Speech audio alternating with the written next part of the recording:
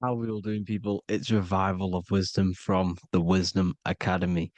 Today, we're going to be breaking down God, consciousness, and the higher and the lower self, and how to overcome the lower self. Now, the first thing you need to understand is that you are the invisible intelligence within the brain, within the body. This invisible intelligence is known as the mind, but you are not the mind. You are the observer of the mind, which is the soul, the invisible entity. The mind is your intellect, your intelligence. Now, the mind is, it's hard to put this in words, but the mind is something that gives you the ability to explore the universe.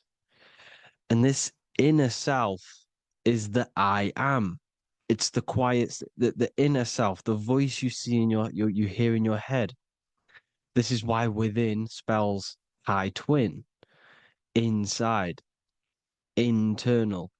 The I is also the number one, which is one line. Because the one and only, is the inner self, which is the I am. This is why you say, my name is Harry. You are not Harry, you are the I, the inner self, the intelligence. Okay, this is why Jesus in French is I am. You look with the two eyes and you see with the inner eye. I and I, the same thing. Okay, because the I inside is what gives you the perception of what you're looking at. So when someone's trying to explain something and then you catch on saying, ah, I see now, it's because you're seeing with your inner eye, the one that gives you perception, gives you intelligence, gives you the the ability to understand things.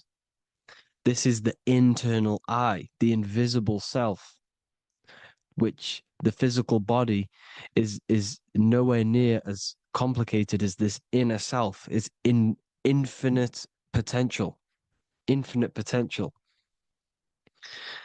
God, God, generator, operator, destroyer, soul, mind, and body. Brahma, Vishnu, Shiva, the Father, the Holy Spirit, and the Son. They're all the reason why you see God is always a triad is because it represents yourself. Your invisible intelligence is God. Me and you are the same invisible intelligence. We are the invisible intelligence experiencing the program being ran by the central nervous system and the brain. I always say this in my videos, but I have to, in order for you to understand the things that I'm going to say later on in the video, you need to understand this concept is that you are the consciousness experiencing the nervous system, the tree of knowledge of good and evil, which is you here. You would be in this invisible intelligence right here in the center of the brain. Now, this is why the ancient Christians show God is in the brain. This is the brain stem. This is the brain. This is also the brain stem and the brain. The brain stem and the brain. It's all depictions of the brain because the brain's the computer, the electrical, electromagnetic computer, which decodes the demands created by the invisible intelligence, the I, the inner self, you, your true self. The person moving, if you observe what someone moving, this is going to sound, but if you observe someone walking, it's not the body. The body is moving, but the thing telling it to move is the invisible intelligence. Before you kick a football, a decision is made within your invisible intelligence, your mind. And this consciousness, this invisible intelligence, is either stuck between the lower self and the higher self. Okay? When the invisible intelligence, meaning the true self, identifies itself with the physical body, it will trap its mind within physicality. This consciousness that we have is either operating in the lower self or the higher self. It's either feeding the material body or it's feeding the spirit. Okay? But because we are physical and spiritual, we need to be even. We don't want to be meditating all day long because we do have a physical body as well whilst we are here. We are playing a game in physical matter. Okay? Now, the reason that you incarnated here is to learn a lesson because the mind can manifest anything it wants within the astral planes, within the world of imagination. It can manifest anything it likes, but it incarnates into matter, into this game, so we can understand labor, because anything in matter you have to labor to manifest. But in the astral, you can manifest at the click of a finger. You come here to learn the knowledge of good and evil. And your consciousness, I came out a bit off topic there, but your consciousness is experiencing the lower or higher self. The lower self is manifested in the lower parts of the body: sex, food, and power, the lower three energy centers. These centers are like mini brains. You are literally thinking with these centers. And when your mind is stuck within these lower centers, you'll think. Have you ever heard the term of thinking with your penis or thinking with your, you know what, as a man? Even females maybe, but mainly this is a boy saying you're thinking with your penis. This is a truth. It's truth in plain sight. You think with these energy centers. When you're living off the lower three centers, all you care about is sex, food, and power, eating, sleeping, and greed. Power's kind of like greed. Now, when we move up to the higher parts of the body, when we live our life within the higher parts of the body, this is considered heaven: love, expression, intuition, and wisdom. This is what we need to be aiming to do, moving out of the lower half of the body and living our life within the higher self, the higher parts of the body, thinking with the higher energy centers, thinking with love, expression, intuition, and wisdom, spreading love, expression, intuition, and wisdom to others. Heaven is even. This is why Jesus is pointing at the heart chakra, always pointing at the heart. Earth rearranged his heart because in earth you're manifested as a physical being. You're in the heart, good and bad. You need to be balanced between the good and bad. Because love can be a demon too. That's a whole nother video, but love can be a demon. Now, the seven chakras are known as the seven seals in the Bible. When the Lamb opened the seventh seal, there was silence in the heaven for about half an hour. This is a verse from the Bible. The Lamb is Aries, which is the higher brain, the cerebrum, the cerebram, Aries. Because when the Ram opens the seven seals, you enter the kingdom of heaven. Because these chakras seal your invisible intelligence, they seal your true self. You are behind these seven seals, your true invisible self, your true consciousness. Because behind these seven seals, you do not think about anything materialistic. Your intelligence is not material, it's not physical, it's not from the physical world. It does not desire the physical world. The body is the beast, the body's the animal, the lower self, which can corrupt our intelligence. It can corrupt the intelligence. Okay? Now, we need to balance these chakras so that we gain a deeper connection between this intelligence and the brain. Because when there's a strong connection between the brain and the intelligence, your body and the intelligence, you have a strong connection. Therefore, you can manifest what the intelligence is saying at all times. Meaning, when, for example, your higher self, this is intelligence, the higher intelligence is always speaking to you. It's always guiding you. It's always telling you the right thing to do. You can feel it when you're doing something wrong. You can feel that you're doing something wrong because this higher self, This intelligence knows what it needs to do here. And when there's no connection between the body and our intelligence, our true self, when we strip away, when you close your eyes for long periods of time, you will figure out you are this invisible, infinite, creative being. There's no words that I can't describe what it is, but it's the voice inside of your head that you can feel when you close your eyes. You are this being inside of the heaven, because this is heaven, this intelligence. And when there's a strong connection between the body, you can manifest everything it's saying. When everything is balanced, when you're no longer thinking with the lower centers, when they're all balanced, you're not thinking in particular with every center, you balance them all, you can manifest everything it says. Your body will act out what the intelligence is always saying. This is God in the brain, the intelligence, trying to touch Adam, representing the lower self. This is why they're not touching. Notice how Adam is resting, but the intelligence is always reaching out, stretching, symbolizing metaphorically saying it's guiding. I'm always reaching out. The intelligence, your intelligence is always guiding you. It's always reaching out to you.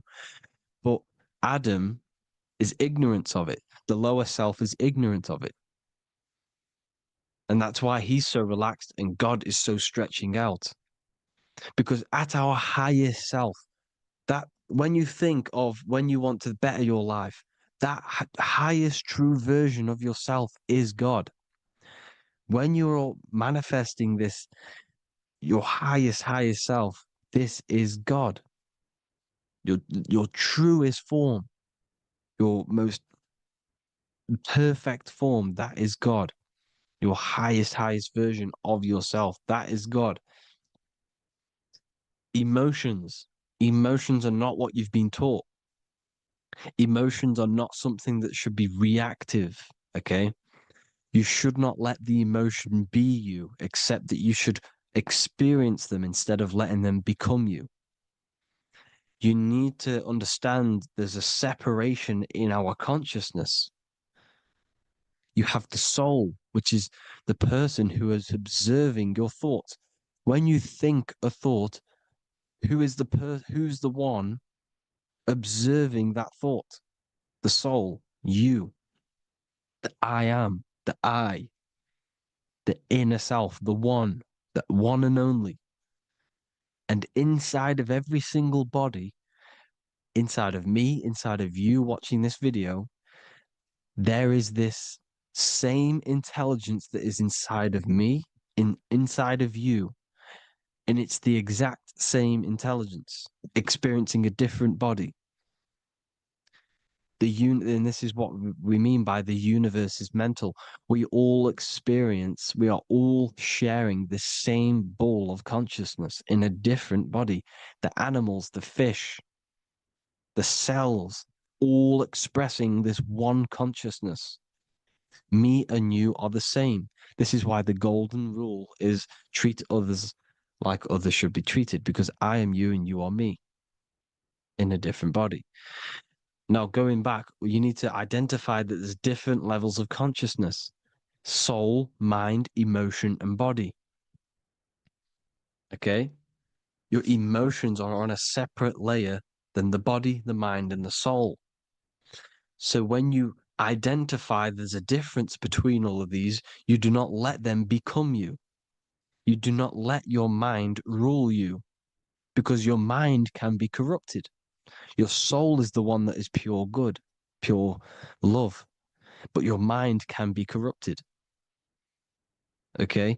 Your emotions can be corrupted. The body can be corrupted, but the soul can never be corrupted, only layered on top. You can only throw piles of programs within the subconscious, layering the soul down, but deep down inside of every single one of you, there is a loving being. Because love comes from the heart. Love is the universal emotion, expression. Now, your thoughts can become bondage, your emotions can become bondage. Now, what do I mean by bondage? By conquering the lower self, we need to conquer our own mind because the mind is what's manifesting the lower self. When you're thinking with the lower half of the body, when you're becoming your emotions, you need to experience the emotion, not become the emotion. Do not let the emotion become you. Do not let your thoughts become you, because your thoughts are tools that you can manifest. Your thoughts are the idea. Your emotion is the energy that you can use to manifest that thought. Your emotion is energy in motion, emotion. You use emotion to manifest, to feel as if you already have the thought. Therefore, you become that vibration. Therefore, your emotions are actually a creational force that is given to you to manifest things because you're a human, a manifester. You're here to manifest things. You're a creator. You are a god. Your inner self, your intelligence, your I am, the one and only inside of you, the inner self, the quiet one, the one that's deep, deep down, the invisible intelligence is it's creating things all the time. All the time. Speak no evil, see no evil, hear no evil. This is the astronauts, they're Freemasons, but they understand this because thinking, seeing, and hearing can corrupt your mind. And when you have a corrupted mind, you'll have a corrupted subconscious. The subconscious will manifest into the body because 90% of your behavior comes from the subconscious mind. So you got to speak, see, and hear no evil. A sin, what is a sin? To overcome our lower self, to overcome our lower self, the seven deadly sins are not something that goes against an external God. A sin is something that goes against your inner guide, your inner conscience, the inner self that is always speaking to you. It's always telling you the right thing to do. A sin is something that goes against this inner guide. And this is why you can feel something where you can feel you're doing something wrong because the inner guide is speaking constantly. And when you commit these seven deadly sins, which are seven internal states which keep your invisible intelligence bound to your physical body. Because evil, right? Evil love bondage. This is why they stay in this realm and they control this realm because they love the bondage of the body. They like matter. They want to stay in matter for eternal life. They don't want to ascend back into the heavenly realms where you do not have a physical body. You can explore the universe within the astral planes. They stay bounded to the body, bounded to the 3D construct of the physical world. They have greed, lust, envy, gluttony, wrath, sloth, pride. They want all of this. And if you want that, that's okay. But deep, deep down, you don't want that because your soul is always telling you the right thing to do. Your soul knows what to do to get out of here. It needs to detach from the external world, detach from all of these seven internal states which bound you to your lower self, your lower centers. That's what a sin is. You know, you have a left and right brain. The left brain is always analytic. The right brain is metaphorical. So the right brain is producing a holistic view of reality. Now, what do I mean? And not view, perception. When you see, because your eyes are parts of the brain, so when you look at something and you look, that image is produced in the back of the brain in the visual cortex. And then the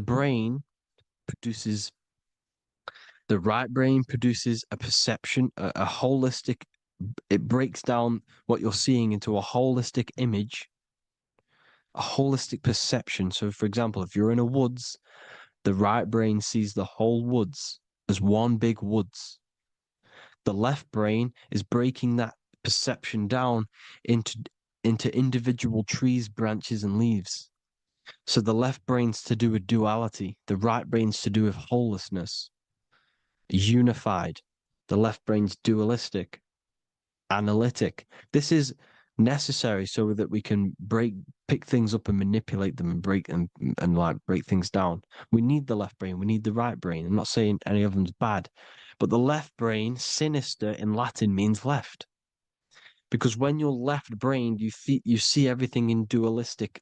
You see everything is dual, when everything's actually one. We need to be focusing and strengthening our right hemisphere. I'm not saying sit in the right hemisphere all the time, but we need to be strengthening our hemisphere. And this is why left is sin and right is right. Because when you focus on the right hemisphere, you see the holistic perception of creation.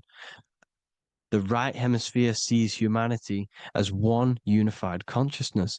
The left hemisphere sees everyone as individual persons and egos, because the left hemisphere is dualistic. And this is why the Bible says, cast the net onto the right side of the ship and ye shall find. John 21:6. What does that mean? Cast your energy, cast your perception into the right hemisphere of the brain, and ye shall find unified consciousness. You shall find your higher self, the one and only. If then you have been raised with Christ, seek the things that are above, where Christ is seated at the right hand of God. Wow, powerful. What does this mean? Seek the things that are above, where the Christ is seated at the right hand of God. God is your consciousness, your invisible intelligence between the two hemispheres. The right hand of God is the right hemisphere. Seek the things that are above the heart. Love, intuition, expression, and wisdom. Seek the things that are above the heart, the higher self, the higher part of the body. Because when you seek the things of love, expression, intuition, and wisdom, you create a strong aura. You attract the same frequency. And this frequency is heaven, God. This is the Sumerian. This is the Sumerian artwork showing the lamb. This is a step symbolizing stepping upwards, raising up. He's stepping over the lamb up to the bird. His hand is going to the bird. The lamb symbolizes the lower self. Okay? The bird with the wings is in the sky. It represents the higher self. This is why angels always have wings, because it represents the higher self in the sky. The lamb is a ground animal, symbolizing the lower self. He's stepping over the lamb to the bird, his higher self, his invisible intelligence. Horus and Set, Jesus and Satan. Look, Horus has an evil brother, Set, just like Jesus and Satan. Horus is a bird, higher self. Set is a ground animal, lower self, which is the devil and the angel on your shoulder. You see? The right and the left hemisphere, the two wings. So the devil and angels always speaking to you. The higher and the lower self. It's the battle between the higher and the lower self, between the invisible intelligence and the physical body, because the body's the one that wants the sugar, it wants the pleasure, it wants the sex, it wants the porn, it wants all of the materialistic things, it wants the seven deadly things. Okay, it wants this. There's a battle between the higher and the lower self, your intelligence and the body. This is why you need to become balanced, so that there's a deep connection between the body and the invisible intelligence that I am. You need to master your mind with discipline, and you gain a connection between the brain, the body, and the intelligence. Resurrection, transmuting sexual energy. Okay, this is important. Res is resh, which is Hebrew.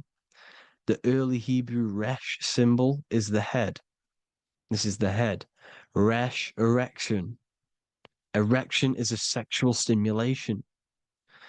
Resurrection is rise erection. You got to raise your sexual energy up the base from the spine to the head. This is the Christ, the Christos. There's a psychophysical psychophysical oil produced in the brain every month. Go and watch my other video on raising the chrism. Okay. And every month there's this fluid produced in the brain, which takes 2 trips because one's produced by the pituitary, one's produced by the pineal, magnetic female, magnetic and electric charge. And it takes 2 trips down the spine to the solar plexus, the bread of life in the Bible, or Bethlehem in the Bible, because the River Jordan's your spine. Goes down to Bethlehem. It gets born in Bethlehem, just like Jesus. Because when this oil travels to the solar plexus, it creates the seed, the seed of life, and it feeds the body, all the central nervous system, all the cells. It regulates the blood, does all sorts of good things for the body, this oil. Now, when you save your sexual energy and you raise your resurrection, you awake the Christ, you raise it from the solar plexus or the sacrum bone up to the brain, you activate 100% of the brain, and this is the true resurrection of Christ. Instead of wasting the energy and giving away your sexual fluids, because behind the fluids is the energy.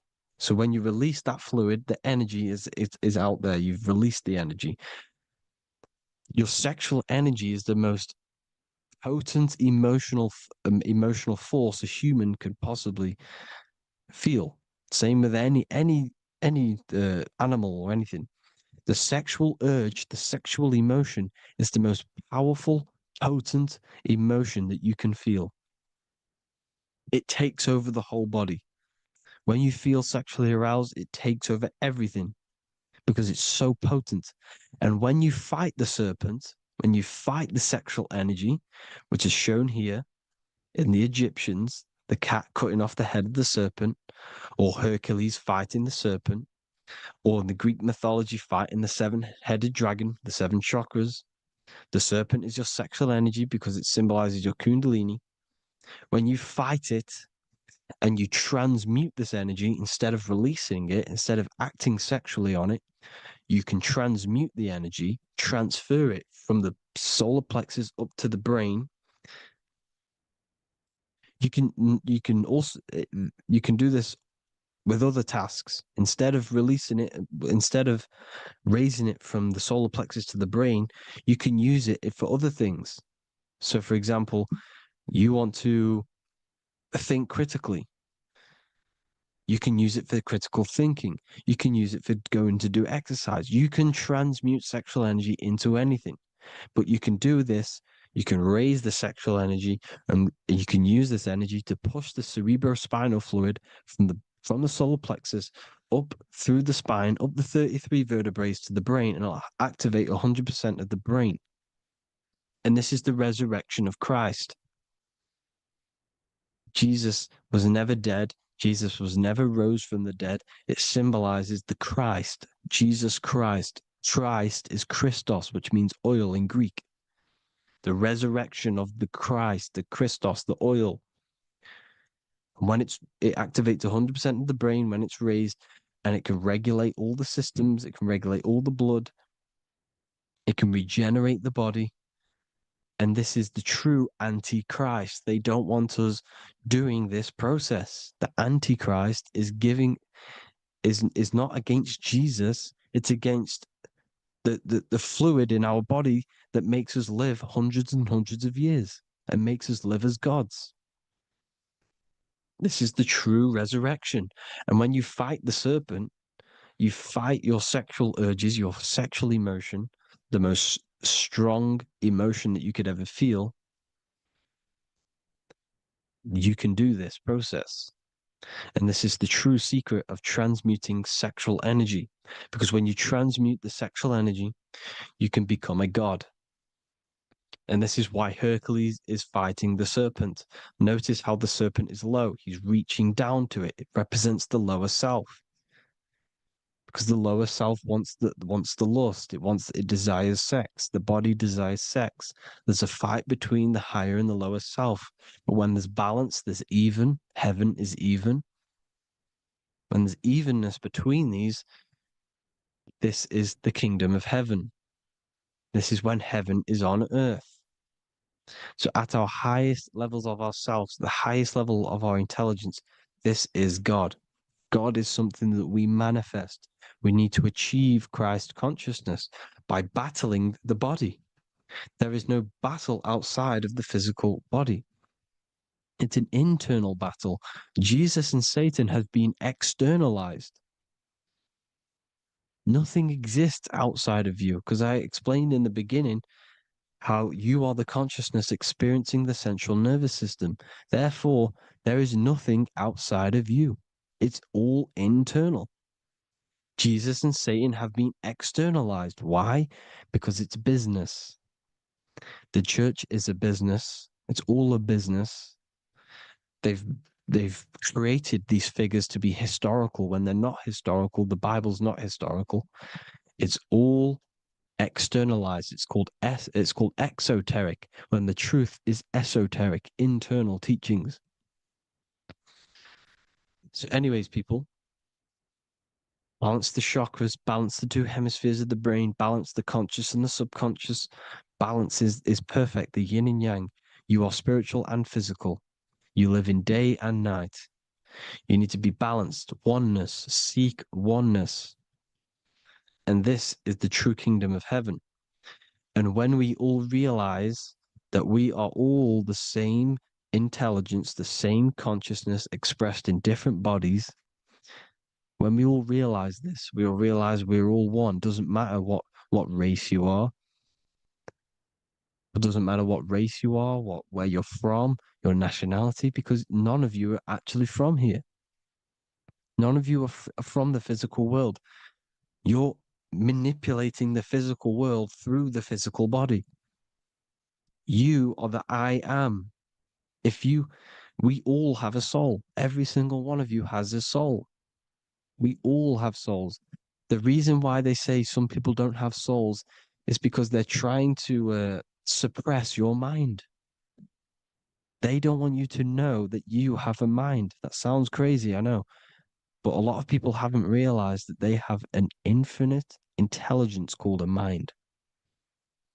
And behind that mind, if you can observe your thoughts, the person who is observing the thoughts, you have a soul. Everyone has a soul. Don't listen to all these people saying some people don't have a soul, some people do. We all have a soul. Every single one of us. So anyway, you need to break the lower nature of yourself. At our highest levels, we are gods. Our intelligence, our universal intelligence, the I am, the intelligence that's inside of the brain, is God. Our minds are being corrupted within believing that you are the body, and the result of this is a society like today, because everyone thinks they're the body, and everyone's living in the lower nature of self, where everyone only cares about themselves. But when we realize we're all one big consciousness ball, we're all the same consciousness expressed in different bodies, there will be peace.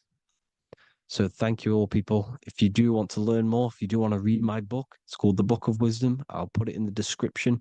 It's an amazing book, people. It's going to give you the best understanding possible about creation, yourself, and the world. It's amazing. The Bible, everything.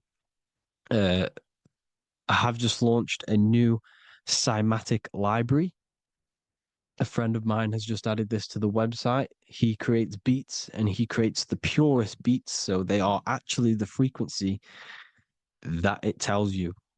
Most of the stuff on YouTube and Spotify and Apple Music is all, it says it's a certain frequency, but we know these major platforms are all playing with the frequencies of the app. So if you want a real binaural beats, solfeggio scale frequencies to meditate on or listen to throughout the day, join the Occult Library. You can get a 2-day free trial. I'll put the link in the description. Thank you all, people. Hope you all enjoyed this video. God bless you all.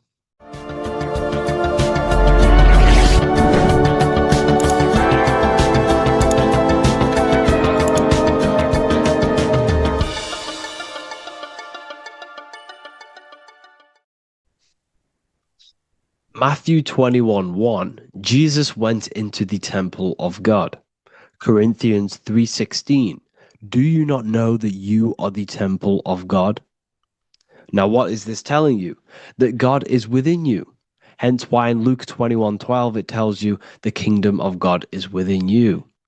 And the side of your head region is called a temple for a reason. Because the brain encapsulates the mind. The brain is a physical manifestation of the mind. The heart is a physical manifestation of emotion. So we have these different layers of our consciousness. We have an intellectual, communicative aspect of our consciousness, which we would call the mind. We have an emotional aspect of our consciousness, which is the heart.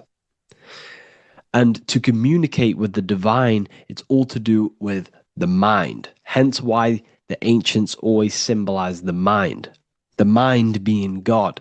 This is why Michelangelo always placed God inside of the brain on top of Sistine Chapel in the middle of the Vatican. He understood that God is in the brain. God is within you, not outside of you.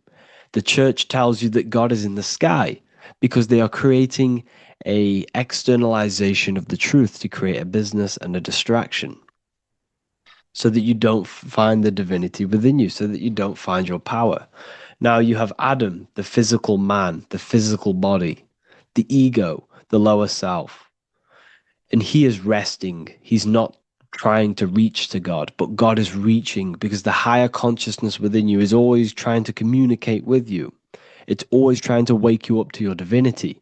But the lower mind, the lower self, Adam, the physical self, is always in ignorance of truth, always in ignorance, and stays in a materialistic way of thinking, which is the lower animal self. And this is what we call a sleep or an NPC. This is the lower mind of man. But all you have to do is to move your finger to touch God. You have to look within yourself, within the brain, meditate, and you can find God. This is why in the Bible we see many references to the human body and anatomy to truly connect with God. Kings 6:8, the door to the middle chamber was in the right side of the house, which is the right hemisphere of the brain. The middle chamber is the pineal gland, where the seat of your consciousness is, where the seat of your higher consciousness is, the mind.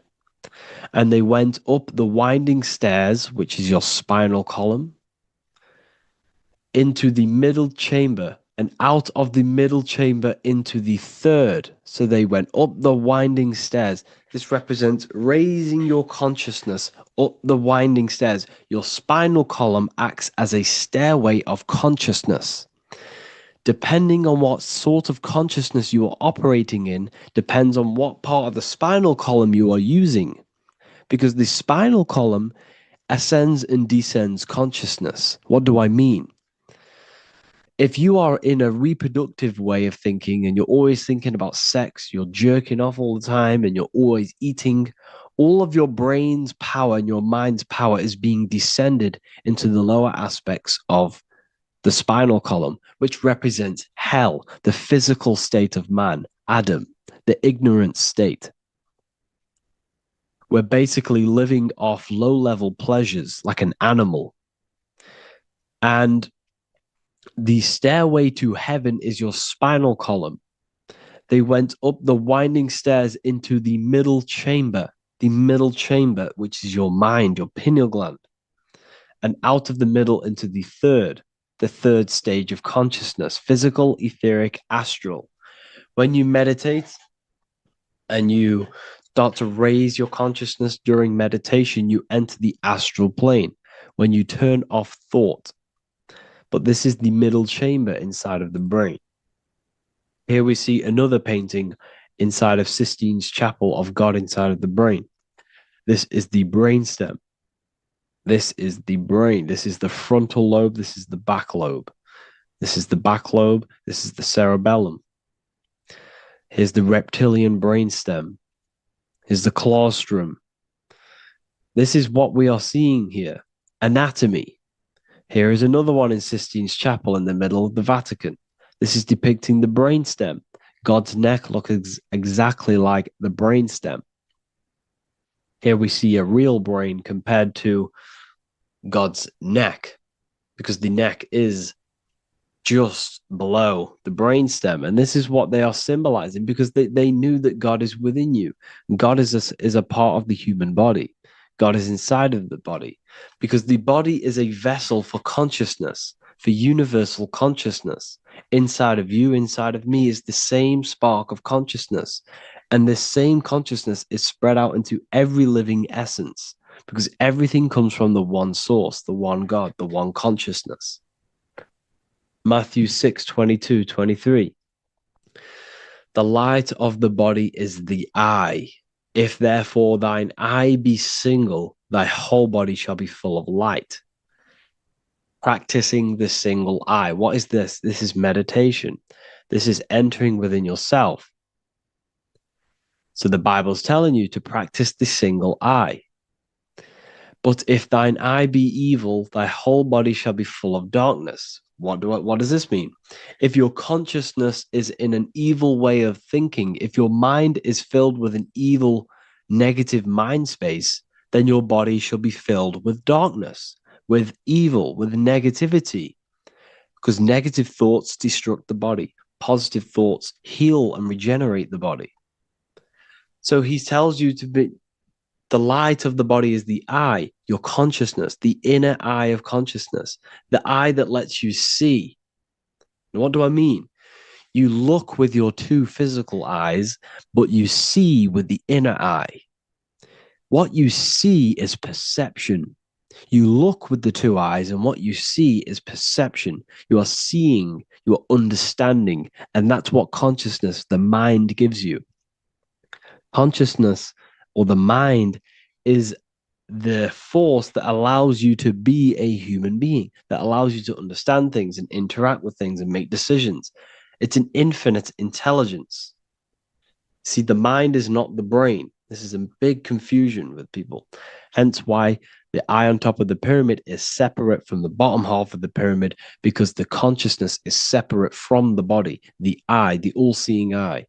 It represents the observer, the eye that sees into this body, into this world, into this. You are the perceiver. You are the invisible spirit within the body. Theologians 4:17. After that, we are still alive, and our left will be caught up together with them in the clouds to meet the Lord in the air. You don't meet the Lord in the physical air. Okay? This symbolism of the ancient Christian artwork is showing you this is symbolic. These things never happened. There's no man in the sky. Moses didn't go on a mountain to meet with God. The air represents the mind. This is why you say you're an airhead when someone's very stupid. Earth is your body. Water is your emotions. Fire is your spirit. Air is your mind, the invisible mind. So Anton Mengs, an ancient Christian art worker, is showing you anatomy of God in the clouds. But this is the anatomy of the human body. Raising yourself to the mind and turning the mind inwards on itself during meditation. And that's how you meet the Lord in the air. You meet the Lord in an elevated state of consciousness. The air represents an elevated state of consciousness because the air is up. You have to raise your consciousness to meet the Lord in the air. This is why Moses went on a mountain to meet with God. The mountain represents elevation of consciousness, raising the mind up the spinal column, taking all of the mind's attention away from the reproduction and the physical aspects of self and raising it to the brain and turning off the brain and going inward into the air. It's talking about raising consciousness. It's allegorical, it's a spiritual, metaphorical text. The side of your head's called a temple because inside that where that temple is, right in the middle of where you call the temple, is the inner chamber, the open room, the holies of holies in the Bible, or the land flowing with milk and honey, or Mount Zion. There's so many different names for the brain, or the upper room where Jesus meets his 12 disciples, the 12 cranial nerves in your brain.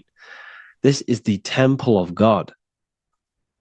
Your body is a temple of consciousness. It encapsulates the consciousness. It encapsulates the mind and soul.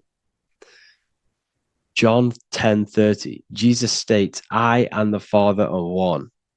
Psalms 46:10, be still and know that I am God. He's talking about the I am within you, not within Jesus. Everyone refers to ourselves as I. I am God. When you say I, you're referring to the highest aspect of yourself, the aspect that is above all thought, above all emotion, and above all things. When you say I, you're referring to your pure awareness, your pure consciousness, the highest aspect of yourself. And anything after I is egotistical. I is God. The letter I is the Roman numerals for one, because there is one God, one consciousness. The letter I is one line, just like the number one. Matthew 6:3-4, take no thought. Therefore, take no thought. Take no thought. He says this 5 times because you must turn off the 5 senses and take no thought to connect with God. Be still. This is telling you to meditate and know that I am God. The I am within you. I and the Father are one. I and God are one. You, who you think you are, is a completely wrong. The body is matter. Your name isn't you. Your job isn't you. Your reputation, your trauma, your memories, your friends, family, worries, bills, interests, dislikes, goals, passions. Anything to do with the thinking mind is not you. Who you think you are is a part of your thinking aspect of consciousness. But once you remove thought, you are no longer your name. You are no longer your body. You're no longer your reputation. You are the I. You are pure awareness, pure consciousness. Pure consciousness. And this pure consciousness has latched on to this name, this job, the body, and your traumas. Your pure consciousness has attached itself to this character who you're playing in the physical world. And this is essentially who you think you are, but you are not. You are the I, you are the self, you are pure awareness. So, in order for you to detach from these things, you must learn how to detach from your name, your job, your reputation. And you do this through meditation by turning off the thinking mind. Turning off the thinking mind allows other aspects of your consciousness to open up. What do I mean? Your whole life you've been thinking, and all of these thoughts has attached you to this physical body. You haven't allowed your consciousness to open up. And you can only do this by taking no thought. That's why Jesus tells you, take no thought. When you turn off the thinking mind, other aspects of your consciousness starts to open up. Other aspects of your being can open up. And this is how you astral project. This is how you do all these mystical things and things to do with consciousness. It's taking no thought. Imagination, emotions, thought, and memory are all to do with consciousness. These things are not physical. You can't touch thought. You can't touch emotions. You can't touch these things because they are not a physical thing. So you must turn off these things for other aspects of your consciousness to open up. Okay. So essentially, the Bible is a metaphorical, astrological, numerological, metaphysical, spiritual, encoded text that talks about human anatomy, spirituality, and the true nature of the human experience. Everything they would teach you in school is to make you think that you are this body. Everything they teach you in church is the externalization of the true teachings of Jesus. Jesus was telling you to meditate. Jesus was telling you to practice the single eye. Jesus was telling you to look within yourself and find God. He wasn't telling you to pray to him. Mark 16:19, he was taken up to heaven and sat at the right hand of God, the right hemisphere of your brain.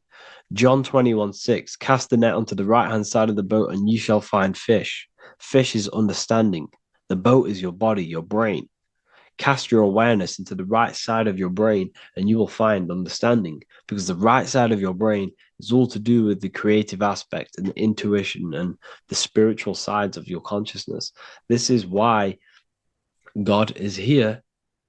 This is why Michelangelo depicted God in the right hemisphere of your brain, because this is all human anatomy. And I speak about all of this in the brand new Book of Wisdom, Volume 2, which is now available. The start of the revolution has begun. This book is truly going to change the way people see the world. It's got so many new more topics than the last one. It's truly a revolution. It's written in so much detail. It's very practical. I cannot wait to share this one with you. I just want to say thank you for the opportunity for me to create this book, because without you, I couldn't have created this. And I just love sharing my work with you. And I thank every single one of you for the support, the watch, like the views and the likes, everything, especially the people who have joined the university and stuff like that. And for people who have joined the university, you do get a free Book of Wisdom paperback if you just go to the general chat and follow the description, follow what the instructions that I gave you in the chat, and you'll be able to order a free Book of Wisdom if you are inside of the university. Plus, you get all of my other books, 2 books, and over 45 occult books on occult and esoteric things. You get lectures, live calls, a community, a manifestation mastery course, and a whole library and reoccurring updates every month, every week. So yeah, I hope you all enjoyed this video. Thank you all. Please leave a comment to help the algorithm, and leave a comment on what videos I should make. And yeah, I'll get to uploading on the YouTube a lot more now. The second book is now released. I have a lot more time on my hands. No longer using my energy to create the book. I'm now going to redirect this mental energy into the YouTube. So there will be a lot more content coming. So I need some content ideas. So feel free to comment some ideas, some YouTube videos that I can create.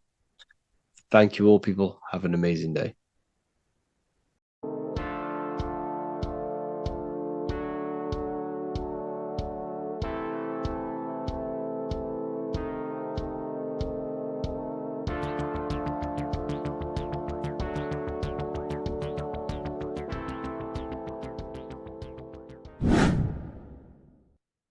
Left and right hemisphere, and what are they doing? How does it contribute towards your perception in this world? And this is what we're going to be talking about in today's video. We're going to be breaking down the 2 hemispheres of the brain and how they function in your life. So first, we have the left hemisphere.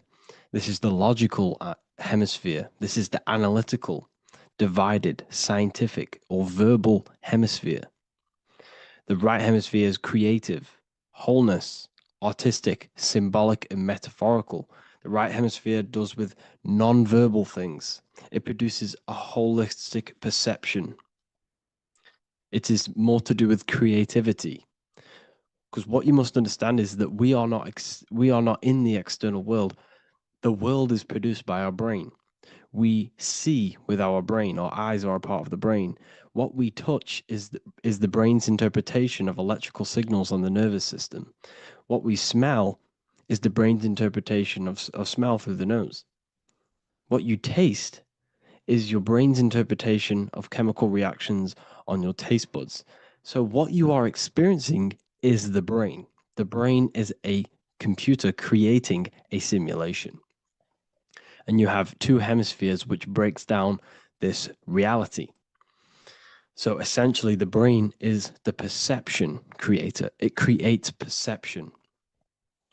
So if the brain is creating this, who is the one experiencing the brain? Well, that is you, the consciousness, the mind, the all-seeing eye. You are the all-seeing eye experiencing the brain, the observer behind the brain, behind reality, behind the emotions. So if you're walking through a woods, this left brain sees individual trees. The right brain sees the whole woods. It sees the biome. It sees the bigger picture. So when you are walking through this woods, the right brain picks up a holistic perception of reality. It creates the woods as one unified woods. The left brain's job is to break this down and analyze it so that we can see individual things. And this is also necessary for humans to have the ability to break things down and manipulate things in this world. So without this left hemisphere, we could not manipulate things and break things down. So this right hemisphere is important because it sees the whole woods. It sees humanity as one unified consciousness. However, the left hemisphere sees individual egos. So the left hemisphere is the place of the ego because it only understands it sees the world very divided. Okay. So, for example, here's another example of the left and right hemisphere. If someone pulls out in front of you in traffic, your left brain is going to start going crazy and analyzing them, calling them names. The right hemisphere, however, sees the bigger picture. Maybe he didn't see you. Maybe it's just a mistake. Maybe he's in a rush. You see how the two brains are very different. They do the same thing, but they function in different ways. The right hemisphere is feminine, the left hemisphere is masculine. So, like I said, this person pulls out in front of you, you start to think with the left. If you start to perceive that in the left brain, you're going to start analyzing them, you're going to start going crazy and calling them names because you're analyzing it. You're not seeing the bigger picture behind it, you're not seeing it from his perspective. So, there is a crossover. So, the left hemisphere of the brain controls the right side of the body, the right ear, the right eye. Everything to do with the right side of the body is connected to the left hemisphere, and the right hemisphere controls everything on the left side of the body, including your eyes, your arms, your legs. So everything is crossed over, and even your visual field is crossed over. So this is your visual field, as you can see here, and even the left side of your visual field goes to the right brain. There's a crossover. No one really knows. There's not really a reason for this. However, this is how the human body is designed. As we all know, the human body is the most advanced piece of technology on the face of the earth. They cannot replicate the human body. And they tell you it has no creator. This is crazy. People are that brainwashed, they can't even understand that their body is the most advanced piece of technology. Your body is so advanced, the computers that you use are mimicked of the body. Everything they create is mimicking nature, but they don't show you how intelligent nature is because they don't want you to understand you're in an intelligent design. So, anyways, let's get back on track. There is a crossover in the brain, and this is why they teach you to write with your right hand. And I was speaking to someone who's in a nunnery, or whatever you want to call it. They were a nun, or they knew someone who was who was a nun, and they forced these people, these nuns, to write with their right hand. You had to write with your right hand. This is why, I'd say at least 70% of the world or 80% is right-handed and right-legged, because they taught us this to activate the left hemisphere more because of this crossover that happens in the body. So when we are using this right side more, we are using that left hemisphere more. Why? Why are they doing this? Well, they also called it writing. Writing is a spell, to cast a spell on you to use that right side of the body so that you use this left hemisphere, because they want you to see the world as a divided perception. They don't want you using the right hemisphere, using that left side of the body to activate the right hemisphere to see the bigger picture and see how everything is all one and everything is created. This left hemisphere domination keeps you from seeing the connections between everything, because that left hemisphere analyzes, it breaks things down. So when we are left hemisphere dominated by using the right side of the body, we are essentially seeing everything as divided. And this is why so many people will not understand my work, because my work connects dots and connects fields of knowledge, uh, and makes you see the bigger picture.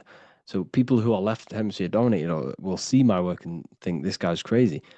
But everything, it's all about activating that right hemisphere. So they called it writing because every word you say is molding your mind in some sort of way. The things you see is molding your mind. Everything you take in through the five senses is molding your mind. And language is a massive spell, especially the English language. They called it writing so that you use that right side. It's a spell because your subconscious mind picks up everything you say.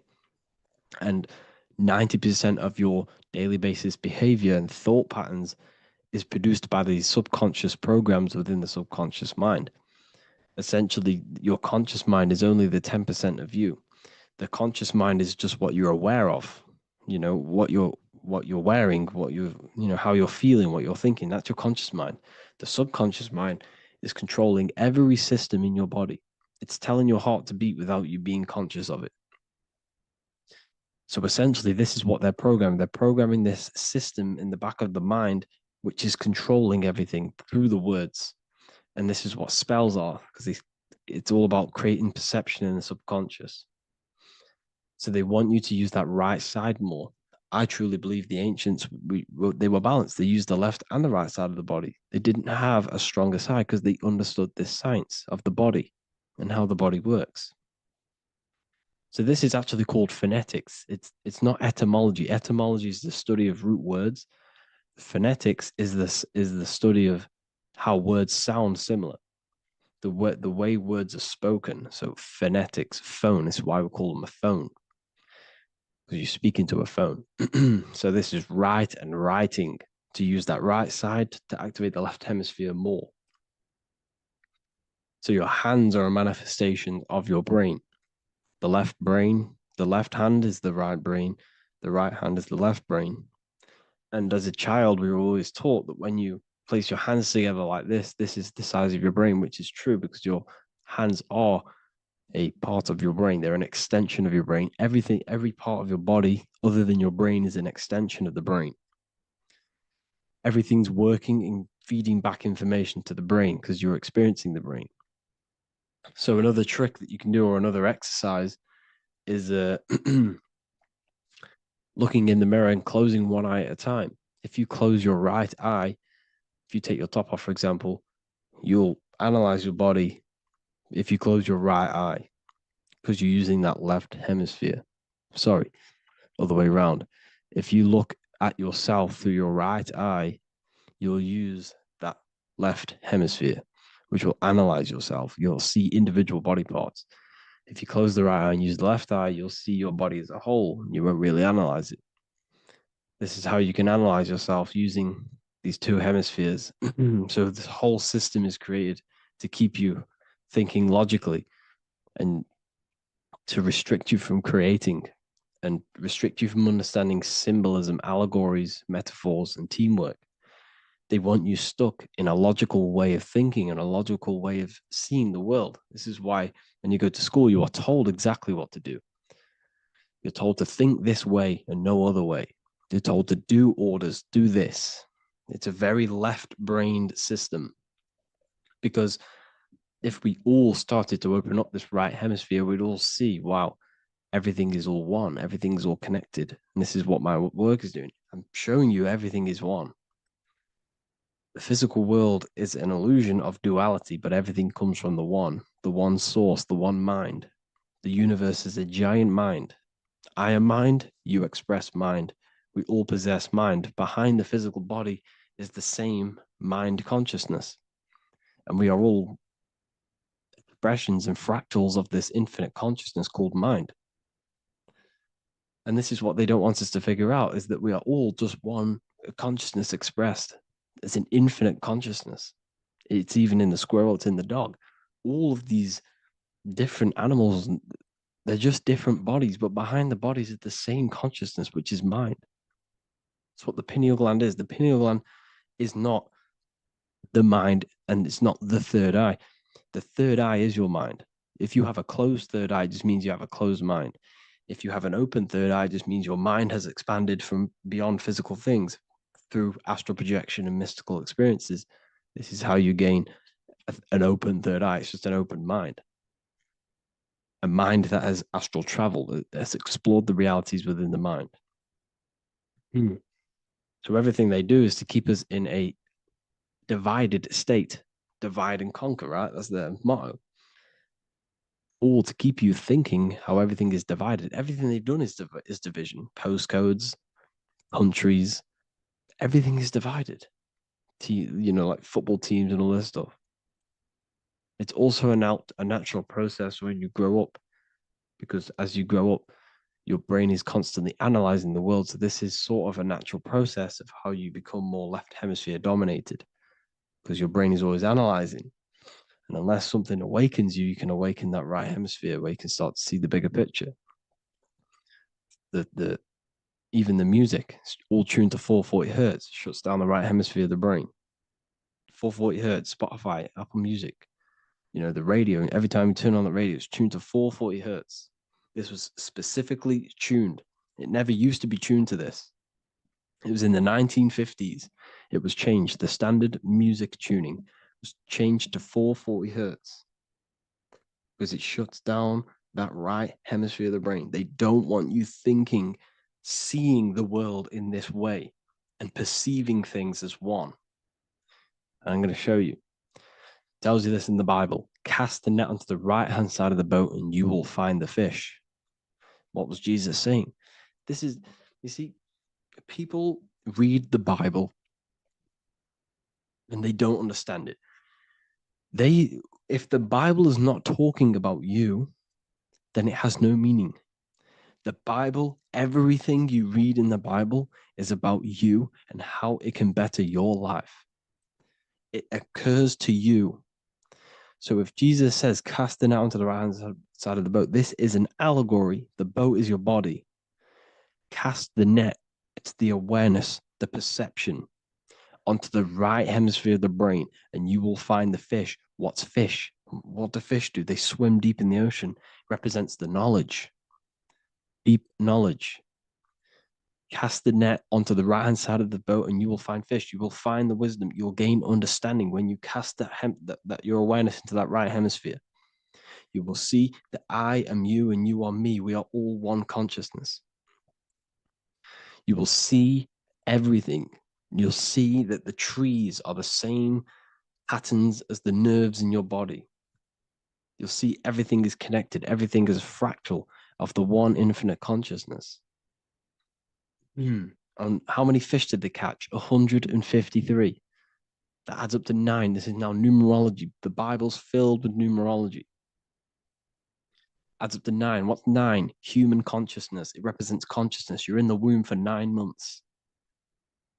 Feminine. It's all about consciousness.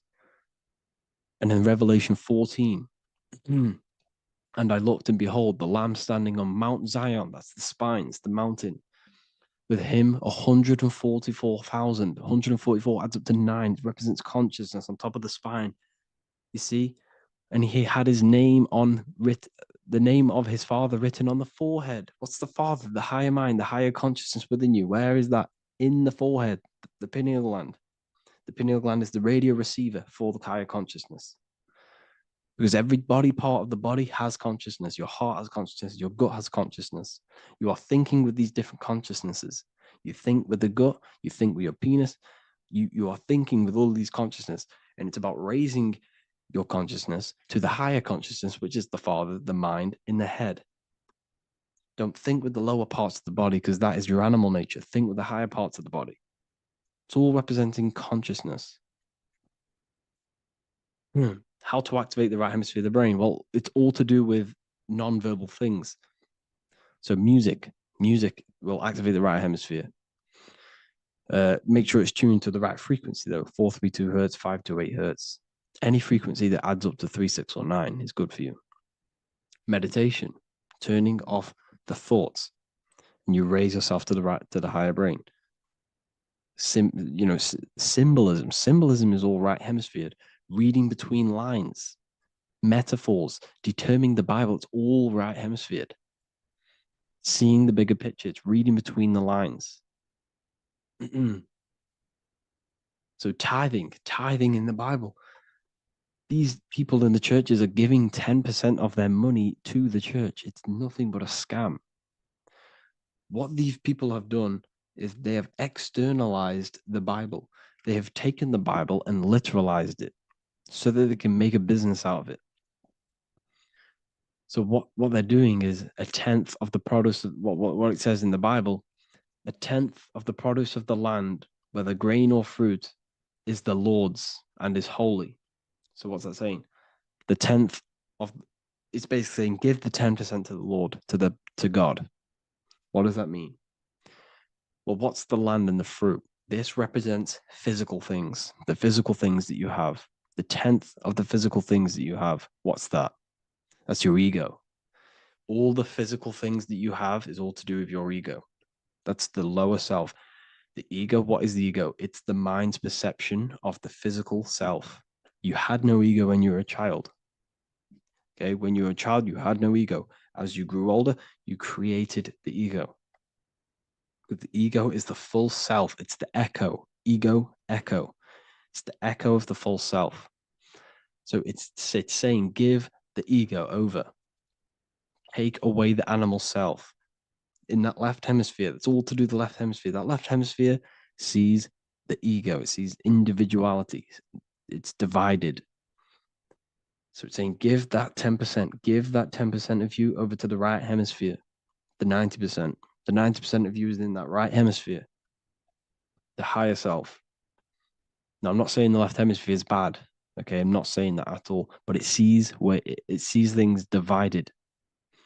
It's like I said, the left, the hands are manifestations of the brain.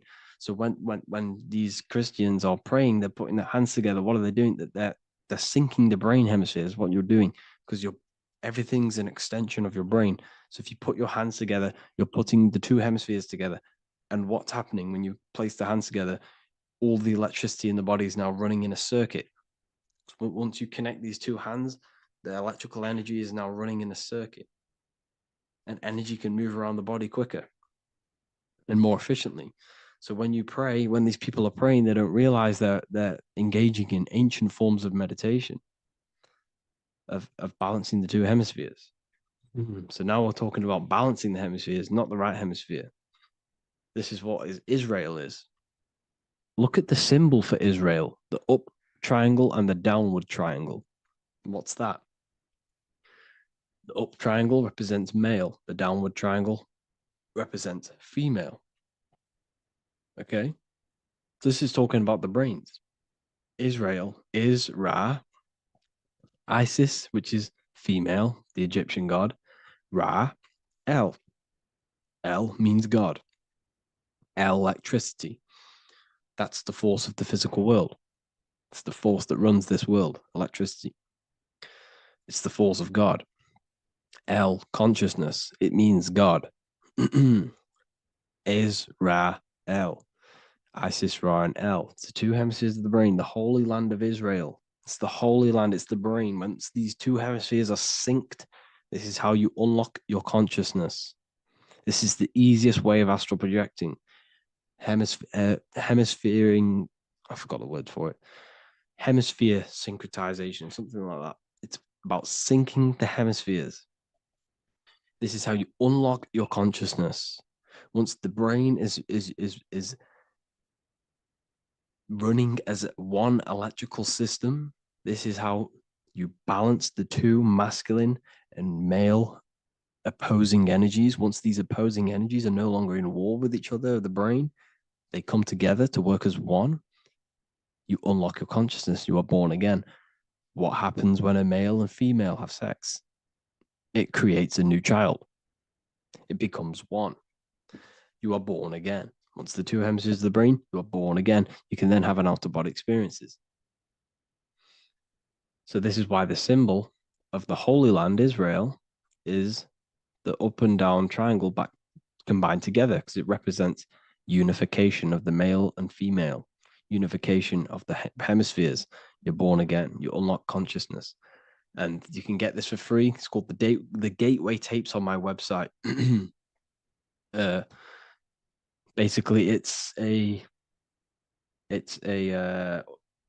audio track from the government, and they did this in the Gateway Experience. It's a CIA document, and what they do is there are different forms of meditations you go through. I think there's about 5 waves of meditations you do, half an hour each one, and it will teach you. It will sync your hemisphere, because what does it do? They understood that playing one frequency into one ear and another frequency into the other, they understood that the right ear is connected to the left hemisphere, the left ear is connected to the right hemisphere. So when you play 2 different frequencies into both ears, what happens? The brain picks this up, the 2 hemispheres of the brain picks this up, and it syncs it. It syncs these 2 hemispheres, these 2 frequencies together. So now the brain is working as one to sync this frequency. So this is how you can sync your hemispheres, through listening to these frequencies. Okay, you can get them for free and do the meditations yourself. This will definitely help you. This is an easy way to astral project. So it's all about syncing the hemisphere and seeing reality from a unified perception. We should all aim to get out of that left hemisphere. I'm not saying don't use it, but we should now start to see we should not start to read between the lines of the Bible, read between the lines of the symbolism they're showing, study symbolism, study allegories and myths. What are they trying to tell us through these allegories?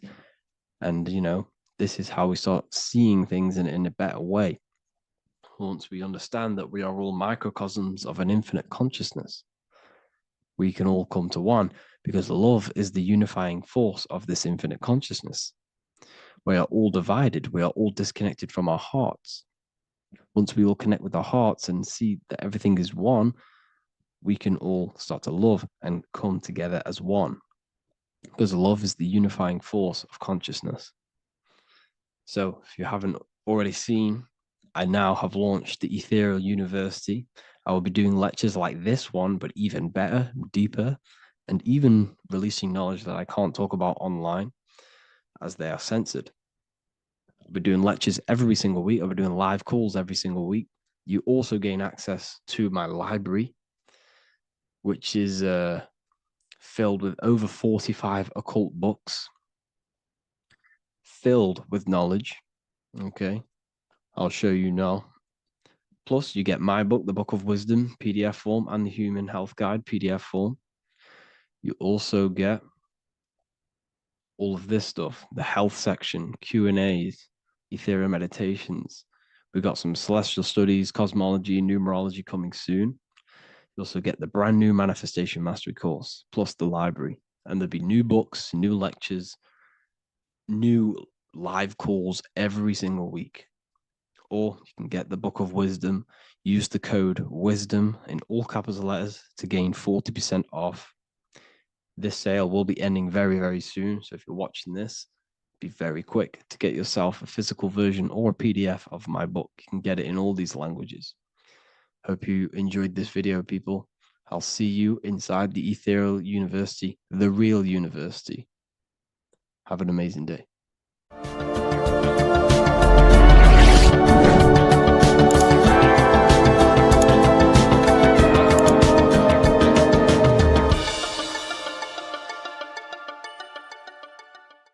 Hey everybody, welcome back to Living Life with Miss Faye. And today I thought I would talk about the Book of Wisdom, because to me, this is information that should be in every household. And you really shouldn't pass this by, because information like this may not be out here forever. But this information is so important, especially for you today, because so many things have been hidden from you about the world, about our living in the world, about our own existence. So many things have been hidden. And these books, the Book of Wisdom, this is book 1, and this is book 2. And they both are jammed with hidden knowledge. Now, I realize, I have been promoting this material for some time, because I wholeheartedly recommend that this material should be in everybody's home. Your children should be exposed to this material, because when they go to school, they're taught one thing. They're taught to be not to be free thinkers. They're taught to be followers in school. And this information goes into why that happens, and why the system keeps you in the dark. All right. And also your religion has a lot to do with it. Now, even in your religion, a lot of things have been misconstrued, and some of it is just downright lies that have been told to you. But in this material, it tells you exactly what's going on. It really does. And it tells you the meanings behind a lot of the artwork that we've seen, and the beautiful figures and the way that the chapels are painted. There's a meaning behind all of that we are not privy to. But this information reveals it. These people have really dug deep into finding the truth. And I am a truth seeker. So I am all about finding out the truth. Now, in book 1, it's an overall summary, and it really opens your eyes about a lot of things. Look at this. Know thyself. Do you really know who you are? Do you really know who you came from? Do you really know how powerful you are? The powers that be don't want you to know that you have power. They want you to live your life in fear, number 1. Because when you're fearful of everything, then it's easier to control you, easier to manipulate you. And people look at it. When you go to school, what are you taught in school? You're taught to follow instruction. You're taught a skill to work for someone else. You're not taught to work for yourself. You're not taught to think for yourself. You're taught to obey orders. People, you're bigger than that. You're more intelligent than that.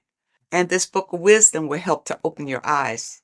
You're not stuck in a life that you have no control over. In book 1, it talks about man is God made flesh, and it tells you why that is. We're all a part of the God source. That's how we were made, being a part of it. And a lot of us don't know that. We just think we're just out here flapping in the wind, and that's not true. It talks about the influence that the moon has over our lives. In a full moon, you realize that there's a lot of activity that goes on during the full moon, because it energizes people. It energizes, and a lot of times there's a lot of crime that goes on because people are energized. They don't know what to do with that energy, but they're being affected by the moon. And it tells about Saturn and what Saturn has to do with your religion and what Saturn has to do with our existence. Okay? This book goes into all of it. And what it does, like I said, book 1 is more of an eye-opening summary of it all. And it says here, this discerning wisdom doesn't merely offer easily assimilated insights. It serves as a guide, illuminating the intricate threads weaving between our essence and the cosmic expanse. It provides an abundance of information to facilitate the evolution of your mind, your body, and your soul. This is genuine awakening.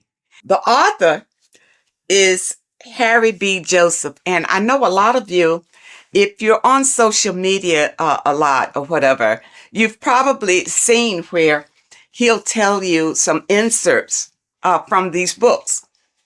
And volume 2 is a more in-depth look at it. So if you want to go really deep, then you want volume 2.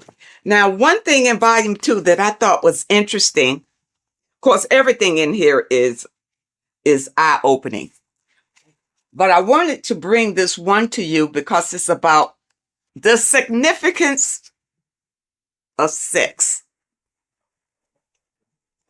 It says sex is a sacred ritual that transcends the physical realm and also takes place in the astral plane. So, you know that saying, as above, so below? Everything that happens here on this plane happens in the astral plane.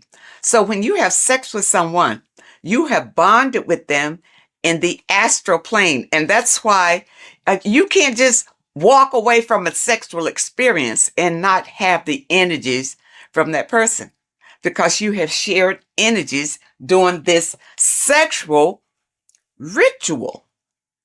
And really, that's why it's better to wait until you are married to have sex and not have casual sex with all sorts of people.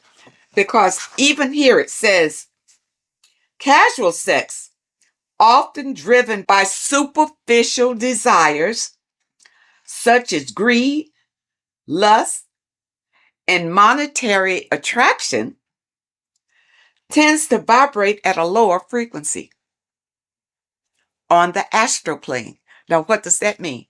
If your casual sexual experiences are vibrating on a low vibrational astral plane, well, what's in a low vibrational astral planes?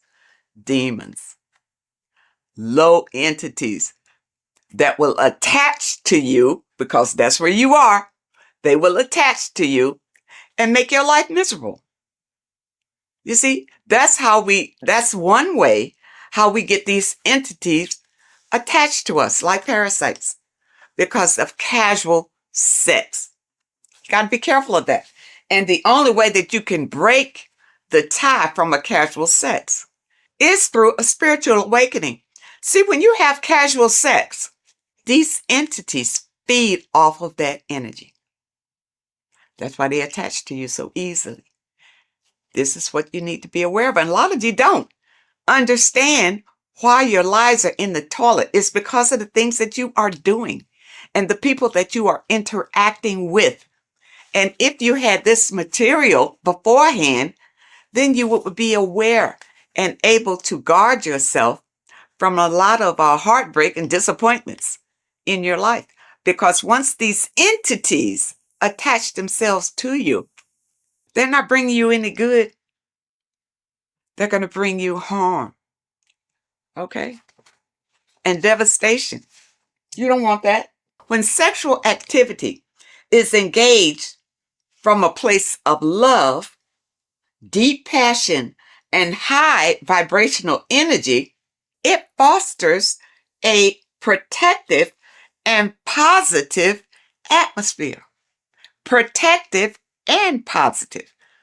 When you engage in a sexual experience and you both love each other, it's genuine love. Okay? That's what you get. Not when somebody's fooling you and tricking you and making you think that it's love. And as soon as you've had sex with them, now they disappear. Now they have nothing to say to you. Now they'll tell you that they didn't want to get involved. They're not looking for a relationship, that sort of thing. But no, that's still low vibrational because you didn't wait until you got to know the person.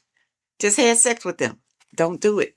And when you have a love-based connection, elevates the energy, creating a shield against negative influences and ensuring that the experience aligns with higher spiritual principles. Okay, and that's what you want. See, this book goes into everything, and it goes into the foods that you should be eating, the foods that you shouldn't be eating, and it goes in a lot of Masonic symbolism because the Masons have been ruling for a long, long time. And we're not aware of it. It just passes us by, because we are in survival mode. And the powers that be have put us in survival mode. We hardly have time to just enjoy our lives because we have to work for the elites. Work hard for the elites, you see. But if you have knowledge and understanding about how they maneuver and how they manipulate and control you, it will help you to improve your own life. In this book, you will discover more than just knowledge. You'll unlock the mysteries that lie beyond the veil of the ordinary. Dive deeper into the cosmic currents that flow through the universe, guiding your mind, body, and spirit toward a higher plane of existence. People, you don't realize how powerful you are because you have been dumbed down from the time you got here and made to believe you don't have any power. There's an external God that you must pray to for forgiveness of your sins, for anything that you desire in your life. You pray to that God, and that God will deliver it to you. Now, has it happened? Have you received all that you desire from the God that you have been worshiping? If not, maybe you need to know the truth about things. Maybe you need to look deeper into things. Now, it also talks about symbolism, and symbolism is everywhere. But many times we don't understand what the symbolism is. And we see people doing these mantras, and we think, it's evil what they're doing. What they're doing is calling in power from the entities that are around them, because they understand that we are all energy. And they do these mantras to bring in energy, whether it's for confidence, whether it's for strength, endurance, or whatever. That's why you see a lot of celebrities doing these mantras that you think is evil, because you don't know, because your mind is closed and you're living in fear of everything. You don't understand, but you see them progressing and doing better and better and better and doing all these evil signs. These signs are not evil, number one. They're not evil. They have learned how to manipulate energy to their benefit. And you don't know how to do it. That's why you need the information. You need the information to learn how to manipulate the energy that's already here to better your life.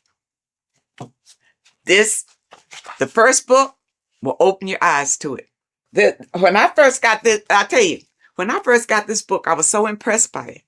I bought my people a book, sent them a book, whether they could understand it or do something with it or what. But I think it's so important just to have it in your home, because somebody is going to pick it up and this information will resonate with them and put them on a path of enlightenment. And those of you who have your book, spend a little time every day reading and understanding, because there's so much information, even in the first book, that it will take you a while to go through, where you can understand what it's saying in every page. The advertisement on social media talks about this book. He goes through some key points, but don't think that he's covering all of this information. It's too much information to cover in a 1 or 2 minute stint, but it's information that can change your life. This is the thing, people. It's worth every penny, even if you don't have much. If you don't have much, you need to save enough to get these books. Get both of them. You see, I got both of them. Start with this one. If you never dug into this kind of information before, start with this one. This tells about the black cube. These things are in the world today that you don't know what it means. You don't know anything other than what your leaders have told you about it. Well, who's to say they're telling you the truth about what it is? Okay? It's all here. Okay? All here. It talks about the scam. It talks about scams in here. And what this one is, you see NASA right there? You remember the moon landing? All of this is to deceive you. And this information brings out the truth, the absolute truth. And volume 2, you see, volume 2 is thicker than volume 1 because it goes deeper. It goes deeper. And even if they come out with a volume 3, I'll be ready for that one too. This one opened my eyes to so many things that I had questions about, as far as heaven, hell, the gospel, the Bible. For a long time, I just rejected the Bible totally. I rejected it because the stories in the Bible didn't really make sense to me. It really wasn't logical. Going through this material, I realized that the Bible is written in parables. All right. It's like morals to a story. It's like lessons that you learn from the stories that they tell. Okay. Because think about it. In the Bible, it says that, the apostles wrote these chapters in the Bible. During those days, those apostles couldn't even read or write. So how they write that? Okay. But from whichever documents that they pull certain information out and put the Bible together. All right. But the Bible, and I'm going to use this little slogan that I heard that I really like. The Bible is basic instructions before leaving Earth. It's not for you to take the stories literally. It's to take the meaning behind the story and apply it to your life. And because many of us have not read the Bible, and many of us have. The Bible is written in a way it's hard really to understand. That's why you go to Bible study, so somebody can tell you the meaning of it or what. And most of the times when you go to Bible study, they don't know any more than you do. They haven't ventured out into research to know exactly what those scriptures mean. In this information, it goes through it. It goes through your scriptures and tell you what it really means. Okay? And it leaves no stone unturned, really. And it opened my eyes so much to the Bible until now I can embrace it. I can embrace the Bible because I understand that these are stories for you to learn from.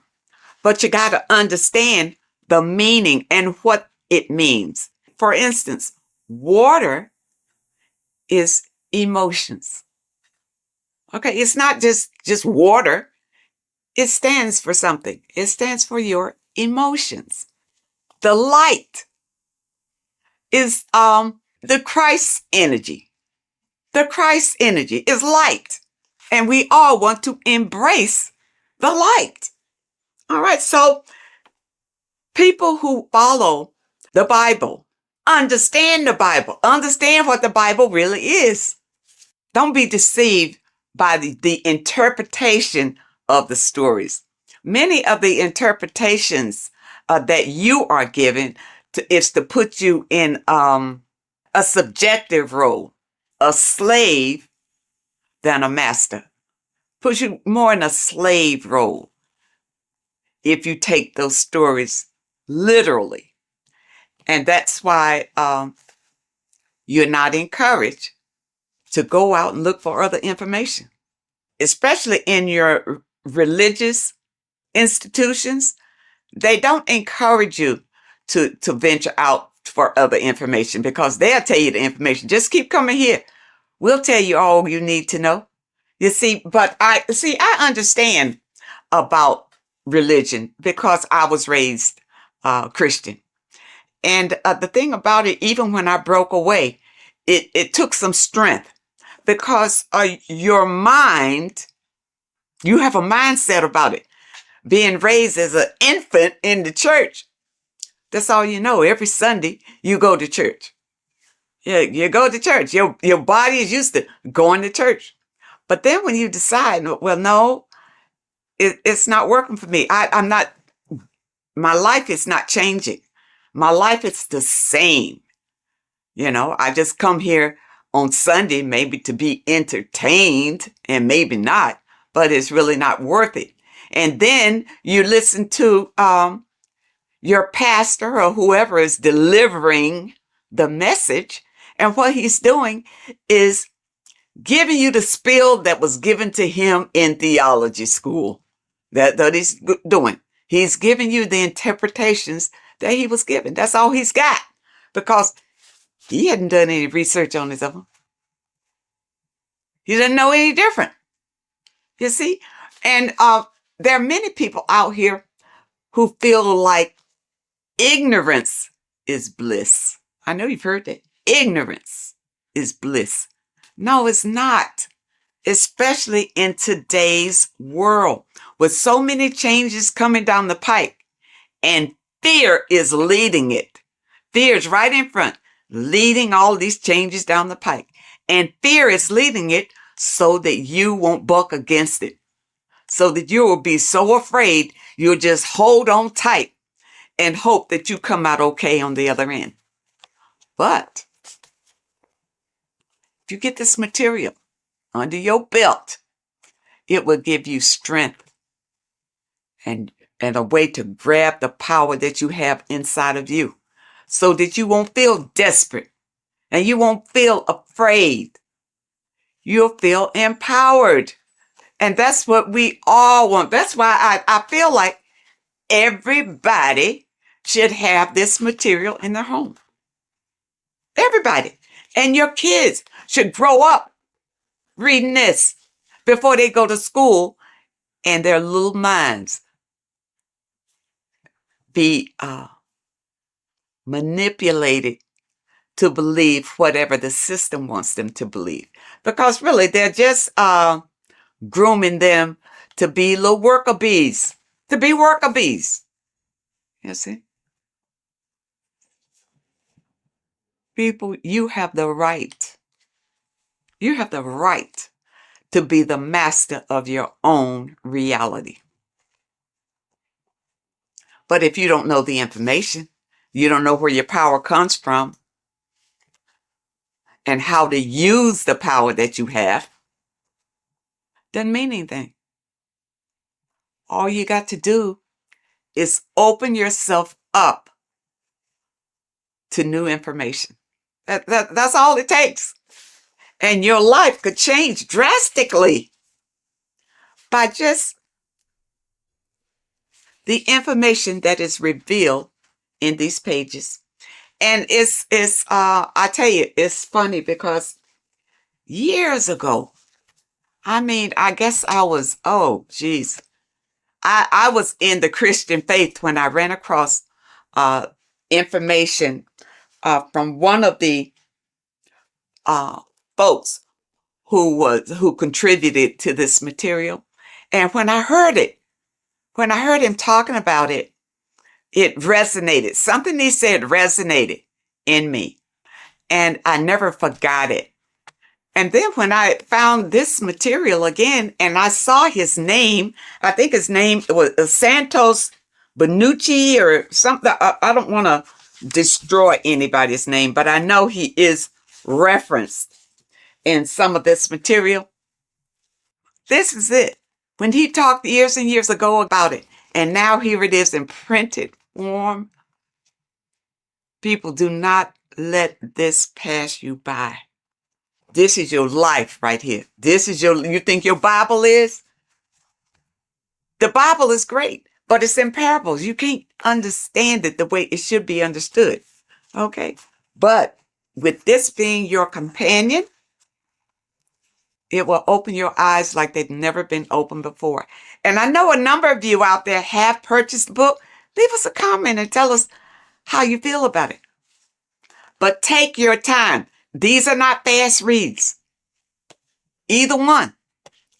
And the thing about it is, I keep going back to them. It's not the kind of material you read one time, put it aside and forget about it. You put this on the coffee table and read a little bit all the time because it reinforces your soul and helps you to manifest the life that you desire. Okay, people? I hope that you understand and I hope that it helps. And of course, I will leave a link in the description where you click on the link and you can get either one. You can get book, this volume 1, or you can get volume 2. And the volume 2 is in hardback.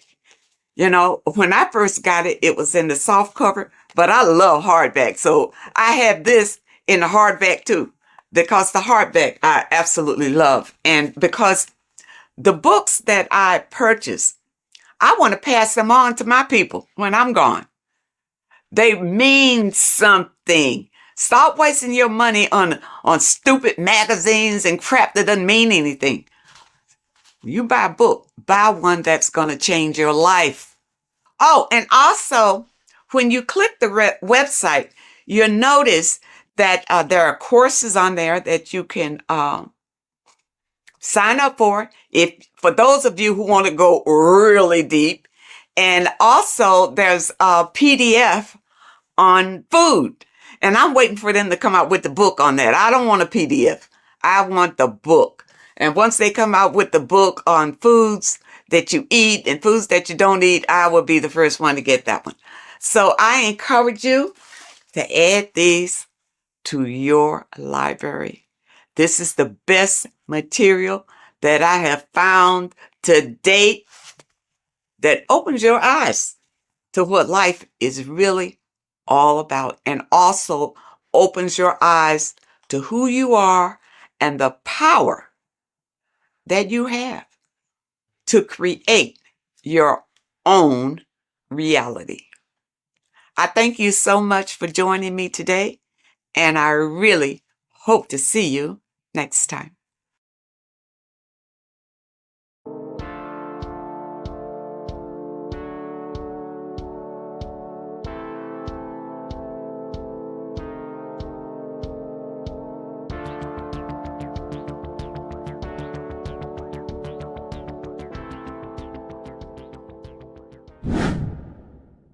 Welcome back, people, to another occult lecture by Revival of Wisdom.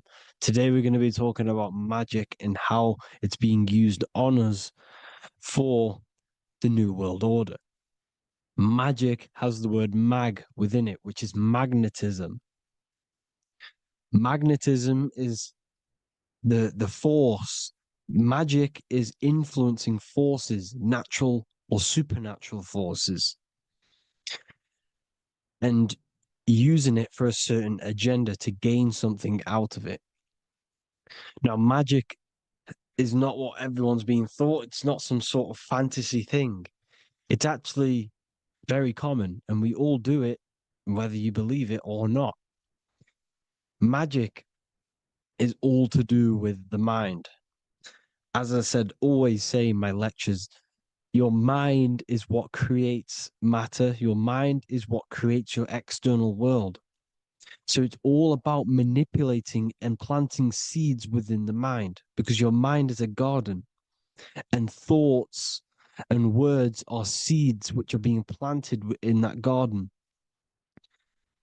Your life, your physical life, the people you have in your life, your friends, your car you own, the job you have, is all a reflection of the thoughts that you've been thinking in the past.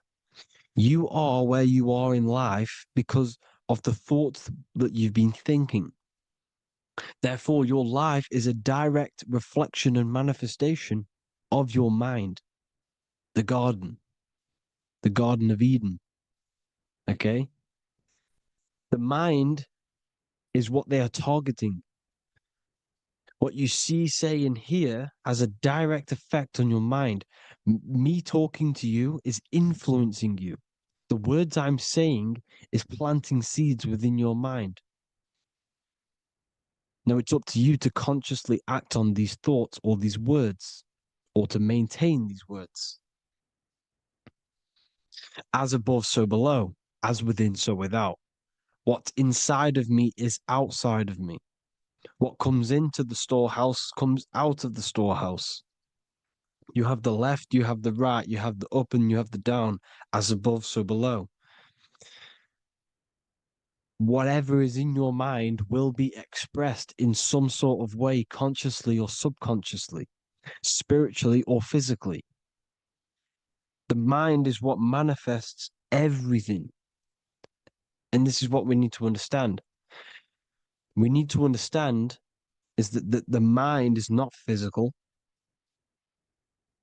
All things spiritual manifest physical. All things seen come from the unseen. The words you're thinking, that everything you have is coming from the unseen. The actions that you do come from the unseen mind. Another expression for as above, so below is you are the universe itself. You are a universe, a mini universe. But just because you are mini does not mean you are the whole thing. If I take a little piece of infinite, let's say there's an infinite light source. Let's say I take a little chunk of that infinite light source. That little chunk I took is still infinite because it's been taken from infinite. You are the universe. Your awareness, your mind is the universe. It's information. You are the universe experiencing itself. This is why we say we are all God. As above, so below. What is in me is outside of me. The sun, the physical manifestation of the sun, is your soul.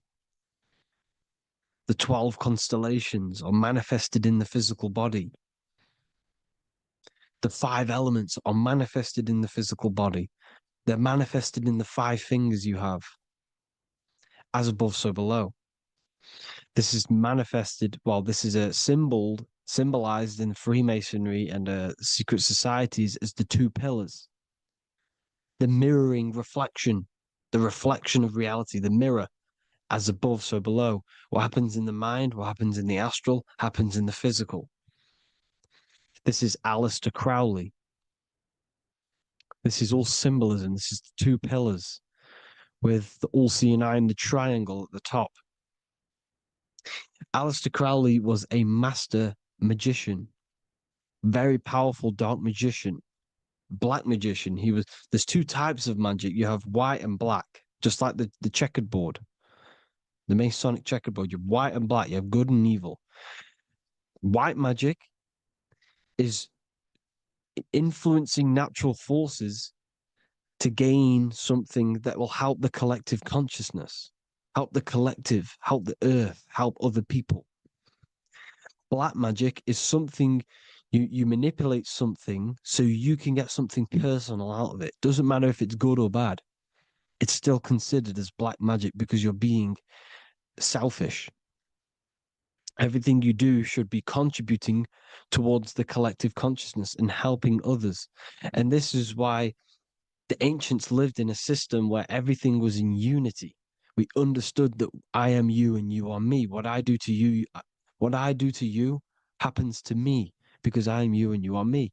We are the same mind substance on the inside. We're all the same mind substance being expressed in different bodies.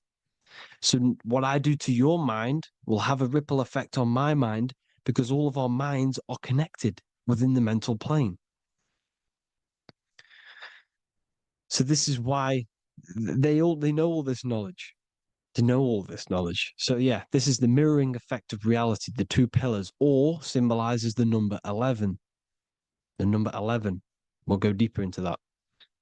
The technology we're using is magic. It's a form of magic. Television is tell a vision. They're telling a vision into your subconscious mind, into your memory. And when you turn on the television, you get a program because they're telling a vision to create a program within your subconscious mind. You see, the conscious mind is only 10% of your mind,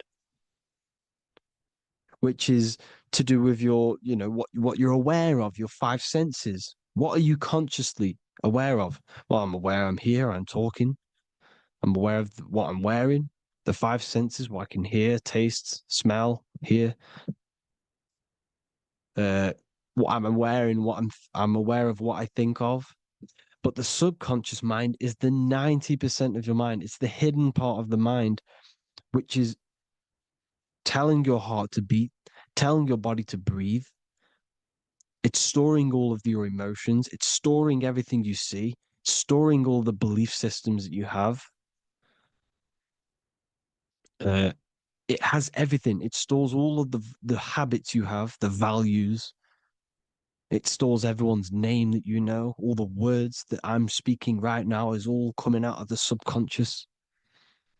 Everything is subconscious, and it literally manipulates 90% of your daily basis behavior. Most people don't know this. What you did yesterday is what you will do today because of these beliefs and mental programs within the subconscious, stored within the subconscious. So the subconscious is what they're aiming at.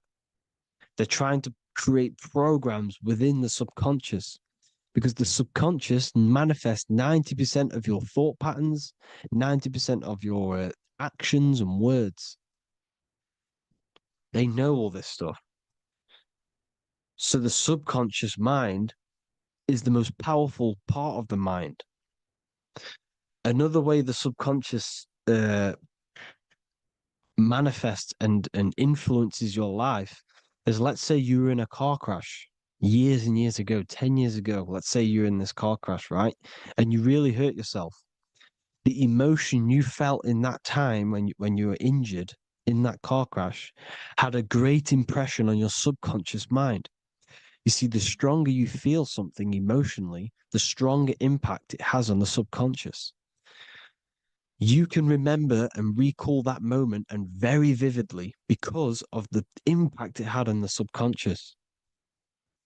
Another, for example, you become that terrified of cars that it manifests into your life today, that you are wary to go in certain cars. You don't want to go in cars at all, maybe. because of that moment that is stored within the subconscious. And it will manifest into anxiety. It will manifest into not going into cars. It will manifest into depression, maybe.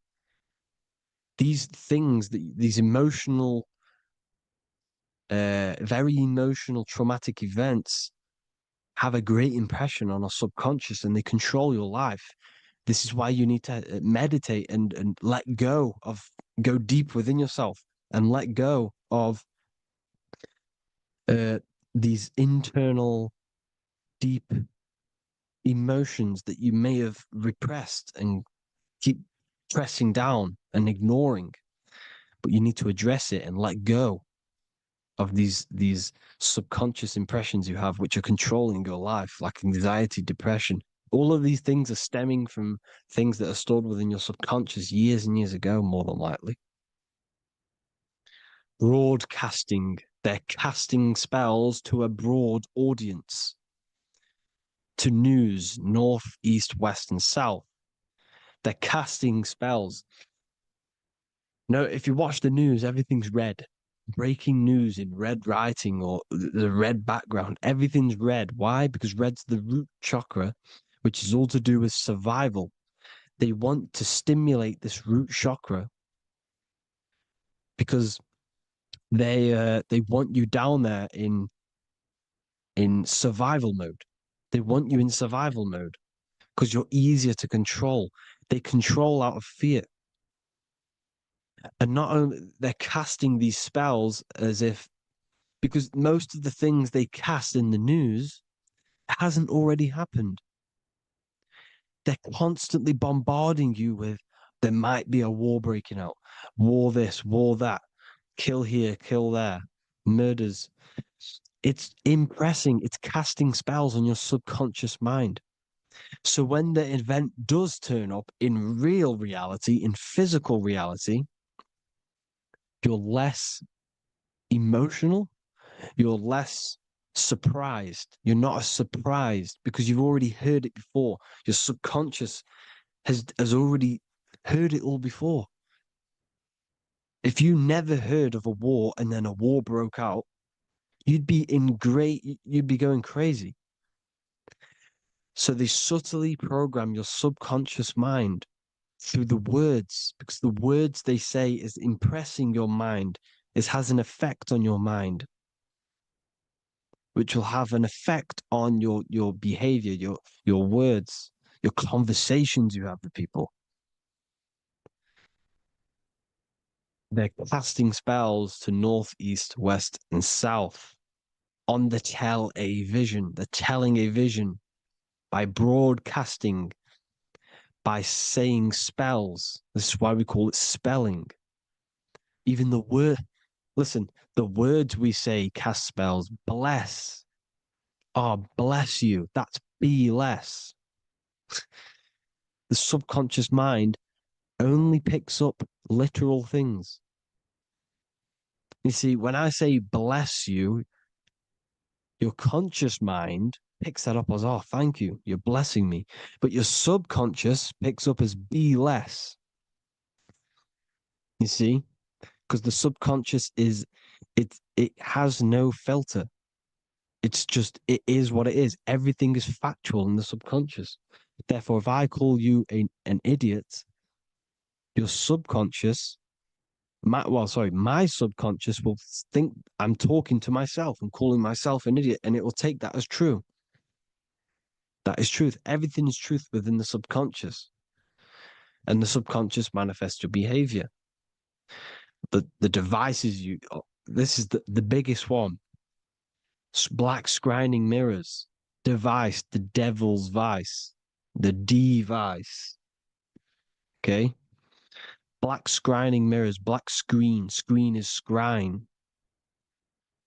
Black scrying mirrors were used to communicate with spirits within the astral plane in the medieval times. They're probably still, well, they're still being used now by black obsidian mirrors. And look at your phone, it's a black mirror. And there's some sort of, I'm not saying this is facts, but personally, I believe These are portals for spirits and ethereal entities to come into your life, to come into your surroundings. So this is the next big thing: the TVs, your iPhone, your iPod, all black mirrors, and mirrors are very, very powerful. Even just a normal mirror. Mirrors have an effect. Whatever you say into a mirror, what you say is energy. And when you say something into a mirror, you're saying it into yourself. It's an infinite cycle of words of energy because it's being reflected infinite times. When you say something into a mirror, it has a massive effect.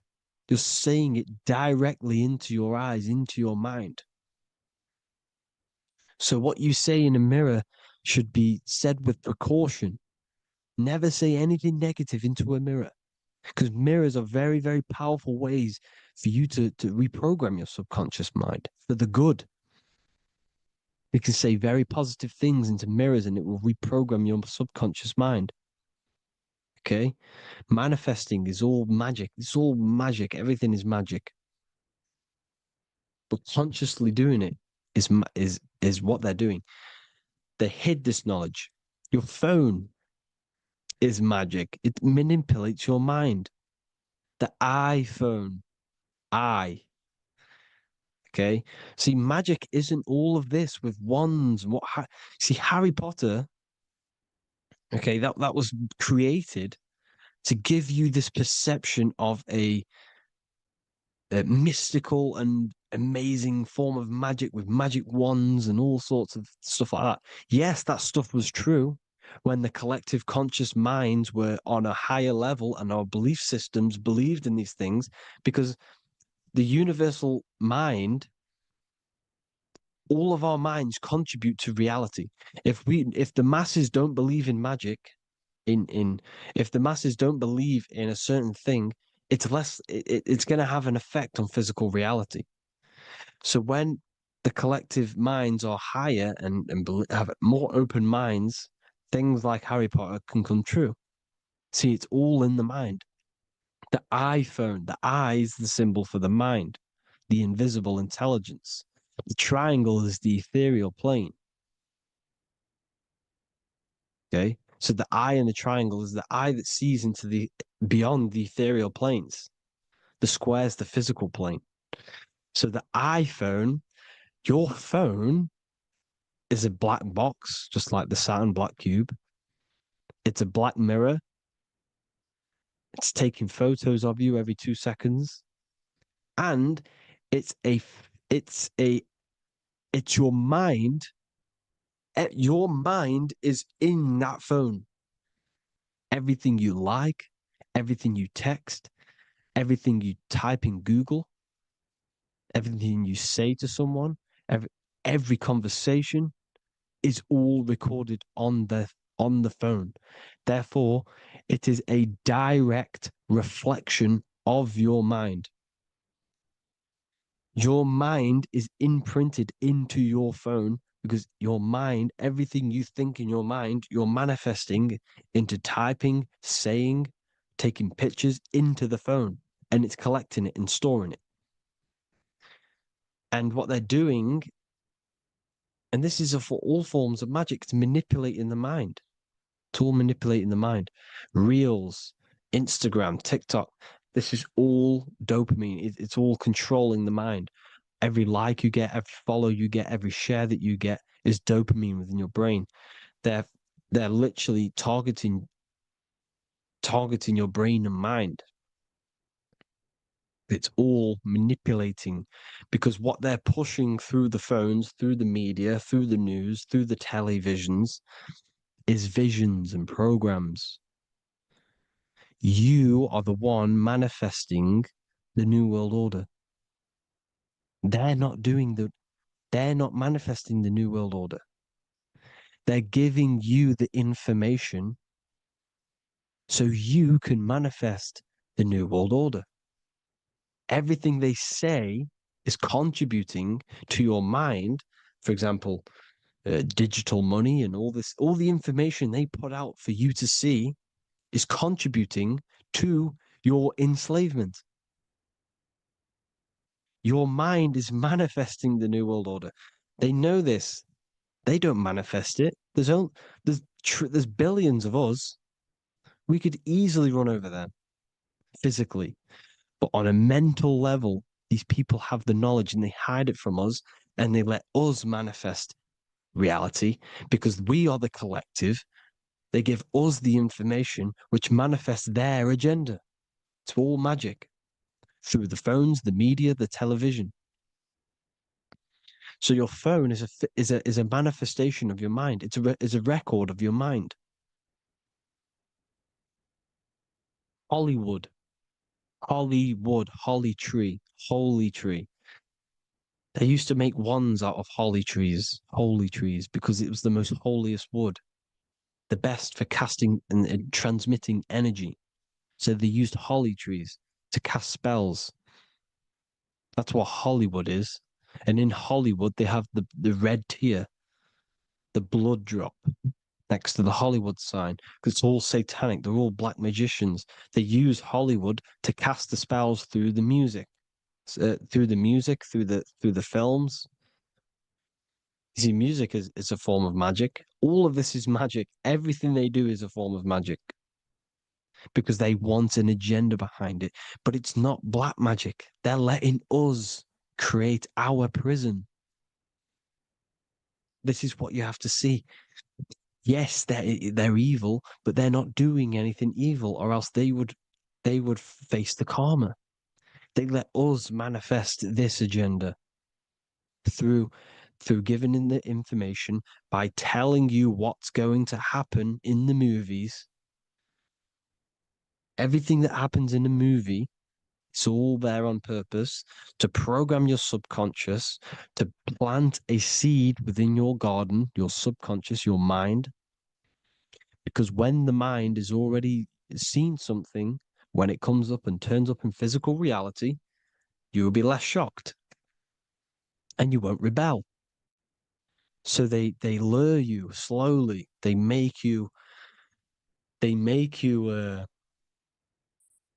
aware of these things over time. They make you gradually think it's okay. Like the technology, we never used to use these phones. How did we become so addicted and reliant on them? Well, because first they gave you a little flick phone. Well, no, sorry, they gave you a phone in your house, and then once you got used to that, they say, "Oh, here's the newest version of a little flick phone." You started texting your friends. Everyone was loving it in high school. They could now meet up without saying, "Let's meet on the weekend at this point at this time," like your parents probably did, or maybe some of you watching this, you probably had to tell your friend to meet on the weekend at a certain time because you had no way of communicating.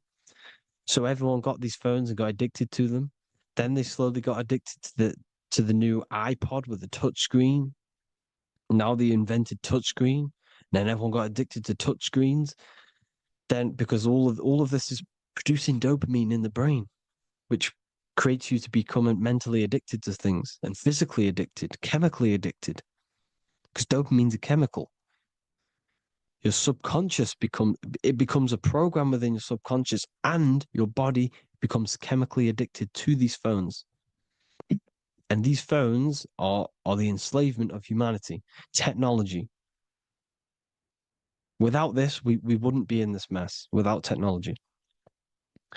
Because they're creating a hive mind. We're creating a hive mind. So back on track anyways, uh they they program you. Look at the films, 9/11, 9/11, all in produced by Hollywood. Here's the 11, like I said at the beginning, the two pillars which reflect reality. What happens in the mind happens in the physical. What happens in the astral happens in the physical.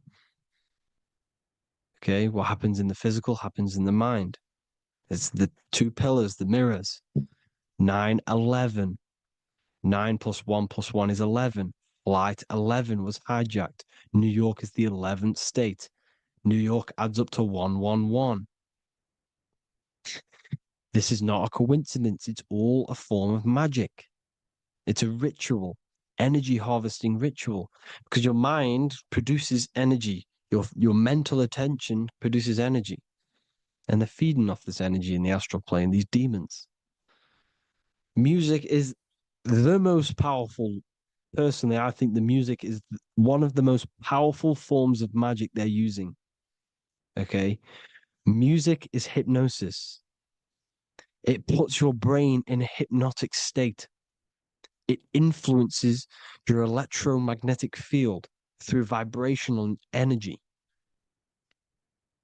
It reprograms your subconscious mind. Why do you think you remember the lyrics? You see, your subconscious stores all of the memories. Remember, the subconscious manifests 90% of your behavior. So, therefore, the music you're listening to is manifesting your behavior. You wondered why some people wonder why they have drug addictions and they can't get out of violence and they can't get out of all this negative mind space. It's because the music they're listening to is creating a negative mind space. The words you listen to have plant seeds within your mind. So the reason you remember the lyrics is because that song created a program within your subconscious. Yes, that is what happens. You can use magic to reprogram your mind, but you can use music to reprogram your mind because it's all forms of magic. It's using natural mental energy forces to manipulate the physical reality. You manipulate your mind, you manipulate reality, physical reality. Okay. So the music, another very, very big one. When you turn on the radio, it's just all talks about alcohol, drugs, and sex because they want you down in the lower three chakras. They want your mind attached to matter when it's mind over matter. Your mind's not physical. You see, the word spirituality is the new trend. It's not about your spirit. It's not about your spirit. It's about your mind. It's not about, you know, uh, spirituality and looking after your spirit. And they've got you focused on your spirit. Why? Because they hide your mind from you. You see, a lot of people think their mind is their brain, but the mind is everything. There is no physical reality without mind. You can have a brain. Imagine if you had no mind but a brain. It wouldn't work. The mind is everything. The mind controls your avatar. It begins in the mind before it happens in the brain. Then the brain manifests through the body. The brain's just an electrical computer. So that they've got people scared. Or do I have a soul or not? And all this stuff. Listen, if you have a mind, you have a soul, because you are not the mind. This is why everything is sort of an illusion, because beyond the mind is your soul. But what is the soul without a mind? You can't have a you can't have a soul without the mind. But if the mind didn't exist, the soul doesn't exist. You are the person listening to your mind. I shouldn't say person because you're not the body. You're the entity behind the mind. But if you didn't have that mind, you couldn't understand what you even were. You would just be an observer who couldn't think. So, yes, we all have a soul. If you have a mind, you have a soul. Everything is mind. Everything has mind. Mind creates everything. God is mind. And then manipulating your mind through TV, your phone, uh, every little thing. The school, it's all about the mind, people. Control your mind, you control your reality. Just the last thing, here you go. Aleister Crowley, the Dark Magician, Kanye West doing the exact same thing because they're implementing magic in the music. Here's the Beatles with Aleister Crowley in the background. Bet you never noticed that. Aleister Crowley was influencing music and placing magic within the music to influence the subconscious. This is what Baal worship was. This is why they kill children. They sacrifice these children. Why? Well, because in order to ascend, in order to raise your consciousness internally, godly, by being good, God, or being in order to be good and raise your consciousness and to get something in the physical world, you have to sacrifice yourself. And what do I mean by that? In order to raise your consciousness and ascend, you have to sacrifice the lower nature of yourself. You know, you got to abstain from having sex to retain your sexual energy, to transmute it, or staying away from some poisonous foods like meat. So, staying away from blood. We shouldn't be consuming other animals' blood. We should be keeping our blood pure. We are humans. We shouldn't consume chicken blood, chicken germs. We are the most divine creatures on this creation. We are the most intellectual creatures in this creation. Therefore, we should keep our temples pure. We are not animals. If you want to associate yourself with an animal, go out in the wild, go and find a wild boar and go and try rip its guts out with your bare teeth because you can't do it. You're not a cat. You're not a carnivore. Okay? So in order to ascend, you have to kill and sacrifice your lower part of yourself to ascend up to your spirit self, your mind self, the highest version.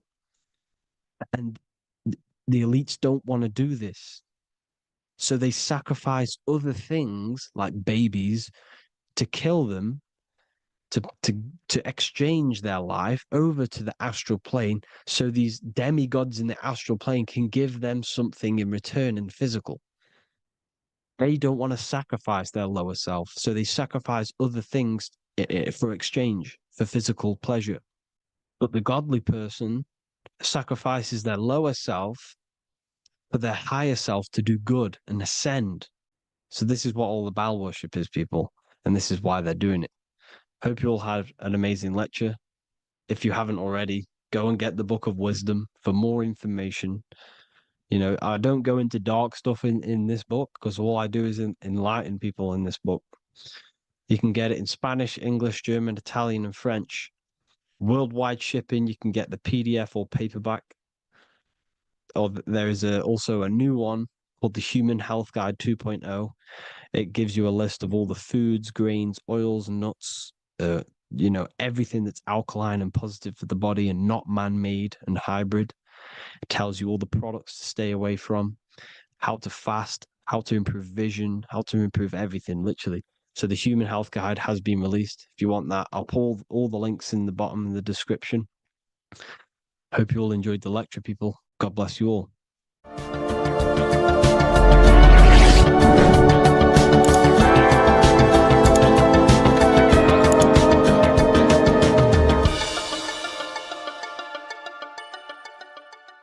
Welcome to Revival of Wisdom. This video is going to be about the flat earth and the breakdown of the whole cosmology. We're going to be digging very deep. I've got a lot of pictures and images to show you and a lot of dots to connect. So let's start with the Freemasonry art. So this artwork we have here is the Freemasonic cosmology as they know and believe. So what is it symbolizing? We obviously have to start off with the four pillars representing the four corners of the earth. The four corners with duality. You see, there's everything on earth. There's good and evil. Good, evil, positive, negative. Good, bad. This is the checkered board. This is what it symbolizes. Okay, obviously we have the sun, the moon. The sun gives you energy. It's the anode. The moon is the cathode. It's the opposite. It takes your energy. So therefore you become sleepy when the moon comes out. You see, everything on Earth, everything in the universe is balanced. There's complete balance symbolized by duality. There's always two opposites. We have the all-seeing eye, and obviously 7 stars representing the 7 planets, but not planets as in we know planets. They're not physical spinning balls of gas. They are energies. They are lights emitting from the realm above this realm. They are lights through the firmament, through the electromagnetic field. So let's go through that again. The 4 corners, duality, positive and negative, cold, dry. Everyone on Earth has an opposite. Everyone, there's 2. Okay, and then we have the sun, the moon, the 7 planets with a 5-pointed star. What's the 5-pointed star? Of course, it's the 5 elements: spirit, water, earth, fire, and air. Okay, that's what the 5-pointed stars symbolizing, the 5 elements of Earth. And then, most importantly, we have the compass. The compass is very, very important, hence why it's in the center. The compass is symbolizing many, many things. And one of the most important things, but we'll get into that after. We have a boat with water outside of the Earth. So we have a boat on water, symbolizing the waters separated by the firmament, the waters above, separated by the firmament from the waters within the firmament, the Earth. So this is what it's symbolizing. So the compass, what's the compass? This is where the compass comes from. The Polaris, the most important star there is, because it's in the center of Earth, the sun, the moon, and the black hole, black sun. Because all creation comes from center, the seed center. Okay, but we'll get into this after. But also, this is a very important Masonic symbol because they use this symbol a lot. This is one of their main symbols, hence why Neil Armstrong has the Masonic ring with the compass on it. The people who supposedly went to the moon, which obviously they faked to push this globe model, because the globe model is based upon fear. Because the globe model, if they can sell you the globe model, they can sell you anything then. You don't know where you actually are. The globe model is to push fear upon the masses, because the globe model means there's not enough resources. There's also risks of asteroids hitting the planet. There's also risks of space extraterrestrial invasions, global warming, asteroids. You see, this is all the fear that they can gain off selling you the globe model. Okay, because they don't want you to know that this is an intelligent design. And also, they're hiding God, the creator, the source. This is why they are satanic. They are opposites. They are lefty, Lucifer, right, righteous, godly. Hence why they do the symbolism on their eyes. 666. This is another famous, what's it called? Sorry. Famous astrologer. Astronaut. This is another famous astronaut doing 666, showing that he's in the alliance of the occult.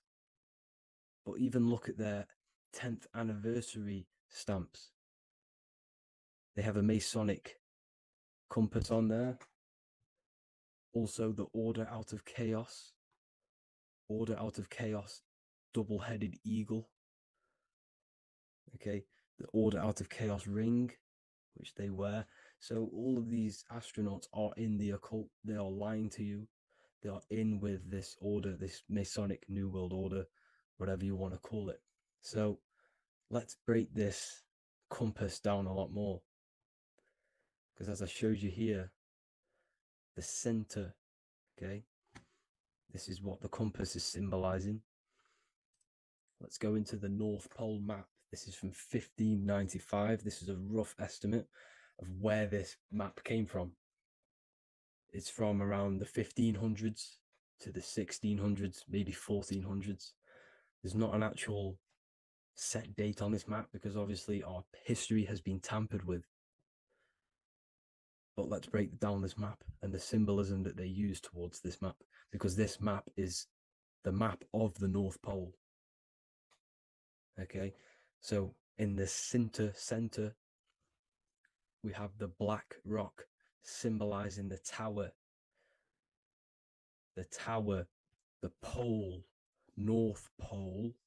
And what's on top of the North Pole? Obviously, it's Polaris. North Pole and Polaris. Okay, with the 4 islands around the center. Okay, 4 islands around the center. And this is what blew my mind, right? They say that Santa sounds similar. And if you look at this pole that's pointing to the North Pole, you see this line here. So this is obviously from the 1600s. What color is Santa? He's red and white. Just like this map pointing to the center is red and white, and Santa comes from the North Pole. So it's not a coincidence that they use red and white. They're mocking this map because obviously they took over after the 1500s, 1600s. They took over around the 1800s.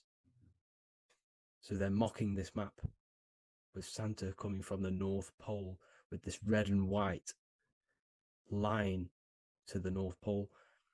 Notice the 4 islands, okay, like windows, their symbol. They obviously in the occult, they're part of the New World Order, is symbolizing these 4 islands with the blue behind it for the water. Okay, so this is another occult logo. They're symbolizing this center because the center is so important. Okay, we'll get into that. Also, we have the Mayan cosmology. This is the Mayan cosmology. This is what they created. This is their artwork with also 4 major lands around the center. You see this 4 with green in between them all. 4 major lands with the underworld. You see this underworld is also symbolized by the Masons with the coffin of the skull and bones, the deceased, the dead. Okay, so this is also mentioned in the book of Enoch. Okay, and it's called Sheol,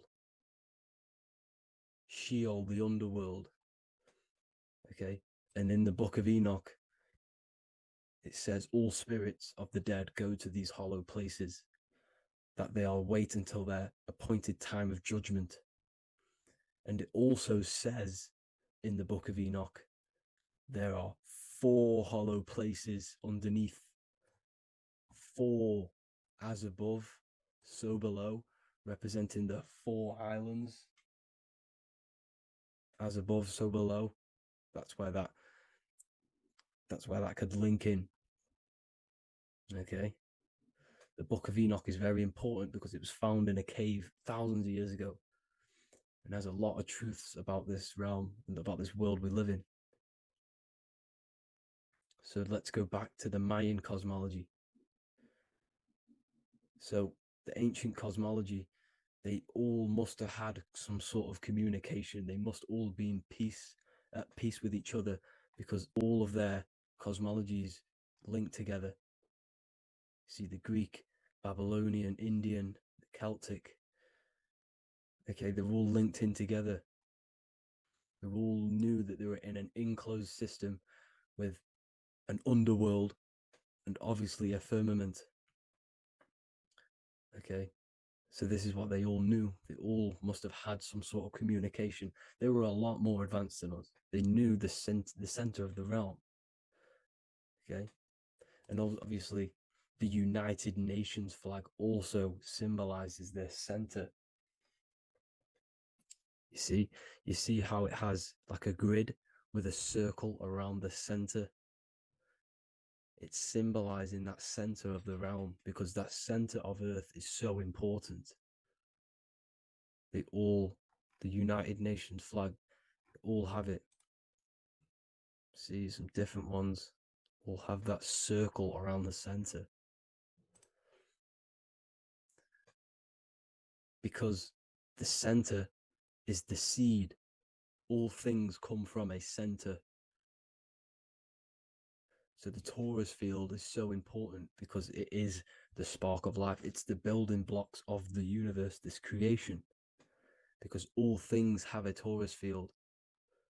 Just like an apple with what's in the center of an apple, a seed, because the center is where the energies hold, is where the energies meet, and it creates that spark of life.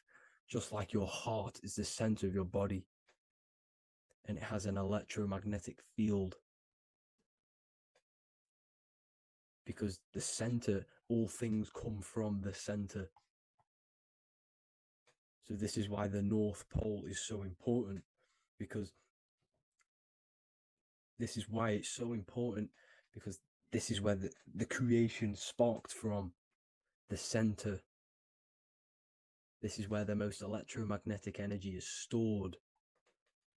So this is why the northern lights come from the center. It's electromagnetic energy. This is what the northern lights are. It's being emitted from this black hole in the center. Okay, and obviously what else is on the center? Polaris. Polaris is the center star. Okay, so the center star is what sits on top of this North Pole, Polaris, because it's a pole of electromagnetic energy, symbolized as a black rock, a black hole, pole. You see, because all creation comes from void. Light is born from darkness. Without light, darkness can't be born from light. You see, but light can be born from darkness. This is why darkness is so important. And this is why there's a black hole in the center of our realm, like the black sun. The black sun, the Polaris star, the North Star. You see, so this is this North Pole, Polaris. This is what they're talking about. And this is why compasses are an 8-pointed star, because Polaris is symbolized as an 8-pointed star. This is where a compass will point you to. It will point you to that center. So notice how a compass has this black hole in the middle, you see, and it will point you to this meeting point, the north, because in the center is the center of the torus field of the earth. This is where the most electromagnetic energy is. You see, everything gets sucked into the black hole. Okay, this whole reality is being projected from that center point, just like your eyes suck in light. It's a black hole. Your eyes suck in the light of this light being emitted from this center place, this electromagnetic energy at the center, which is the seed of everything, of everyone. You see, just like an apple has the seed in the center in darkness, because in the center of the apple, it's dark. It's black. It's pitch black, but that's where the seeds are. That's where the life is. But Polaris is so important because it's that center star which lines up. It is the pole, it's the top of the pole of the torus field. So Polaris would be here at the very, very top. And this is where the compasses point you to. And this is why the Star of Ishtar, the 8-pointed star of the Sumerians, also talked about this 8-pointed star, and it's called the Star of Ishtar. Okay, and who is Ishtar? Ishtar is the goddess. Okay, so she's not a male, she's a female, because every creation is brought through a female, a womb. Every single human on earth is brought through the womb, the sacred feminine energy. And the womb is pure darkness. There's no light in a womb, just like the center of our realm. There's no, it's a black hole. Okay, and guess what? She's the god of fertility and sexuality. She is responsible for all life. Okay, so the Star of Ishtar is the Star of Polaris, which is symbolizing the responsibility for all life, the center of our realm, the black sun, the black hole. Okay, so this is what that god of Ishtar of the Sumerians is talking about, the goddess, the womb, the seed of creation. So this would be the portal, more than likely the portal in and out of our realm, because it's the top of the torus field. And what's above this realm is the heavens. So this is where you get sucked in from the heavens. Your soul gets sucked in and brought onto this plane of existence called Earth. These are some space NASA symbols. Look how much Polaris symbolism there is. And notice how it's at the center. You see this circle? This is like a half circle. And at the center is an 8-pointed star of Ishtar. It's the same thing. It's Polaris. It's at the center. And notice on some of these, look, this one is a bear holding the key and an arrow pointing to the Polaris star, so that they hold the key to Polaris.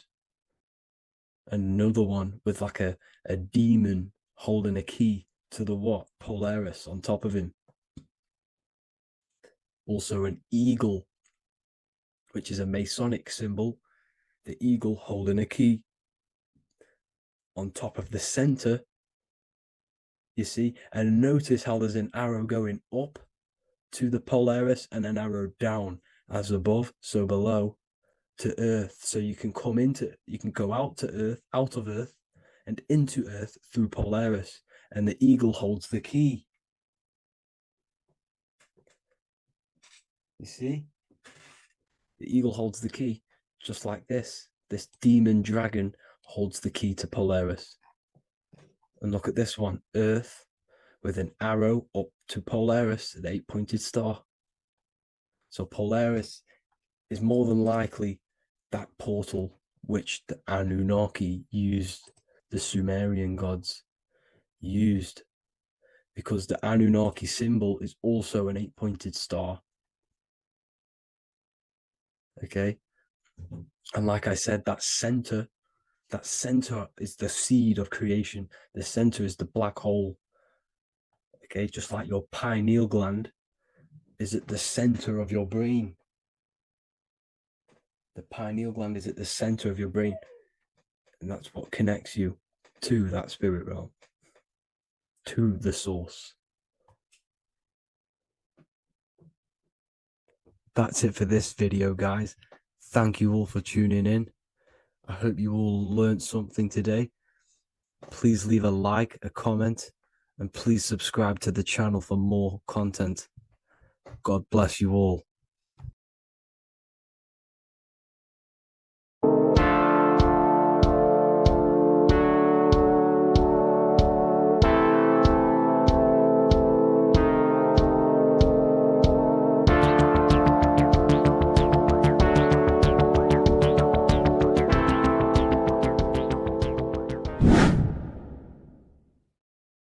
What's good, people? We're back with another video. This is going to just be a quick video. Manifestation, magic, bending reality. So let's jump straight into this.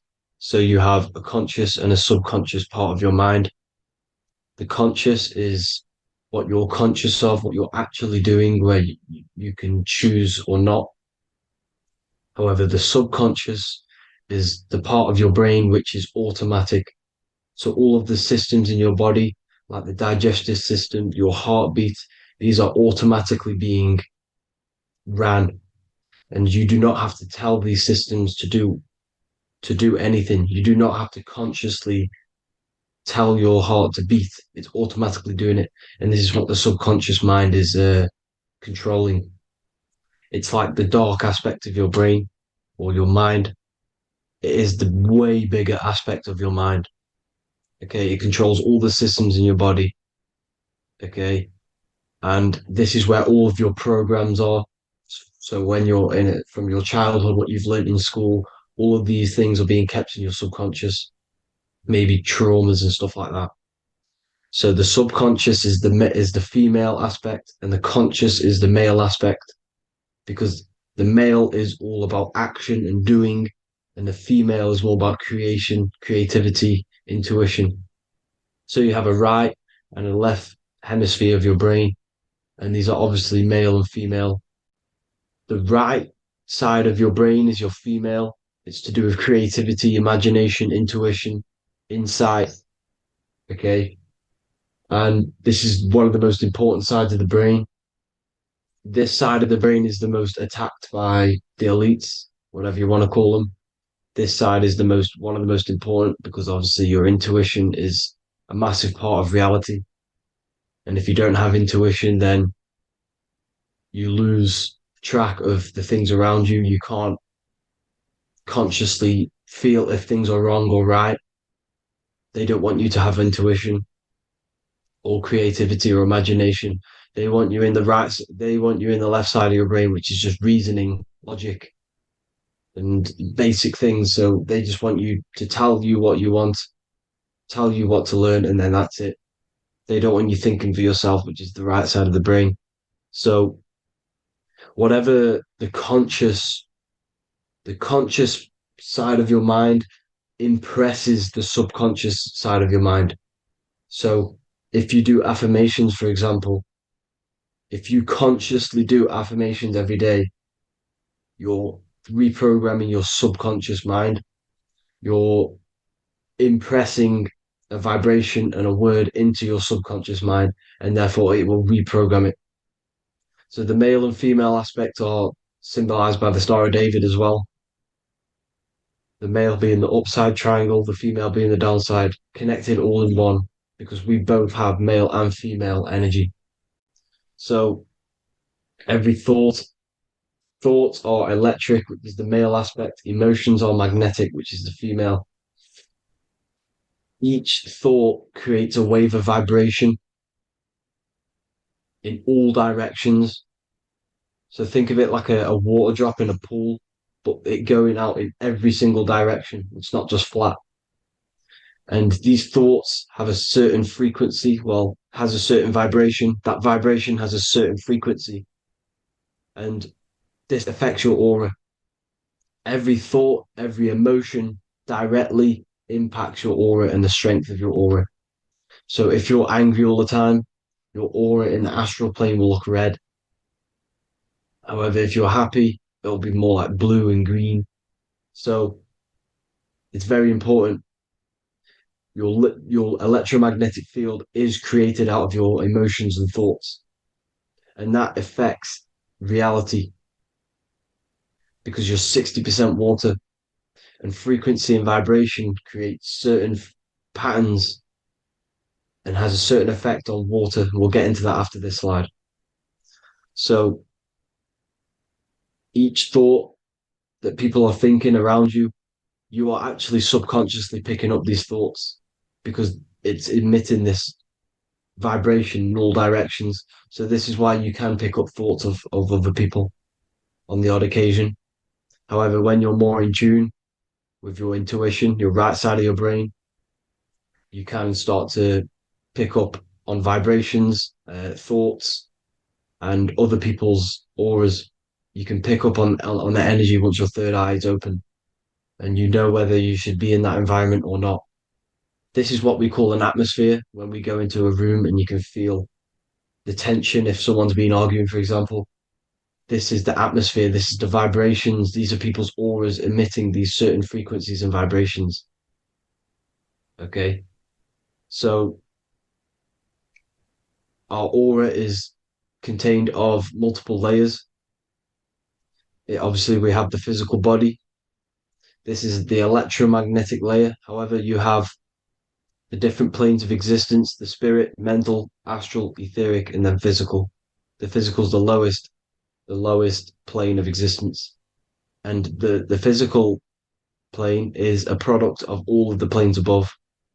So the mental impresses on the astral impresses into the etheric, and then the etheric creates the physical object. So the mind is the root cause of reality. The mind is the cause of everything. Your consciousness is pure cause. There's no effect. Everything you see in this reality is the effect. Everything that you experience is the effect because the root cause was the mind.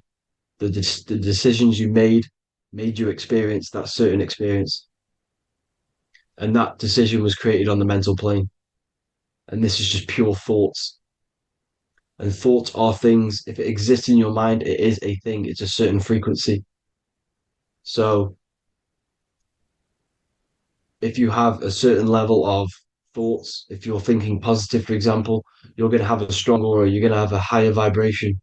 And that attracts like. Like attracts like when it comes to thoughts and vibrations and electromagnetism. So if you're thinking positive all the time, speaking positive, doing positive, you're then creating a higher vibration, and that's going to attract people on that similar frequency to you. Everything is electromagnetism, frequency, and vibration. Everything. You see, so this is why, for example, if I put my hand to a TV screen, if my finger was the same vibration as the TV screen, it would go straight through it.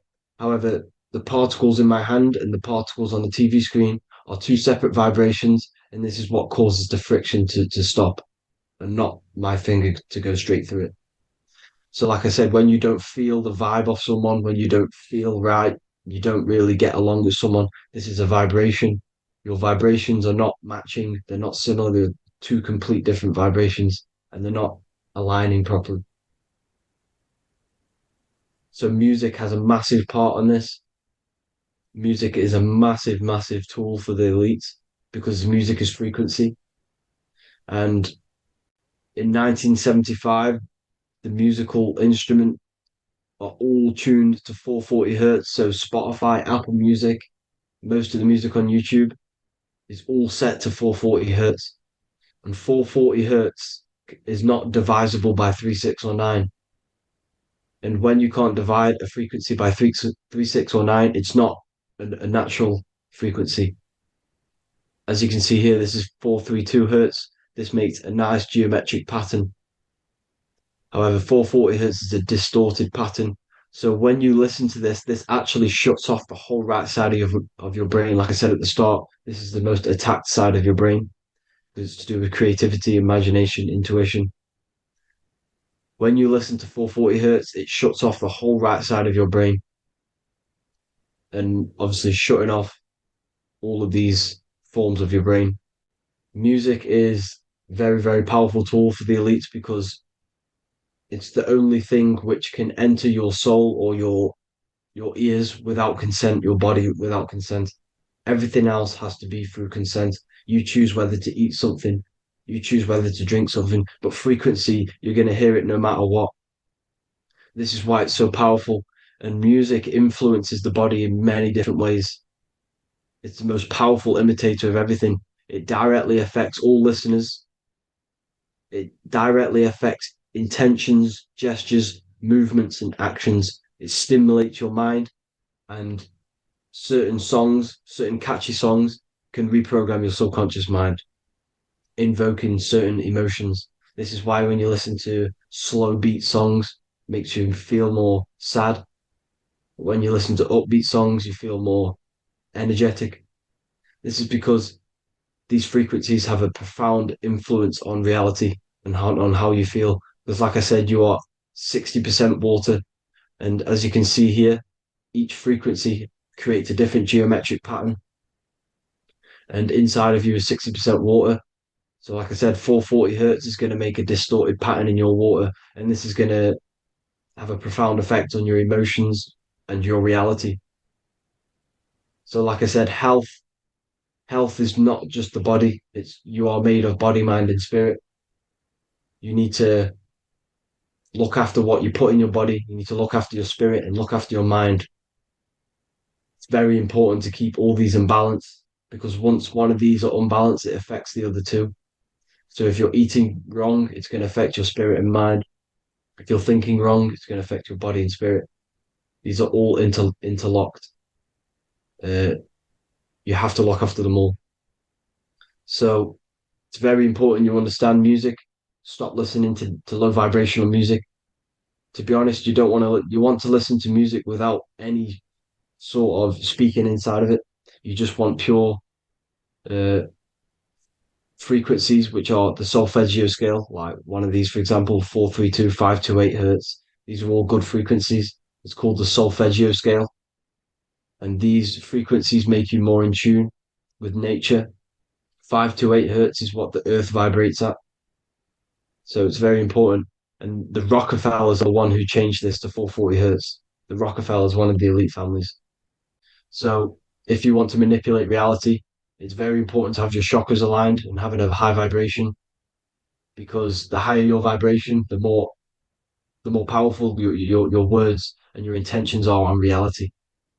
So the lower your vibration, the harder it is to affect reality because you're in a lower state of consciousness. Like I said, you have the mental, astral, etheric, and physical.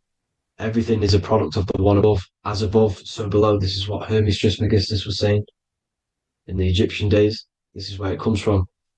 As above, so below. If you affect above, it directly affects below. So, like I said, meditation helps on this, helps align your chakras. Think positive, feel positive. Like I said, your feelings are magnetic, your thoughts are electric. So once you combine these two together, you're then creating an electromagnetic frequency, and that will have profound effect on reality. So the law of cause and effect. Every law, so the law of cause and effect. Every effect has the root cause. Like I said, your mind is the root cause of everything. Every decision you make is having a different effect on reality. Everything happens for a reason due to the root cause, which is your mind. You choose everything that happens in your life. Okay. So it's very important you understand this and you constantly make the right decisions, the good decisions to have good effects on your reality. You have to be very conscious of this law because nothing escapes this law. This is the law of all consciousness. So think about it. Imagine a massive ball of consciousness. However, off this ball are different sparks, and each one of these sparks are in each and everyone's body. This spark is governed by these laws, the law of cause and effect, the law of correspondence, the seven hermetic principles. It's very important you understand this because this mass ball of consciousness is what is obeying these laws. And everyone has this spark of consciousness inside their third eye. And like I said, everyone is the same consciousness. This is why if you do bad unto someone else, that will directly affect your reality. So if you hurt someone, it's going to come back to you in one way or another because you are that same consciousness. This is like a mirror of reality, as within, so without. Whatever you feel on the inside, you're gonna see that on the outside. You're gonna experience that reality, whatever you've impressed. So there's different ways to bend reality to your will. This is kind of a sort of magic. So obviously you have black magic, which is manipulating reality to harm and influence others or to be very selfish.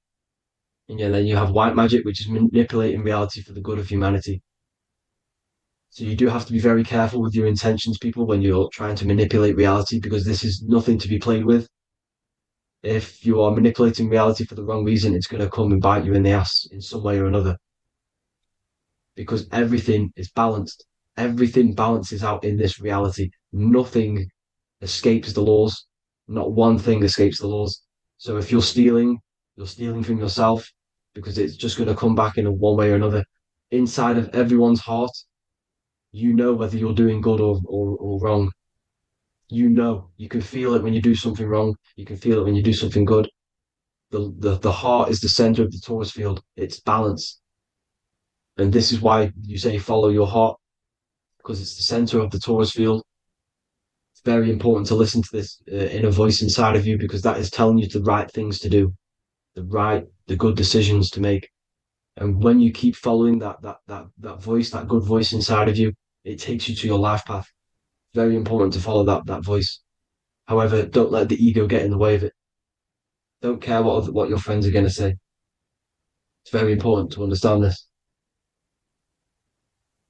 So you have different ways of manipulating reality. You have sigil magic. This is where you create your own sigil or symbol. You create your own sigil and symbol, and then you charge it. You behind that symbol you have an intention.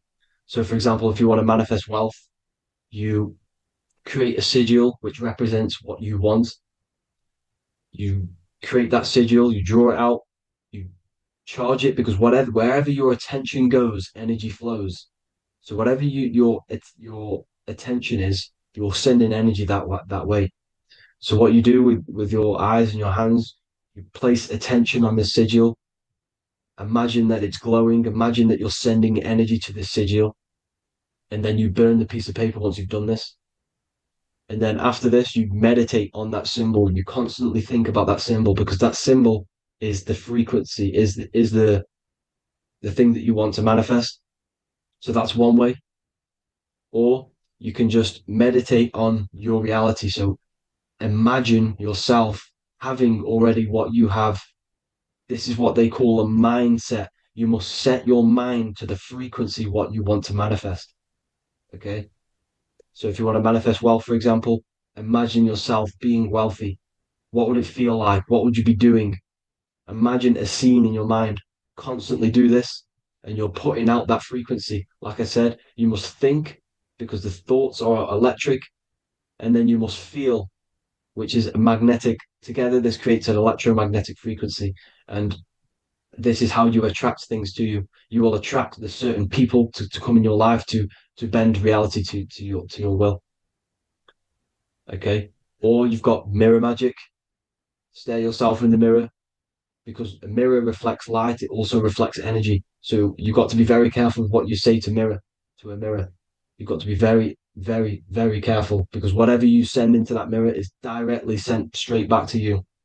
So if you're thinking negative, you're sending negative energy back straight to you, and that's going to have an effect on your reality. Affirmations are very important, because your words are frequency, your words are vibrations, and each word you say has a certain frequency. If it's positively charged, it's going to affect you positively. If it's negatively charged, because like I say, your brain and your mind is like the director of energy. That's what your brain is, and it directs energy into certain things. You can either positively charge it or negatively charge it, and this brain is creating your reality constantly. It's manifesting your reality constantly in the present moment. So this is what the government knows. The government know your mind is the root cause of reality. This is why they call themselves a government. Government. The New World Order is not being manifested by them. They are controlling the information. They are controlling your perception of this reality. And they know the mind is the root cause of reality. Therefore, if they control your perception of reality and your information, what you believe, you're going to manifest that information, that perception. So we, the people as a collective consciousness, are the ones uh, manifesting this new world order. You see, so this isn't black magic. They're actually tricking us into manifesting their own their plans, this new world order. You see, this is how smart these people are. They know how to get around the laws of reality. They know how to bend reality to their will without facing the consequences. They're getting humanity to do it. You see, there is a collective consciousness. As like I said, we all have that same spark of consciousness, right? So as a collective consciousness, we are on a very low vibration at the moment. However, we are waking up rapidly. There are more and more people waking up at the moment, and light always chases away the shadow. Light is a lot more powerful than darkness, you see. So one person waking up has a massive effect than one person being asleep. It has a profound effect. Because, like I say, the light always chases away the darkness. It's more powerful. The light is always more powerful. High vibrations are more powerful than lower. So that's it for this, people. I hope you all enjoyed. This is a short, quick video. God bless you all.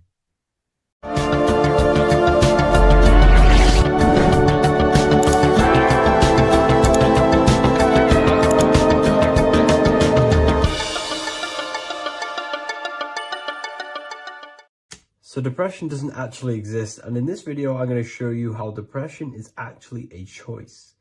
And I'm going to give you some solutions on how to deal with it. And this is probably going to change your life forever just by doing this alone. Okay, so the first thing you need to understand about depression is that it exists in your conscious mind. It exists in your thinking mind. So what is inside your thinking mind? You have your body, your name, your reputation, your trauma, your memories, your family, your worries, your interests, your bills, your passion, dislikes, goals, right? Most people identify their lives with this. They identify their lives with their thinking mind. They think they're their name, their job, their reputation, their memories.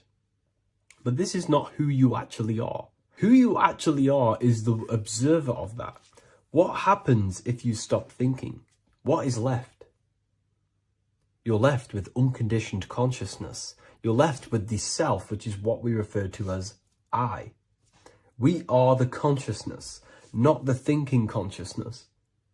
You are not these labels. You are not your thoughts. You are not your job, your name, your reputation. Okay? And the reason why I'm telling you this is because it's very important, is that we are something beyond this body, beyond this name, beyond our thoughts. We are the consciousness. So depression exists inside of the thinking mind, the conscious mind. Okay? So if you want to get rid of depression, you must learn how to escape the thinking mind. And not only just escape, but that's step one. In meditation, you do meditations, right? We sit still and we have to learn how to control the mind and turn off the thoughts. And when we turn off the thoughts, depression goes out the window because there's no thought present in your mental field of consciousness to be depressed. Okay? You must understand, who is the one suffering from the negative thoughts? Who is the one suffering? Your mind is not suffering because the mind is producing the thoughts. Your body's not suffering from the negative thoughts. You are suffering. And who is you? You are a soul. You are that feeling. You are that person beyond the thoughts, beyond the feelings, beyond that. You are the one experiencing. You are that. Meditation gives us the ability to turn off the thinking mind. This allows us to escape our thoughts. Okay?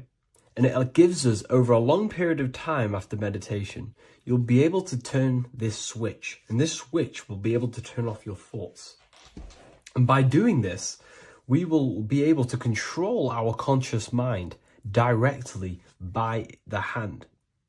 So when you notice yourself gaining them negative thoughts, we can then turn off the switch of turning off the conscious mind and rising to our authentic self and knowing the thoughts are just illusions. Now, let me tell you something that's very powerful. Most of your thoughts are coming from beliefs. Most of your feelings are coming from beliefs. So if you have a feeling of lack, this is coming from a belief that you don't have much. If you are feeling alone, this is coming from a belief that you are alone. So what we must do is restructure ourselves. We must restructure the subconscious mind. And we do this in many different ways. We can do this with meditation. We can do this with visualization, visualizing our desired reality as if we are living it.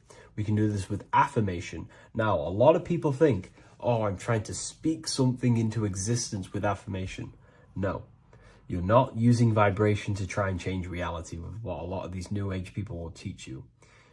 Vibration, your words will not have much an impact on reality. That's the truth. But what they do have an impact on is reprogramming and recrafting and refining your mind.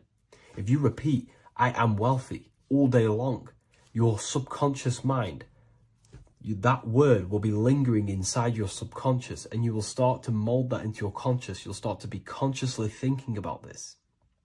Most of your thoughts are coming from your subconscious. So if you want to get rid of depression, you got to figure out the trigger. What are you depressed about? What are you feeling? What are the beliefs that are making you feeling and thinking this way? And that's what you must restructure. You must restructure your subconscious mind through visualization, meditation, and affirmation. You do these all the time. You do these every single day, and you will slowly, if not surely, restructure your subconscious mind. While by doing the practice of meditation, you'll gain the off switch as well. Sometimes depression comes from not living in your authentic self. You're not doing the things that your soul is telling you to do. We all know what we should be doing at all times. I don't care what you have on. We all know we should be doing something. We all know that we have there's a higher aspect of our mind that tells us, oh, we need to be doing this, but I'm actually sat here on my phone. Oh, I shouldn't be eating this, but I'm doing it anyway. There's always that higher voice. And that is the voice that has to be connected to. And when your body's not acting out the voice of the soul, then the soul becomes sadder, and suffers more and more and more. There has to be a connection between the soul, the mind, and the body. They have to work in unison. Okay? So I hope this video helps with depression, with whatever you're going through mentally. In this video today, we're going to be breaking down some Freemasonic artwork, what we have here on the screen. And particularly, this is called the Freemasonic Royal Arch. Now, this is the archway that we're going to be breaking down. Now, this is what we call complex symbolism. Now, what do I mean by complex symbolism? This consists of many different symbols all together, producing one piece of artwork. It's many symbols used together to portray one meaning. Now we have checkered floor, we have pillars, we have an eye, we have an archway. This is all complex symbolism. It's painting a picture, an overall symbol. Now, when we're talking about Freemasonic symbolism, it's all about how to gain enlightenment and more self-awareness. Now, that is the aim of Freemasonry, of the spiritual path that you are walking. Consciousness and gaining higher awareness, because this is the eye. The eye is conscious. The eye sees, it perceives. It's about gaining more consciousness, more light, more awareness of yourself, understanding of your power, the power of the mind, the power of yourself, the power of the body. Okay, so this is symbolism and instructions. These symbols are hiding instructions on how to gain higher awareness, which is symbolized as light. Okay, so when we look at this image, the thing that stands out the most is that we have these two pillars. We have a left and right pillar. The left pillar represents masculine forces, because normally we have like a sun here and a moon here in their different artwork. But in this one, we don't have a sun and moon. Okay. So everything in the universe has masculine qualities and feminine qualities, including consciousness. Okay, so remember, this is all about gaining more consciousness, gaining more understanding. We have masculine traits of consciousness and feminine forces of consciousness. Okay, so the left masculine force of consciousness would be direct action, the physical world, the physical body moving. That's a masculine force. Okay, and what else? We have action. We have the material world, the material body. This is what we can see with our two eyes, the material world. We can see our action. We can see physical reality. However, we have a right pillar, a feminine pillar, which represents what we cannot see. This is the feminine pillar. This is more of things that we can't see, the forces of consciousness that we can't see, such as thoughts, emotions, visualizations. You know, these are internal qualities. Because remember, we don't have one world. We're not this material body. We're not the external world. We are the internal world also. The internal world is a mirror of the external. The external mirrors the internal. So this is why these two pillars stand the same. However, they're different. They are mirrors of each other. Your internal world of consciousness produces the external world of material reality. It is the inner forces of thoughts, emotions that shape our external experience and our external actions. Okay. So essentially, what this is showing you here is these two masculine and feminine forces within us. The inner world, the feminine pillar, more emotional, intuitive, and the external world, the action, physical action, what we can see. Okay. And they're mirrors of each other. However, most people on surface level base consciousness is what the occult and esoteric call it. That conscious state that we're in when we just wake up, we realize we have consciousness and we realize our mind is not powerful because we have divided thoughts, we have divided actions, our mind and body are not working together. We have a very negative. When we become awakened, we realize that we're in an animalistic state, a divided state of consciousness. This is what we're looking at here. This chessboard, the checkered board. It's black and white. It's duality. It's opposing. This symbolizes consciousness. Remember, symbols are symbolic of you, nothing external, but the state of your consciousness. This represents base level consciousness, hence why it's on the ground. The ground represents low. It's at the base, it's the surface, it's the ground upon we rise upon. We have to climb these pillars, remember. We climb these pillars towards the archway, the eye. Now we're going to break that down later. So the black and white checkered board is confusion. It represents base level earth consciousness. It's me versus you thinking. A lot of the world is stuck in this. They think, they're stuck in their ego. It's me versus you, when in fact we are all part of the whole. We're all part of an infinite awareness, an infinite consciousness. We're all actually one. We're all one.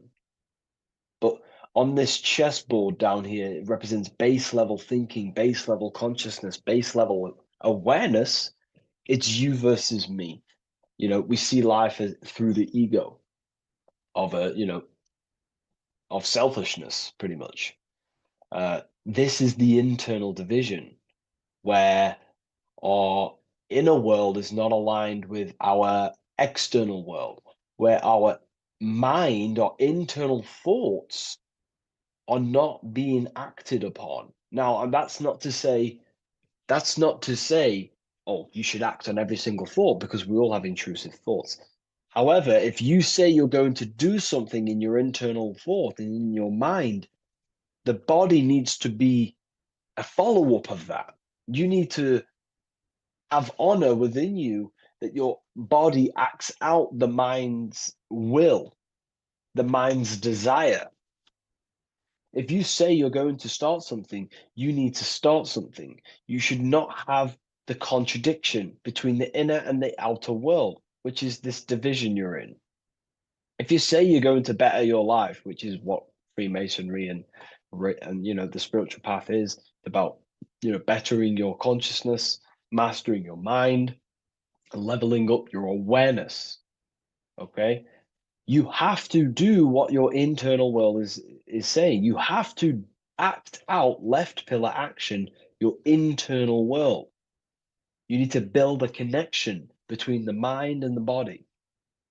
The mind is the monarch. It is the command center. It is it's above all forces. The mind is the force. The body needs to obey. If you want to get out of this division, you have to align your mind's will and desire with your body's actions. You have to act according to rise above this base level consciousness. Okay. So, what we're looking at here is how to achieve wholeness, singularity, unity consciousness is what they call it in the occult. Unity consciousness, where there is no external physical body and internal mental body contradiction. There is no contradiction between the feeling of doing good and the action, because we all have a feeling in our soul. Our soul communicates to us the right thing to do at all times. We all know the right thing to do at all times, and that is a feminine force of consciousness. That's the right pillar. We must act on what we know and feel is good at all times in order to climb these pillars towards unity consciousness. Okay? We must, upon the feeling of doing good. When we're in an environment, we feel inside whether we should be here or not.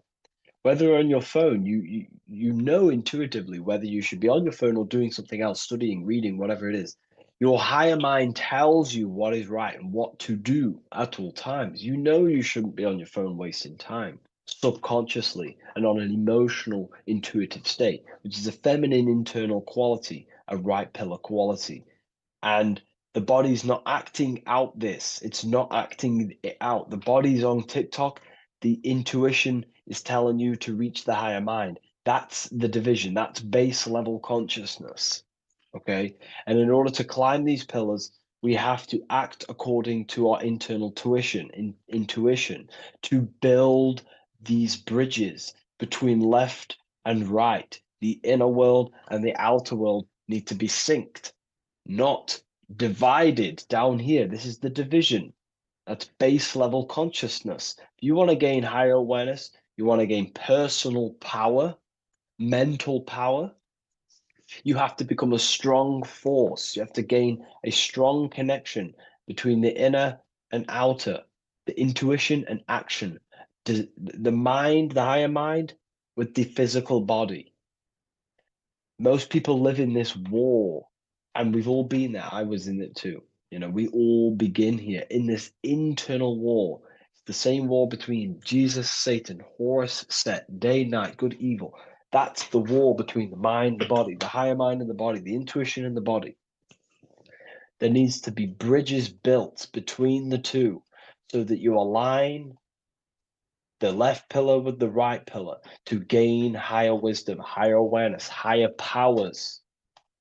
Because when the mind is contradicted, when your mind says it wants to do something, and you want to build the business, you want to study the occult, you want to reach your higher mind, the best version of yourself, but you don't act upon that, that is internal contradiction. The mind is not powerful in that state. The mind cannot direct its creative power, its forces, if it can't direct these forces into manifestation to create things in your life. As you are aware, if you've watched my videos, you are a creator, you are a co-creator, a spark of the mind of God, and you are here to create and expand. In order to use the power of your consciousness, the power of your mind, the forces of your mind correctly, and to direct it with force, direct it efficiently, You have to align the inner and outer world, building the bridges to gain higher awareness, to gain higher power, to find out more about yourself and why you are here. Because remember, we're all being guided by our intuition.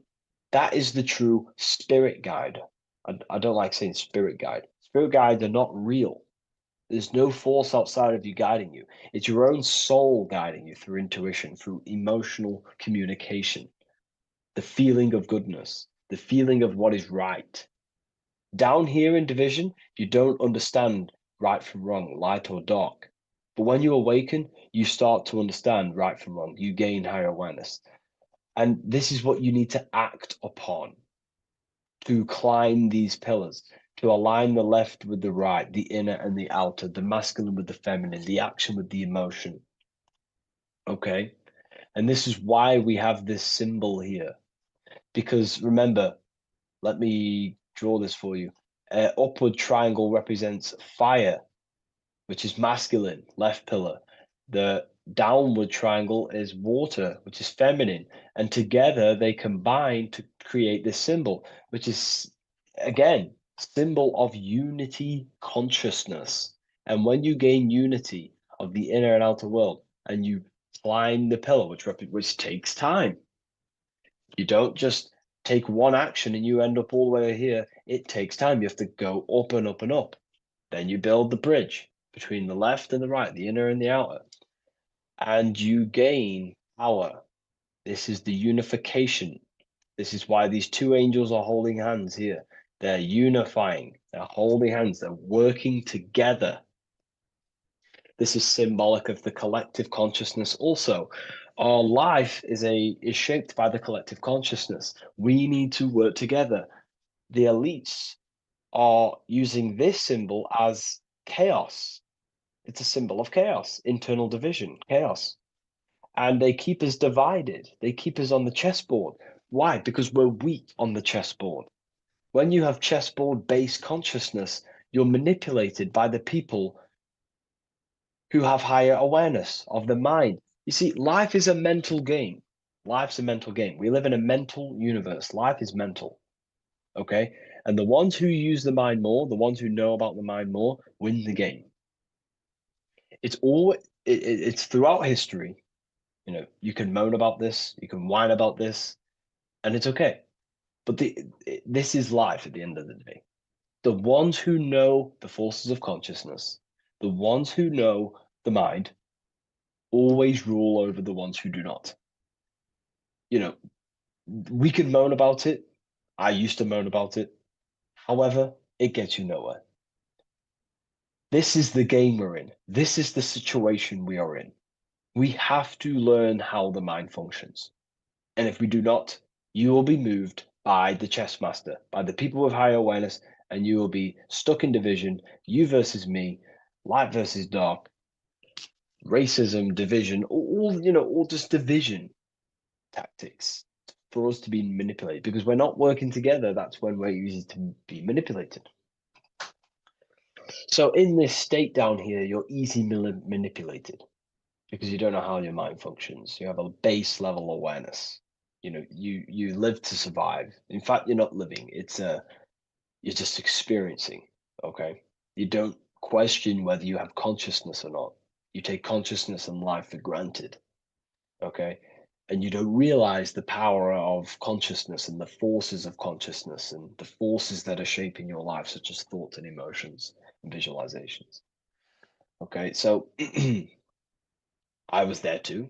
Everyone begins at this point. It's okay. If you're at this point, that is completely fine. I'm not, saying anything bad.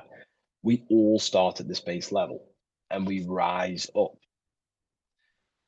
Okay. And we have to take action. So this is a massive misunderstanding in the spiritual community today is that, most people just focus on the left pillar, meditating, visualizing, trying to manifest things, or they sit around visualizing all day, hoping something's going to change.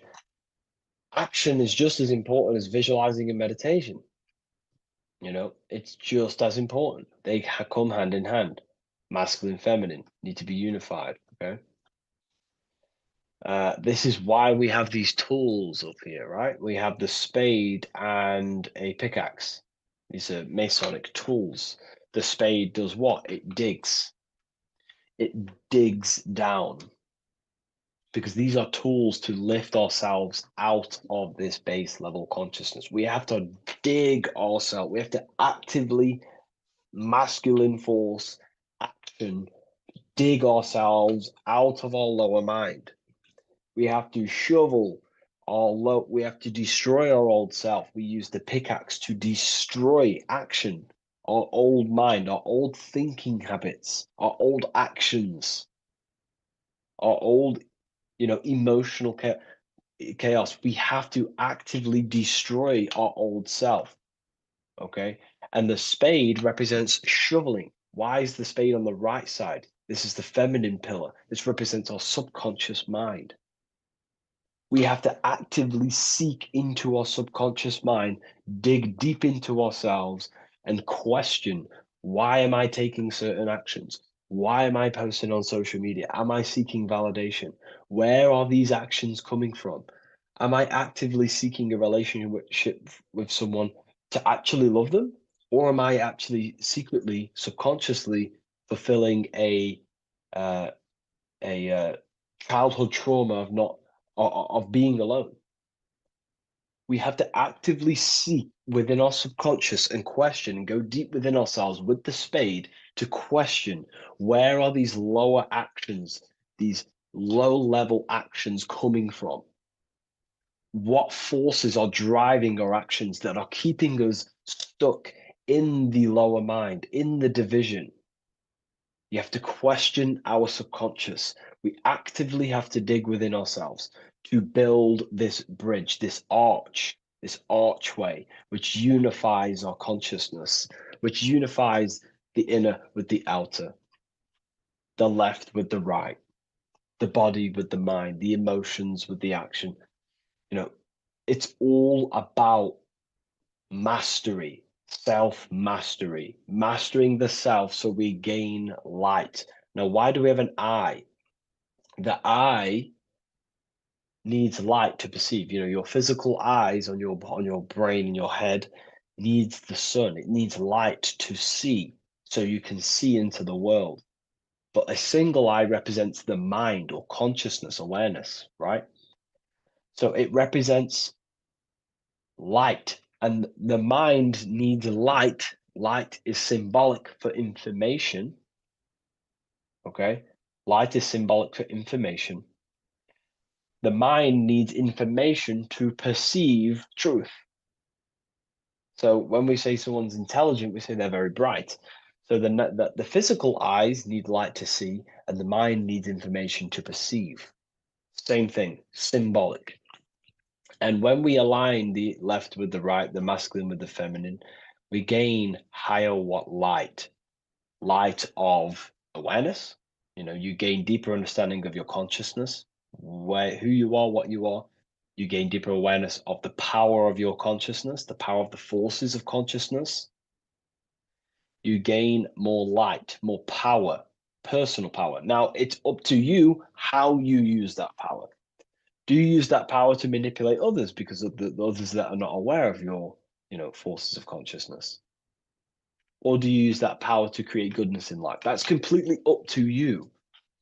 Okay. And how you use that power. This is why secret knowledge is hidden, because you gain a lot of power, personal power, when you can direct the forces of consciousness properly. They're very powerful. In fact, it's the most powerful force in the universe, consciousness. It is. It shapes all things. It's created all buildings, all creations. Okay, so I hope this has gained you a better understanding. Please leave a like, comment, and a subscribe to the channel, and I'll see you all in the next one.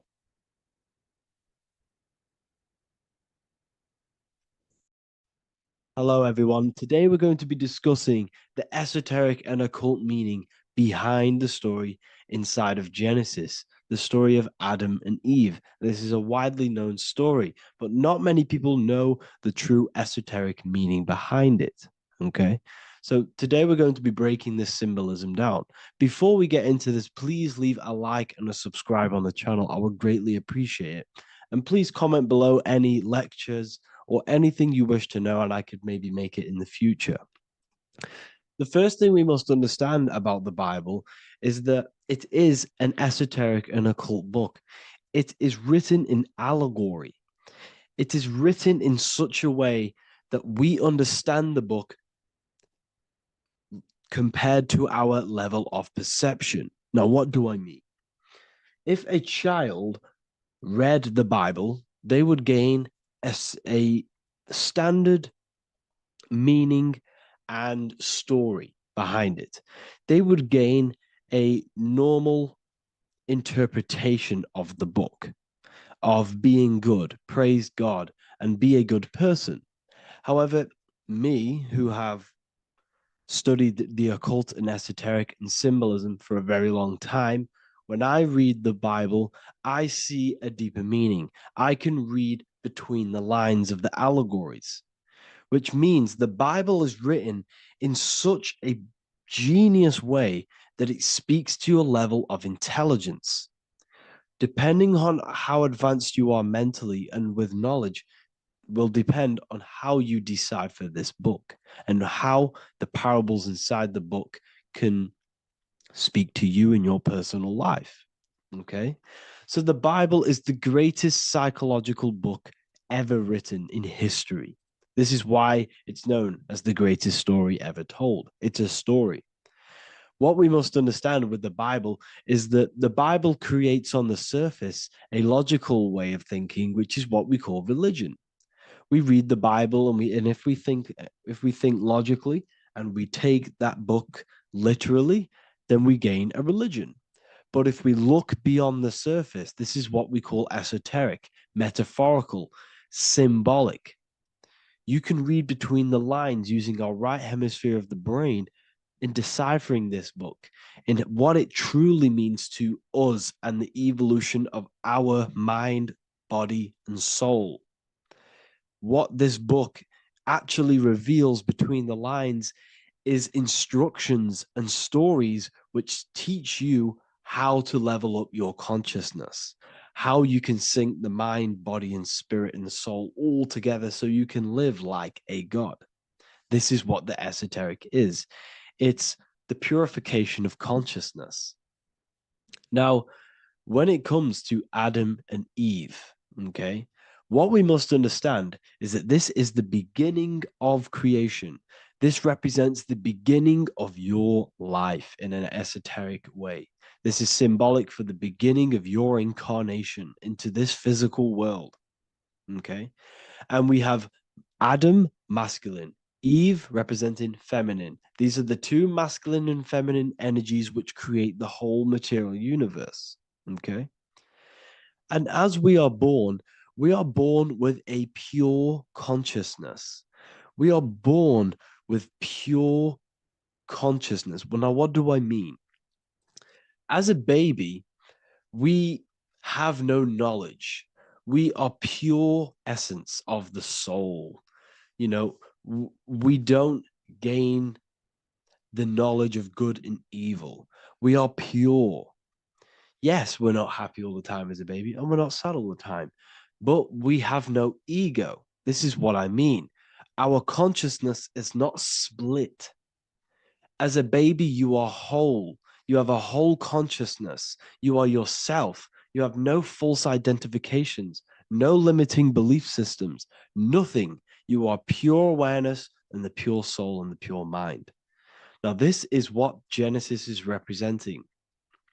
As we grow older, the more experiences we gain, the more thoughts we start to think, the more knowledge we gain of this world, the more impure our mind, our heart, our soul, our spirit becomes, the more impure our body becomes.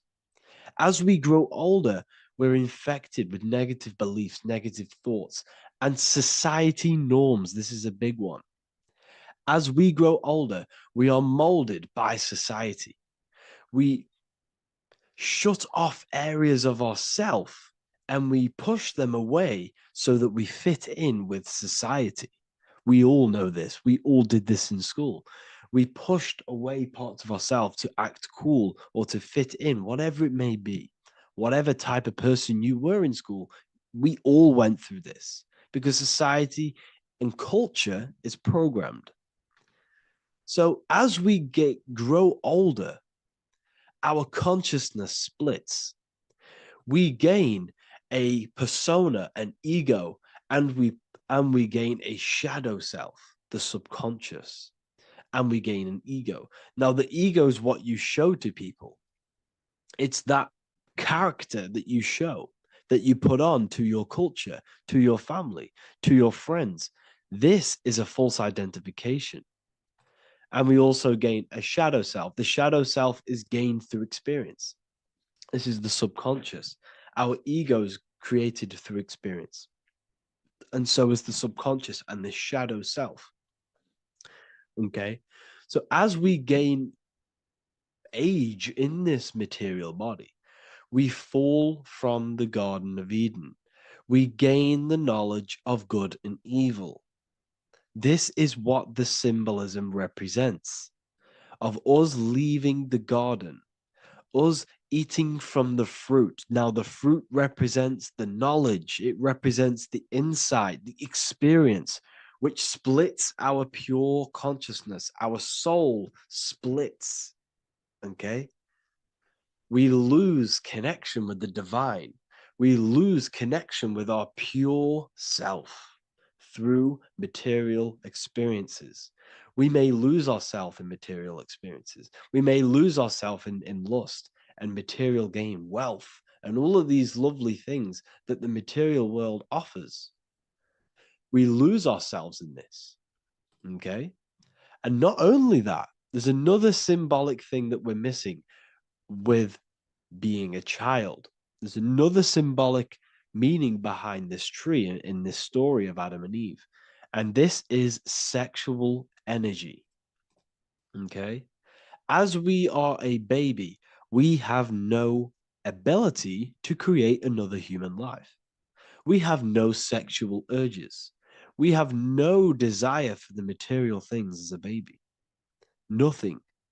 As we grow older, our sexual energy cultivates around the age of, it's like 10, maybe earlier for some people or later for some people. This is what we call puberty, when our sexual energy activates.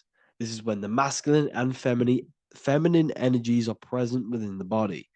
And we are now given the ability to create human life. We're now given the ability to bring in a soul into the material world. Now, this is what we believe and know in the esoteric world. That is what sex is. You're bringing a soul from the astral into the physical. Okay. So as you grow older, you gain this ability to use the power of creation. You gain this force within you that allows you to open a portal in the astral and bring in a soul to the material. Now, this power can be misused. This power is very powerful and should not be misused. In occult and esoteric teachings, we teach and learn sexual transmutation, how we transmute sexual energy into different areas of our life so we can grow and create. Because sexual energy is creative energy. It creates a whole new human being. So if we retain it, we can transmute it into creativity. So this energy is kind of corrupting us as well. And now I'm not saying growing up is evil, all this thing is evil. This is a natural cycle that we must go through. The soul of us must go through this cycle so that we learn, so that we overcome it, so that we gain mastery over ourselves, so that we expand ourselves. I recommend you watch the Evolution of Consciousness lecture that I did on my YouTube. An amazing lecture. Talks about the evolution of consciousness and how we're on a never-ending cycle of life and death and expansion. So leaving the Garden of Eden is symbolic. You see, Eve represents emotion. She's feminine. Adam represents action. That's why he bit the apple. You see, Eve takes the apple and tempts Adam because she's the emotion, she's the sexual desire, and Adam eats it. He releases, he misuses the power of his creation, he misuses his consciousness because of material illusions and material desires. This is natural. Okay. As we grow older in this life, our soul has to experience sin. We have to experience negativity. We have to experience evil. Okay. And we have to misuse this power within us to learn about it so we can overcome it and gain control over it. Now, this is why the Bible says in Genesis 3:6, for God doth know that in the day ye eat thereof, then your eyes shall be opened. Ye shall be as gods, knowing good and evil. This is very, very, very symbolic. We come into this world to experience a dualistic way of reality. We come into this world to challenge ourselves so the soul can grow, because the soul comes from pure love from God. But we come into this world so the soul may know what it's like to be evil.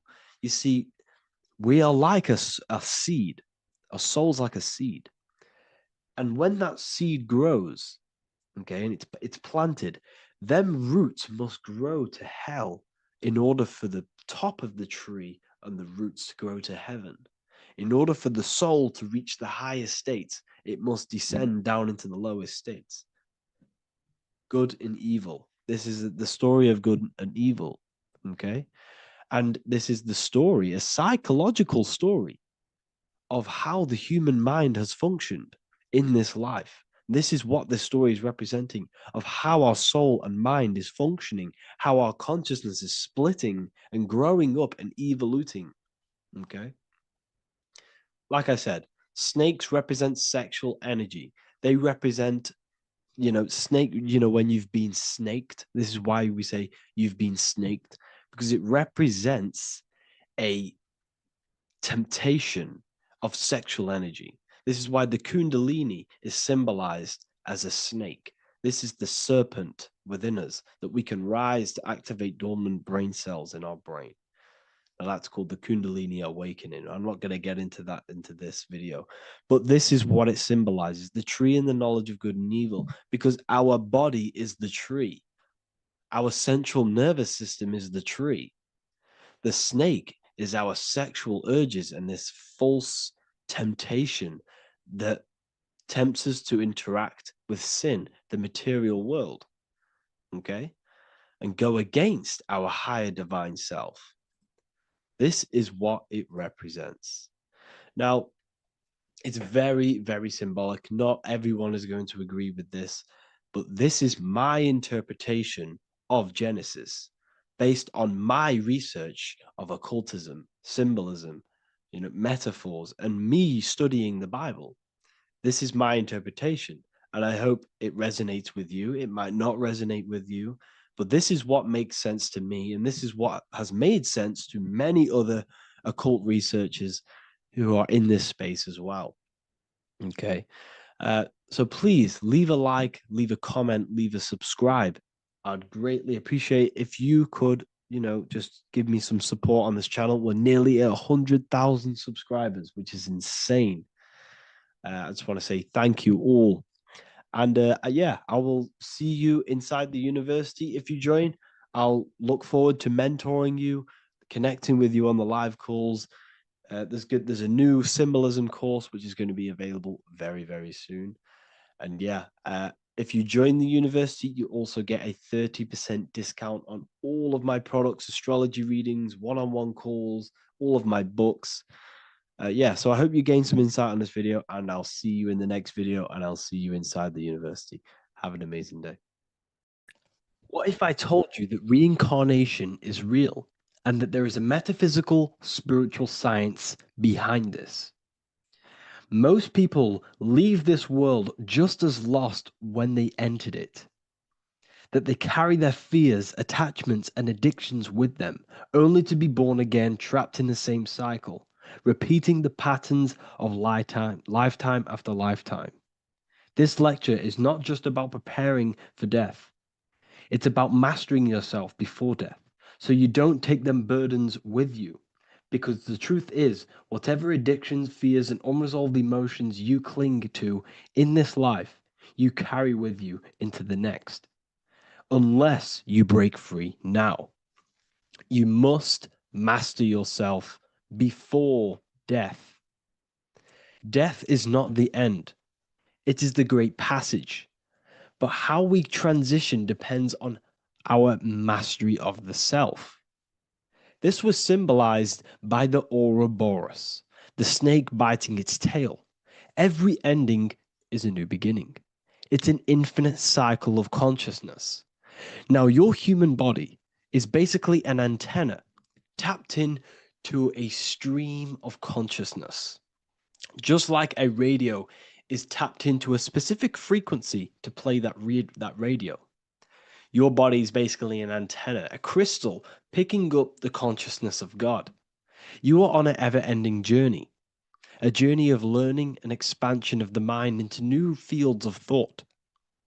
This was symbolized as the Ouroboros. When you die, it is a new beginning. It's a transitioning, not an ending. Everything is eternal in this universe as consciousness is formless and constantly transforms into new forms of life. Let's break down the word death. Death contains the word ether. Now, the ether can be found in the word heart or earth. Ether. Everything in this plane comes from the etheric plane. The etheric plane is the barrier between the physical plane and the spiritual plane, the astral plane.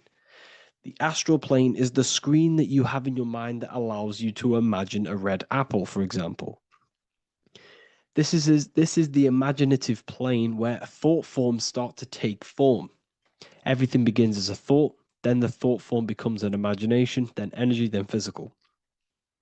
Everything in the physical plane is a shadow of thought, all objects manifested as thought.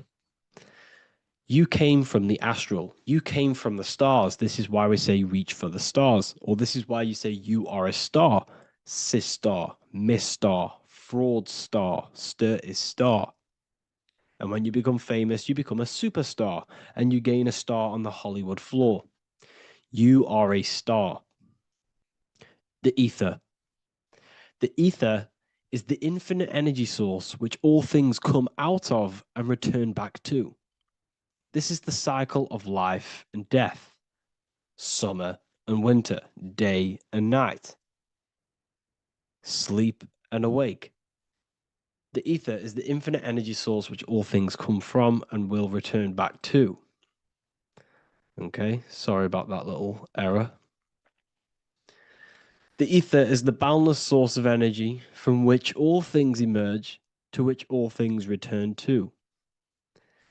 We can see this in the cycle of the sun. The sun does this wave of creation. It rises and it falls. We have the day and the night. The daytime represents our conscious mind when we are alert. The nighttime represents our subconscious mind when we are inside the spiritual realms. The nighttime is spirit, the daytime is matter, spirit and matter, awake and asleep, conscious and subconscious. We see this in the yearly cycle. Summer is life, winter is death. Spring is the morning, summer is midday, autumn is evening, winter is the night. Everything is a macro and a micro cycle of being born out of the ether and returning back from life and death. Life and death is manifested within the cycles of the sun and everything outside of you, as within, so without. This is why we say sleep is the cousin of death. The macrocosm is death, the microcosm is sleep. Every time you go to sleep, you are essentially it's a miniature death. You're entering into spirit and then returning back into matter in the morning when the sun rises. Everything is a reflection of the macrocosm cycles. Preparation for death. The first thing we must do in order to prepare for death, for life after death, in order to stop being reincarnated in this cycle of materialism, in order to progress as a soul, because remember, you are a soul in a body. Just like the sun gives power and life to the earth, your soul gives power and life to your body. When you say I, you're referring to the soul. And your soul can be stuck underneath layers of false identifications. Who you believe yourself to be is merely a collection of subconscious programs running within your mind. Now, that's very deep. That is very, very deep. Who you think you are is a part of your thinking mind. Your name, your job, your reputation, your family, your friends. These things are not you. They're all aspects of the thinking mind. What happens if you meditate and you turn off the mind? Then all these things do not exist. You're left with the pure soul, the pure awareness, the pure observation. If you turn off the thinking mind, you're no longer your body, you're no longer your reputation, you're no longer your friends, you're no longer your job and your labels. You are the soul. That's the true you, the observation of the mind, not the thinking mind. The ego is the echo. It's an echo of your true self. The ego is your mind's perception of itself, shaped by experiences, trauma, emotions, and beliefs. It is merely an echo of your true soul self. The ego is not you. Your mind is not you. You are the soul.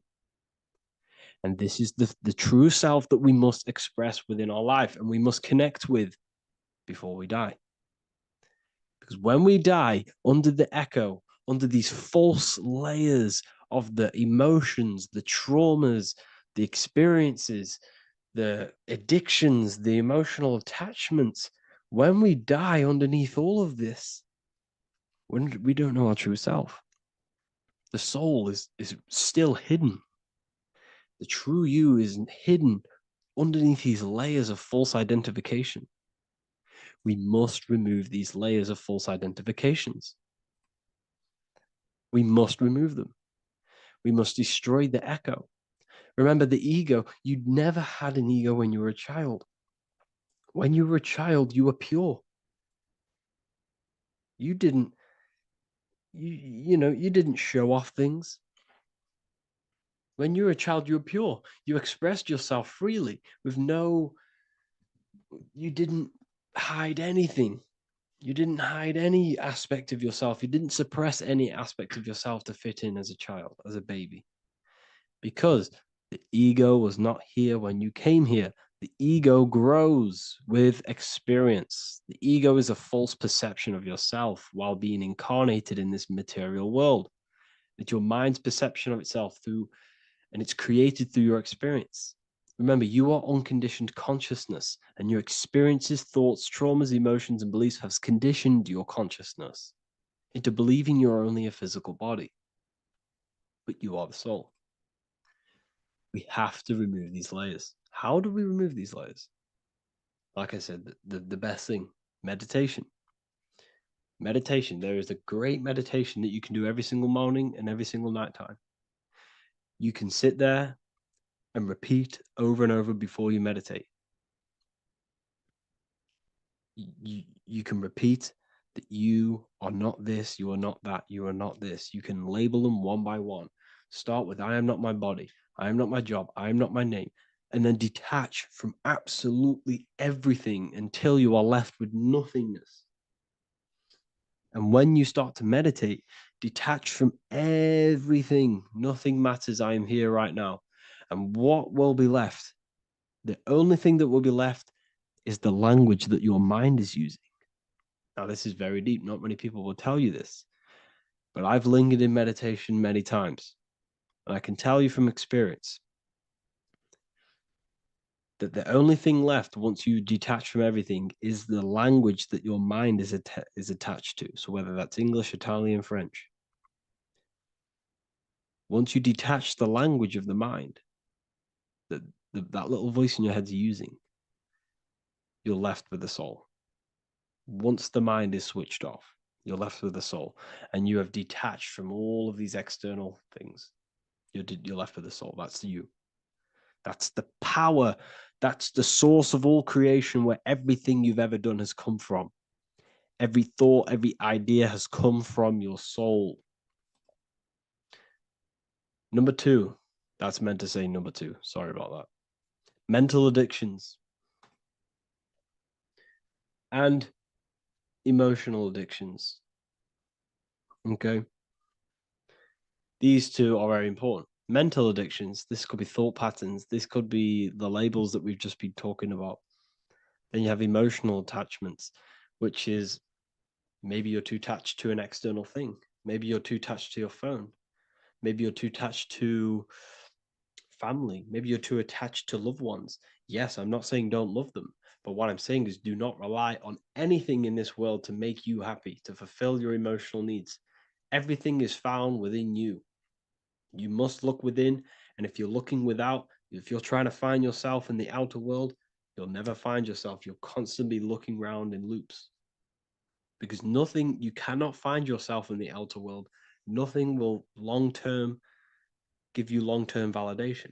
Seeking validation in the outer world will leave you soulless, leave you feeling empty inside and sad and depressed.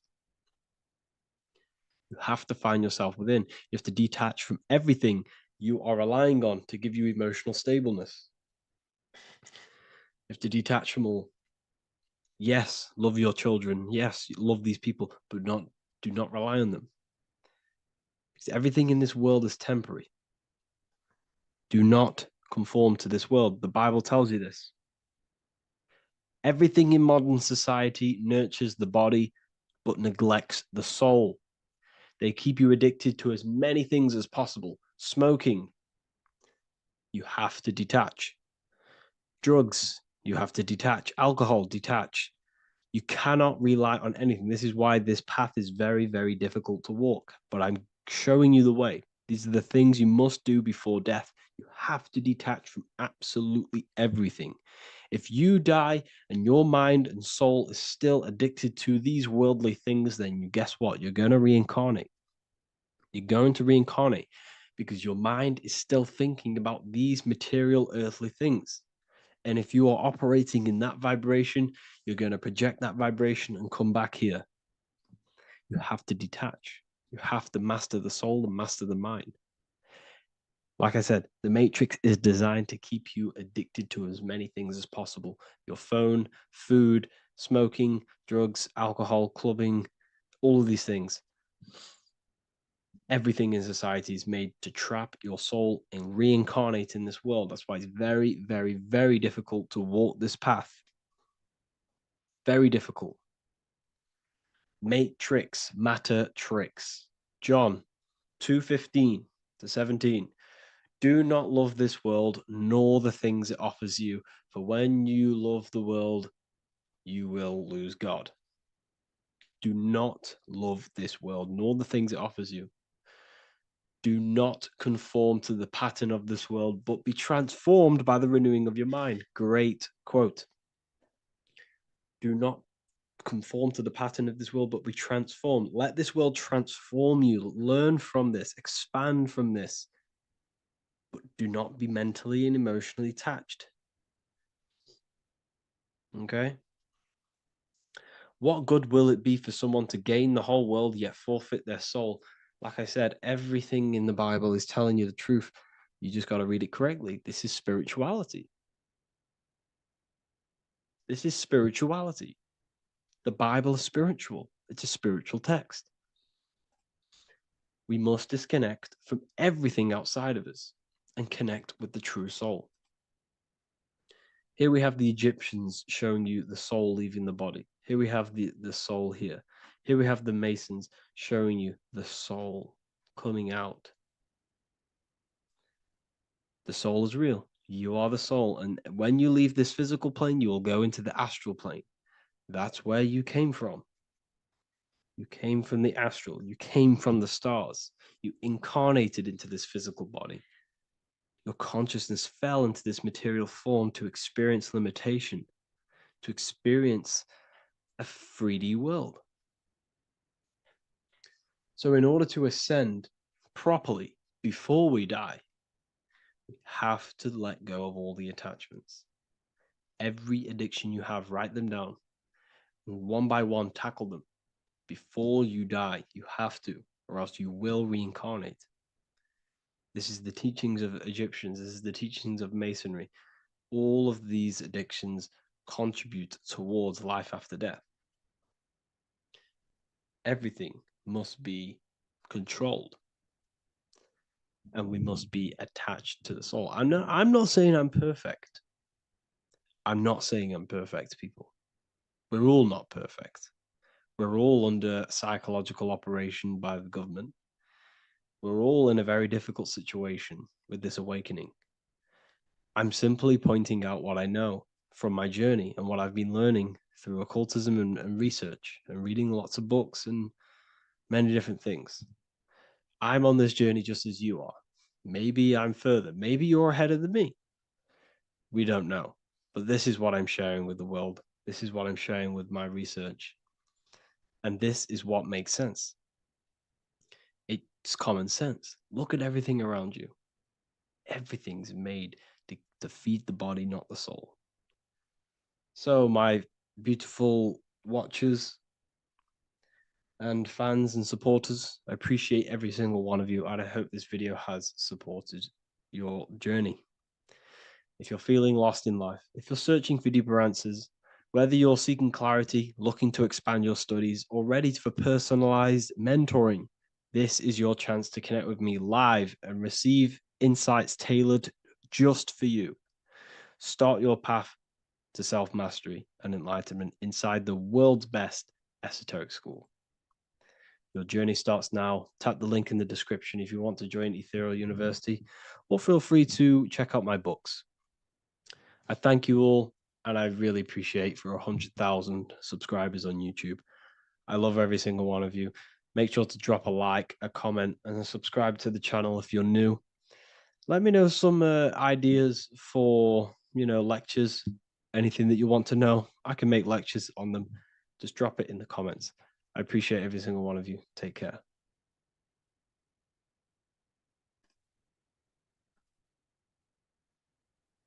Welcome to Revival of Wisdom. Welcome people, we're back with another video. Please make sure to hit that like button, subscribe, and turn on notifications to never miss a video. The Earth is a giant torus field consisting of a positive and a negative pole. The Sun being the cathode with a positive charge and the Moon being the anode with a negative charge. This is why the Sun rules over the day, giving you lots of energy, and the Moon taking your energy from you, making you go to sleep. Now, the plane that we live on is called the plane of inertia, and at the center of this plane of inertia is the North Pole. This is where the two electromagnetical energies meet. Now, this is where the most electromagnetic energy is stored. This is why all compasses will point north, because it's the most magnetic place in this reality. So the Sun and the Moon is spinning around this center point, which is stirring the ether of this reality and making everything move in circles, meaning this is a cycle. Everything's recycling itself. It's an organic simulation.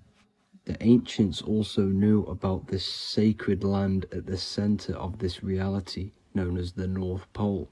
As you can see on this map from the 1500s of the North Pole, you can see 4 islands around this center black rock. Ancient civilizations like the Mayans, the Buddhists, and ancient Chinese also depict these 4 islands. The endless symbology of these sacred lands at the center has been going on for thousands of years. These sort of secrets are now kept by the elites, but as always they have to show the truth in plain sight, and this is what they are doing with the Windows symbol and also the Wizard of Oz. Now in the Wizard of Oz, as you can see, there's something called Munchkin Land. Munchkins are these unusually short people. Then on the ancient 1500s map it says pygmy, and then the pygmy people in mythology are also these unusually short people. Just like Santa and his elves, they come from the North Pole, and elves are these unusually short people. These stories that we are told about Santa and Munchkins are putting truth in plain sight about this sacred land. This sacred land at the center of the earth is where the aurora borealis comes from and is being emitted from this black hole in the center, also known as the black sun. The aurora borealis is the Earth's aura, hence why it has the word aura inside of it. It is the life-giving essence to all life within this realm. As this dualistic reality we live in consists of both physical and spiritual, the black sun is like our sun for the spirit. It's our spiritual umbilical cord, connecting us to the spirit realm. And the rising sun is the opposite. It's our sun for our physical 666 carbon suits, known as our human body, our physical aspect. As it states in the 40,000-year-old emerald tablets, deep in Earth's heart lies the flower, the source of the spirit. The flower of life is as thine own place of spirit, and streams through the earth as thine flows through thy form, giving off life to the earth and its children.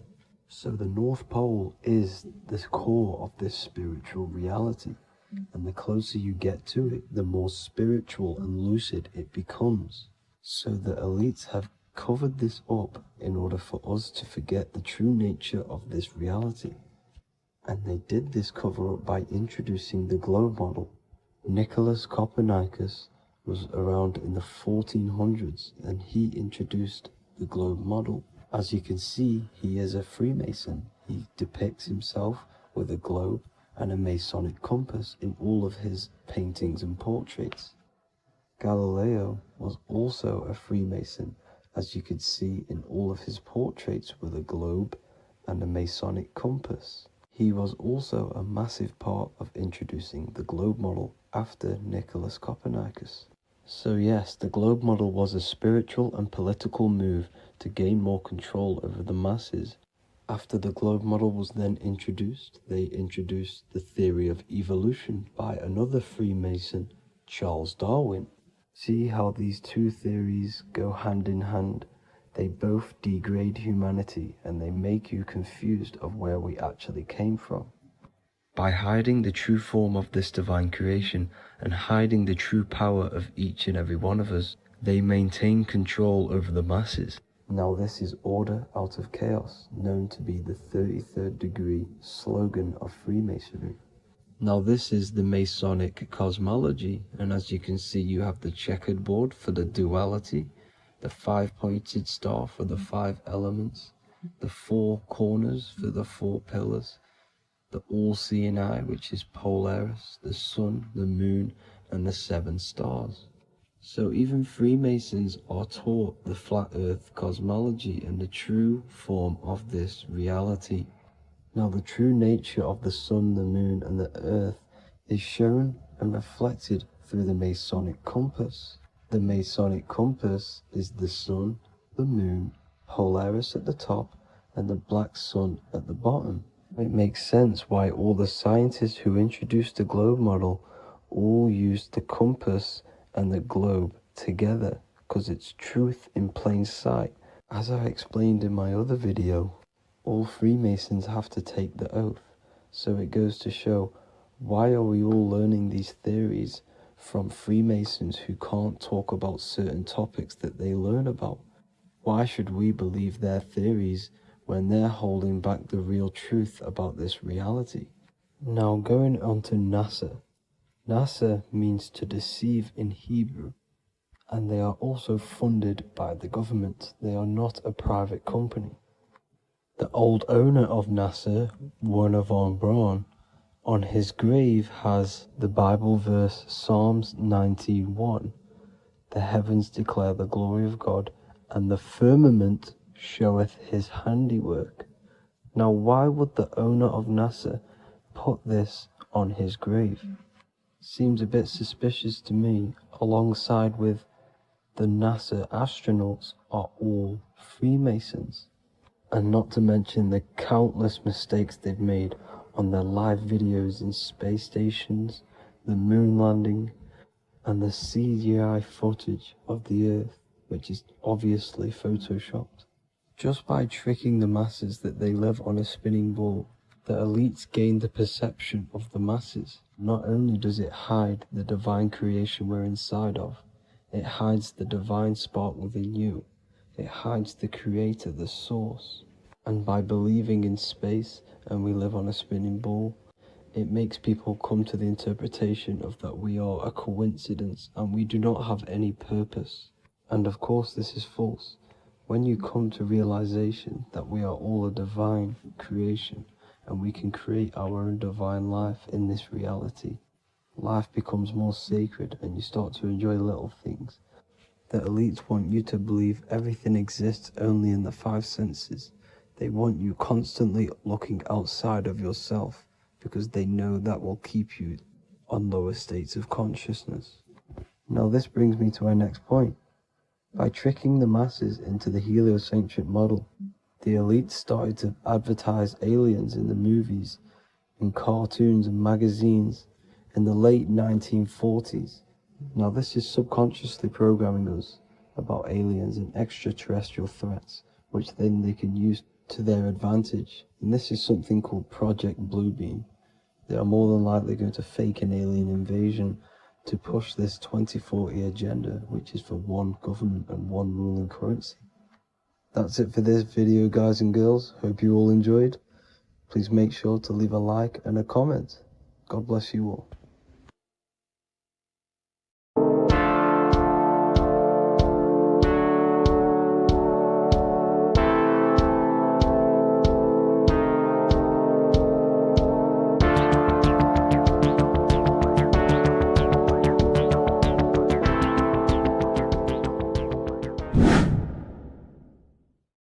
What is good, people? We're back with another video, and this is going to be talking about the connection between the micro and the macro.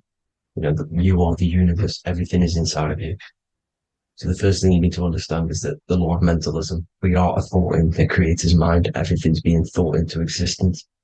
We have a spark of this mind, this same mind of the creator, and everything is a state of mind.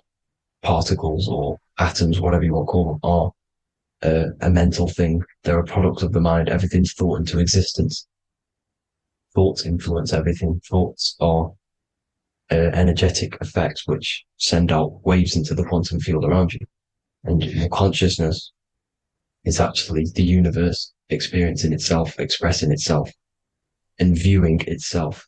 So we are the creator, but viewing itself in separate bodies. And this is why they call the material world the world of illusions, because everything's separate here, but we all forget that we're not all one. We've all been brainwashed to think we're all separate, but we're all one. We're all the same mind, the same consciousness, everything. So everything's created out of toroidal fields. God created the toroidal field. That's the only thing that exists because atoms are toroidal fields. And it's the basis behind all creation. As you can see it in the owl's eyes, it creates the infinity symbol. And this was the apple. That apple is a toroidal field. And the toroidal field is made out of dielectricity, which is ether. Ether is black light, and this is counter space. This is another realm. This is what creates God to be omnipresent, to be everywhere at one place at all times. He is everywhere because ether is everywhere. Ether is infinite potential. It connects everything together, and that's what energy moves through. It moves through the ether, and that's black light. Everything is light, as it says in John 4:2. God is light. Everything's a vibrational state of light. So the torus field is made out of dielectricity, ether, black light, magnetism, which is white light, which is the center of the toroidal field. And magnetism radiates, it has no vibration. And then when white light splits, it turns into electricity, which is physical material, and that has a vibration.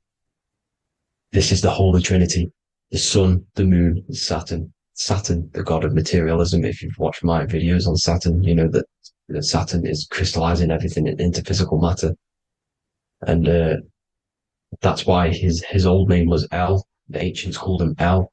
And this is why we get L electricity. This is where L electricity comes from.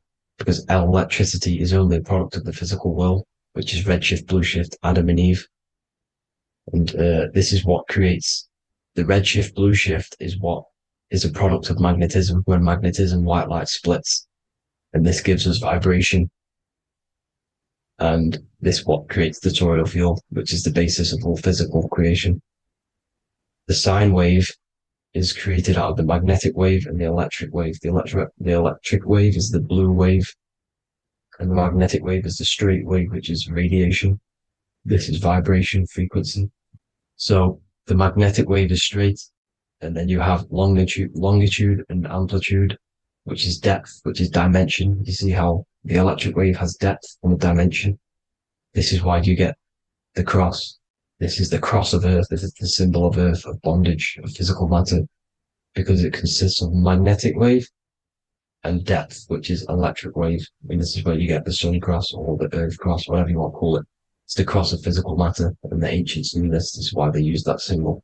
Redshift, blueshift, which is the toroidal field, is the basis of all creation, physical creation. And this is why you have the police siren is red and blue. The Matrix movie, red pill, blue pill. You have red blood and blue blood in your body. The Democrat and Republic, the two parties, red and blue. Like your taps on your taps, you have a red and blue tap. One's generative and one's destruction. Fire, destruction, water, generative. So this is the basis of all things. And electric wave has dimension, like I've already said, depth, material, and it's measured in hertz. It's measured in hertz because it hurts you. It decays because the electric wave has a vibration, and vibration always has to go back to a standstill point. This wave cannot go forever, but the magnetic wave will go forever. It's radiation. Magnetic is radiation. It radiates forever. It pulses, but the electric wave will at some point come back to a standstill point, and that's why it hurts. It decays. That's why our physical body decays, because we contain of electricity. This body is an electric body, and it will return back to stillness like a guitar string. If you vibrate a guitar string, you pull it, it will vibrate, make a sound, and then go back to a standstill point. It's the exact same with every single toroidal field within the body. It will decay, and this is why our bodies decay, and everything in creation decays. So we're born into sin, the sin of Eve. The sin of Eve is us biting into the tree of knowledge of good and evil, which is the systems in the body. And the sin of Eve is biting into the sine wave. We bit into the sine wave. The sun moves in a sine wave. Our DNA is a sine wave. Time is a sine wave. Everything in this creation is a sine wave. This is why the dollar bill is a sine wave. Magnetism and electric waves in one. And this is the sun doing its sine wave, which creates, when you go bowling, it kind of creates that pin that you hit over. That's the pin of the sun. The zodiac sign is a sine wave because the zodiac sign is an expression of the toroidal field, because magnetism unfolds into 12ness. And that's why you have 12 zodiac signs, 12 systems in your body, 12 cranial nerves in your head, in your brain. So if you can imagine this, see where my pointer is. Always starts with Aries. Aries is the head. It's the first thing that's created in the womb. And this is Aries, the ram. And this is why it's called a cerebrum in your brain, which is the first thing that creates when you're in the womb. And what's the element of Aries is fire. Fire is the first element. F-I-R, first, because it's the first thing on the wheel, the first expression of energy. As you can see here, my pointer, this is the center of the toroidal field. It would go Aries, Virgo, Capricorn, Pisces, Scorpio, Cancer. Then we go back to Libra. Libra would be center. But you see how the toroidal field is the expression of the 12 energies. That's what the constellations are, the energy expressions of the toroidal field. So it would go outwards, starting from Aries here, all the way back to Pisces, which is beyond the bottom half. But Libra would be the center. That's why Libra is the equinox. It's the equinox.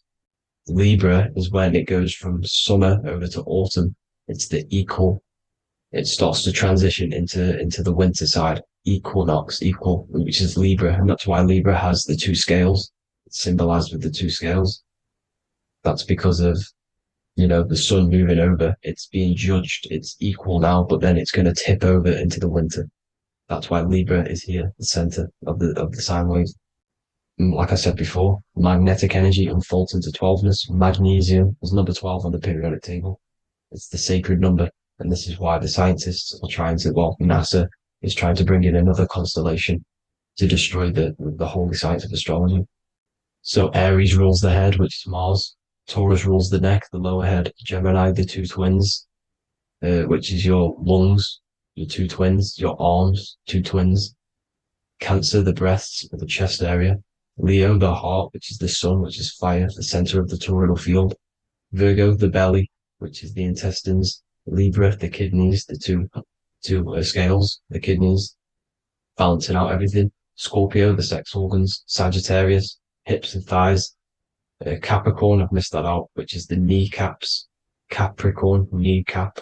Aries, which is the ram, which is the cerebrum in your brain. And then Aquarius, the calves and the ankles. And the Pisces, the two fish, the 2 feet. So everything corresponds, as you can see here. This is an ancient way of depicting it, of the folded human. And this is everything. Each constellation rules that part of the body, gives energy to that part of the body, makes you do certain things. So magnetic energy unfolds into 12ness, electricity unfolds into 7s. That's why when you get electric, the light spectrum that we see, it consists of 7 colors. Why we have 7 planets. The 7 planets give us our 7 metals and the 7 solfeggio scale frequencies.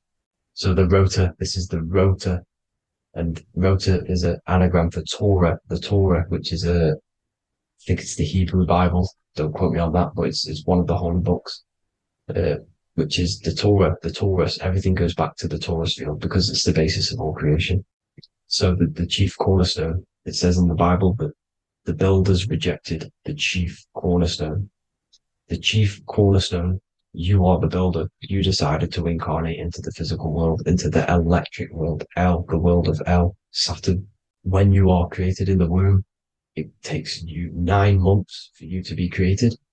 So, for example, if your parents, if you went into the womb here, it'd take you 9 months. So let's say you're born in Scorpio. So you'd go back 9 months, 1, 2, 3, 4, 5, 6, 7, 8, 9. You consist of all of these 9 energies because it takes 9 months or however long you took to be born. Some people are born earlier. You'd have to find out how many months you were in the womb for. But you consist of these 9 energies, and each constellation has a cell salt associated with it. And these cell salts are vital for your health, and your cells are the optimal health of your body. So the chief cornerstone that you rejected is these 3 cell salts, these 3 constellations. So you're mineral deficient in these 3 constellations. For example, fluoride, magnesium, phosphate, and potassium sulfate. So that's the chief cornerstone. And a cornerstone, people always get it rejected with the cornerstone. The cornerstone is not, it doesn't say the cornerstone in the Bible. It says the chief cornerstone. The cornerstone is a cornerstone of a building, but a chief cornerstone is the top of the pyramid. This is where we get the pyramid of the wheel. So you're mineral deficient in whatever 3 zodiac signs you're not. You were not in the womb for. This is the chief cornerstone you rejected. So the human body is the micro. It is the universe in a physical form. It consists of everything in the universe. Just like your consciousness is the universe watching itself, experiencing itself. Your body is the whole universe. 12 systems in the body, 12 zodiac signs, 7 chakras are the 7 planets. The Holy Trinity of you is your Temple of Solomon, the soul and the mind, the sun and the moon. You know, everything is in you. You consist of everything, all the energies, everything. Heaven and hell. Heaven and hell is a mind state. It's a state of the mind. Head, H-E-A, which is heaven, and the heel, the bottom of your foot, is hell. And the bottom of your foot is the soul.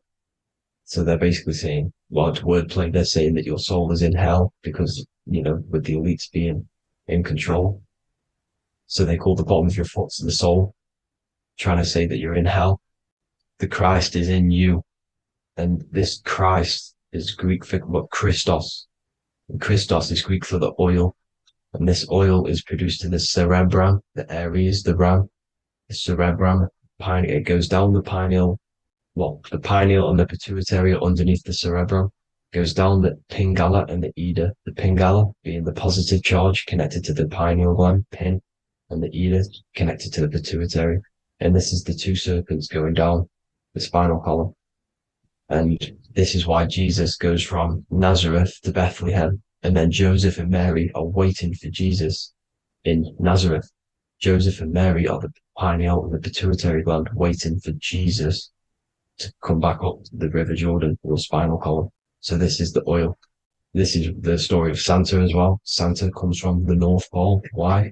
Because the North Pole of the Earth is the center of the toroidal field, and the North Pole of you is your spinal column, which is the North Pole of the toroidal field. The North Pole, he comes from the North Pole. This is the North Pole. This is the South Pole of the toroidal field. Comes from the North Pole, which is your mind. And he goes down the chimney and then back up the chimney. This is the chimney. And he drops off the present, which is the Christos, the oil. And this is why Jesus is crucified at 33, because he crosses over the vagus nerve at the top of your spine. When this oil comes back up the 33 vertebrae, these are your vertebrae here. When it goes up to the 33 vertebrae, it gets crucified at 33 because it crosses the vagus nerve, and he's crucified on a cross at 33. This is the story behind Jesus and Santa.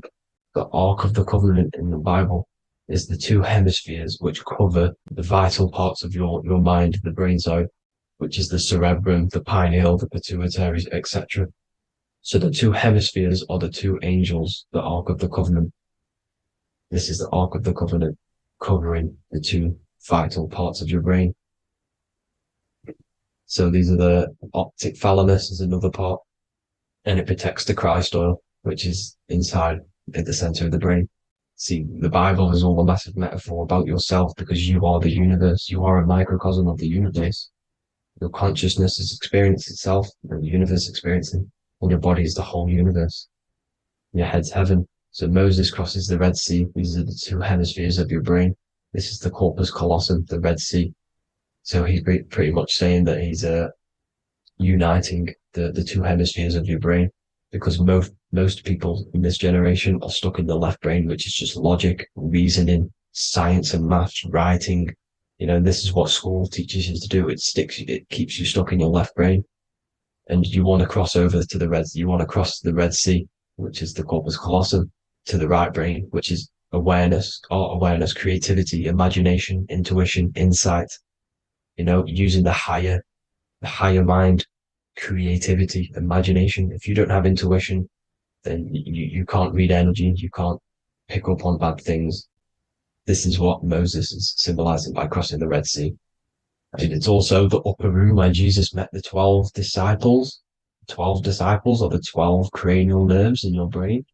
It doesn't just represent the 12 zodiac signs, the 12 disciples. It symbolizes many different things. It's like I said, energy the universe consists of 12ness. So you have 12 cranial nerves in your brain. And that's the 12 disciples as well. And they want you stuck in your left brain, which is the five senses, materialism. So they say in the Bible that Satan blinds the mind. Satan is Saturn. If you've watched my videos, Satan is Saturn. And you consist of the Holy Trinity, which is the sun, moon, and earth. The soul, moon, the soul being your sun, the solar, the moon being your mind, the earth, your physical body. And Satan blinds the mind. Why? Because we enter a soul system. This is a soul system, not a solar system. And Saturn is the Lord of the Rings, which is the outer ring. When your soul enters the soul system, your soul starts to materialize. It hits Saturn. Why? Because Saturn starts to materialize you. You take on the 7 virtues, which are the 7 planets, which are your 7 chakras. And to get out of this soul system, you must get out of your lower nature, your animal nature, which is lust, desire, greed. The number of the beast 666, which is Saturn, Satan. So You enter the soul system, you take on the 7 energies, which you turn into physical matter. And this is your descension from heaven to what to say hell. And then you must raise back up from matter to spirit. They say Satan blinds the mind. Why? Because your mind gets materialized. Your soul and mind get materialized. And when you get materialized, it's an intense experience. You lose the divinity within you. You forget the divinity. So Satan, which is the first planet, the first energy you take on, the material body, he blinds the mind. He makes you forget everything, your divinity. Then you must remember, ascend up Jacob's ladder, the 33 vertebrae to heaven. And this is a microcosm of the macro, because you will ascend back up to heaven if you do this, when you leave your physical body, when your body decays. So when it talks about in the Bible, completely destroy them, the Hittites, the Amorites, the Canaanites, all the ites, this is what God says to the Israelites. It says completely destroy them. It's basically symbolizing saying destroy your lower nature. The Canaanites, cannibals. We're under a Canaanite system now, which is cannibalism. And this is flesh eating, lust, greed, all the demonic stuff, all the lower vibrational stuff, the lower nature, eating, sex, and survival, the lower 3 chakras. You must get out of these lower 3 chakras and return back to spirit, which is heaven, which is spirit, love, being holy, being truthful, being passionate. Going back to Satan blinding the mind, all of the planets are made out of these 3 symbols. Satan blinds the mind, and that's why Satan's symbol, this is the symbol for Saturn, Satan, the symbol of Saturn is the cross, which is physical matter, the earth, over the moon is your mind. So the Saturn symbol saying matter over mind, he blinds the mind, Satan blinds the mind once you enter the soul system. And you must remember, in the Bible, it talks about the Genesis, which is Eve, the sin of Eve, which is biting of the tree of knowledge, with the serpent, which wraps around the tree. It says the serpent placed himself on the tree. Well, the serpent is the spinal column. It's the serpent telling you eat from the tree of knowledge of good and evil, which is your nervous system. And eating from the tree of knowledge of good and evil is doing bad things. For example, over-sexualized, overeating, eating the wrong food. That's eating from your nervous system. It's decaying you, and it's preventing you from achieving the God self, the God consciousness. This is the symbolism of, the tree on the serpent, telling you to eat from the left brain, with the left brain being the sinister. Sinister is Latin for left. That's sin. Sin is left. And left is lefty Lucy, Lucifer, right, righteousness, right, God, godly. The tree of knowledge of good and evil, which is your nervous system, because it determines good or bad. That's the only thing you experience in this world is your nervous system. And then the tree of life is the cardiovascular system, and the Garden of Eden is your body. So that's it for this video, people. I hope you've got a greater understanding of how you are the universe and everything is inside of you. Just keep in mind you are the universe experience in itself, and your body is a reflection of everything. The 12 constellations, the 7 planets, everything's inside of you. This world is an expression from the inside outwards. You can't affect the outside world to manipulate reality. Everything's inside of you. I hope you got a greater understanding of this. God bless.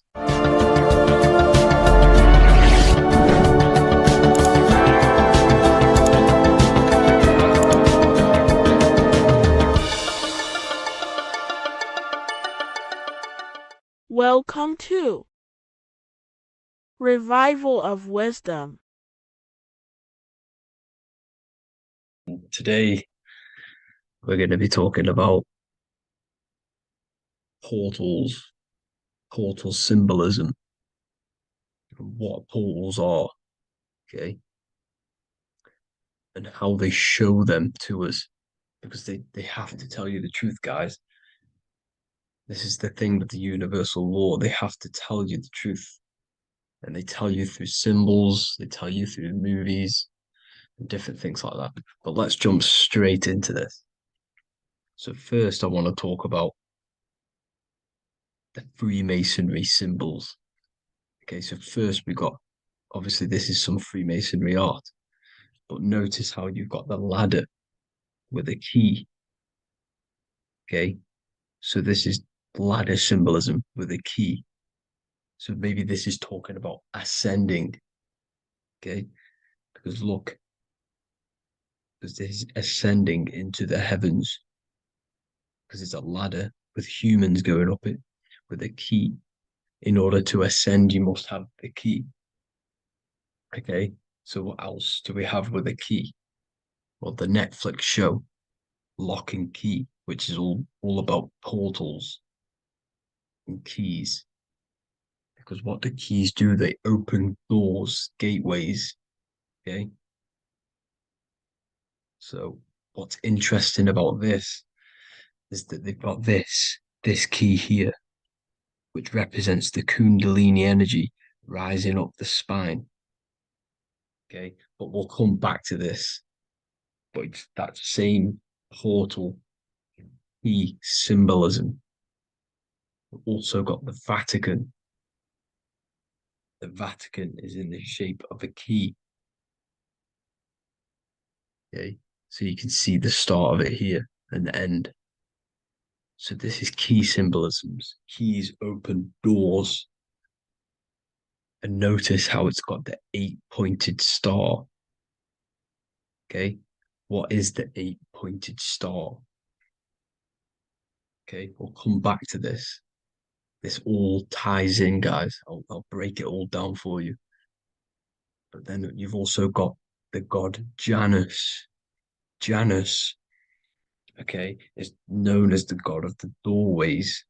He's an ancient god of Rome, and they worshipped him. However, he's not a god, he's more like a high-level ranked demon. Because he is the god of the doorways. And notice how he's got two faces. Because doorways always have two sides. You're going into somewhere, there's always two sides of a door. And he's always depicted with two sides of a face and a key, because he holds the key to the doorways, to the portals, to other worlds and realms. Okay, as you can see, he's always got two faces and a key. Okay, so now we have the Sumerians, the Anunnaki, and they are always depicted with the two faces. Why do they have the two faces? Because they're symbolizing doorways, and the Anunnaki come to Earth through doorways and portals. So these are what these gods are symbolizing in their artwork. But they always have the 8-pointed star. Okay, what is the 8-pointed star? You see how they always have. Look, let me try to find another one. It's the 8-pointed star. This 8-pointed star is Polaris. Okay, Polaris, just like the Vatican has the 8-pointed star with a key. Polaris is the center star. Polaris is a fixed star, it doesn't move. Okay, so the Anunnaki's symbol is also the 8-pointed star. So this is symbolizing the portals and doorways that they come through in order to get to the earth. But Polaris is that center star which does not move. It's always symbolized with the 8-pointed star, just like a compass. Why is a compass the 8-pointed star? Because at the center of our realm is where the most electromagnetic energy is stored. As you can see, we have an aura field, an electromagnetic aura field. So does the Earth. And in the center, so like our heart, for example, is where the most energy is stored. And like the center of the Earth, this is why all compasses point to the center, because this is where the most electromagnetic energy is stored. because it's at the center of our realm. Okay. So like I was saying with the lock and key series, see this here? The Kundalini energy rising up the spine, just like your Kundalini energy rising up the spine. Let me try. Oh, I can't zoom in. But you know what I'm trying to say here. Let's go back to Polaris. Because at the center is where pole. Can you see the pole of electromagnetic energy? Polaris, the North Pole. It's symbolized. The truth is in the words. It's like a pole of electromagnetic energy. And this is where the aurora borealis comes from.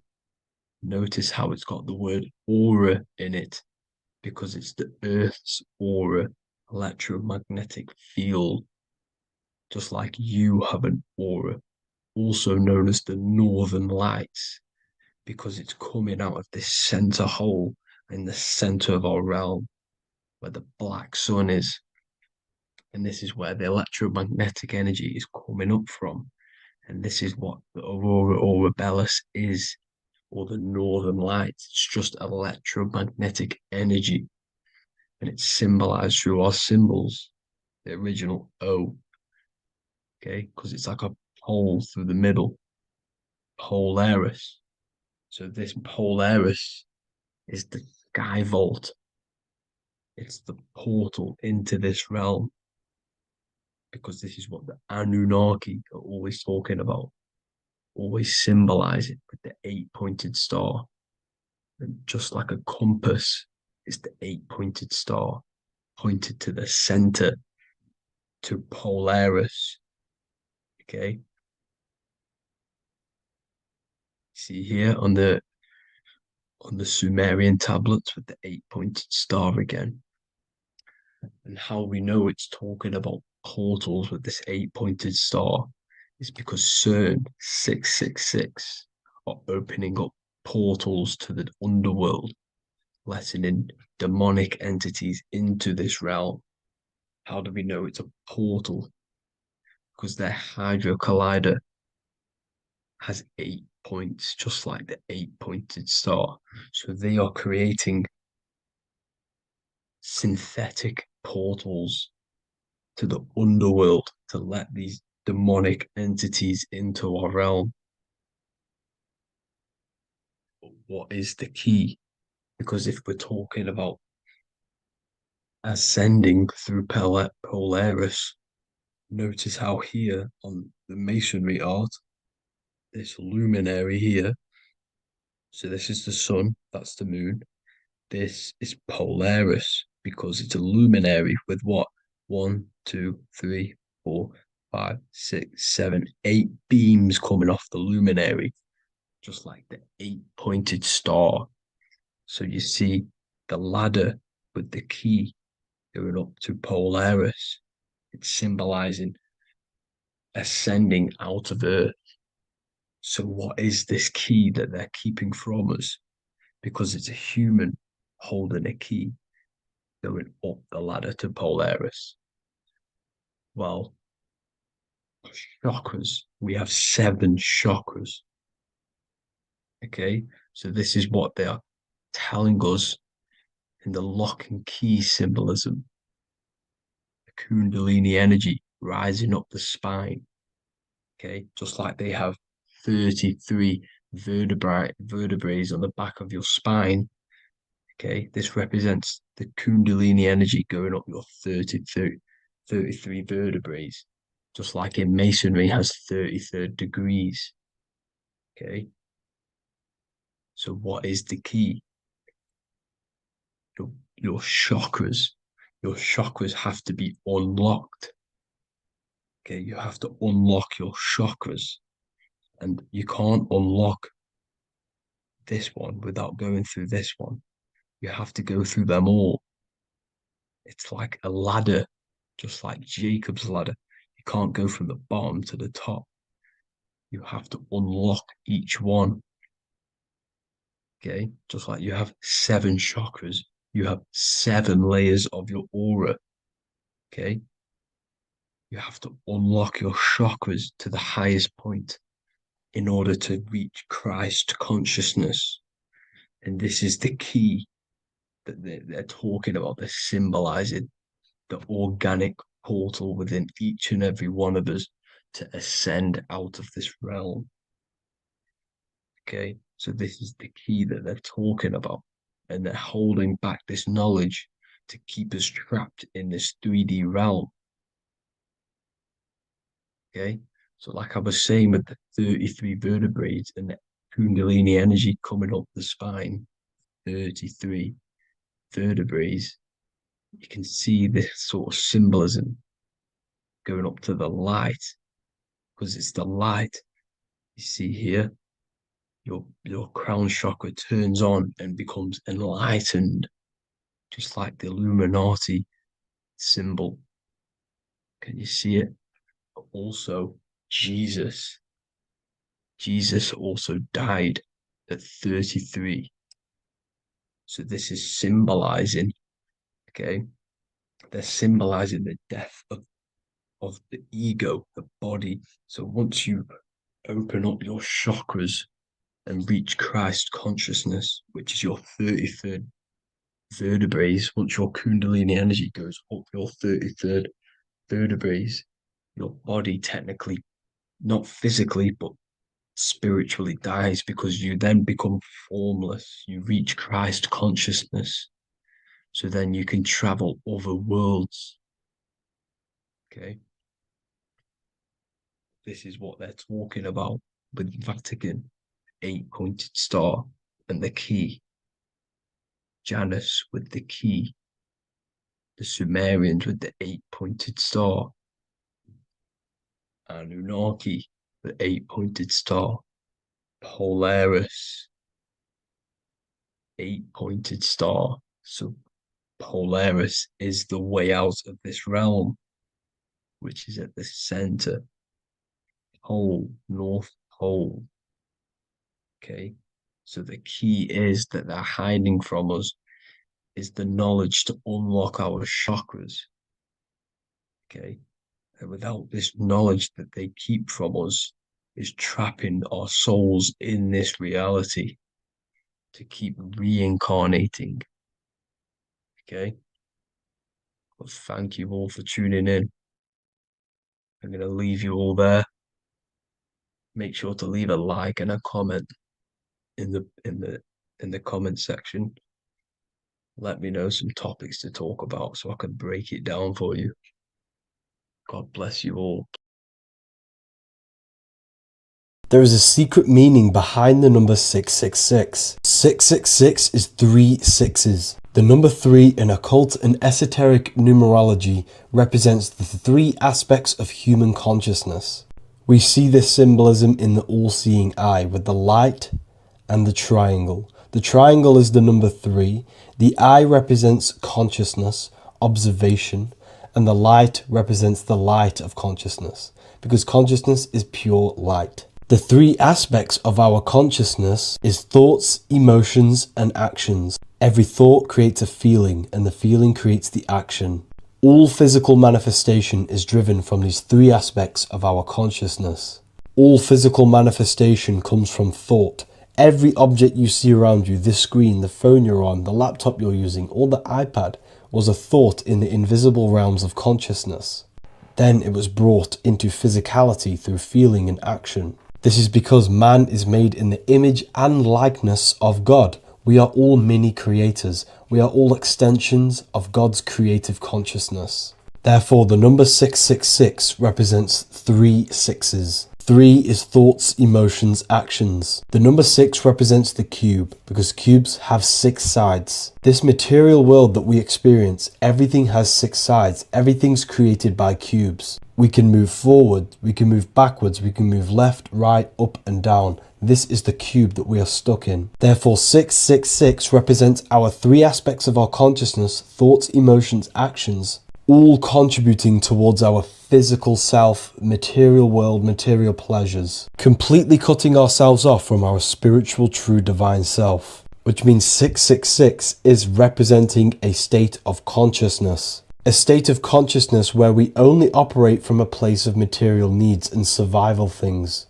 As humans, we possess a physical material body in the physical material external world, but we also possess an invisible inner world, which is what we call spirit. When we disconnect ourselves from our inner world, we become lost in this materialistic way of thinking and acting, which can lead to no life purpose, a feeling of emptiness and voidness in our hearts. Humans possess the ability to transcend our animal instinctual natures and turn to the divine mind, to the spiritual inner world. It is our inner world that is projecting our outer world. The outer world is just an effect of our inner state of consciousness. It's important as we go through this human life to not lose ourselves and look for our validations outside of ourselves. The external world is simply just a mirror, mirroring with mathematical precision what happens inside our consciousness. When we change our inner world, we produce effect in the outer world. To get back on track about this number, this represents when we are lost in our material self and we are completely cut off from our true divine self. The devil is always having goat horns, which represents a ground animal. This is the lower animal self of man.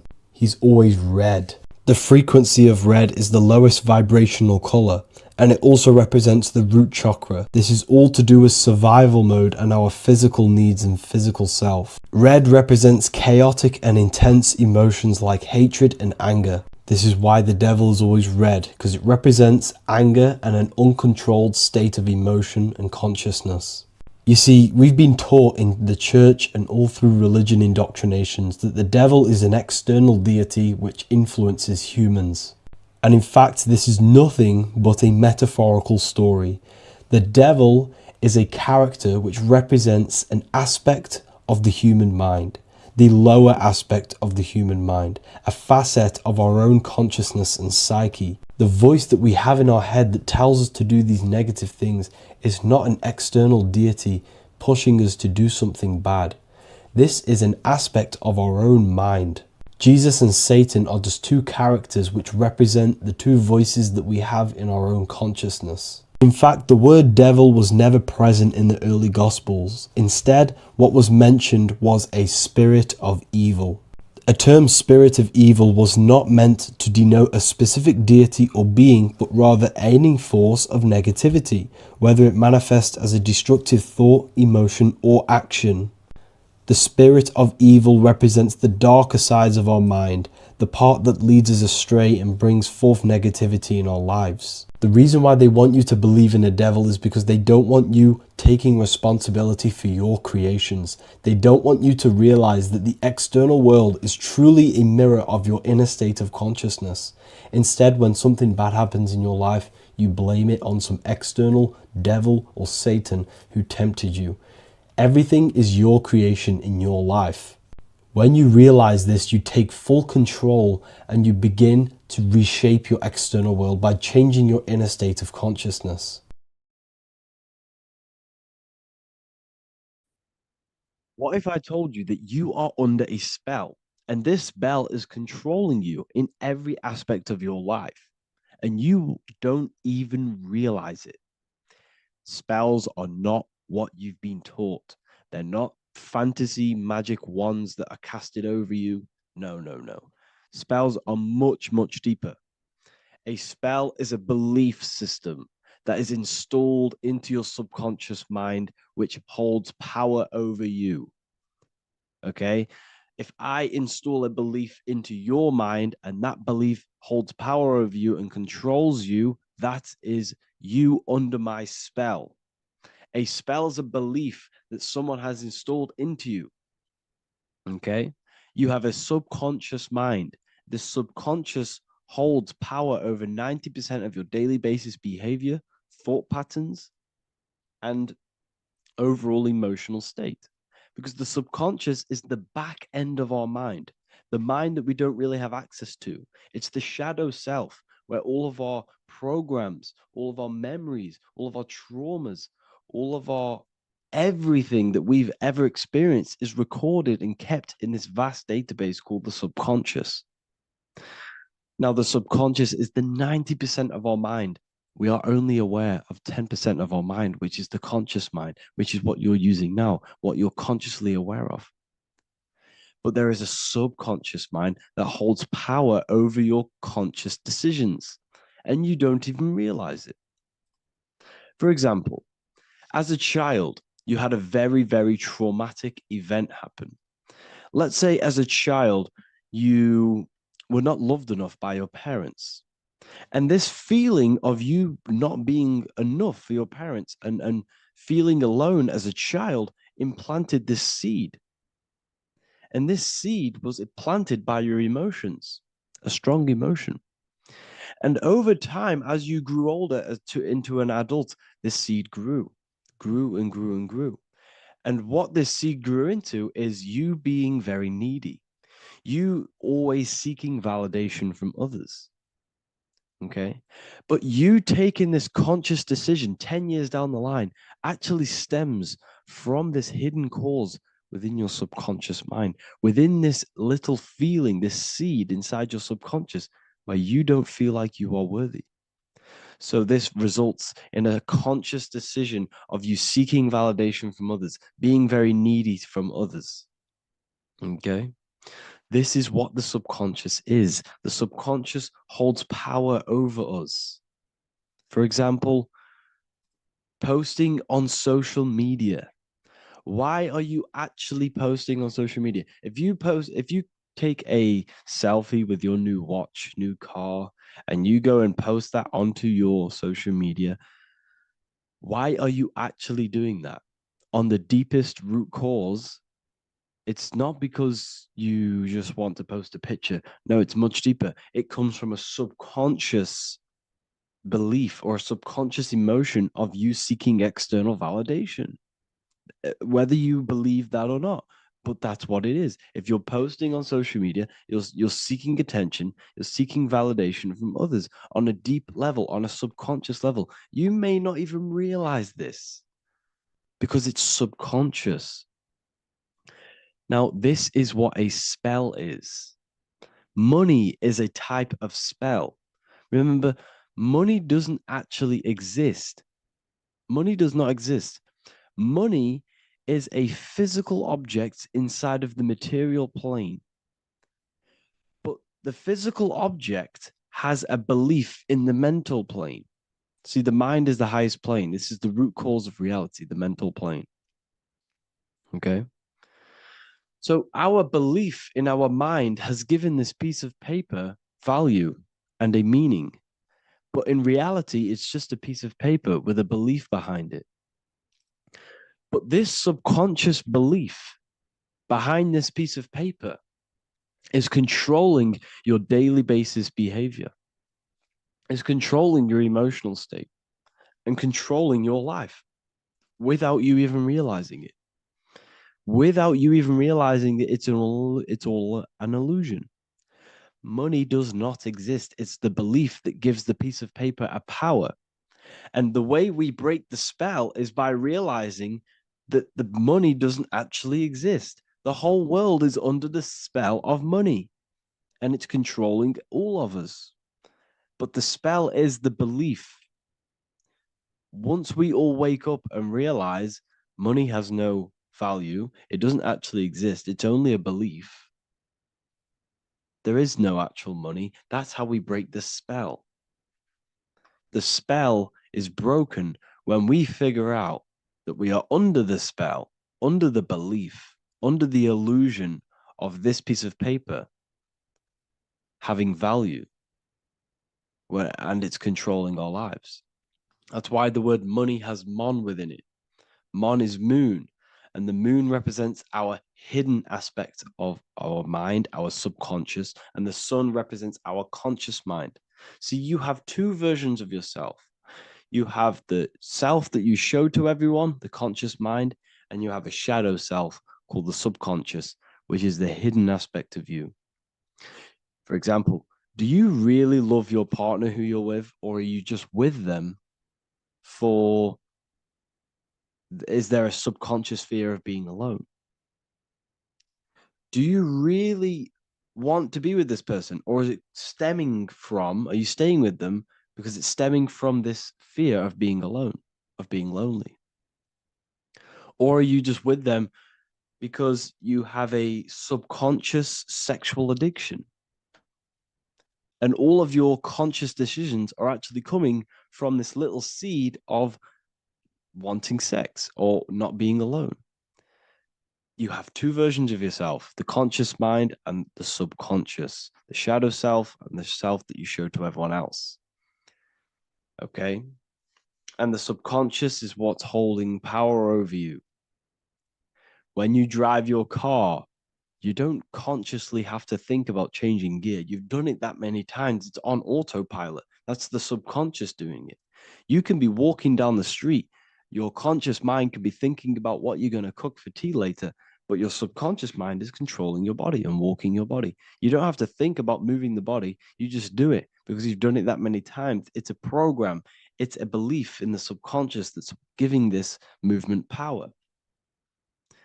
You see, the subconscious holds a lot of power over you. Our beliefs hold power over our daily basis behaviors and actions.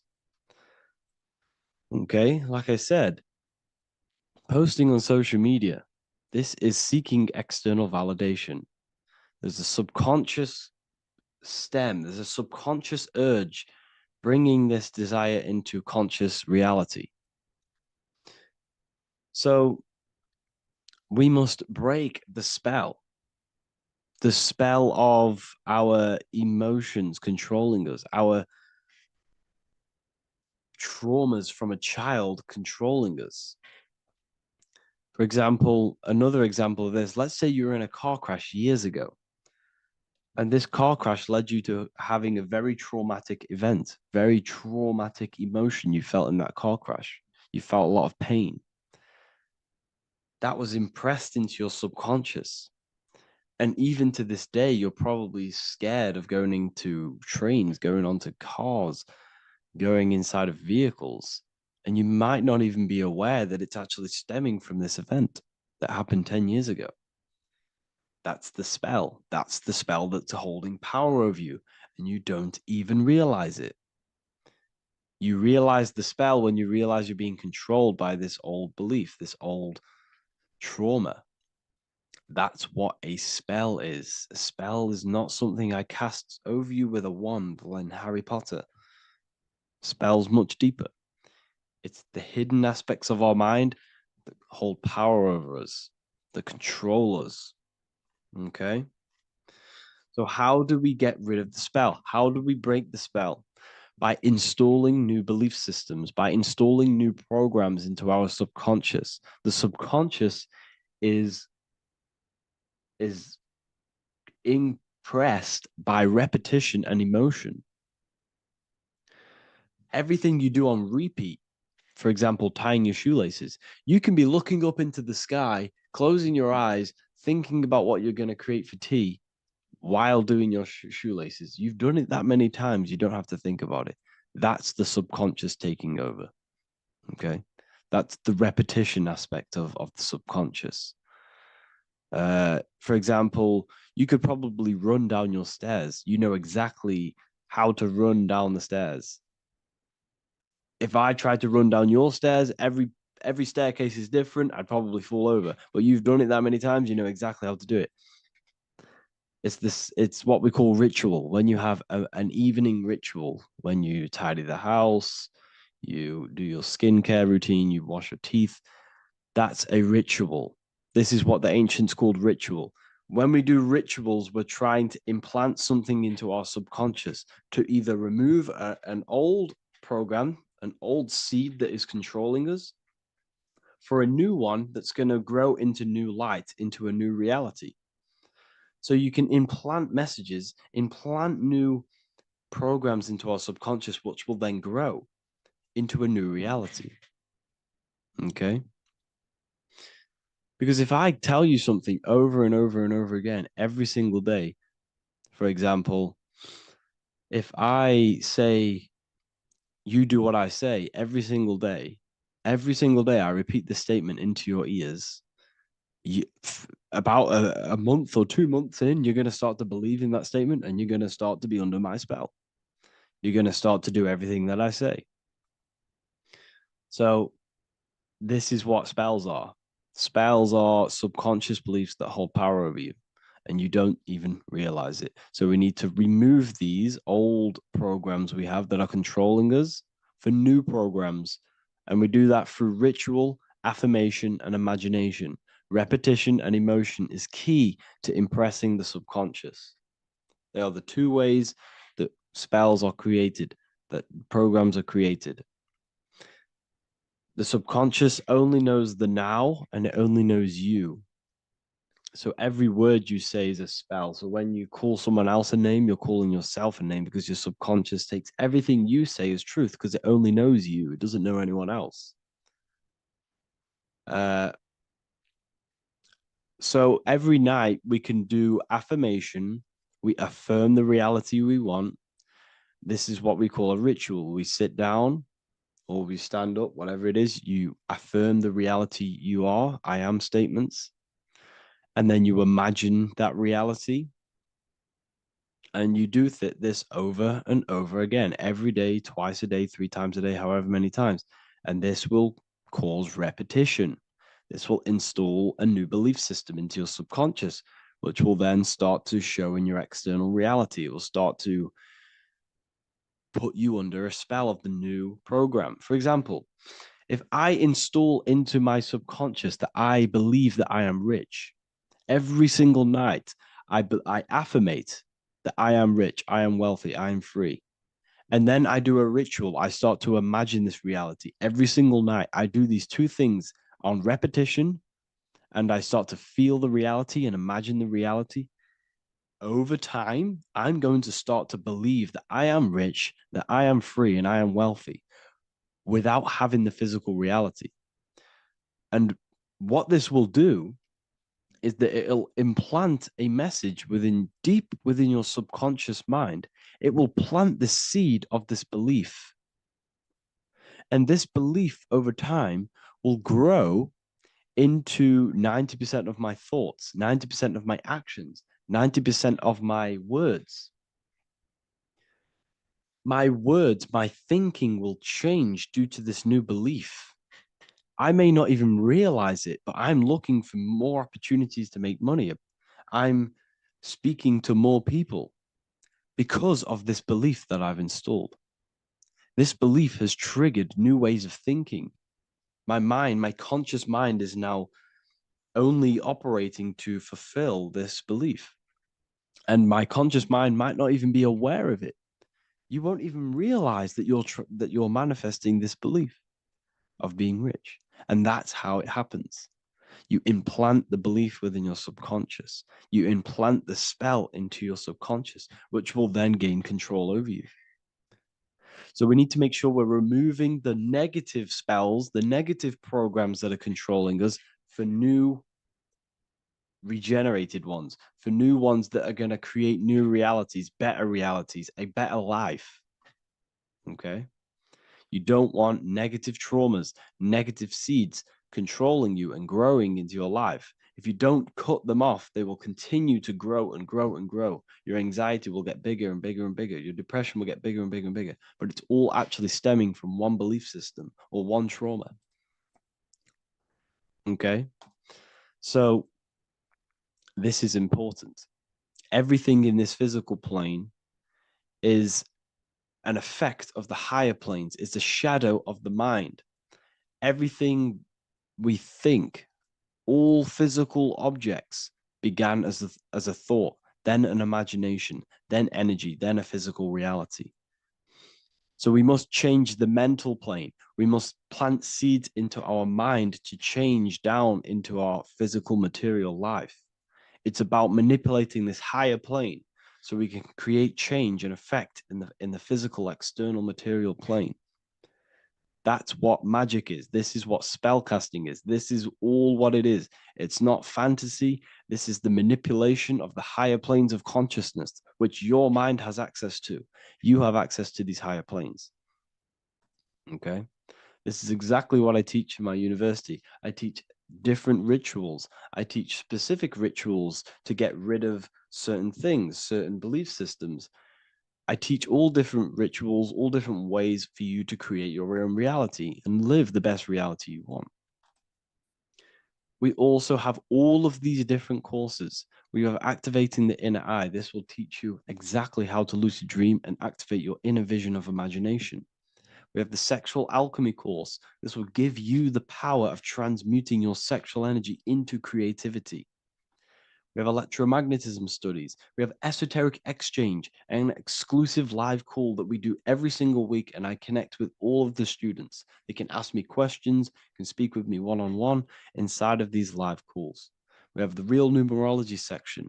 We have the health section. We have a lecture section. Look at all of these lectures we have on occultism, symbolism. All of these lectures are designed to gain you power, to give your personal power back to you, to make you realize things about you. We have a meditation section. We have a library section where you can download all of our library, all of our books, different books on occultism, symbolism, Freemasonry, astral projection. And of course, we have the Manifestation Mastery course, which teaches you exactly how to create reality so you can live that desired reality that you want.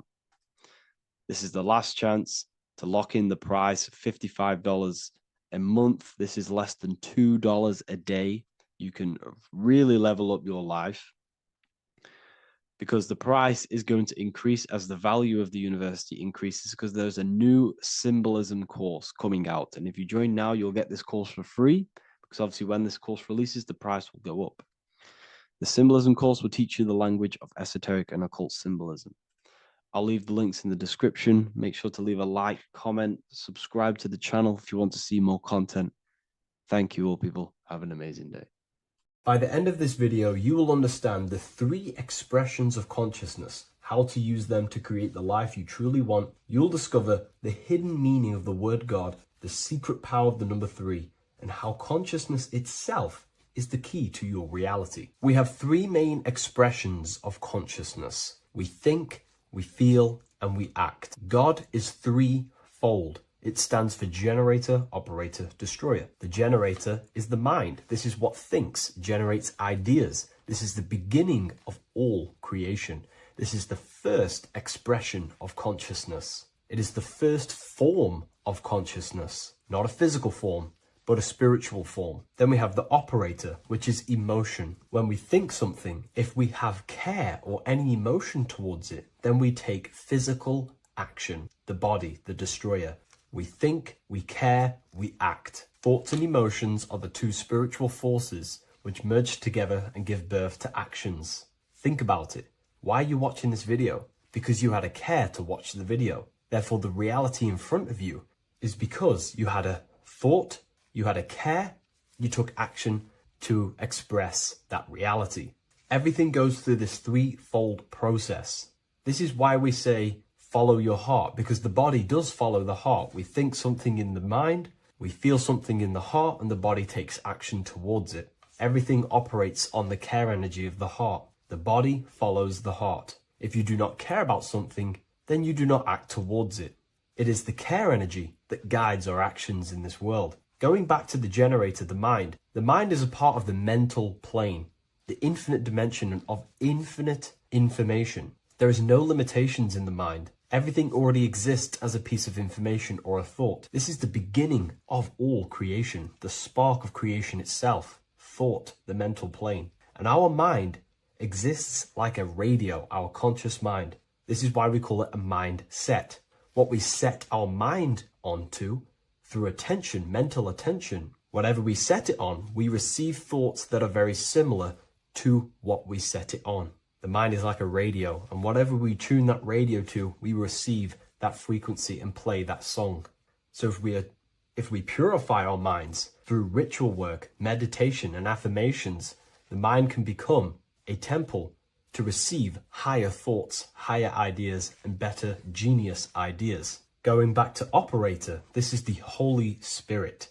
This is what we care about, our emotion. This is the feminine side of consciousness. Thoughts is masculine, the Father. Emotion is the Holy Spirit, which is feminine. And these 2 create a child, which is Jesus, the Son, which is actions. When thoughts and emotions merge together, you have a physical action, which is a masculine force, which is why it's a sun. The Holy Spirit represents a purified heart, love consciousness, holding love in the heart. And when we purify our minds, we have an effect and purify our hearts. And the reason why I say that is because whatever we think in the mind directly corresponds to what we feel in the heart. As above, so below. Thoughts create emotions. If we think something and our heart tells us that is bad, we have a feeling that that is wrong, then we should not take physical action towards it. And if we do take physical action against the feeling of knowing it's bad, then you are going against the spirit. That's what the word Satan means, or Satan. The Hebrew word for Satan is Satan. It means adversary or opposer. You're opposing the Holy Spirit. You're opposing what you know is good. You're taking a sin against the Spirit, against the guidance from your soul, the knowingness of good. So when we do purify our mind, we purify our hearts. And when we cultivate love for the self and one another's in our hearts, we gain the Holy Spirit, which is love consciousness. And when we think in our mind with the love of the heart and we merge our thoughts with love, it gives birth to perfect actions. This is what the true Christ consciousness is. We think with the love of the heart and it gives birth to perfect actions.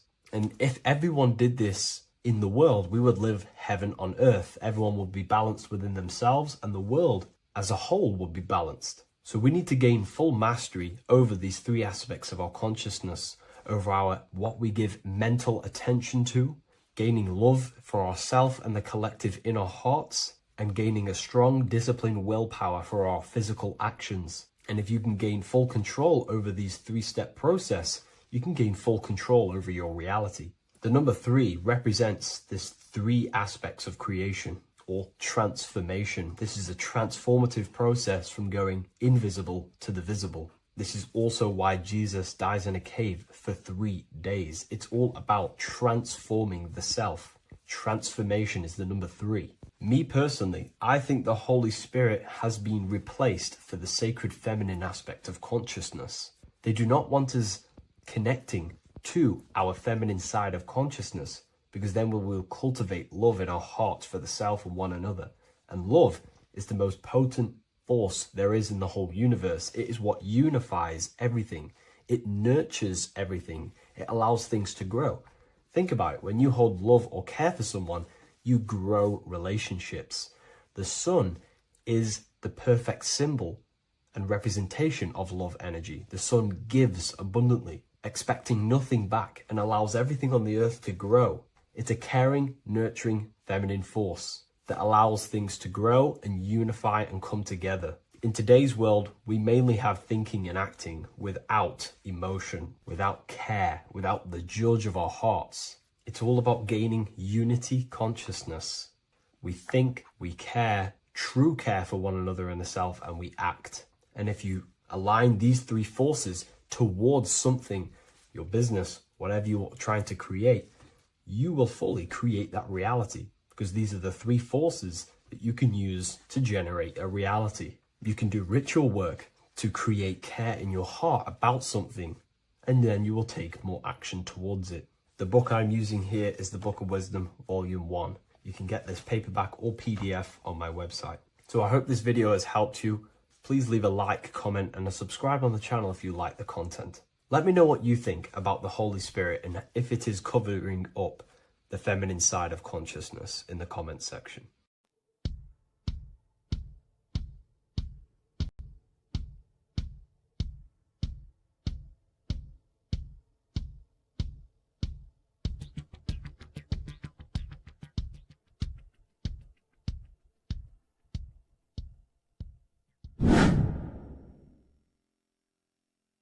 What is good, people? How are we all doing? Today we're going to be talking about the different planes of existence, the occult side of the world, the things they don't teach you in school. And of course, you can only find that on this channel, so welcome. So you need to understand is that your consciousness moves through these different planes of existence, these different states of consciousness, which make up all of you. Okay? They are all interlocked planes. They are all interpenetrated into each other. They are all one. They melt into the plane above and below. You see, each plane is a product of each plane. As above, so below.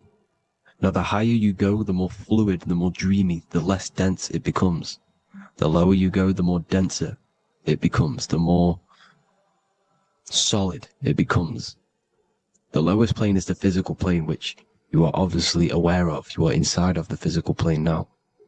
But while you are in this inside of this physical plane, you are indeed inside of all these other bodies which you have not awakened yet. You have to awaken these different bodies. You have these bodies. Okay? It's like a ripple effect. And the center is the most dense, the most solid. This is Earth, the heart of the ripple. And the further you go out from the center, the more dreamy, the less fluid, the more fluid, the more less dense it gets until you're one with the all. You see? And this is what it's like. This is what this system is. It's like a ripple effect. Now, let's jump straight into the planes. First, you have the physical plane, made out of 4 elements. 5 elements. The ether is the mother of the elements. It's the womb of the elements. It's the 5th element. And it gives birth to the 4 other elements. 4 is stability. Tables have 4 legs, and this is why the ether gives birth to 4, because it's the foundation of the physical world. Fire, earth, water, air. They are not pure. Each one of the elements melts into the other one. For example, earth and water both share cold. Water and air both share wet. You see, they compose of each other. They mold into each other based off the vibrational state of the ether. That's what it is. The 4 elements are the vibrational states of the ether. Okay? So you have the 4 physical elements making this, physical world. It's the lowest world. It's the world of effect. This world, whatever you see, whatever you experience, it's the effect. You can't change anything by manipulating this world. You got to manipulate the higher worlds to affect this world, you see? As above, so below. This is the lowest plane. It has 3-dimensional. It's the 3rd dimension. Space, height, and thickness. That's all it is. Front, backwards, upwards. You see, it's 3-dimensional. We cannot perceive the hidden side, which is the interior of this existence. We cannot perceive the interior from our exterior view. We are looking into this world. Okay? This is the exterior view. We can't see what's inside of that. That's the 4th dimension, which is the next one. It's the most gross and dense plane. 4 states of matter, the most slowest vibrational molecules exist in this plane. Above this plane, you have the ether. Okay? The word ether and either are the same thing, because either connects 2 scenarios in languages.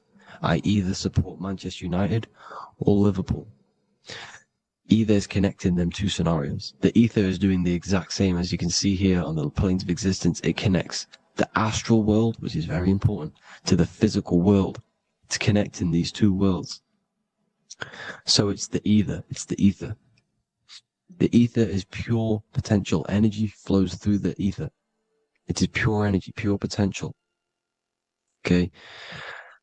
The physical body is an exact copy of the etheric counterpart body. So every physical object has an etheric energy double.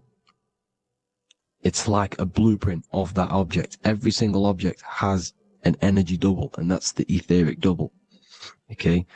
The etheric body determines the shape of our physical body through its lines of force.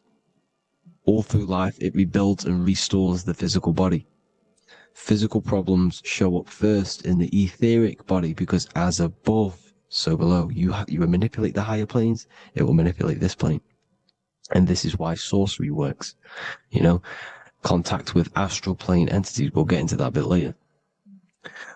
So the reason why we can't see this plane, this energy world, which is all around us, which we are inside of right now as we speak, is that the molecules that compose it are further apart than those of the physical plane, making it invisible to the 2 eyes. That we can't perceive it. We can't Our eyes cannot physically suck in that sort of information, and our brain cannot decode it.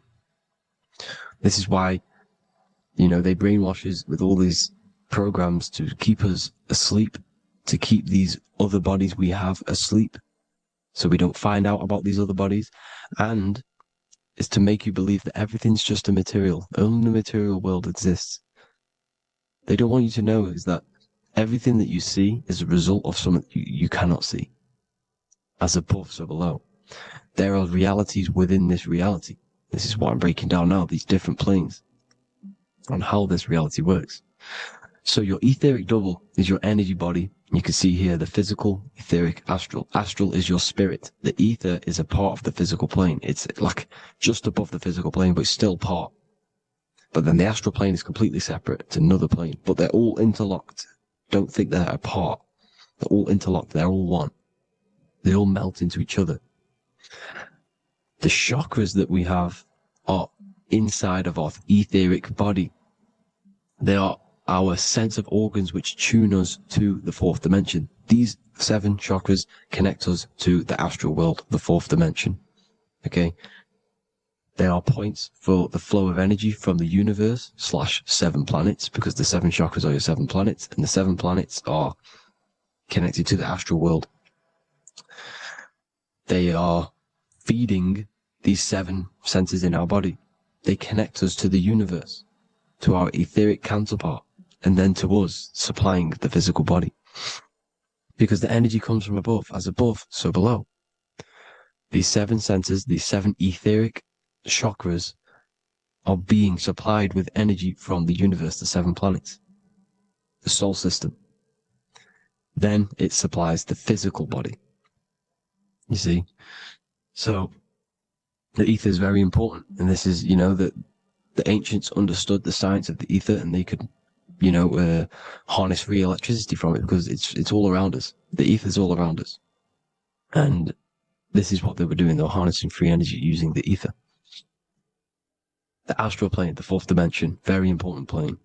Very, very important. We've all been there. Every single one of you has been there. Okay? The fourth dimension is unseen of what we see. It's the interior of the exterior that we see. We see the third dimension, but we cannot see beyond what's making this third dimension. This is the fourth dimension. Okay, it's the dream world. This is where you go when you dream. Okay, this is where you go when you dream. It's the place of disembodied spirits or ghosts, entities, whatever you want to call them. When you hear ringing in your ears, that is not tinnitus. That is an entity around you. Okay? That is an entity around you.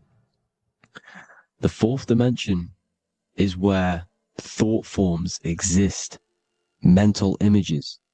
Thought forms as in what you see in your mind when you think of an image, because the mind is the highest plane of existence. Mind is the highest plane of existence. And it manipulates all of the planes below. So it goes the mental plane, then the astral plane. So the thought is in the mind, the mental plane. That just the thought alone, no image, but then the form depiction, the thought form exists. It manifests in the astral plane as a sort of image, an entity, a living conscious being. So this is why thoughts are things. You see, thought forms exist within the fourth dimension. So when you imagine something, when you are, for example, right now, look into your hand and imagine there's an apple in your hand. If you can see that, you are seeing into this fourth dimension. You can only see into this fourth dimension using the mind's eye, not the 2 eyes, the mind's eye. When you shut off the 2 eyes into darkness, the third eye opens. The mind's eye is open, and you can see, this is astral travel. You got to work on astral travel, and you will see this astral plane, this fourth dimension. And there are 3 different sections to this astral plane: higher, middle, or lower. So yes, there is a kind of a heaven and hell, and a mid-God. Heaven being the higher vibrational entities manifesting higher vibrational thought forms existing there, the lower vibrational thought forms existing in the astral plane. But these thought forms are beings. You can create these beings. They're called elementals. Okay? If you entertain specific thoughts for long enough, this will plant a seed and it will grow. If you keep, so for example, you have a bad feeling or whatever, what's a good example? Unforgiving someone, you keep that energy inside of you for long enough, it will manifest on in the fourth dimension. You entertain that thought long enough, it will manifest. And it will create an etheric body, and it will be an entity which will harm you. It will feed off you this low vibrational energy. Your mind is so powerful. It creates thought forms, and these thought forms can take consciousness, can take bodies, etheric bodies. Now, that's why it's very important that you master your mind, master your thought patterns. So this fourth dimension is the astral world. So when you have a nightmare, this is the lower astral plane. You're in the lower astral plane. Whilst this physical body rests at night, your consciousness, you awaken this other body, your consciousness goes inside of this other body, whilst the physical body lays asleep. You see? So it's all inside of you. This is what you need to understand. You just haven't awakened these bodies yet. You can awaken them. You just got to awaken them. Okay? The next is the mental plane. This is the mind, the source, pure cause, pure motion, the most less dense, the most fluid. No form. There's no form to the mind. Astral plane is the first plane where a form takes existence, pretty much. The mental world has no form. It's pure mind, pure intelligence. Thoughts alone exist here without any images or manifestation. The most fluid, the most dreamy, the most causal plane. All of the rest take the effects of this plane. That's why it's mind over matter. Your thoughts they create vibrations. Each vibration is vibrating on a specific frequency, which creates mental images, creates effects down here on this physical plane. This is why it's so important to master your mind. Master what you think. Master your mind. It's the hardest thing to master. You could conquer the world, but it's probably harder to conquer your own mind than to conquer the whole world. I can promise you that, because the mind can play tricks on you. You got to listen to that inner guide within you that will constantly manifest the good things. So anyways, people, hope you learned a lot from this. Please work on trying to activate these other bodies. I will maybe do another video on trying to activate these bodies if you wish. Please comment down below if you would like to see that. And have an amazing day. Please like, subscribe, comment down below any video ideas you want me to do, any information you want me to spit. Thank you all. Have an amazing day.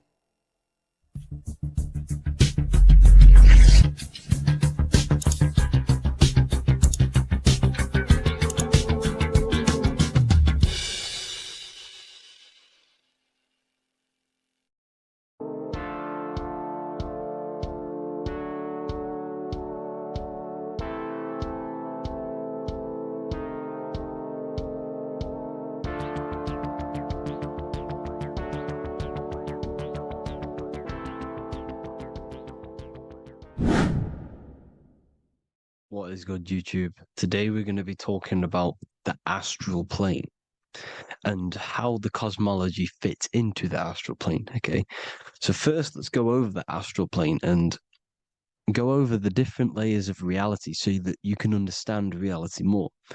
You are a multi-dimensional being. You are not you are in all of these realities at the same time. They all interweave into one big reality. But there are different planes. They are different vibrational dimensions. There are different dimensions of reality. The mind is the root cause of reality. We're living in the mind of God. Everything is being thought into existence from the root cause, from the universal mind. This is why the ancient Egyptians said, all is mind. We're living in the mind of God. And we are a microcosm of this mind. This is why we all have the same mind.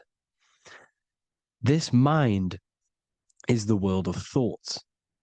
Now, this world of thoughts is just the thought alone. For example, it is the thought of a chair.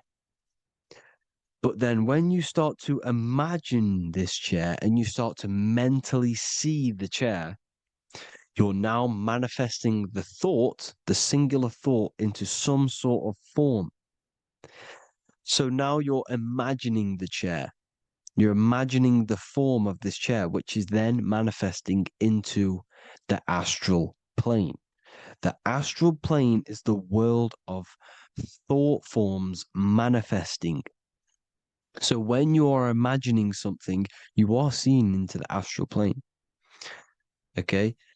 Your third eye, it is an eye because it sees the astral plane. It is seeing the other side through imagination, through dreaming. Well, we'll go over dreaming later. So the thought of a chair is a singular thought. The imagination of the chair is the manifestation of the chair. And in the astral plane, it's basically the world of all the chairs that could ever exist. So you're thinking of the chair as a singular thought, which is the mental plane. The astral plane is the imagination of that chair, is the thought, the manifestation of it. Depending on the vibrational state of the thought will depend what level of the astral plane it will go to. For example, if you're thinking about a chair to torture someone on it, it's going to go on the lower astral plane. Or if you're thinking and imagining happy things, it's going to go to the higher astral plane. So wherever your mindset is, that we call it a mindset because your mind is setting frequencies to certain things. Thoughts are frequencies. And a mindset is setting your frequency, setting your mind to a certain frequency. So when you set your mind to a certain frequency and you imagine something in that frequency, you're going to match everything in the astral plane that are on that similar frequency, just like you would in the physical world. Because we're all in these worlds right now as we speak, but we can't see them with the two physical eyes. We can feel it though. When you're around someone and you've just met a new person, for example, you can feel their vibration. And if you're not on a similar vibrational match, you will not get along with that person, or you just won't not get along, but you won't connect with that person because you're on two opposing frequencies, not matching.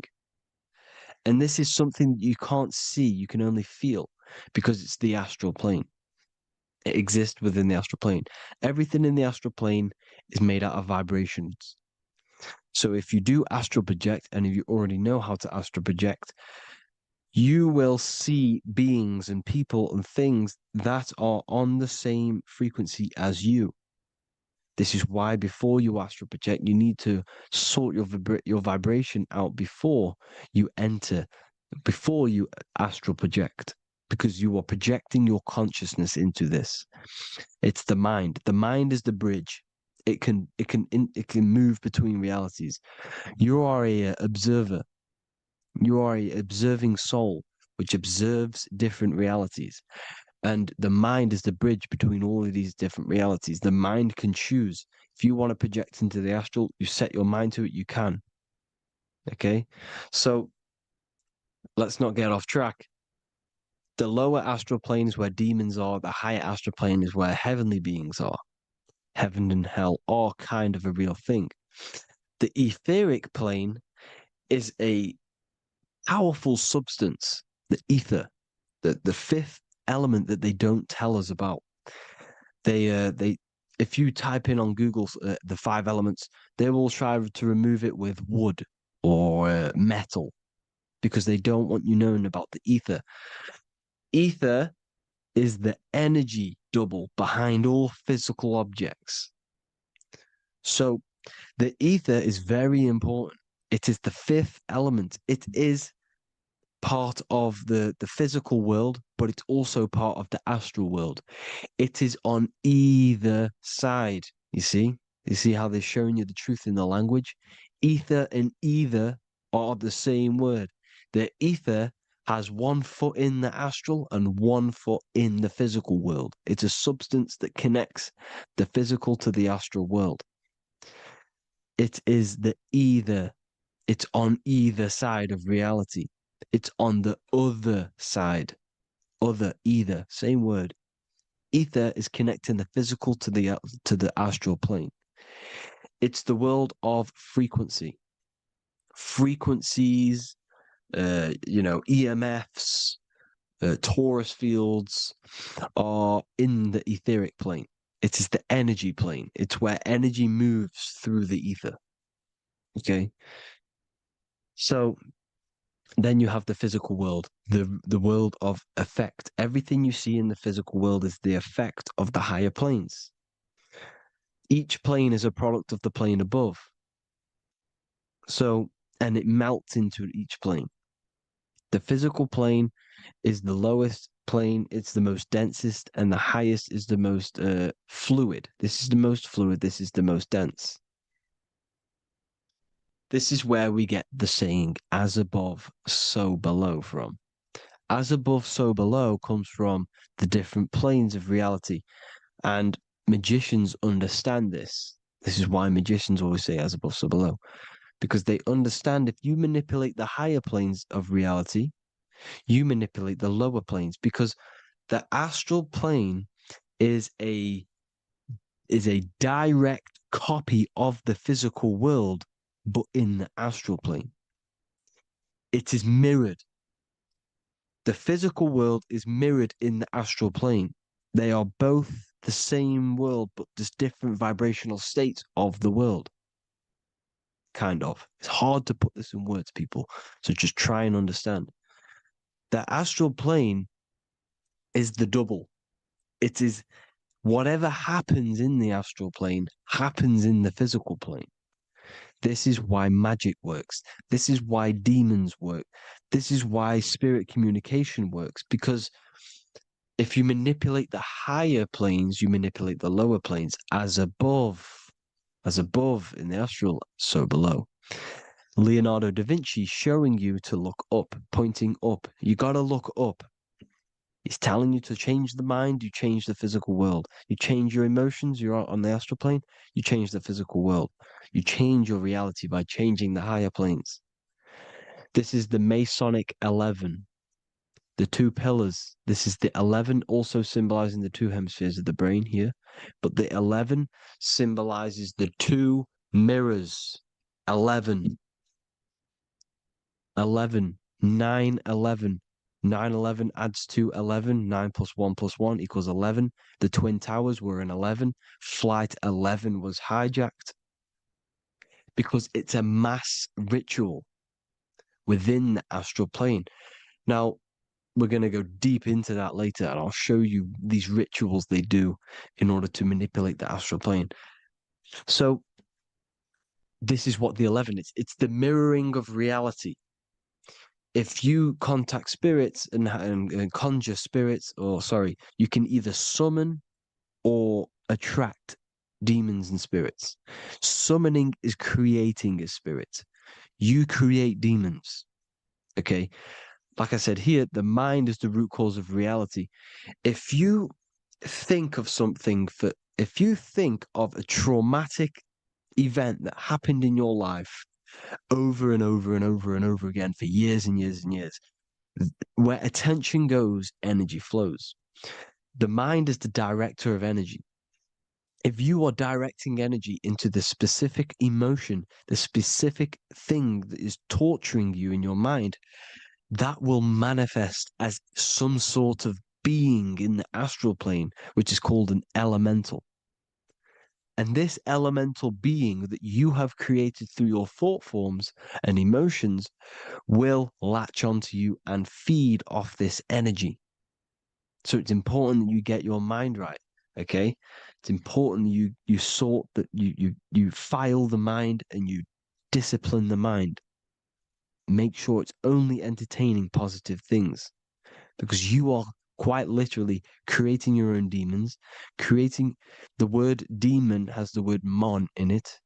And if you've watched my videos to know, mon means moon. The moon is your mind. The sun is your soul. The earth is your physical body. Demon. Demon is mon means mind. Moon is mind. You create demons with your mind. Summoning. Now, this is where the rituals come in. 9/11 was a ritual because everyone was thinking about this big fearing, the death of 9/11. Everyone was thinking about it. And all of their minds thinking about this horrific thing will manifest and summon a negative energy spirit elemental within the astral plane. That's how all of this works. This is why it was a mass ritual. Okay. Chris Brown, new album name 11/11. Release date on the 11/11. This will be my 11th album and contain 11 songs. All of these people know the occult. This is Hermes Trismegistus with the star of Saturn, the six-pointed star, as above, so below. The mirroring of reality, physical and astral. The two Masonic pillars. So as above, so below. What's above us? The stars. The stars are connected to the astral plane. This is why we call them stargates. When we dream, we are experiencing these different realities. And what are stars? They tell in the Bible, it says Genesis 1:14. And God said, "Let there be lights in the firmament of the heaven to divide the day from the night, and let them be for signs." Signs translates to things to come. Why things to come? The stars tell the future. Why? And why do we say as above, so below? As above us is the astral plane and the etheric plane. As above, so below. Whatever happens in the stars happens on Earth. The stars are connected to the astral plane. Above us is the astral plane. We are a star in a physical body. This is why we say Mr., sister, stir equals star. The E and the A are interchangeable. We are stars, and the stars are the start of our incarnation. We start in the stars, same root word, and we descend through the seven energies, which are our seven chakras. Then we enter the heart of the soul system. The heart rearranged spells earth. And this is the true cosmology. Here's the Masonic cosmology. This is Masonic now. Here's the firmament. Let there be a firmament in the midst of the waters to divide the waters from above, from the waters that below. Genesis 1:6. The firmament, firmament comes from the word firma, Latin, I'm pretty sure, which means firm. When something is firm, meaning it's stable, it does not move, it is firm. The firmament is firm. So, is the firmament Genesis 1:6. What does he say? Genesis 1:3, sorry. Let there be light. This is before the sun and the moon was created. Let there be light. Before the sun and the moon was created, light was appeared. So what's that tell you? This is a holographic projection from some sort of light being, some sort of projector. And that projector is the all-seeing eye you see in the Masonic cosmology. This is the all-seeing eye projecting the light beams. Let there be light. Everything is made out of light. The universe is created out of light waves. The torus field is one unit of light. The light projecting this reality is Polaris. Okay, the famous all-seeing eye. Now, what else? Then we have after let there be light in Genesis 1:16, and God made the two great lights. This is the sun and the moon, electric, magnetic, male and female. Then we have the Masonic checkerboard, the black and white symbolizing dualities within the dualistic reality we're in, spirit and matter, light and matter, rest and motion, positive and negative, good and evil. Everything's dualistic here. Okay? And it's a dance. The universe is a dance between flickering of white and black light, which is the torus field. We're not going to go over that, but this is all connected to the astral plane. This is the true cosmology. The astral plane cannot work on a spinning monkey ball in the middle of space. Does not work. Cannot work. It's impossible. Okay? Impossible. So even in the Quran, it says, Allah has made the earth for you as a carpet, flat. Quran 15:19. And the earth we have spread out like a carpet, set there on mountains, firm and immovable. It is immovable. In the Quran, it also says 65:12, it is Allah who has created the seven heavens of the earth. The seven heavens, meaning the seven layers of heaven, the seven planets. And Psalms 104:5, he set the earth on its foundations and it can never be moved. Never. So here you see in Isaiah 40:22, he sits enthroned above the circle of the earth, and its people are like grasshoppers. He stretches out the heavens like a canopy and spreads them out like a tent to live in. We live in a tent. This is the tent. The projection of light. Here you see an ancient picture here. Here you see the ethereal barrier, meaning the firmament, the etheric barrier, and here you see his head popping out. Why is his head popping out? Because your head is heaven, your heel is hell. Your head has access to the astral plane. This is why your head is heaven. The pineal gland, when stimulated, has access to project itself, project consciousness into the astral plane. Here you see another ancient picture here with the Masonic Royal Arch, with the zodiac here, the zodiac on the top, arching, because there's a firmament above us. Here's God in the brain. Consciousness is God. Here you see the Masonic Royal Arch, symbolizing the firmament. George Washington above the Masonic Royal Arch. These are the stars. This is Polaris projecting reality. Here's ancient churches with the dome. Polaris projecting reality with Jesus.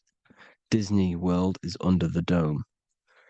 The seven layers of heaven, ancient paintings, all depict if you go and look at the ancient paintings, they'll all depict the firmament, the arch above us. This is where we get interesting. The Masonic Royal Arch has the 6-9, which is Cancer. The constellation Cancer, which is 6-9 is associated with portals because CERN is the 6-9. Okay, CERN is opening portals. They're trying to create a portal to the other side.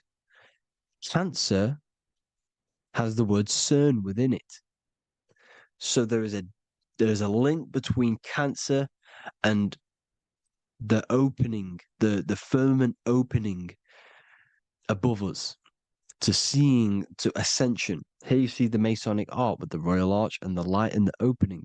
Here you see the light and the opening. This is the opening of the firmament. Here's the Hebrew cosmology with Sheol, the underworld, and the opening. So Cancer is definitely some sort of portal in and out of this reality. I'm just connecting dots here. Now, we're going to go change a bit now. These celebrities that you are seeing they have not sold their soul to Satan, okay? They have not sold their soul to Satan. Satan is a demonic, low vibrational energy that has been summoned over the thousands and thousands and thousands of years of evil occult arts. So since Babylon was summoning this demonic energy, and this demonic energy in the astral plane will grow and grow and grow. It has no form. It has no physical form. Okay, but you can see it in the rappers. If your third eye is open, you can see clearly that these people are demonic. You can sense the energy that they're manifesting. Selling your soul is not what you've been told. It is gaining, because your soul is pure love, okay? Your soul does not want to do anything bad. So when you sell your soul, you're gaining physical gain, you're gaining physical wealth, for example, like for these rappers, they will be given millions of pounds because the people in control of the music industry, which is the dark occultists trying to brainwash the masses, the people in charge, are they're dark occultists. They understand Satan and the energy. They are satanic energy, which has been summoned in the astral plane. They see that they have influence over the masses, so they will go to them and say, "I will give you this amount of money forever if you manifest this satanic, demonic energy through the music and through social media to blind the masses, to brainwash the masses into this demonic energy." Because when you listen to music, music is frequency. Whatever you listen to, you become that frequency. So if you're listening to these people, they're throwing energy, this demonic, satanic energy that they sold out to. Sold, soul, same word. When you sold something, you've got your soul involved. They have exchanged money, physical gain, so that they manifest this satanic energy within the astral plane and through the music, through the videos, through social media to keep us in this vibrational frequency, in this low state of consciousness. This is what it actually is. It's not, you're not selling your soul to some sort of devil. This satanic energy has no physical form it is formless in the astral plane. It's a summoned energy. Now, the root chakra is red. This is why the devil is red, because it symbolizes the animal nature of man. When you are operating off your root chakra, you will kill, you will fight, you will do anything to survive because it's all about survival mode in the root chakra. They want you keeping in that fighting mode, that surviving mode, so that you are manifesting this low vibrational frequency, this satanic energy, this demonic red energy. This is why the devil is red. And the devil has a tail with the red arrow pointing down because it symbolizes your light body. This is your Merkaba. Your Merkaba is your light body. Mer equals light, Ka equals spirit, Ba equals body.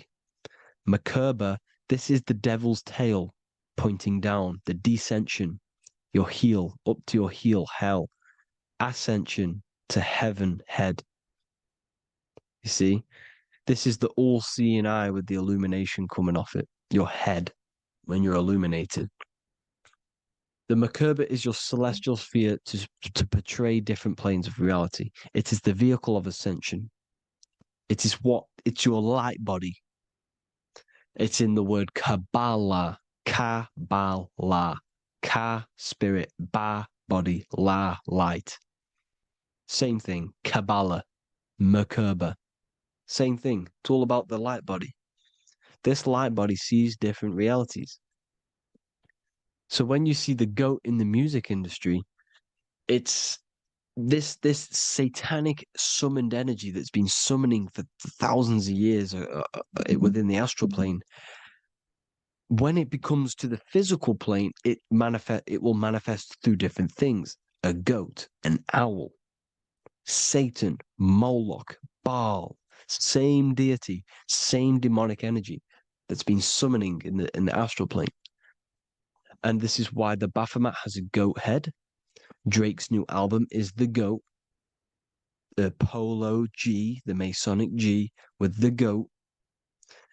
And here's Rilo Rodriguez in the mirror with the goat in the mirror and him in his physical body.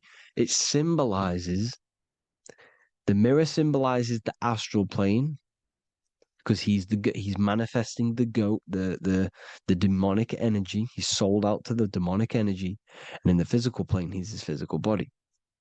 The mirroring, the Masonic 11, the mirroring of reality, the astral and the physical. And what do you call them when they're an amazing rapper, the best rapper? You call them the GOAT. because you're the goat because you're manifesting the goat energy, this satanic, demonic energy within the astral plane. So Baal, Moloch, all the same thing. Because in the astral plane, if you want to gain spirits to come to you and communicate you in the physical world, if you want to communicate with spirits, you have to gain their attention. You can either gain their attention or come together and agree to create some sort of being, which is Satan. Okay. You can, like I said earlier, you can create these beings, you can summon them or attract them. One way to attract them is sacrificing. In order for you to become God, man, to turn to God, you have to sacrifice your life.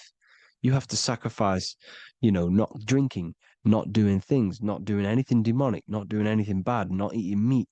You have to sacrifice yourself to become the light. However, if you want quick, instant gains in the physical world, you can sacrifice something else to communicate with these spirits, because these demonic energies feed off demonic energy, your demonic energy. So these dark occultists will give away babies, they'll sacrifice, torture babies so that they gain, so that they can communicate with these spirits for physical exchange. Yes, you can do this. These powerful spirits, these powerful demons can give you powers. They can give you certain things. And this is what they are doing. They're summoning and attracting these demonic energy. This is why, trafficking is one of the most, Balenciaga. Baal is the demonic energy in the astral plane, which requires child sacrifice for his presence. Balenciaga, and they were trafficking children. They were trafficking, killing them, and offering them to the spirits. This is what they are doing. Balenciaga. It's in the name. Here you can see here a stick man with two horns. The goat, obviously, it's all the same deity. Baal, the goat, Moloch. Here's Moloch, the owl, the Egyptian owl, because it comes from the owl of Moloch, which is Baal, which is Satan, all the same demonic energy. And it's on the dollar bill, a tiny dollar bill, on the $1 bill. All the same thing. Bohemian Grove, they worship the big owl, Moloch. It's all the same thing. It's all one big demonic energy which has been summoning in the astral plane. And it's trying to take over Earth, the physical plane. That's what it's doing. So I hope you all gained a deeper understanding of the astral plane and what's actually going on in the world. Please leave a comment if you can to help the algorithm. Drop a like if you like this content.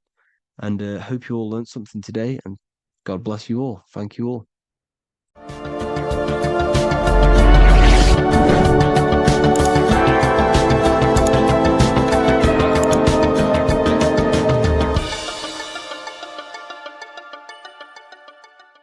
Mentalism, conscious and subconscious mind.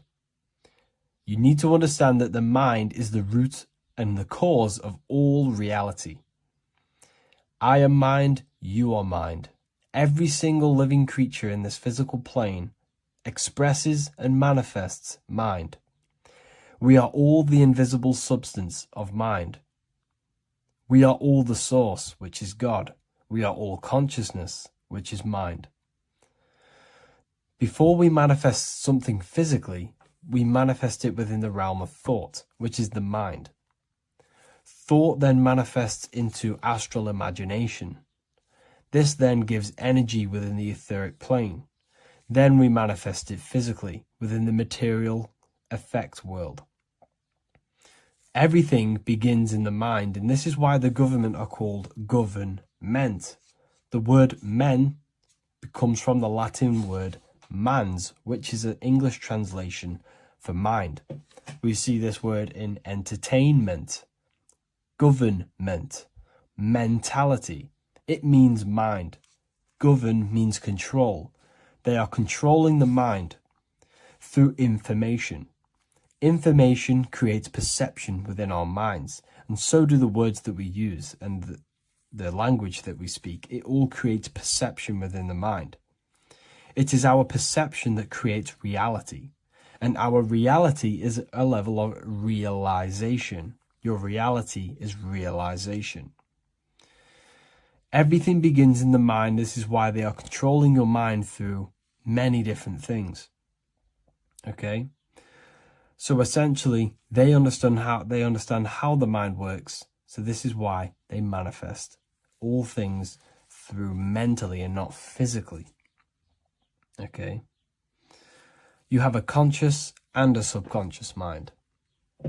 The conscious mind is what you are consciously aware of. It is the 10% of your mind. It is the mind that keeps you alert. A part of your conscious mind is for survival.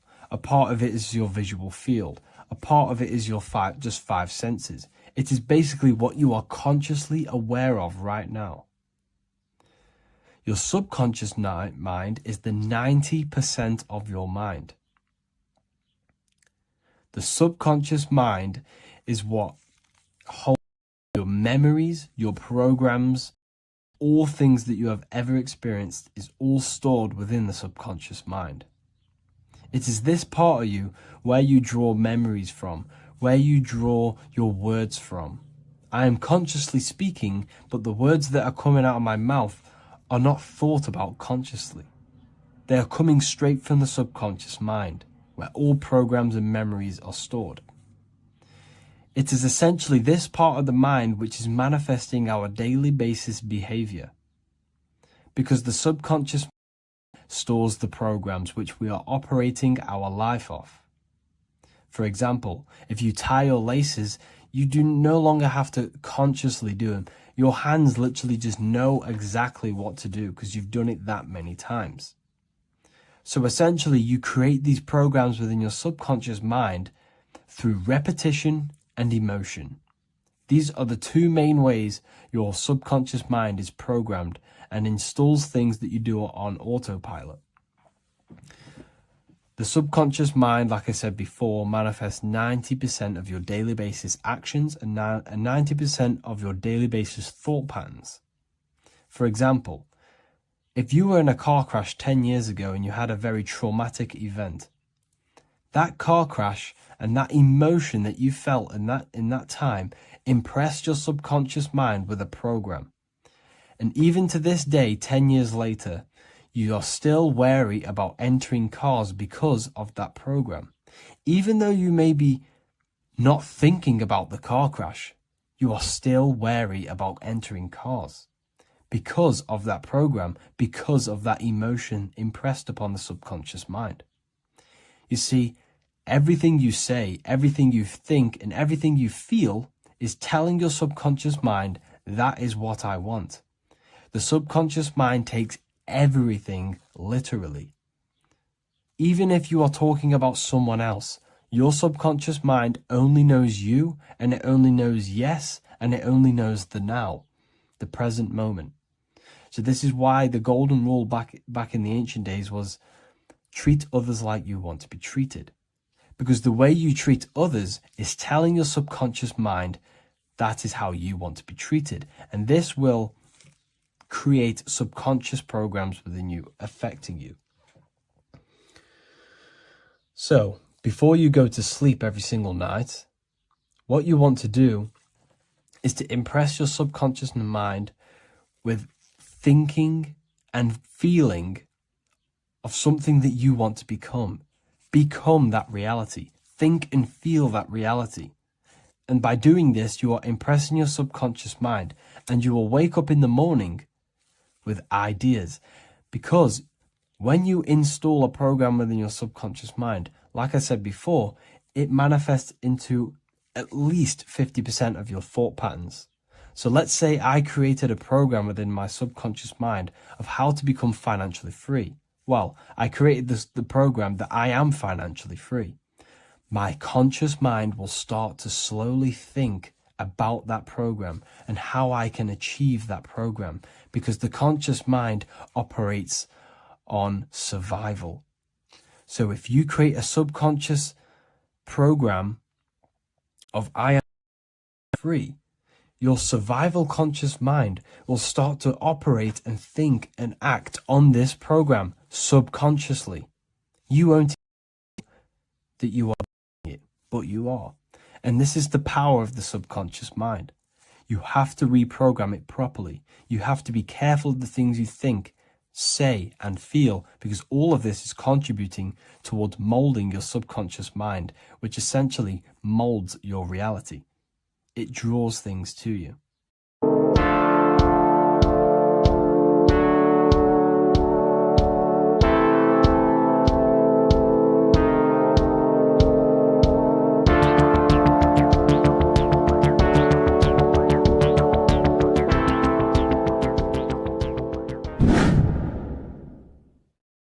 What is good, people? We're back with another video, and today we're talking about the chakras. Let's jump straight into this because I know there's been a lot of requests for this video. So let's jump straight into this. So you have 7 chakras, right? 7 chakras. And these chakras are feeding off your electromagnetic field, known as your aura. This is both positive and a negative pole, male and female, right? This electromagnetic field is made out of electric and magnetism, and together they come as electromagnetic. Now, your chakras, the word chakra just means wheel, spinning wheel, because that's what they are. They are spinning wheels of energy. They do not exist on this physical plane. They exist on the etheric plane. Okay. Now, these energy centers are known to regulate your emotions, and each energy center controls the organs and cells in that particular area of the body. So, for example, your sacral chakra will control the cells and organs of your sexual reproduction area. Okay, the navel chakra or solar plexus will control the digestion in your body. Same with the heart, same with the throat, right? So they are like mini brains for each center of your body. They run along up the spine, but notice the crown chakra exists outside the body. It's just above the head. Now, this process of the chakras is obviously the 7 colors of the rainbow, starting from red, which is the lowest vibrational color, all the way to violet, which is the highest vibrational color. This, like I said, these energy centers are feeding off your electromagnetic field. So if these chakras are unbalanced, they are taking too much energy from your electromagnetic field, making it weaker. Now, this is the North Pole. As you all know, the Earth is flat, and we live inside of a giant torus field, and the North Pole is the Earth's heart chakra. And this is why the aurora borealis, or the northern lights, whatever you want to call them, that's why they are green, and they are being emitted from this center point of the Earth, because it's symbolizing the heart chakra, which is green, right? Now, you do work your way up to these. However, this is a torus field. You are a torus field. You have different layers of this torus field, right? And you need to balance all of these chakras, but you can't move up these chakras until you open the one below it. So it's like a stairway. You can't go to your solar plexus without going through your sacral. You see? So you have to work up these. However, you have to work up these and then live from the heart, because the heart is the center of the torus field. It's the balance between male and female poles, positive and negative poles. So you have to balance all of these chakras and then bring them all into one, which is the heart chakra. Now, they exist on the etheric plane. They exist on the etheric plane, and the etheric plane is a layer of the material plane. It's the one higher than the material plane. And then after the etheric plane, it melts into the astral plane. So they exist just between the physical and the astral aspect. Now, this is the yin and yang matter, which is the lowest root chakra, physical matter, and then to spirit, because high vibrational matter turns into spirit, low vibrational spirit turns into matter. So they're interchangeable. This is the yin and yang. Now, when you see ancient paintings with the halos, you see this is like a toroidal field coming out the top of his head, you see, with a halo. This was symbolizing in the old days, in the ancient days, that they've aligned their chakra, they've reached Christ consciousness, which is God consciousness, right? Now, this electromagnetic field is the apple that we bit out of in the Bible, because you see that apple is a torus field. So they were metaphorically or personifying the torus field. That's what the Bible is. It's a massive personification. It's all metaphors. You have to read it properly. It's got a greater meaning behind it. Now, when we bit from the apple, we ate from the tree of knowledge, which is good and evil. Our lower mind took over, so we materialized to feed our physical bodies. We materialized through Saturn. That's what Saturn does. Now, if you don't understand that, go and watch the video previous to this one called Occult Secrets of Saturn. And that will show you how Saturn is the materializer.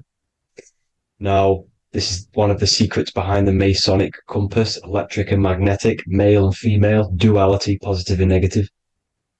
Now, like I said, they teach you about the torus field, about a magnet in school, but they don't teach you about your electromagnetic field.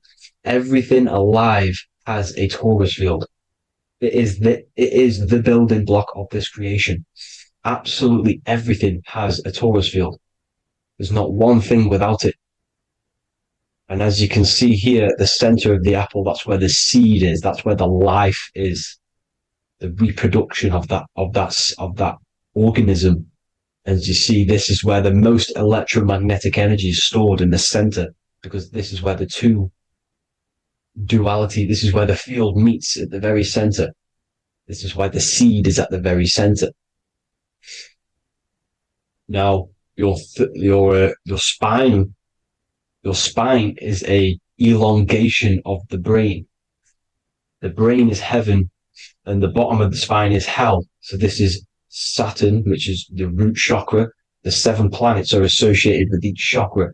Moon equals mind.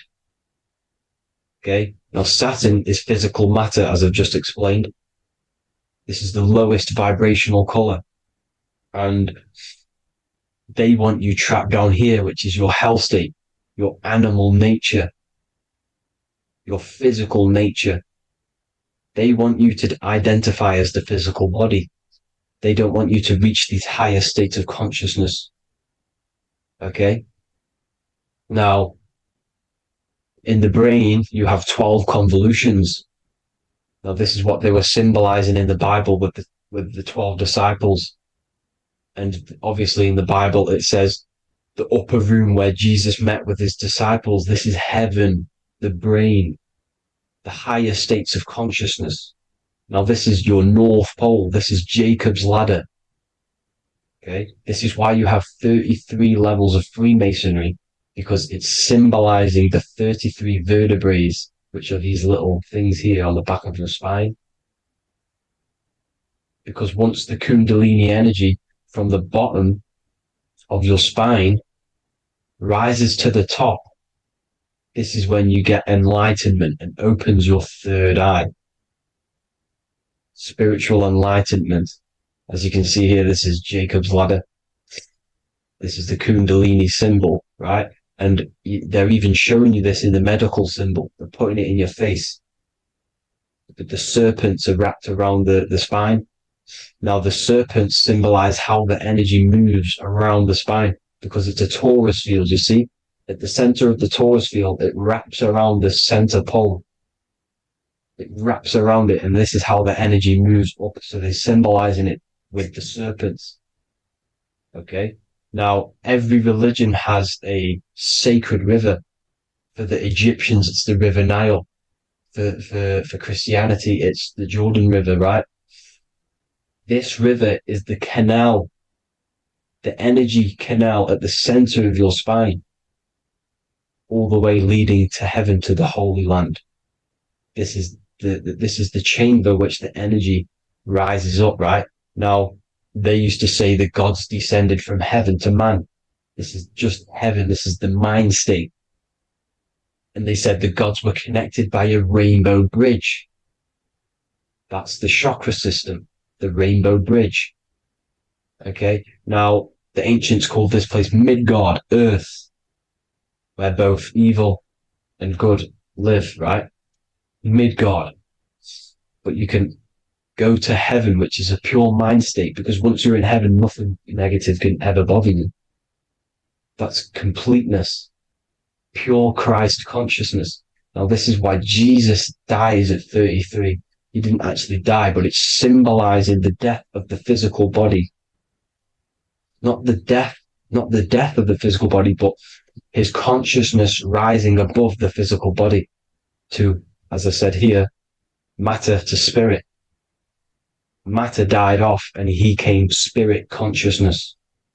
This is symbolized by the 33 vertebrae, which is obviously the 33 levels of Freemasonry. And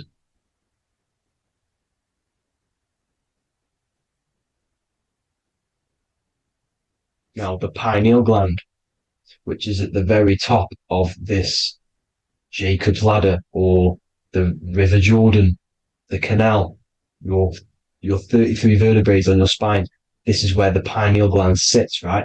At the very top, at the center of your brain. Now, there's multiple ways this was symbolized. The Eye of Ra, which is used by the Egyptians. Now, this pineal gland is the seat of consciousness. This is where your consciousness is stored, right? And the ancient Sumerians used the pine cone, hence why it's got the word pineal gland, the seat of the soul consciousness. It produces DMT, dimethyltryptamine, which is known as the spirit molecule. And the pineal gland is wrapped in microcrystals, and we all know crystals transfer frequency and energy. Now, radios use crystals. A radio is a frequency transmitter, turning a frequency into a frequency that we can hear with our ears, right? Because all the radios are actually playing right now in your ears. However, our ears can't pick it up, so the radio transmits it into a frequency that we can hear using crystals. So this is the power of crystals, and this is what our third eye is wrapped in, crystals. Now, this third eye is not actually your third eye, it's your first eye. When you're being materialized in your mother's womb, this is the first gland that is produced, and everything's built around it, because it is the consciousness. It is your consciousness. Your consciousness never dies, ever. It's an eternal essence. It lives forever. You never actually die. Only the mortal body dies. Now that's what we call life. Life is abided by time, and time is change. And change is what we call life, because everything's constantly moving and transforming into different things, right? Now let's not get off track. The pine cone is obviously, this is in the Vatican here. The pine cone is symbolized as the pineal gland, pine. And this is the opened pine cone. The opened pine cone means, or symbolizes, the awakened man, the awakened third eye. But the ones here, which the Sumerian gods are holding, these are shut pine cones, symbolizing the unawakened man. But let's not get confused, people. These gods were not gods. They are human beings just like you. They reached Christ consciousness. They are nothing more special than you. They just had the ability to reach Christ consciousness. And obviously their knowledge was far more intelligent than ours, far more advanced than ours. They knew the truth about this reality to the depths. Now, the ancient Hindus had a goddess called Kundalini, which is said that she descended by the means of a ladder or a cord from heaven, which is symbolizing the spinal cord. Now, this is what hickory hickory dock, the mouse went up the clock and came back down. This is all these stories, like Santa as well. Santa comes up and then down the chimney. This is symbolizing the Christ oil. There's an oil which is produced in your pineal gland, right? And this oil travels down the spine. And once it's down on the spine, you must have to raise your consciousness, just like I said, but the chakras, you have to raise your consciousness, raise your vibration to heat up this oil and turn it into a gas. And it travels back up the spine through like the serpents up the spine. And this awakens the third eye once it's coming back up the spine and hits the pineal gland. This is the secret behind Santa and hickory hickory dock, because Santa comes down and feeds the presents and goes back up the chimney. And he lives in the North Pole, the positive pole. This is the North Pole, people, and the presence is your sacred oil.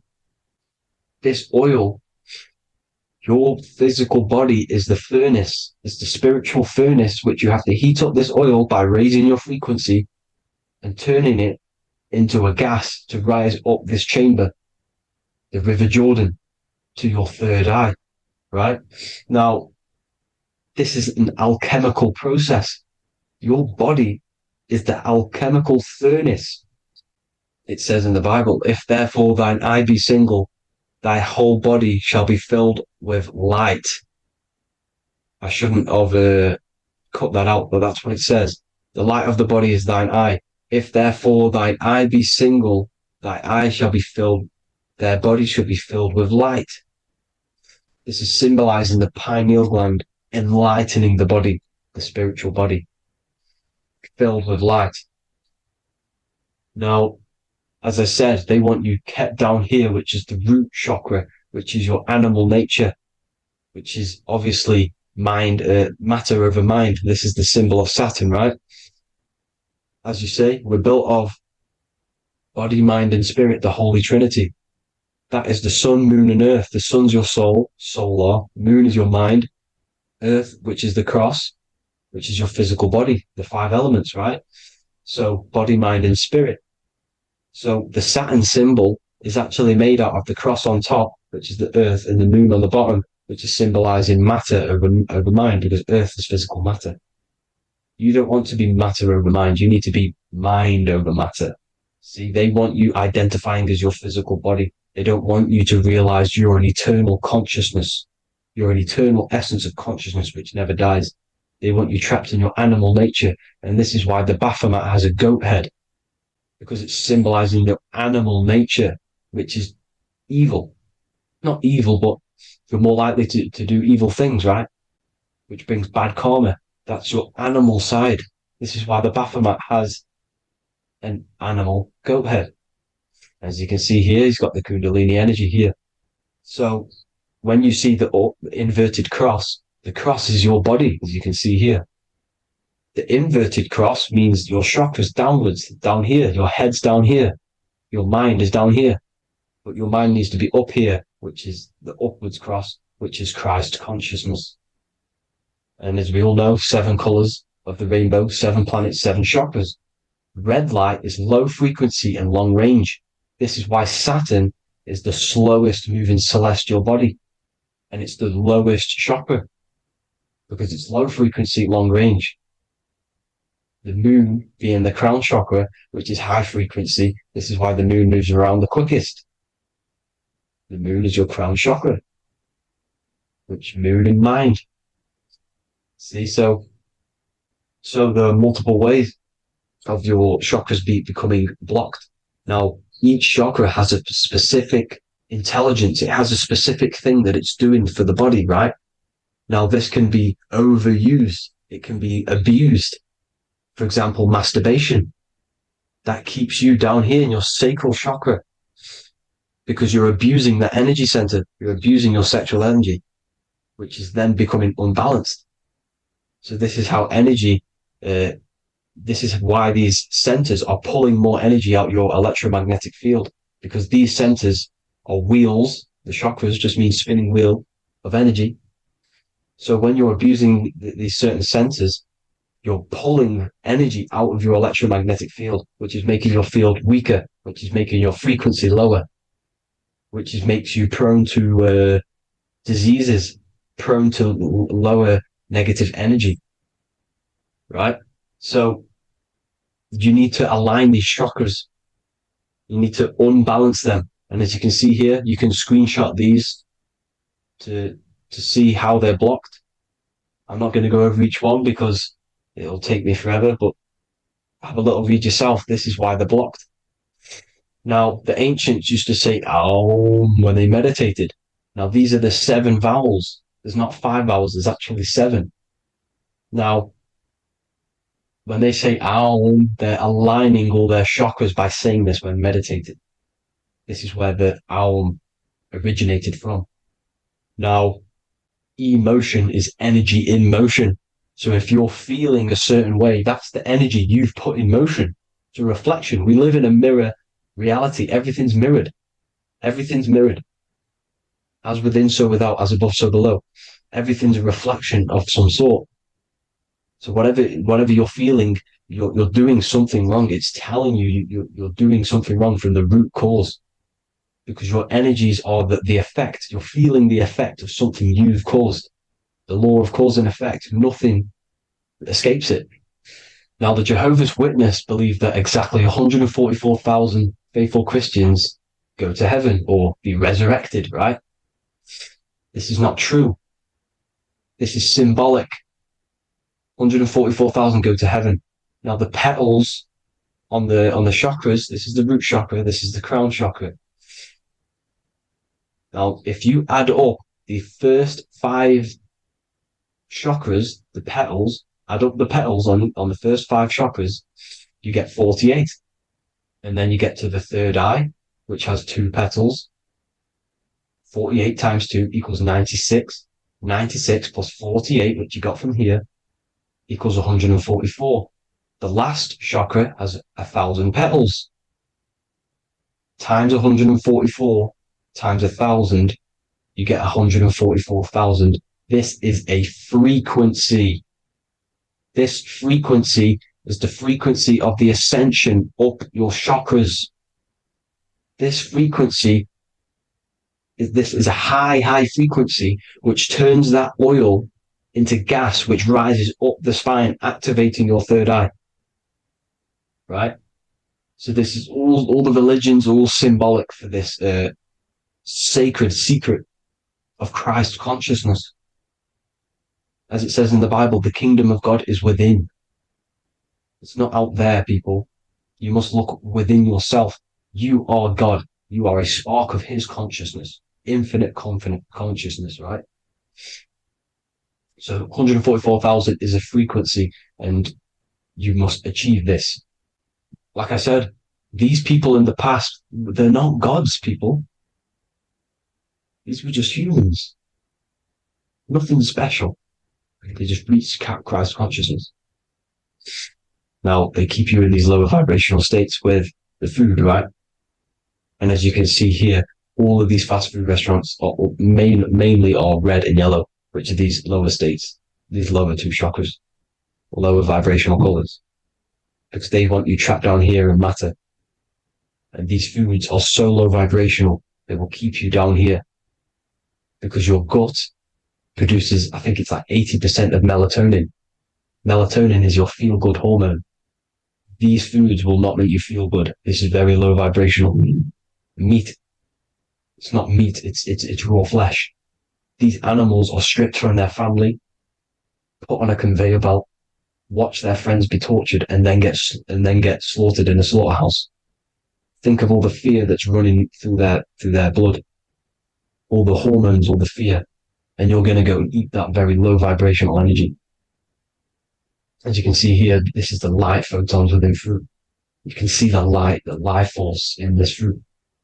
You must think, feel, and do positive to raise your vibration. As you can see, earth equals hot.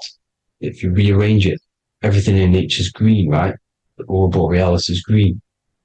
You must align all these chakras and then live from the heart, because the heart's the center of the Taurus field. You must become the consciousness in the center. So that's it for this video, people. Thank you all. God bless.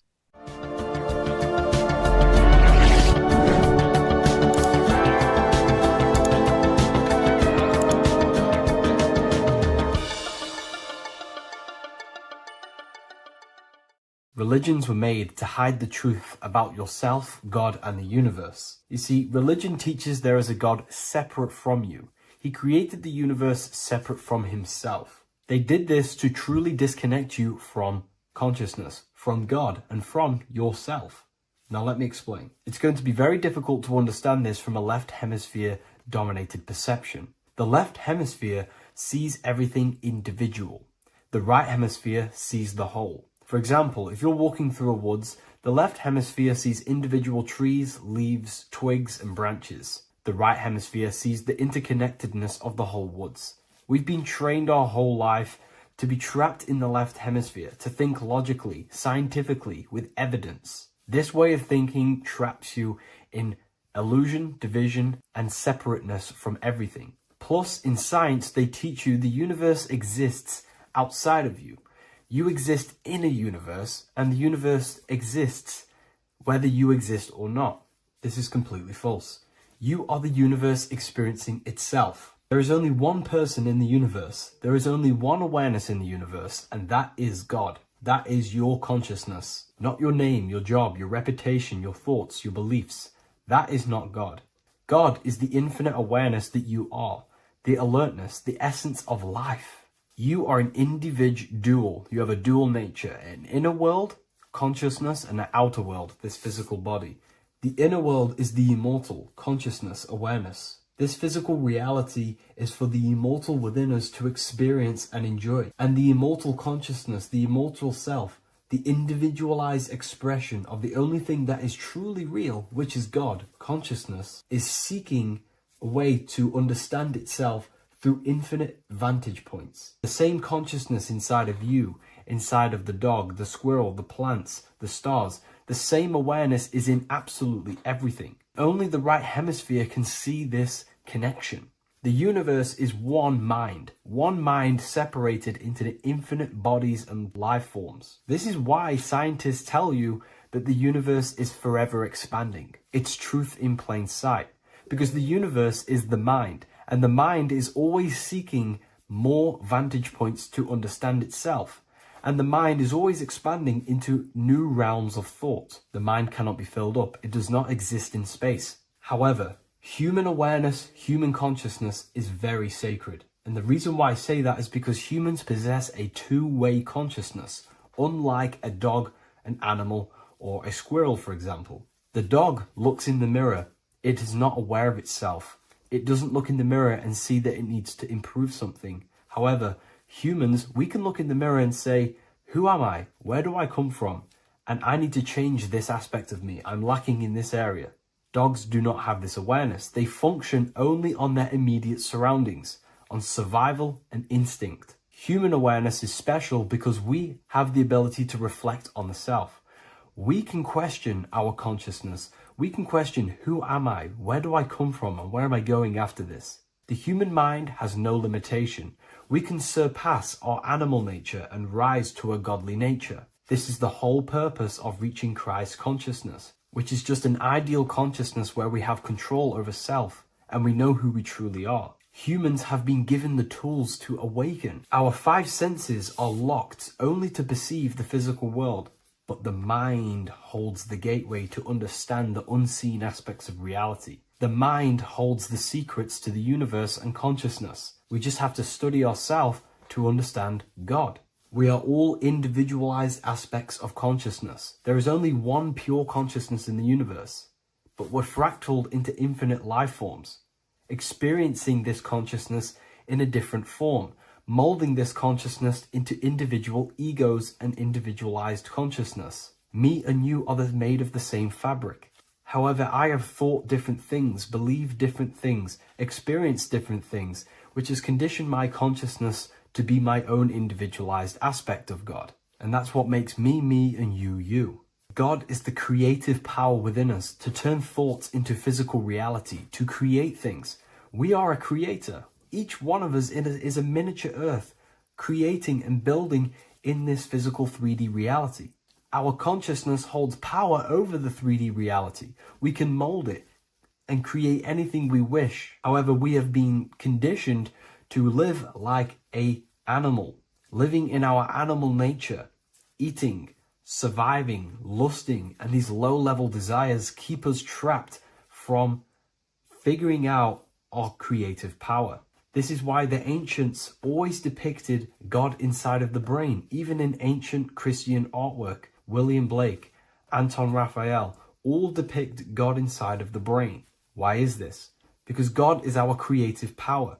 The spinal column acts as a type of ladder of consciousness. If you just think about sex and act on sex, eating, consuming, and living in a survival animalistic state, then your consciousness is functioning on the lower end of the spinal column, where your reproductive organs are and your gut organs are to consume food. In order to activate the God within us and to us to truly know God, we have to be aligned with the God consciousness. We have to unlock the God within us so we can truly actually experience God and understand it. However, God exists beyond our personal consciousness, beyond our human identity. In secret societies, satanic rituals and satanic societies, they are seeking a way to escape the human identity through ritual work, meditation, and trance-like states. A trance-like state is like the state that you enter just before you fall asleep, where there is no thought present in your mind, because you are not the mind, you are the observer, you experience the thoughts.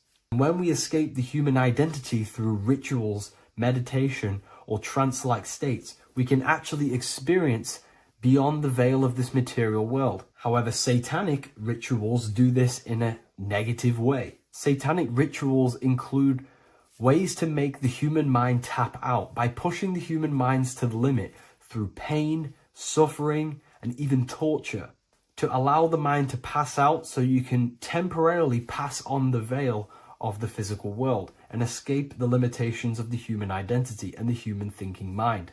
Now, you do not have to do it this way. You can experience the divine and beyond your human identity through many different ways, such as deep, deep meditation, rising above your thoughts, and setting 3 alarms, one for 6 a.m., one for 6:30, and one for 7:30. And when you wake up at these times, what you need to do each time you wake up is allow your mind to stay awake but your body to fall asleep. And you will enter this trance-like state. And you can gain ideas, experience lucid dreams, and maybe even astral project. All of these rituals in secret societies and satanic societies is all about escaping the human identity and experiencing the divine planes beyond the physical. To wrap all of this up, this is all about consciousness. Consciousness is the infinite awareness of the universe, just fractaled into separate bodies. And this consciousness is seeking a way to understand itself in infinite angles and vantage points. And religion was made to cut off your connection to the divine planes beyond this world and beyond your self-identity. Therefore, if you want to know God, you have to study the attributes and qualities of God, such as geometry, numbers, consciousness, the mind, the subconscious, human anatomy. All of these things are aspects of God. We have to study ourselves and study nature so we can see God. God is the infinite awareness of the universe. If you love this video, please leave a like and share it with a friend. I'll leave a link in the description for the Book of Wisdom, Volume 2. Welcome to Revival of Wisdom. Welcome people, we're back with another video. Please make sure to hit the like, the subscribe button, and turn on notifications to never miss a video. The Vatican is a giant key from a bird's eye view, and it also contains an 8-pointed star. The Anunnaki Sumerian gods also depicted this 8-pointed star. The sky god Anu from the Anunnaki also uses the 8-pointed star for his symbol. And even Freemasons depict an 8-pointed luminary with a ladder and a key.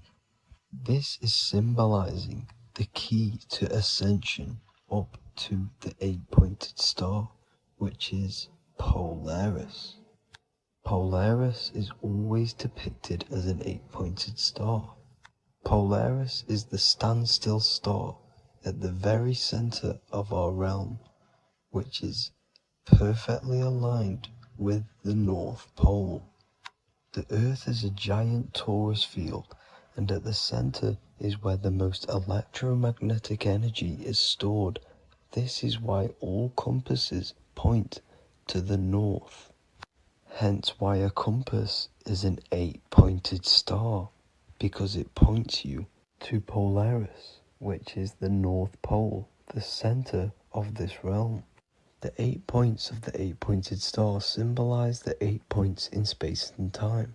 So yes, Polaris is the portal which you ascend through if you outgrow this consciousness by aligning your chakras.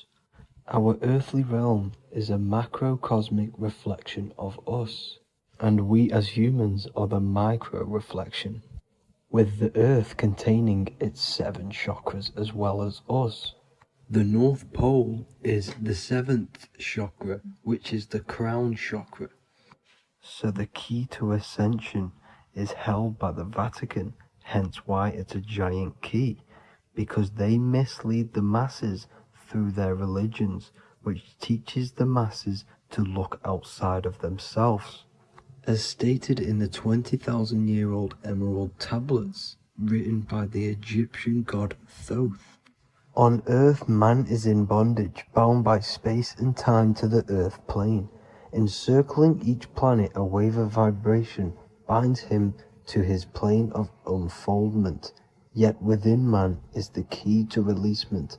Within man may freedom be found. So the 7 planets are associated with each 7 chakras. The lowest chakra being the root chakra, which is associated with Saturn. This is why the elites love Saturn and reflect it in all of their symbols, because the chakras are an ascension of spiritual principles, starting from the material and ascending up to the spiritual, the crown chakra. However, evil love bondage, and they are trapping souls in the physical realm by stopping and provoking the ascension process. They do this by abusing the energy of Saturn, and Saturn is associated with the lowest chakra. The lower 3 chakras are associated with survival mode, which keeps the consciousness in a constant state of fear and only aware of its surroundings. Once you start to ascend up your chakras, you become more consciously aware of spiritual deeds. And this is the process of returning back to your true spiritual form. Going back to Polaris and its connection to ascension, Kanye West symbolizes this on his music video 24. As you see him rise up into the sky, you see an 8-pointed shape around him, which symbolizes the 8-pointed star, as you see the beam of light. And even NASA symbolize this in their Space Delta logos, a bear holding a key with an arrow up to Polaris, the 8-pointed star. Here's another NASA logo of an arrow from the Earth to Polaris. The series Lock and Key on Netflix is all about portals and doorways, and they have the Kundalini energy as one of their keys. Kundalini energy is the energy which rises up the spine, the 33 vertebrae, and activates the third eye. The third eye is the spiritual gland, which connects humans to other spiritual realms. We are not the body. Our spirit, our soul inhabits the body. We exist physically, spiritually, and mentally, Therefore, we are multidimensional. The intellectual and spiritual inhabit the body. Therefore, this is just an avatar within this timeline. However, within each and every one of us, we all have the key to releasement, as says in the Emerald Tablets. This releasement is ascension up until higher states of consciousness. As stated in the Emerald Tablets, man is in process of changing to forms that are not of this world. Grows he in time to the formless, a plane on a cycle above, and another one saying, man is a flame bound to a mountain, but we in our cycle shall ever be free. Know ye, O man, that when ye have progressed into the cycle that lengthen above, life itself will pass to the darkness, and only the essence of the soul shall remain. That's it for this video. I hope you all enjoyed. Please feel free to leave a like, subscribe, and comment any subjects you want me to talk about. God bless you all.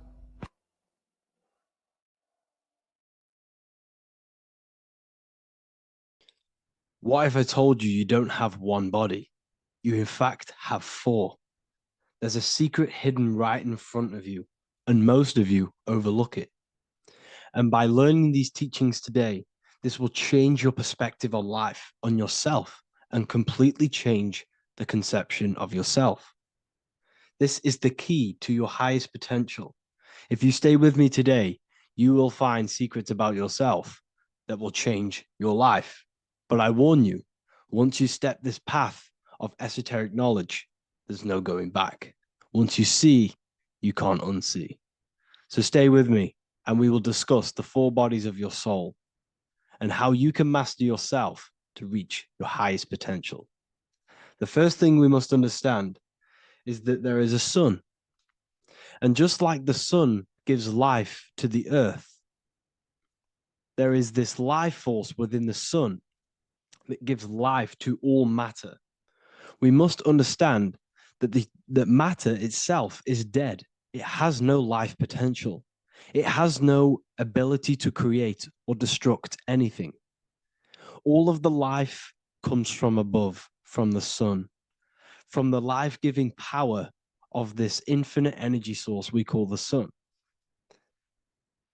No matter what model you believe, the sun still gives power to this physical realm, giving life to all of the crops, giving life to animals, giving life and growth to all things that the rays come in contact with.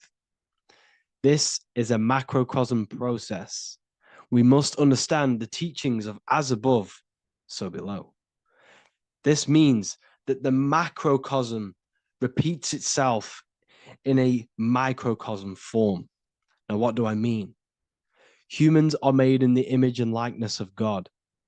You are a miniature version of God, a spark of the divine consciousness made in human form, in physical form.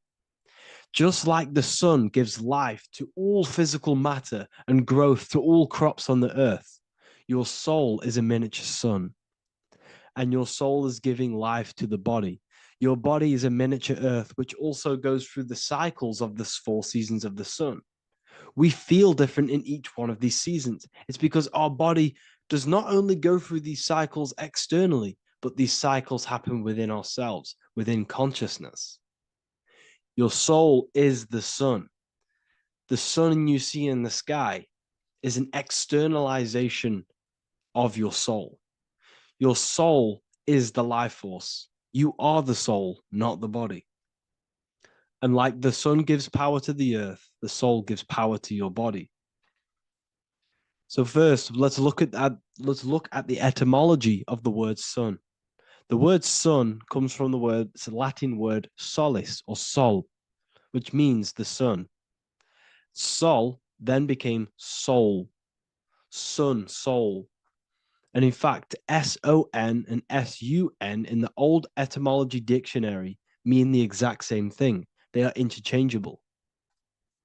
So when we look at the symbol of the sun, we look at a circle and a cross, which represent the 4 aspects of the sun, the 4 seasons of the sun: summer, winter, spring, and autumn. These are the 4 states of the sun. Like we said, this is why we get this symbol. You have the 4 states of the sun, which represent the 4 bodies of the soul. Now, this is where we get deep. Like I said, the sun you see in the sky is a macrocosm of your soul, an externalization of your soul. Just like your sun has 4 seasons, the 4 seasons within us are the 4 bodies. Our soul is incarnated and split into 4 sections. We have a mind, we have a physical body, emotions, and spirit. These are all interchangeable and they are all linked. In ancient alchemy, we have the exact same symbolism of the 4 stages of alchemy. But in this case, they're symbolized as the 4 elements: earth, water, air, fire. In this ancient alchemical symbol, we have the pentagram with the top one representing the soul, ether. Our soul then has the 4 bodies with the human here. We have the man, the eagle, the bull, and the lion. We see this on the tarot card, the Wheel of Fortune. The man, the eagle, the bull, the lion. We see this in Matthew, Mark, Luke, and John. The lion, the bull, the man, and the eagle. We see this with depictions of Jesus. Jesus, the man, the bull, the lion, and the eagle. These represent the 4 fixed signs of the zodiac: Taurus, the bull; Scorpio, the eagle. Scorpio was symbolized as an eagle. It's an ancient symbol. Now it's been changed to a scorpion, of course. Leo, the lion; Aquarius, the man. These represent the 4 fixed signs, which are 4 different elements. Taurus is an earth sign. Scorpio, a water sign. Leo, a fire sign. Aquarius, an air sign. Taurus is the earth. As above, so below. The earth is the physical body.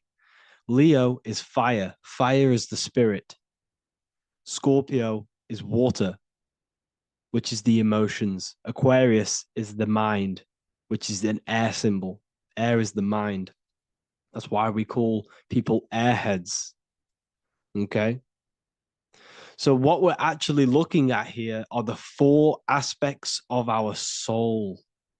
We have the sun in the middle and the 4 bodies of the soul. This is what Jesus is symbolizing. Jesus represents you. God made flesh with the 4 aspects of the soul. The 4 gospels are all depicting Jesus in 4 different ways according to the different body of consciousness. The Wheel of Fortune are representing the 4 bodies of the soul. This represents the 4 bodies. Now, how are they 4 bodies? They are 4 dimensions of consciousness. The mind is not made of the same substance of the emotion. The emotion is not made of the same substance of the physical body.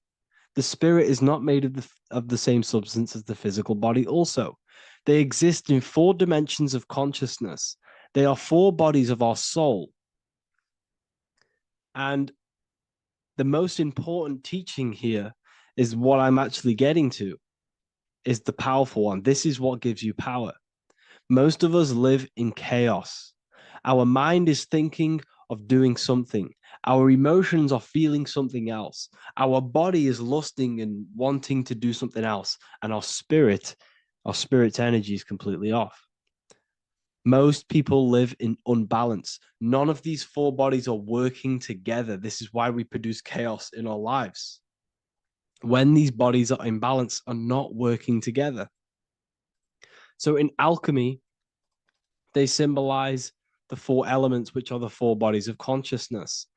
These are the furnaces with the fire. They represent transmutation of each body. We have to sync these bodies. We have to sync the mind with our emotions, and our emotions with our actions, the physical body, and with our spirit.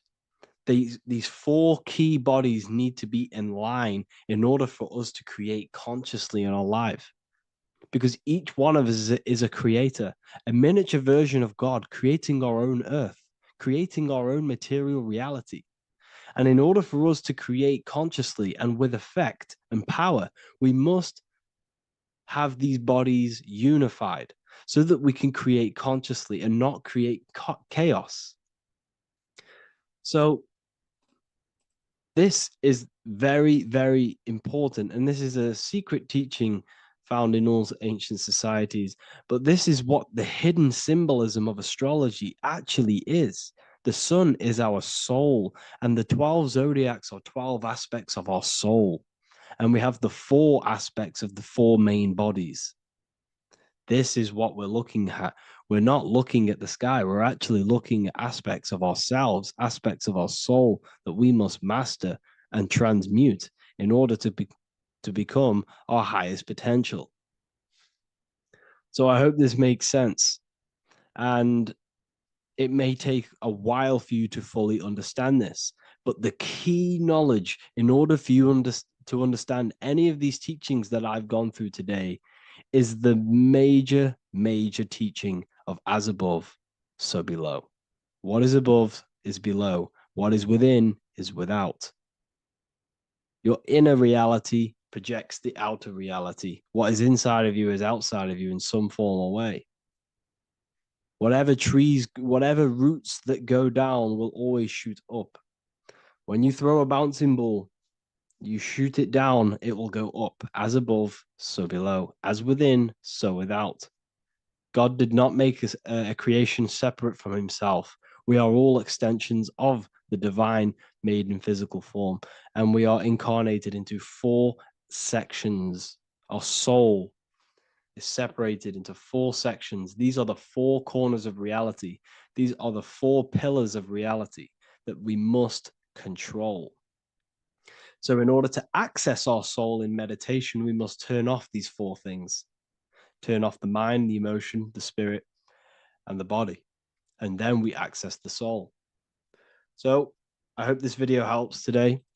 And you can learn all about this in the Book of Wisdom, Volume 2. This book is a revolution in consciousness.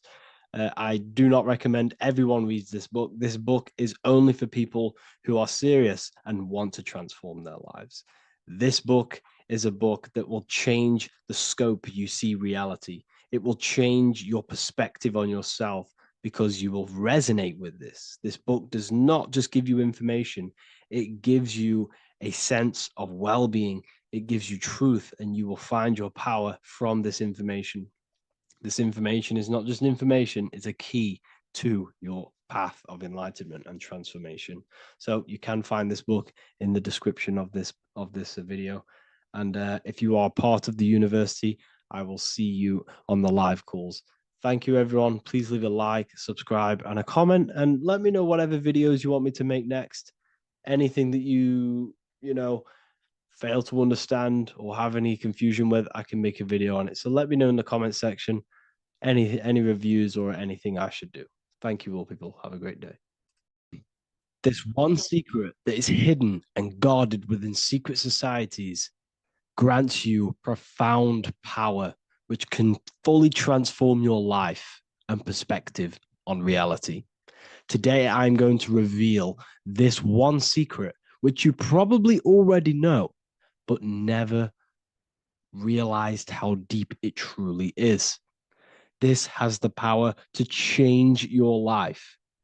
It is the key to your potential. And if you stay with me, this power may be yours, and you could transform your life with this hidden secret that is guarded within secret societies and esoteric orders. And this secret is not really a secret, but something people overlook, that the universe is mental. Everything we experience and interact with and perceive originates within the mind. The universe is a boundless field of consciousness, a mental construct molded and shaped by thought. We do not just live in a physical world, as they want you to believe. There are hidden forces that mold the material world. They want you to believe that you are only a physical being inside of a physical universe. But this is completely wrong. You are the architecture of the universe. Your consciousness is the very fabric of reality, and you create your own universe. The universe is an infinite field of consciousness, a vast and limitless mental construct, intricately woven and shaped by the power of thought. It is a dynamic and ever evolving field where the interplay of awareness and attention gives form to existence. Within the boundless realm, every idea, perception, and belief contributes to the creation and transformation of reality itself. Each thought holds the power to transform reality. Your consciousness is the very fabric of reality. And this is shown in the symbol of the flower of life. The flower of life is a symbol. It symbolizes the interconnectedness of all existence, illustrating how every thought is not merely a fleeting moment, but a ripple that reverberates across every layer of reality. Each action, like the intricate overlapping circles of this pattern in the symbol, extends its influence far beyond its origin, weaving a web of interdependence where every choice impacts the whole. It serves as a profound reminder that everything is connected, bound by an unseen field of consciousness. This symbol represents how one action, one thought is a ripple in the whole vastness of the ether of consciousness. To master your mind is to master the universe, because your mind is a miniature universe. The mind is the very fabric of reality. So if we gain the hook, if we gain the power and the mastery over our minds, we have now gained the power to create reality to your will and intent. You see, most people live in a cycle, and this cycle is the outer world manipulating how they feel on the inner world. People's external circumstances are creating their thoughts and emotion in the inner world of consciousness, which is producing a constant cycle of negative manifestation. For example, let's say something negative happens to me in my external world. Then I start to think negative and feel negative. What that is actually doing is manifesting and projecting more negativity, because our thoughts hold the power to control and weave our own life. Your life is a direct correlation of every thought you thought in the past. What we need to do is stop and not let the mind control you in your reality. You need to control the mind so you can control reality. So what does this actually mean? Reality is an externalization of consciousness. Consciousness and matter are one. They're not separate. They are inseparable and interconnected. Everything we see, experience, and observe is a manifestation of thought, beliefs, and consciousness, shaping the world around us. Now, this ties in with the secret fifth element that they have hid from you. They've hid from you this sacred and very important symbol and pillar to reality. And this pillar, this sacred thing they've missed, is called the ether. And they've held this from you for a reason, a specific reason. This is the true fifth element. Why do they hide the ether? Because the ether has the power to shape and manifest whatever we imprint upon it. Every thought is a vibration interacting with the ether and actively shaping our reality.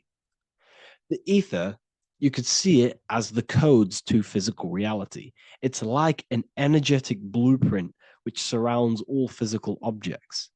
It is the life force that gives life to all things. All energy comes out of the ether and returns back to the ether. Energy, it's 0 point energy, and it is an infinite source of energy. So this is why they hide the ether, because whatever our mind can imprint onto the ether, we can create into a reality. And we imprint the ether through thought and imagination.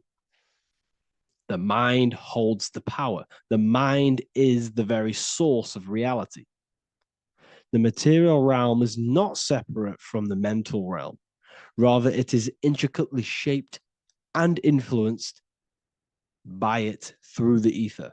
This subtle, all-pervasive medium bridges thought and matter, allowing consciousness to mold and manifest the physical reality. To transform our lives, we must first transform our minds. True change begins within, as our thoughts, beliefs, and perceptions shape the reality we experience. By shifting our mindset, we unlock the power to reshape our world and recreate the life we desire. This is the power of the mind, and this is the power that's been hidden from you. We're not taught these things in schools for a reason, because they don't want us all to be conscious creators. Instead, they feed you your beliefs. They feed you your thoughts through the music, through the entertainment, through the movies, through the news. They're controlling your thoughts with this information. They're installing beliefs and information into your mind. So you are producing their reality. But this is what we need to stop. We need to take control. We need to stop consuming their music, their movies, their information, their news, because all of this is contributing towards your reality. They have the collective consciousness at the tip of their fingers. They do not create the world. We create the world by believing their beliefs and their thoughts and installing their information into our minds. You see, it's mind over matter, and most people live in matter over their mind. Most people let matter, the external circumstances, dictate their mind, when it should be the other way around. It should be mind over matter. This is the mental plane. This is the astral. This is the etheric. This is the physical. The mind holds power over the emotions, over the imagination, over the physical, and over our spirit. It holds power over everything. It's mind over matter. It's the mental body that we must transmute and change. Most of us live in a chaotic state of mind, and this is what we must change. Turn chaos into order. So we need to be mind over matter. We need to install this belief into our subconscious. I, Harry B. Joseph, have created the ultimate esoteric school on the earth. As a member, you'll gain access to live mentoring calls twice a week, along with new lectures, books, and exclusive content released every week. Additionally, you'll have a full access to all my life-changing programs. If you're ready to transform your life and start your journey today with me, join Ethereal University. These are the campuses. We have the real lecture sections filled with lectures that you can watch. Manifestation Mastery, which teach you exactly how to reprogram your subconscious mind so you can live that reality. Sexual Alchemy, the path to empowerment of how you can transmute your sexual energy. The Real Library, where you gain access to powerful esoteric books, PDFs. Symbols of Secrets, an amazing course. The course that allows you to see beyond the veil that has been pulled over your eyes, the language of symbolism that secretly rules the world. I teach you how to read symbolism. Esoteric Exchange, live calls. You get to rewatch all of the old live calls. Mindwave Hub, this is a place of binaural beats where you can listen to infinite amounts of binaural beats. So you can meditate to them. Meditation section, numerology, health section, and electromagnetism. This is a life-changing place. And if you are serious, we only accept serious about changing your life and studying the occult and esoteric, this is the place for you. I've been there. I've been on YouTube looking around for valuable information, trying to find good accounts, good channels. It's very hard. I had to go through years of trying to find good information on YouTube. But what I've done is, instead of you searching around everywhere for bits of information and connecting the dots, I've put it all into one big place. You get your binaural beats, you get all the programs you need to walk the path of enlightenment, to transform your life. I will connect with you on the inside, and I hope this lesson, this lecture, you gained some information, you gained some power from it. Please like and comment, or don't. It's up to you. If you have any reviews, if you have any ideas of lectures that you know, if you don't understand certain things, make sure to leave a comment and I can make a lecture about it. I can make a video about it for sure. I don't mind taking recommendations for videos. So I thank you all, people. Have an amazing day.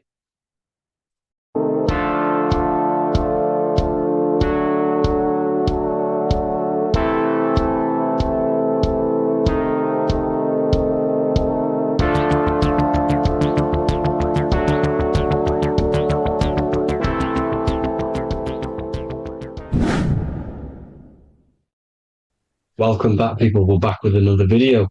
Let's jump straight into this. Make sure to tune in till the end, because this has got so much information in this video. So sit back and enjoy. So everything's torus fields. The Earth's a torus field. Everything's torus, which is electromagnetic field, electric and magnetic. The center of the torus field is where the two opposing forces meet in the center. And this is what creates the plane of inertia, the dielectric plane of inertia. Okay? You got red shift, blue shift, positive, negative, south and north pole, right? This is what the ancients were showing with the tree of life. As you can see here, this is the plane of inertia and this is the torus field. Everything consists of this. Everything is a torus field. A atom is a torus field.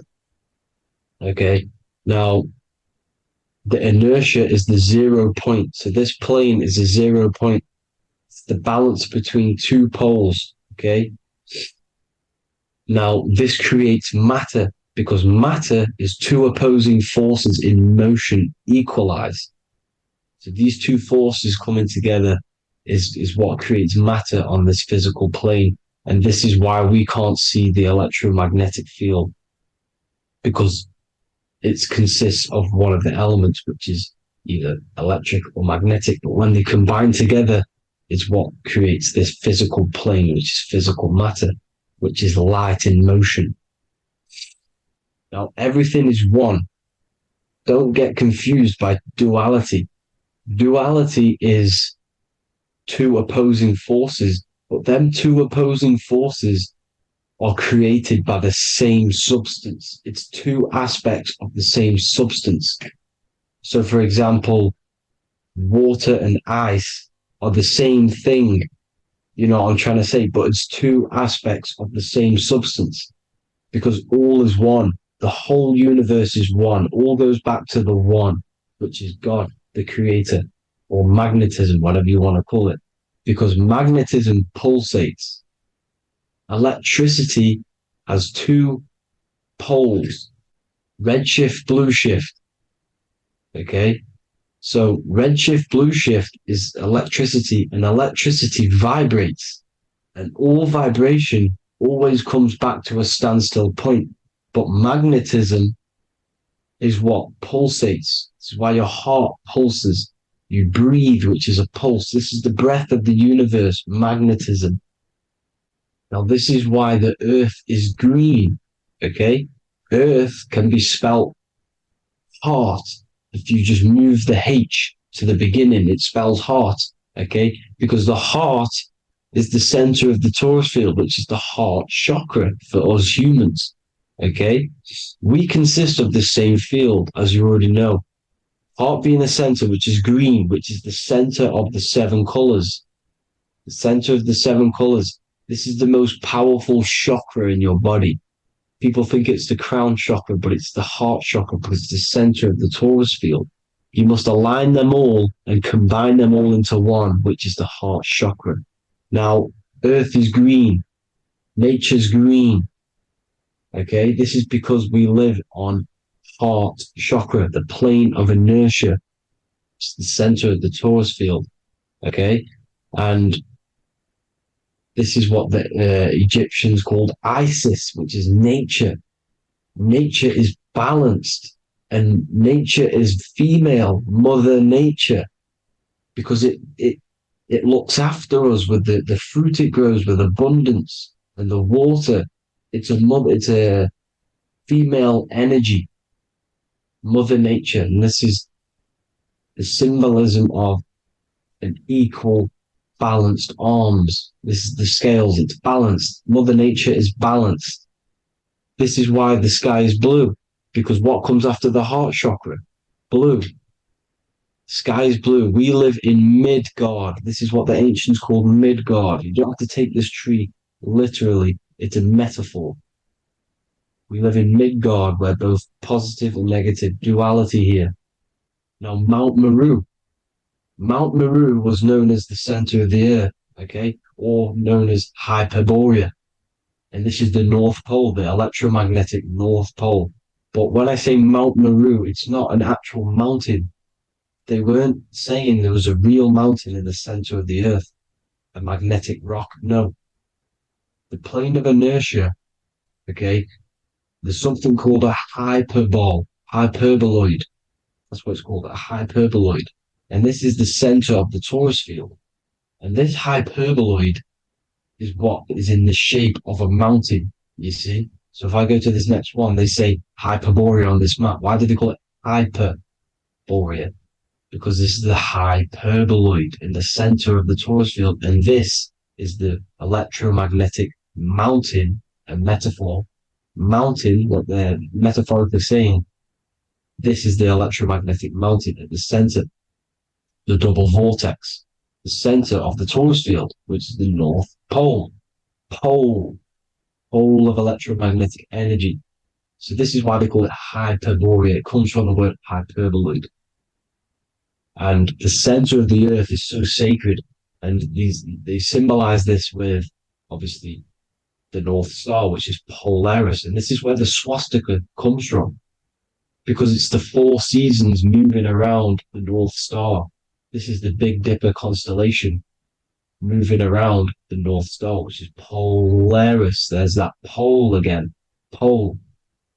Magnetic pole of the torus field. And this is where the green, emerald green, aurora borealis comes from. It comes from this center hyperboloid at the center of the earth, where the most electromagnetic energy is stored. The center of the plane of inertia, the center of the plane of inertia. This is the all-seeing eye as well. As you can see, they got the sun, the moon. This is the Masonic cosmos, the sun, the moon, and the all-seeing eye, because the eye is Polaris, the eye of the stars. It's all a big eye. Now, the eye means a lot more as well. It's not just that. There's different ways you can interpret symbols. Now, this is the emerald tablets. Deep in Earth's heart lies the flower, the source of the spirit that binds all in its form. Okay? The flower of life is thine own place of thine spirit, and stream through the earth as thine flows through thy form, giving off life to the earth and its children, renewing the spirit from form unto form. This is the North Pole. This is what he's talking about. He's talking about the aurora borealis. Aurora borealis. It's the earth's aura. Emerald green. Heart chakra. Plane of inertia. Green. Earth. Heart. You see? All related. Now, there's many symbolism of this. So much symbolism of the ancients. The 7 layers of heaven. 7 layers of heaven, which are the 7 planets. Okay? These planets are the solar system. It's the solar system because we are the soul. We are the sun, the soul. And we're inside of a solar system, which is the 7 planets. That's why there's 7 layers of heaven. Okay? The rings of Saturn, the rings of the planets are moving around us. Okay? So this is what the ancients were depicting in their cosmology. Now this is the Hebrew cosmology of the earth. This is the Mayan cosmology of the earth. You see, it's all an enclosed system. We live inside of a giant torus field. All is atum. It's what the ancients said, ancient Egyptians said. All is atum. Atoms are torus fields. Don't be tricked by the modern science today with the current model of an atom. It's completely wrong. They're hiding the torus field. They're hiding the electromagnetic field, which is in everything. Absolutely everything is in motion, and motion comes from this field. And you see, this is upside down, but this is the I think it's pretty sure it's candles, but the 7 candles, the 7 planets, the 7 Elohim. You see, it all goes back to the stars and the heavens. Now, this is how the Earth really works, with the stars on the outside of the cosmic egg, and then the torus field spinning around the sun and the moon, the positive and the negative charge. The sun gives you energy, the moon takes your energy. The moon controls monthly cycles. Moon is mon. This is etymology. Mon, month, money, demon, monster. Stir is star, moon star. We are all stars. Youngster, minister, superstar, Hollywood star. We're all stars. We come from the stars, which is heaven. Our soul comes from the stars. You see? We are the universe, the image of man is made in the universe. We are a microcosm of the universe. The universe is a macro. We are micro. We consist of everything.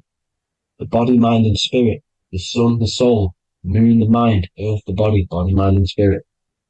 We have 12 systems in the body, which are governed by the 12 zodiac signs. Starting at the Aries, which is the ram, the ram of God, all the way down to Pisces and Capricorn, kneecap.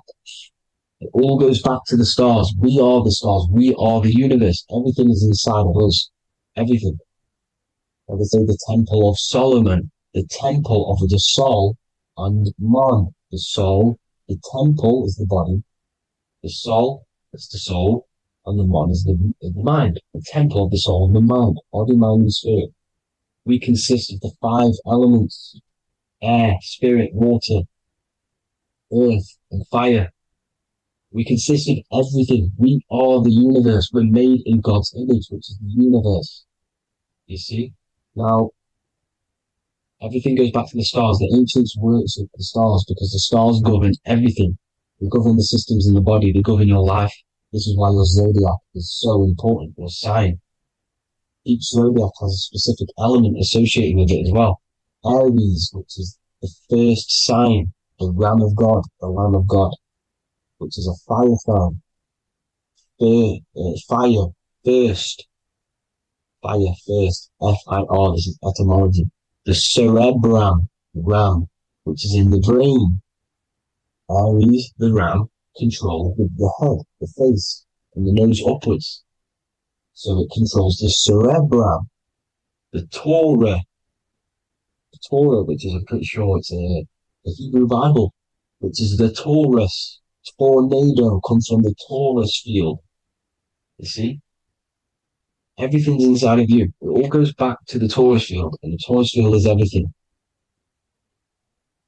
Now, like I said, 12 zodiac signs, 12 systems, 12 cranial nerves in the brain, the 12 disciples of the Bible. All symbolic. Have to read the Bible properly. Now, this center, at the center of the earth, right? This is what's stirring the ether. And the ether consists of the 4 elements. Because there's 5 elements. Spirit can be called ether. People call it spirit or ether. Ether is pure potential, pure energy. It's what connects the astral to the physical. It's the dimension between the physical realm, which we're on, and the astral. So it has pure potential. It's pure energy. This is why we say either. I either want to go there or there. It's connecting 2 scenarios. That's what the ether is. It's connecting the 2 worlds, the astral and the physical. The center is like the cosmic womb. There's a black hole in the center. This is the center of the Taurus field. This is the womb of creation. This is the womb of creation. And inside of this black womb are the 5 elements, and everything's being stirred around. Everything's in motion. Light is motion. Everything's motion. Now, like I said earlier, light crystallizes into physical matter. They are the same substance. Spirit and matter are the same substance, but different variations, different aspects of the same substance. Low vibrational spirit turns into matter. High vibrational matter turns into spirit. Or light, whatever you want to call it. Matter is light crystallized. This is where we get the 7 metals from. The planets. The planets are light. Specific frequencies and vibrations of light. When these lights, or the planets, materialize, material metals, materialize, they turn into the 7 metals. Saturn turns into lead. That's why lead is red. Saturn is red. The sun turns into gold. That's why the gold is yellow and the sun is yellow. You see, Saturn is the time god. What happens in autumn? The leaves turn red and they die. This is why Saturn, Satan, time god, the reaper, everything is crystallized till it's death and then reborn again. You see, rust, when things rust, it turns to red because it's Saturn. Saturn crystallizes everything. He's the reaper who comes around in winter. You see, he's Satan. Jesus and Satan, the sun and Saturn. They say we live in a solar system. The solar system, I think I've already just broke this down. The 7 planets are the 7 chakras. Everyone already knows this. But I'm going through it anyway. But this is where we get the 7 planets from. And the 7 metals. You see, all the ancients knew it was an enclosed electromagnetic system. It's not a spinning ball in the middle of space, people. They want you to believe this so you get stuck in this material world. Because if you believe everything's material, you can never affect this plane effectively. You can never create your life effectively. You don't understand the planes of existence. Because the mental plane is a higher plane. And it breaks down and it controls the planes below it. The mental plane, hold on, I've got it here for you. The mental, the astral, etheric, then physical. Etheric connects the physical to the astral, but the mental is what's above them all. You see? Now, it's important to understand this. It's important. However, the ancients always talked about the enclosed system. Only NASA, which is introduced around the Roman times, not NASA, but the globe Earth was introduced around the Roman times. Okay? By these Masons. These Masons introduced this because they wanted to take over the minds of the masses and control them. These people worship the physical realm. They know how it works. They know the ins and outs of it. They know how to do the magic. They know how to do it all. They understand it all. That's why Masonry have to take the oath. The oath of not speaking. You're not allowed to speak about anything you learn about in Masonry because they're discovering the truth about your mind and how it creates reality and stuff like that. So this is the Masonic cosmology, the 5-pointed star, the 5 elements, the checkerboard for duality, positive and negative, the 2 aspects of every substance. This is another ancient painting depicting the firmament, the stars inside the firmament, the sun. You see, the ancients worshipped the sun because it's so important for sustaining our life. It's the only reason we're alive is because of the sun. But then people think it gives you cancer today. They brainwash you to think the sun gives you cancer when it's the #1 source of all life. They want you to believe it's a big, spinning, dangerous ball in space. It's not. It's here to give us life. It's God's son. That's why Jesus is known as God's son. It is the Son of God. God created that to sustain us. You see? So it's important you understand the true cosmology of where you are. Because if you don't know where you are depleted of all of your morals. You're depleted You're demoralized. You're lost. You don't know where you are. You don't know where you exist. Okay? Once you accept the globe model, the heliocentric model, you will subconsciously think that you come from nothing. This is why they implemented the evolution theory just after the globe model was introduced by Charles Darwin. Charles Darwin came in after the globe model. He's a Mason, he was another Freemason, and implemented evolution where we came from monkeys because they want you thinking less of yourself so they can manipulate your mind. You see? They want to manipulate your mind, and they have done since you got here. Since you came through that portal, you were manipulated from that day to believe this, believe that. The true cosmology, the truth will set you free. You will understand things better. You will feel better in yourself when you know the sun is here for you. You'll feel better in yourself that you know that you didn't come from a monkey. You were created as a human, a manifester, a creator. You're so intelligent. Your mind is amazing. You can manipulate matter, mind over matter. See? Thank you all people for tuning in. Tap in with yourself. Love yourself. Find the truth. Spread the truth. Nothing dies. Nothing in this creation dies. Everything's energy. Everything's light. Light can never die. You're a light being. That's why it says Q. Q man. Q is light in Hebrew or Latin. Either one of the two. You are light. You're a light being. You never die. Ever, ever, ever die. Ever. Stop thinking you're going to die. This body will die because it contains electricity. And electricity always goes back to a standstill point because of vibration. Electricity vibrates. You are pure light. You will never ever die. Thank you all people. God bless. Make sure to like, subscribe and share.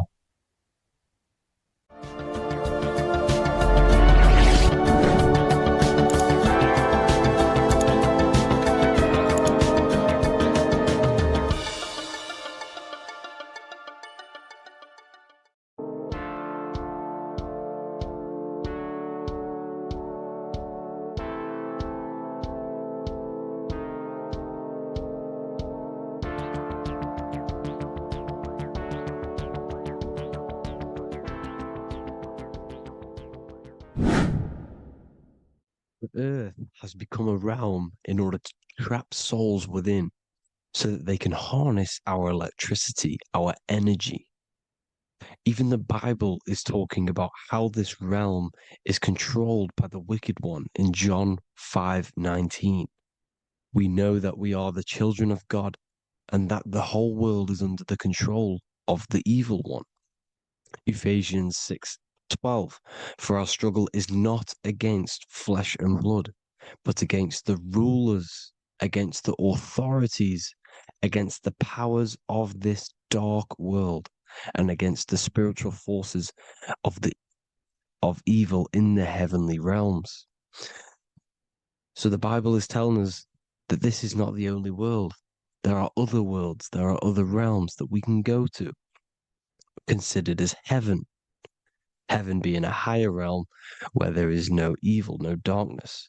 This is a midpoint realm where there is good and evil. Now, we're going to explain how the soul trap is how it's working and how your soul is being harnessed for its energy and how you are tricked to come back to this realm after death. What you need to understand is first is that you are the invisible intelligence behind the physical body. You are the mind and soul.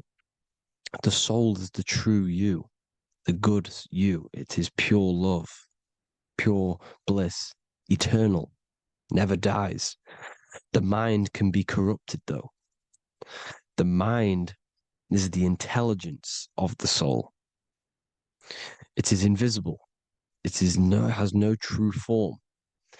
The intelligence inhabits the brain. The brain is the computer to control the electrical machine called the nervous system, which is choice, program, and action. You are the invisible intelligence behind the body, and this will prove it even more. You do not even see into the external world. You are seeing a image produced by the brain because the light is being sucked through the retinas of the eyes. The image is produced in the visual cortex at the back of the brain. What does this mean? This means that we are the consciousness in the center of the brain, in the pineal gland, that is experiencing the program being ran by the central nervous system in the brain. This is the sigil of Lucifer. Lucifer in Latin is Lucy. Lucy is light in Latin. Lucifer is known as the light bearer. This is how the eyes work, people. It's not a demon or a devil. The sigil for Lucifer is how the eyes work and how the left eye is controlled by the right brain. The right eye is controlled by the left brain. There is a crossover. It's the same with the body. The left side of the body is controlled by the right brain. The right side of the body is controlled by the left brain.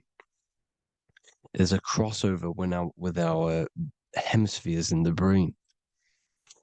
Now, this empty chamber in the center of the brain is where this universal cosmic intelligence is held, known as the most holy place in the Bible, the throne of God. Okay? This is above the 33 vertebrae on the spine. As you can see here, you are the being in the center of this point. All of the nerves are being sent back to this one particular point, which is which is the seat of our invisible intelligence. You can see it's an empty chamber. Our consciousness, our intelligence is not a physical thing. This intelligence is the true voice inside of your head. This is why your head is heaven, your heart is earth, your heel is hell. Your head is heaven because this is the seat, the throne of God.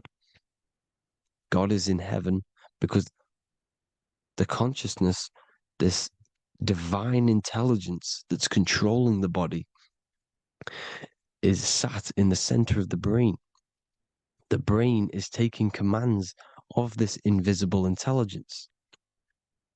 When you close your eyes, you can feel your awareness, your consciousness, your intelligence is all in the brain. Your awareness is not in the feet, the heart, the legs, the arms. It's all in the center of the brain. Now, if you meditate deeply, you will find that you are beyond the mind. You are the being observing the thoughts. You are the soul observing the thoughts. Now, with this being said, you are the consciousness experiencing the program being ran by the central nervous system in the brain because you're not seeing into the external world. It's an image, it's a simulated image produced by the brain and the central nervous system. You do not experience the external world. You do not feel the external world. You feel electrical impulses on your nervous system. Your nervous system is decoding what you are feeling. So the only thing that you truly feel is the electrical impulses on your nervous system. This is why the nervous system is the tree of knowledge of good and evil, because it gives your invisible intelligence, your mind, the knowledge of good and evil. It can detect good things, it can detect bad things. If it's hot, if it's warm, if I need to go, the nervous system is doing this. It is the tree of knowledge of good and evil. Okay? Now this universal intelligence is symbolized as the single eye. Okay?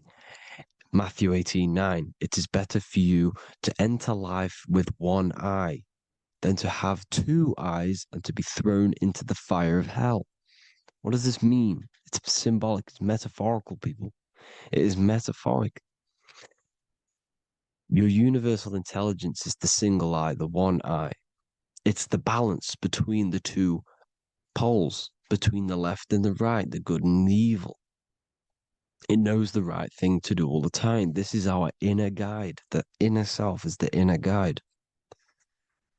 And when you are operating your life off duality, using your two eyes, you'll be thrown into the fire of hell, lower states of consciousness, because you're split.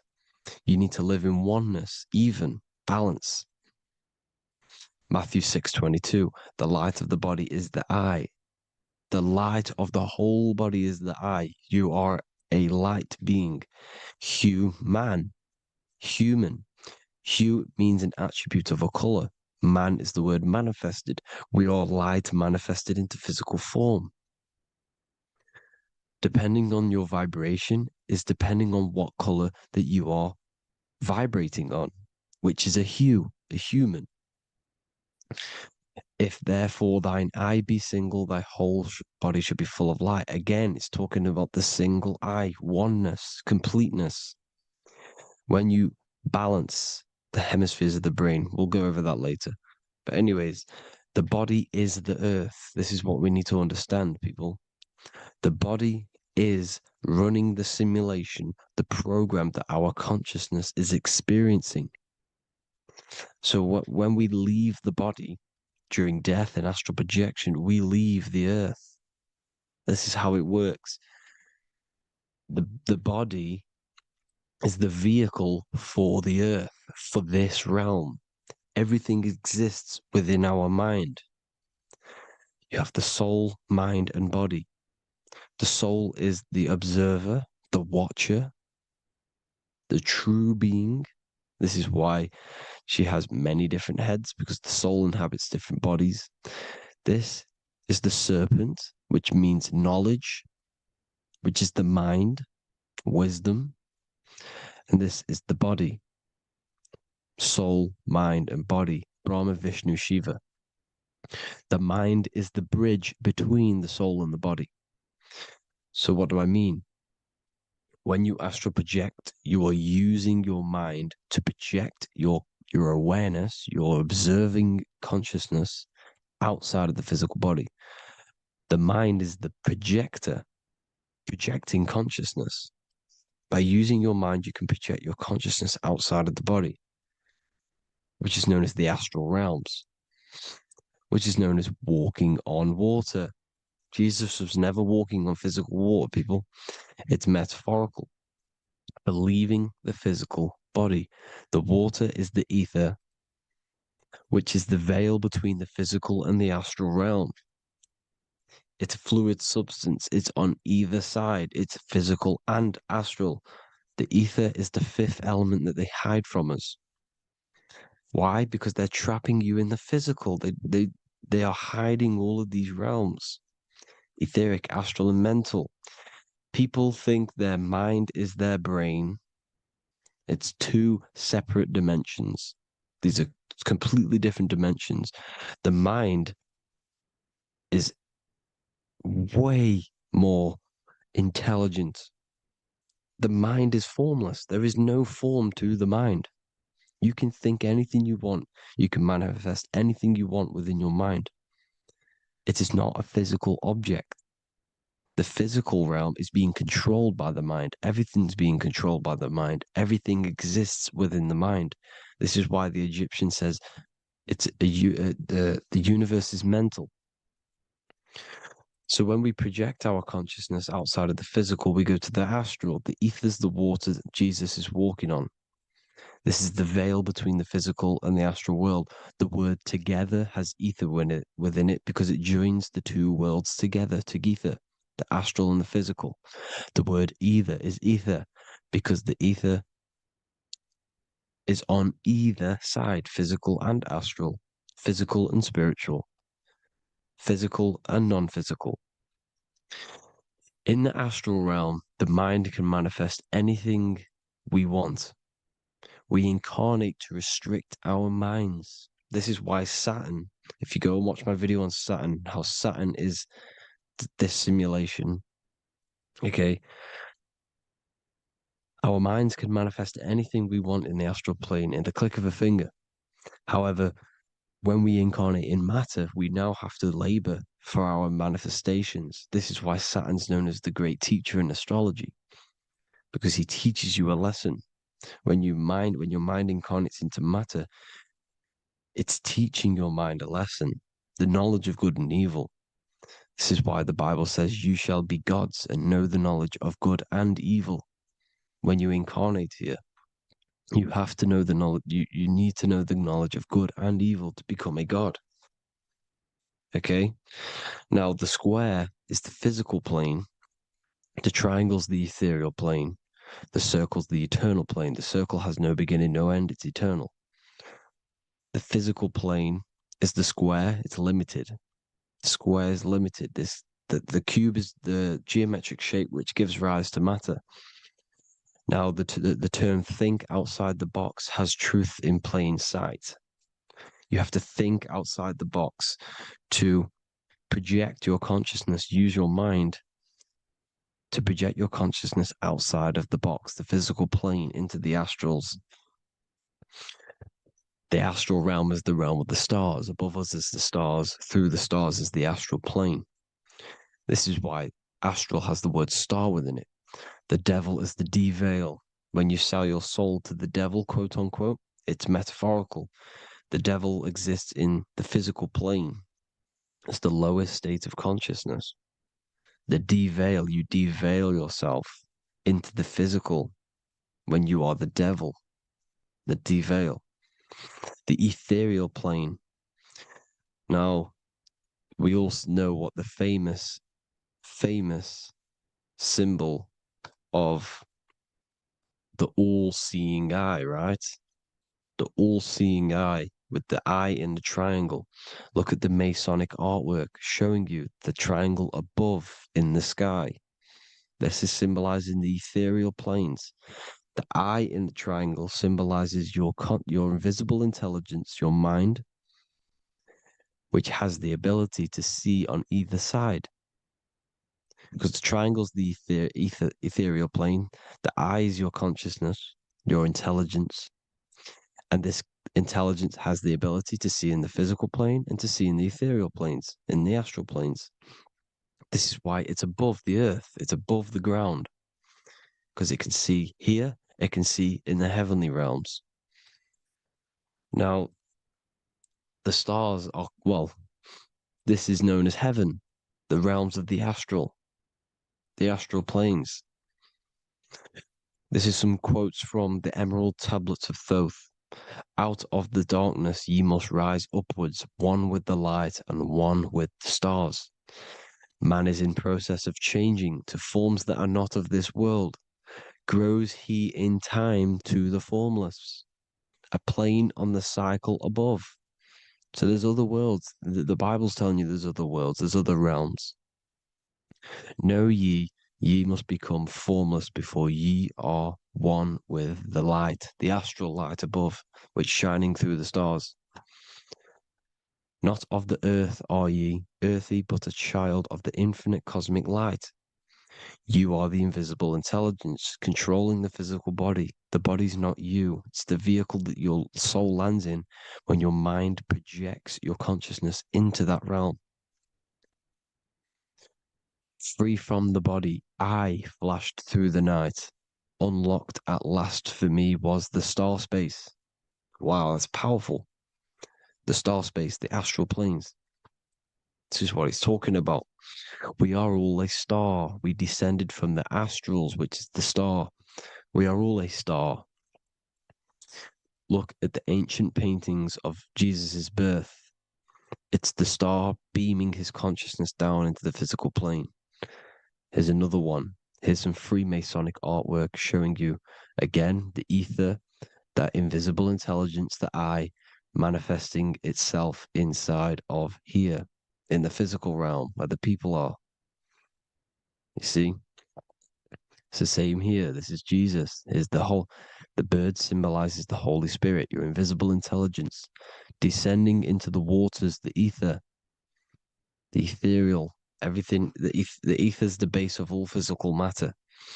Here's Truth in Plain Sight. Mr. Bean, the famous TV program in England, in the UK. He begins the program Like we'll begin the program from falling from the stars. He falls down with a beam of light. And this is truth in plain sight. This is false. The aliens don't exist. They're a lie, alien. But this symbolizes the star beaming our consciousness. And when we die, this star will suck us back up, just like this UFO is doing. It's truth in plain sight. So, this is some more Freemasonic artwork going from duality to singularity. Sun, moon, masculine, feminine. Right hemisphere, feminine, left hemisphere, masculine. The consciousness in the center, the balance point. Here's another more Freemasonic artwork. The two pillars, left and right hemispheres, and the invisible intelligence between the left and right hemispheres, the light of the body. This is why light's coming off it. Because it's light, it's pure light. The blazing star. The stairs go from the checkered board, the duality, up to oneness, in between the sun and the moon, the masculine and the feminine. This is symbolizing going into oneness. What did the Emerald Tablet say? You've got to become one with the stars, one with the one with the self. Balancing the two hemispheres so that you can gain, because when the two hemispheres are balanced, you can gain a more deeper connection with your invisible intelligence. Same with the chakras. When the chakras, the seven seals in the Bible, these are seven seals because when you conquer the seven chakras, when you balance the seven chakras, you then gain a more deeper connection with your internal self because your mind is not filled, it's not being ran, it's not being dominated by these seven deadly sins, the seven seals, the seven chakras. These are seven energy centers which are concealing our true form. Balance makes us have a stronger connection with our true cosmic intelligence. Heaven is even. This is why Jesus is pointing at the heart. The even point is the heart. You got to balance the chakras and live from the heart because the heart is the earth. You're in good and evil. The body manifests the lower and the higher self. The higher self is in the higher parts of the body. Wisdom, intuition, expression. The lower self is in the lower parts of the body. Sex, food, and power. This is how they are trapping your soul, people. Like I said, the mind is the bridge between the soul and the body. So by tricking the mind, not giving it the right knowledge, and keeping the mind stuck in the lower three centers, thinking about power, food, and sex, this is low vibrating energy.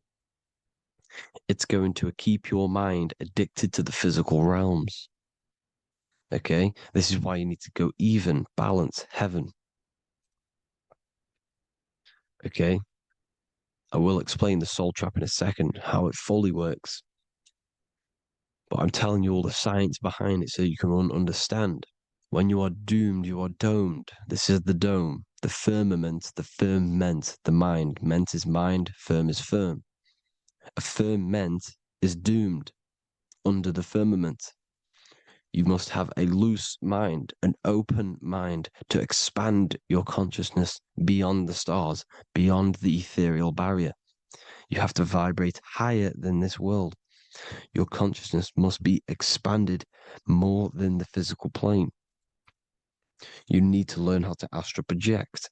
You need to learn how to leave the body, how to operate outside of the body, so that you, when you do leave the body, you will have recognition. You'll have knowledge. You'll have practice. But this is as above, so below. The woman's belly is the earth. It's as above, so below. It's a microcosm of the macrocosm. We are the children in the womb. We are the people in the earth being ready to be born into the heavenly realms. As above, so below. It's a microcosm, macrocosm. Everything is in everything. on a bigger and a smaller and a larger scale.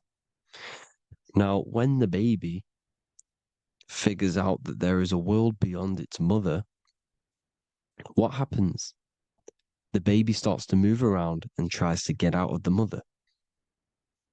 Because once it starts to hear the external world, starts to hear people, it's going to wonder, what's outside of why am I in here? What's outside?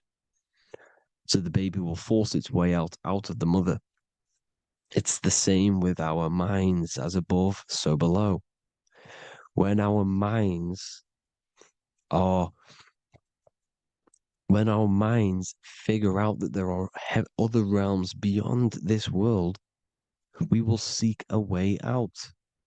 This is the womb, the Mother Earth, Mother Nature. It's the mother. We're in the womb. We can be born out of this world, which is being born again in the Bible. When you are doomed, you are domed under the dome, under the firmament, the firm mind. The firm mind will keep you under the firmament. Due to the law of polarity, there has to be other realms. There has to be. Because the law of polarity works in this world, and it will work on every scale possible. It's universal laws. These are universal laws. The law of polarity means that there are other realms polarizing this realm. There is a hell, there is a heaven. There is a midpoint, which is Midgard, which is the one we are in now. Earth, heart. Earth is the heart. Heart is the center, good and bad. The balance between good and bad. Your reality is your level of realization. Your mind realizes other worlds, you will seek a way to them worlds. It's that simple. The soul trap is to keep you stuck in this physical body, which is the earth. This body is the earth. It's running the program, like I said at the beginning. It's running the simulation that your consciousness is experiencing. You are an electromagnetic being, and you're hidden in a cage, your rib cage, and you're stuck in cells, a prison cells. Look, you're in cells. We produce electromagnetic energy. Your soul produces this energy. And by trapping your consciousness inside of this physical realm, they harness this energy within the astral realms. They're using you to manifest demons, because your mind creates demons through emotions and mental thought energy, which is a whole nother video. I can make a video on that. You're manifesting everything for them because they're trying to create a hive mind. This is why they want everyone to believe in one belief system, one government, one belief system, one religion, because they're creating a hive mind. This hive mind will manifest and be summoned within the astral planes, because the mind manifests the astral plane. The astral plane is the realm of imagination. The mental plane is the realm of just thought alone. The etheric plane is the energy. The physical plane is the matter. So all of our minds together are manifesting these demons within these subconscious realms, the astral. Now,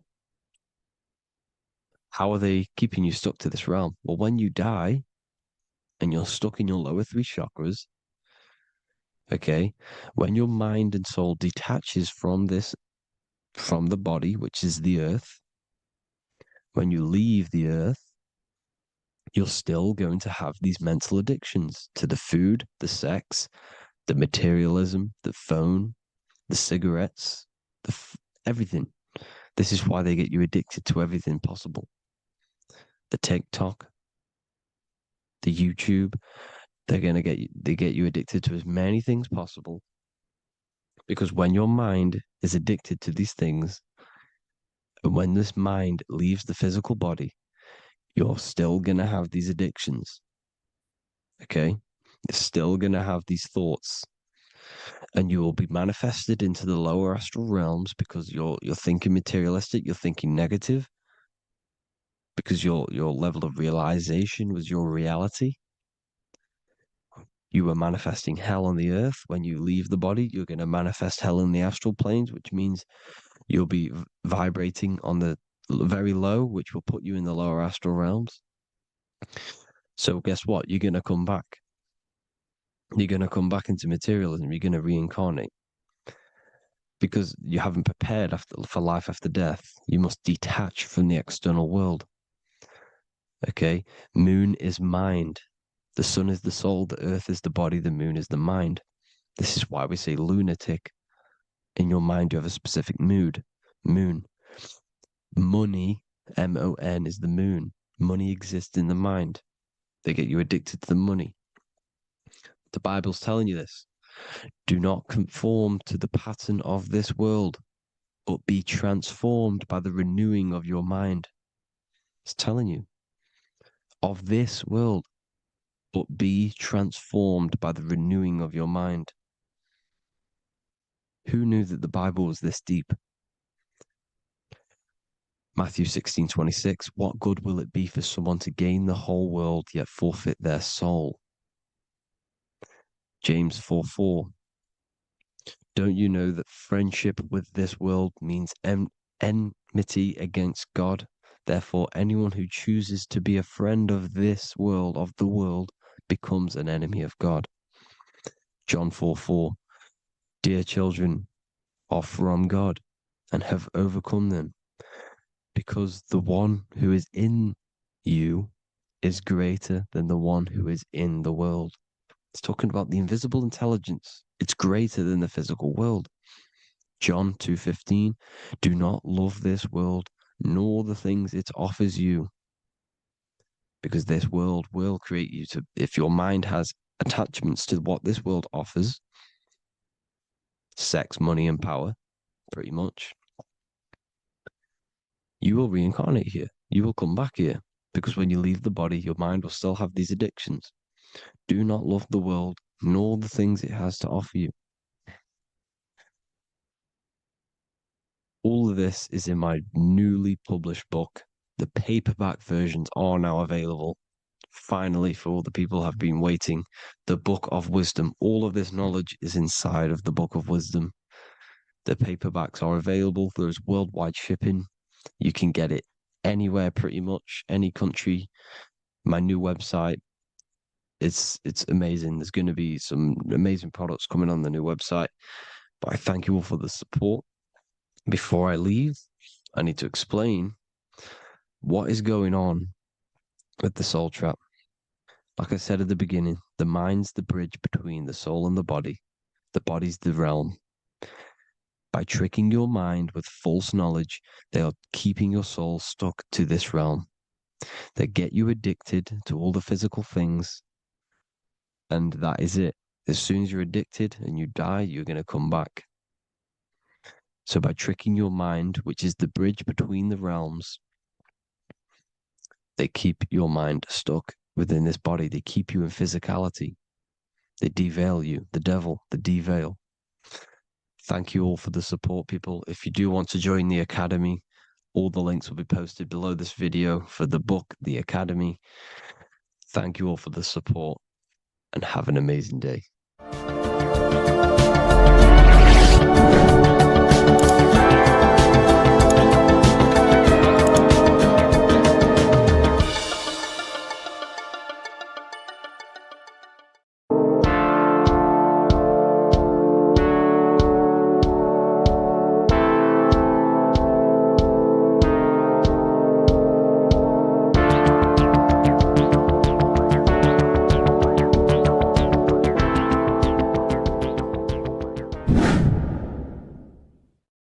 What is good, people? It's Revival of Wisdom. I hope you're all doing well. And this video is how to raise your holy oil or your kundalini. Let's get straight into this. So this is a monthly cycle. Every month, when the moon is in your zodiac sign, this oil is released. Now, the moon is in control of monthly cycles. For women, it's the menstrual cycle, and as well, this holy oil cycle. The moon changes sign every 2.5 days and passes through the zodiac signs in 27 days. So the moon tells the day, the sun tells the time, the stars tell the month. This reality is a massive clock, if you like to say. It's a cycle. Okay. The moon controls the night, emotions, water, fluids, and the mind. Okay. So this oil is produced in the claustrum. It's produced in the claustrum, which is here, right? This is where you get Santa Claus from. Now, the claustrum is at the center of the brain, and it is next to the pineal gland and the pituitary gland. Once it starts in the claustrum, this is the holy present. This is the present that Santa gives to us, Santa Claus. And it goes to the pituitary gland and the pineal gland. And what's connected to the pituitary gland and the pineal gland is the Ida and the Pingala.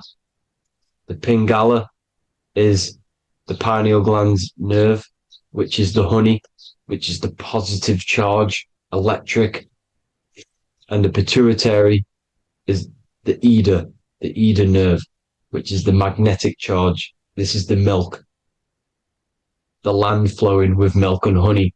This is the brain, the heaven, okay? And it travels down the spine using these two nerves, these electromagnetic charge. And this is what the ancients symbolized with the two serpents wrapped around the spinal cord, the Ida and the Pingala. And this travels down to the sacrum or the solar plexus. Okay. So once it's here, okay, the spine is an elongation of the brain. So the spine is pretty much the brain. It's an extension of it. And it's kind of a microcosm of how we descended from heaven to physical reality, to physical matter, which is our consciousness has done. Our consciousness has descended from heaven into physical matter. And this is a microcosm of it. Okay. So once we're in the sacrum bone, this holy oil, like I've just explained, this holy oil starts in the Santa Claustrum, goes down the chimney to the sacrum. This is the sacrum, the solar plexus, and drops the present off at the sacrum. Now, once we're at the sacrum, we need to raise our vibration to take this oil back up the spine. Okay. And the River Jordan symbolizes this in the Bible. King Herod wants to kill Jesus in Nazareth, which is here, this is the River Jordan, is Nazareth. He goes to be born in Bethlehem and then goes back up to Nazareth to Joseph and Mary. Joseph and Mary, the pineal gland and the pituitary gland. The Bible is huge symbolism. It's all metaphors for this sacred process which goes on inside of your body. You are the Temple of Solomon. You are the Holy Land. The Holy Land is your brain. Once this oil is at the sacrum, you need to raise your vibration in order to take it back up. Once this oil has gone back up to the pineal gland, it activates the crystals which are wrapped around your pineal gland. Your pineal gland is this tiny little beam here. This is the claustrum. This is the pineal gland. And it's wrapped in crystals. And when this oil travels back up the spine by raising your vibration, back to the upper room where Jesus met the 12 disciples, or the 12 cranial nerves in the brain, and it activates and it turns on this pineal gland. And once it's turned on, it illuminates all the cells and the nerves in your brain and turns them all on and activates the higher God man, the God consciousness, Christ consciousness. And it regenerates the whole body. This is the secret to regeneration. It regenerates all the cells in the body. And this is how the ancients lived for thousands and thousands of years, as talked about in ancient texts. They lived for hundreds and thousands of years because they knew this secret. And this fluid, this brain fluid, the secretion, or the Christos in Greek, which means gold, because this is the alchemical process from turning lead to gold. Your body is the alchemical furnace. Now, the ancients knew about this center of the brain because they symboled it. This is the eye of Ra, and it's the brain, and this is what's wrapped around our consciousness. Our consciousness isn't wrapped around the brain. The brain is built around the consciousness. We are the consciousness. You don't have a soul. You are the soul. Okay. Now, the head, heaven, hell, heel at the bottom of your foot. That's hell. Head is heaven and hell. Simple. Now, the pineal gland produces DMT, which is dimethyltryptamine, which is known as the spirit molecule. So, let's move on. Now, when this oil travels up, back, the spine, the chimney, it crucifies at the top, which is called the vagus nerve. So when it reaches here, the optic thalamus, it crosses and crucifies once it's raised back up. And this is why Jesus dies at 33. He was crucified at 33.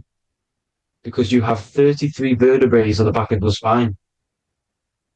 And then it's crucified by the cross of the vagus nerve.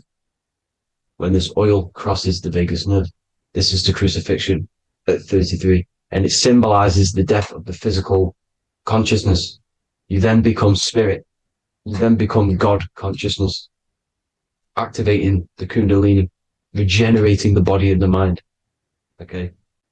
The Garden of Eden. You are the Garden of Eden. The land of milk and honey is upstairs. The pituitary, which is the milk, the pineal gland, which is the honey, which is DMT. It even says this in the Bible. As he brought us into the place, and he has given us this land, a land flowing with milk and honey, which is also symbolized as the sun and the moon. The Bible also says, the light of the body is the eye, not the eyes, the eye. If therefore thine eye be single, thy whole body shall be full of light. This is the activation of the pineal gland by raising this oil back up to the pineal gland, to the center of the brain. Neither shall they say, see that here, or see there, for behold, the kingdom of God is within you. So he's saying, don't look out there. Nothing is out there. It's all inside of you. Everything's inside of you. You're the universe. Now, how to raise this oil back up to the pineal gland? Every month, like I said. The moon controls the cycle. The moon controls monthly cycles. When the moon is going into your zodiac sign every month, this oil goes down the spine, and you must raise your frequency to get it back up. You must retain your seed. This is the most important. Your fluid, your secret, your holy fluid, your life force. You can't let that go. That life force is the reason you're alive. This holy oil is the reason you're alive, because it feeds all of the systems in your body. It feeds all the systems in your body. You have to retain your seed. Alkaline diet, positive thinking, and meditation. Okay? When you retain your seed, you will live longer. The moment you release it, you're killing yourself. You're killing a piece of yourself every time you release your seed. Every single time.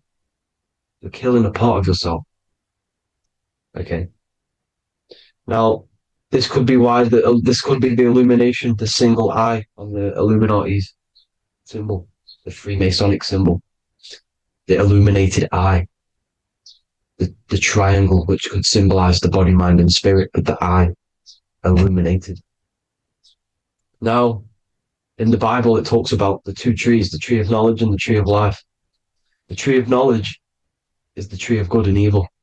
which is the most important system in your body, which is the nervous system. The nervous system, the most important.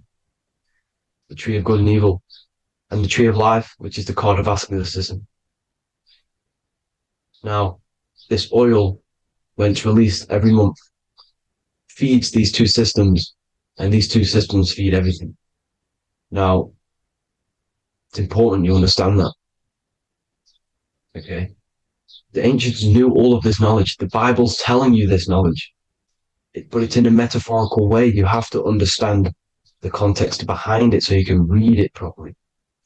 Now, eating of the tree of life, which is when it talks about in the Bible, eating from the tree of life is actually symbolizing a bad diet, ejaculation, because you're eating from these two systems. You're killing yourself with a bad diet. You're killing yourself with an ejaculation.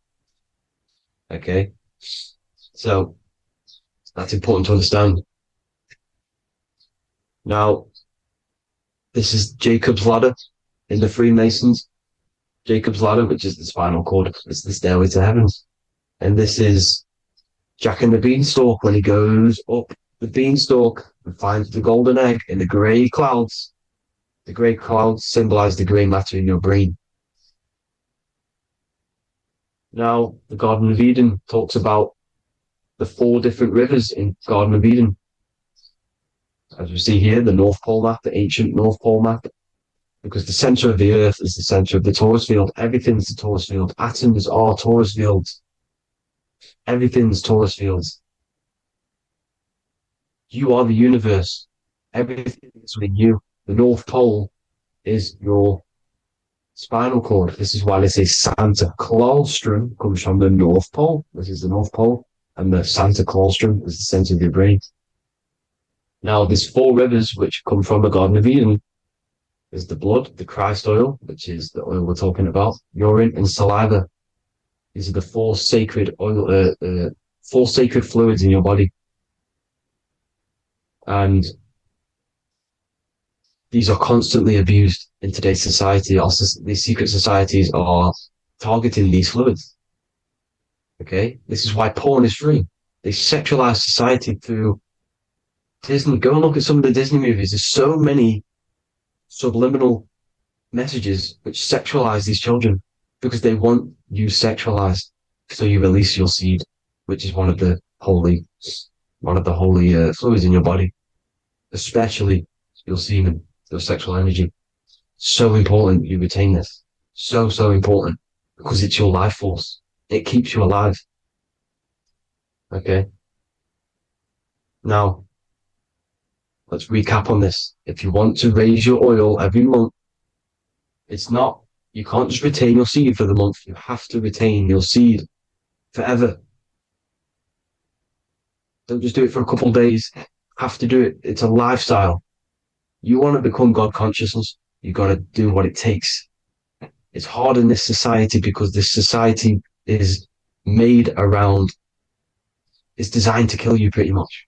It's designed to keep you in these lower states of consciousness with all the bad food, the chemicals in the food, the chemicals in the water, the sexualized TV programs, sexualized adverts, sexualized TikTok and apps, videos, subliminally stimulating you because that is your weakness, sex. It's your weakness. Now, you have to retain your seed, meditation, and an alkaline diet. Why alkaline? Because acidic is low vibrational. This is the color spectrum. And what's the highest vibrational color? Violet. It's the lowest, red. You have to have an alkaline body in order to raise this oil. When you drink, when you have a bad diet, when you drink alcohol, when you smoke, this destroys the oil. It destroys the oil in your sacrum and it can't be raised again, can't be raised up. This is why it's so important. Without that oil, you don't live. That oil makes you live. It feeds everything in your body. It's crazy how we're not taught this. It's insane. But that is how you raise the oil, people. I hope you all gain some knowledge out of this video. And I hope this assists you on your journey, your spiritual journey. Please like and share this video. We need this knowledge out to the public to wake up humanity. Thank you all, people. God bless.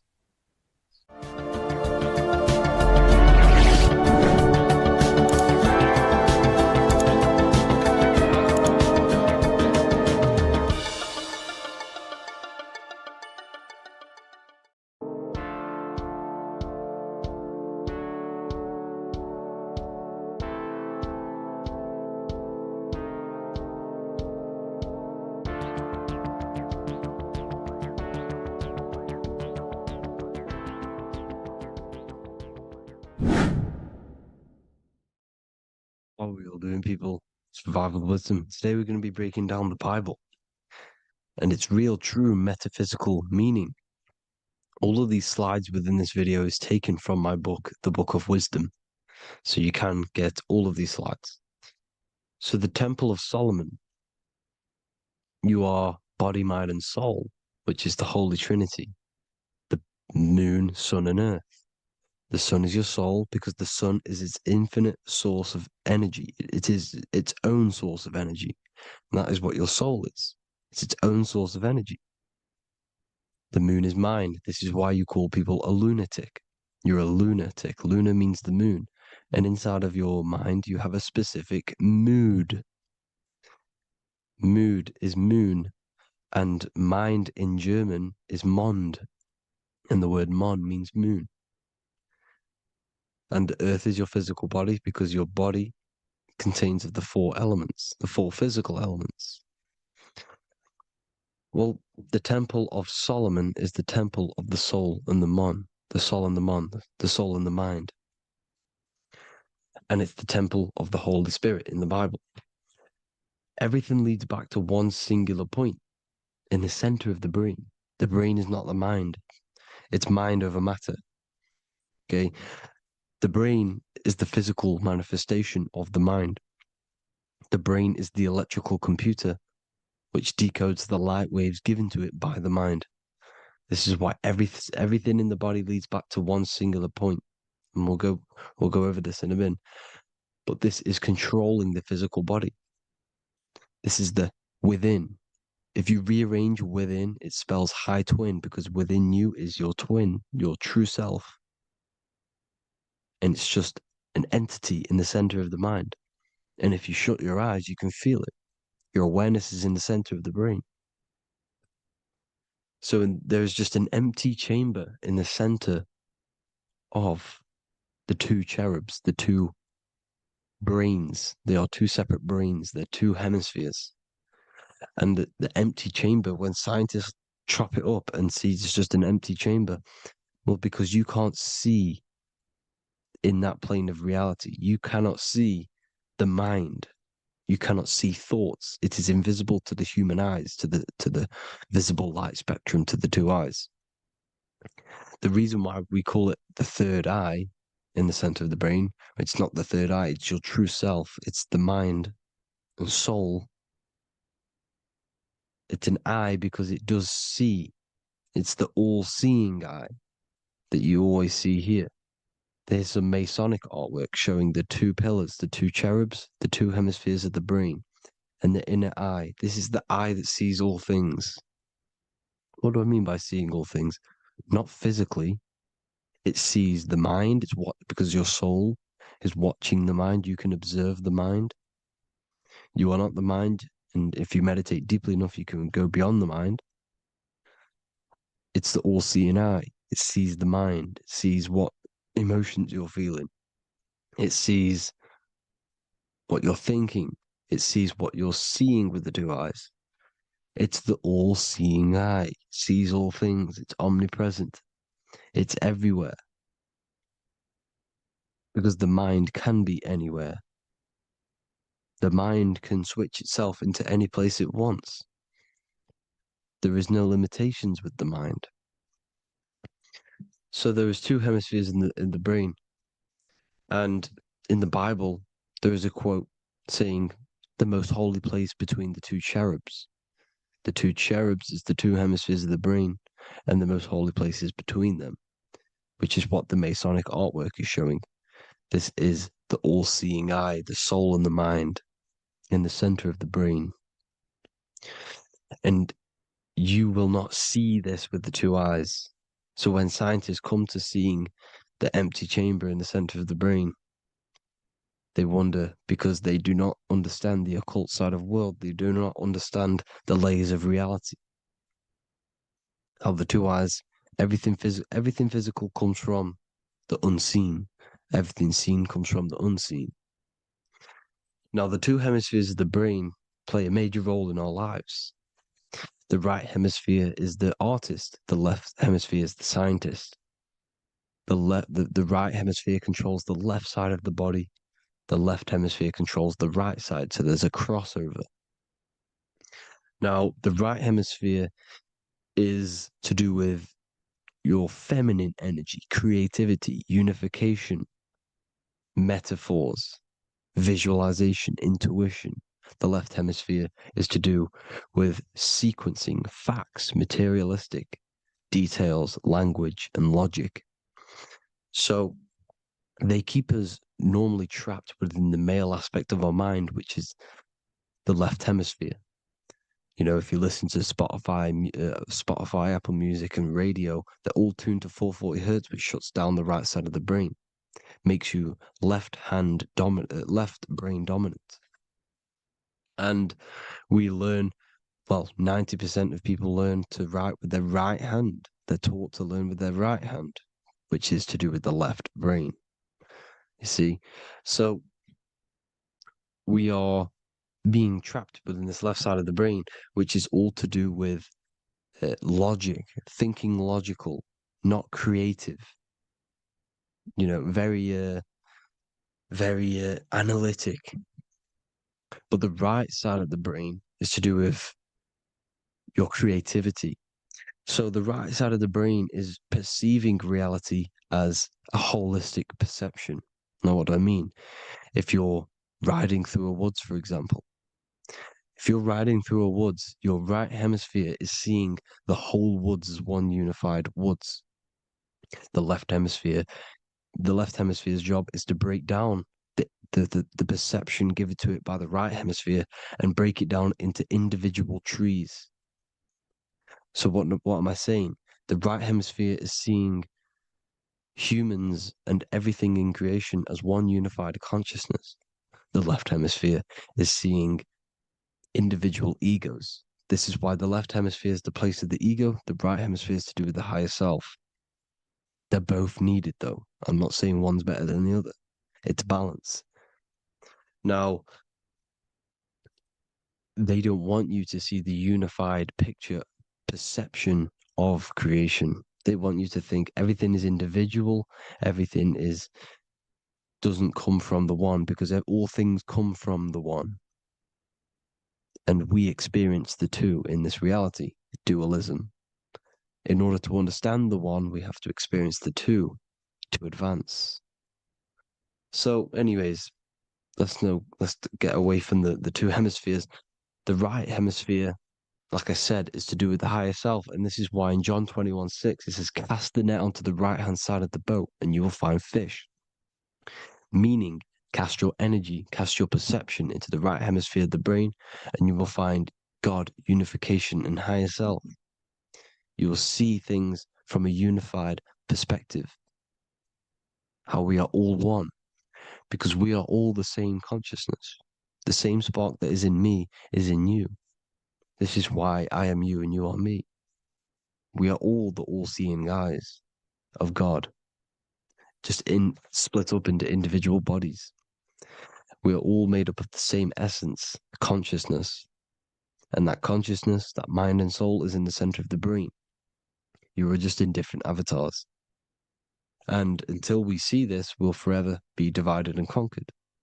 Until we figure this out as a collective consciousness, we will forever be divided and conquered and ruled over. This is why the Bible says, ye are gods. You are the sons of the Most High, because we are. We are the Word made flesh. We are God made flesh. Mark 16:19. So then after the Lord had spoken unto them, he was received up into heaven, head is heaven, H-E-A, and sat on the right hand of God. God is the consciousness in the center of the brain. Heaven is the head, and the right hand of God is the right hemisphere of the brain, meaning he sees things in unification, creativity, intuition, the higher mind, the higher brain. When Moses crosses the Red Sea is the corpus callosum, moving from the left to the right hemisphere of the brain to see unified perception of reality. Head, H-E-A, heaven, same root word. This is why the ancients always depict God in the center of the brain. Here you see ancient Christian artwork showing God in the center of the brain, the light. Here you see it here. Here you see Ganesh, an Indian god, which is the brain. Here you see the Father, the Son, and the Holy Spirit in the dome, the brain. This is the brain, because you are God made flesh. That's what consciousness is. The upper room where Jesus meets the 12 disciples. It's the upper brain on the upper room. The upper room is the chamber, the empty chamber in the center of the brain. That's the room. And the 12 disciples are the 12 cranial nerves in the brain, which pretty much rule the body, all the cranial nerves. The tree of life, the cardiovascular system. This is why in Genesis it says the tree of life was in the midst of the garden. Midst meaning middle, because the middle of the body is the cardiovascular system, which is controlling all of the systems in the body. The tree of knowledge of good and evil is the nervous system. It's the spine and brain. This is what's detecting good and evil.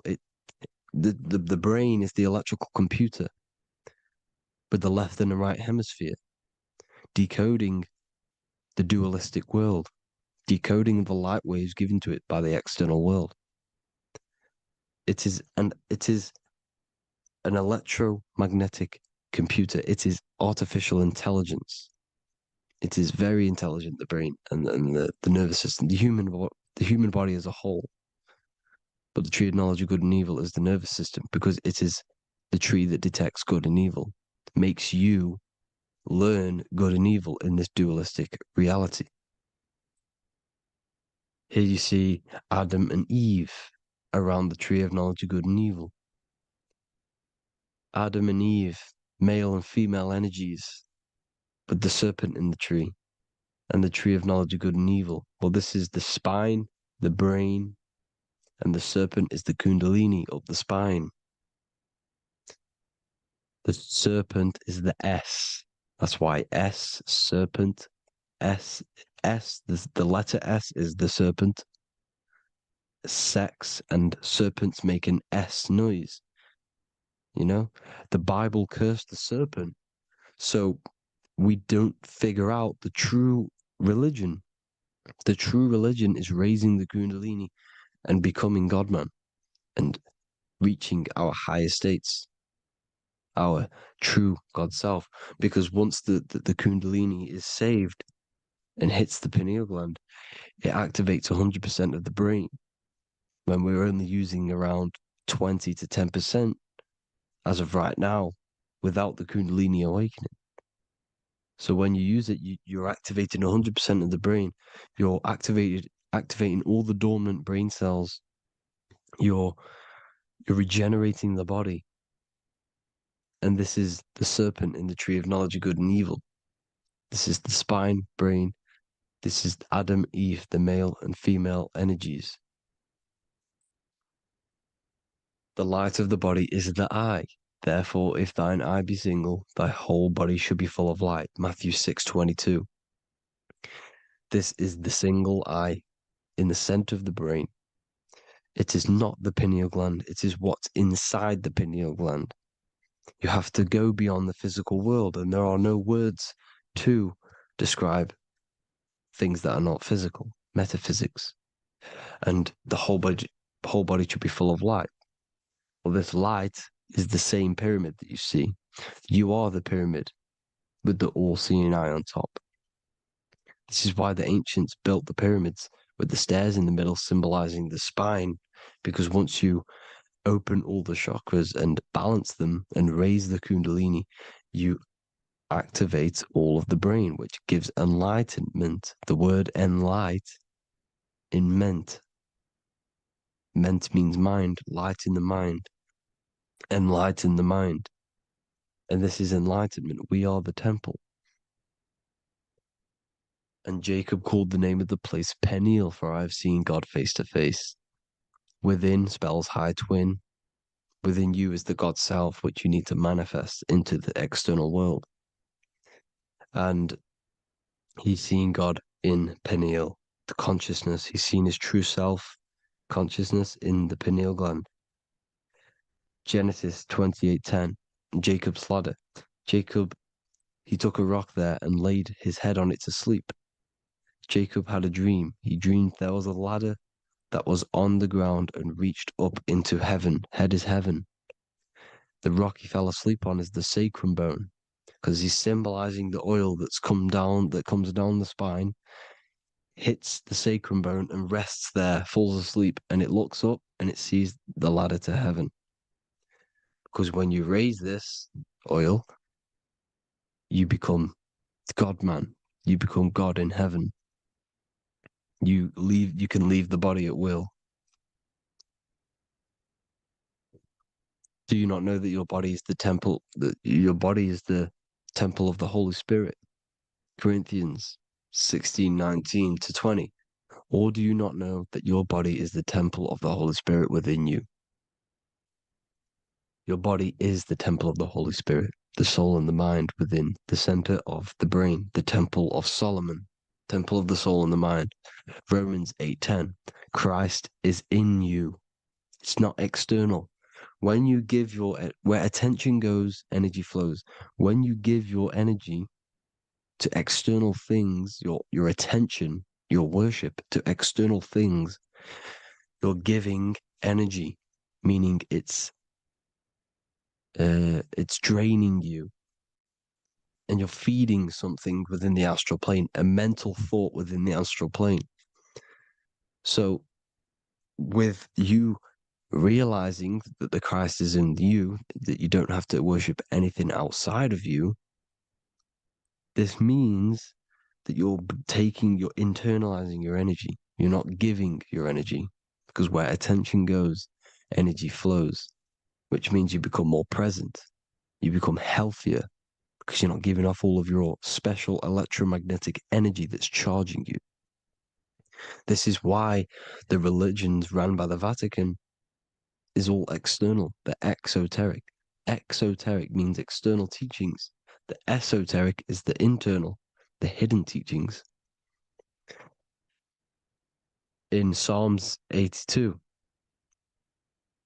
I have said, ye are gods, and all of you are children of the Most High, because we are the Most High, split up into individual bodies. That's what consciousness is. Consciousness is the Most High, and we have to raise ourselves to the Most High.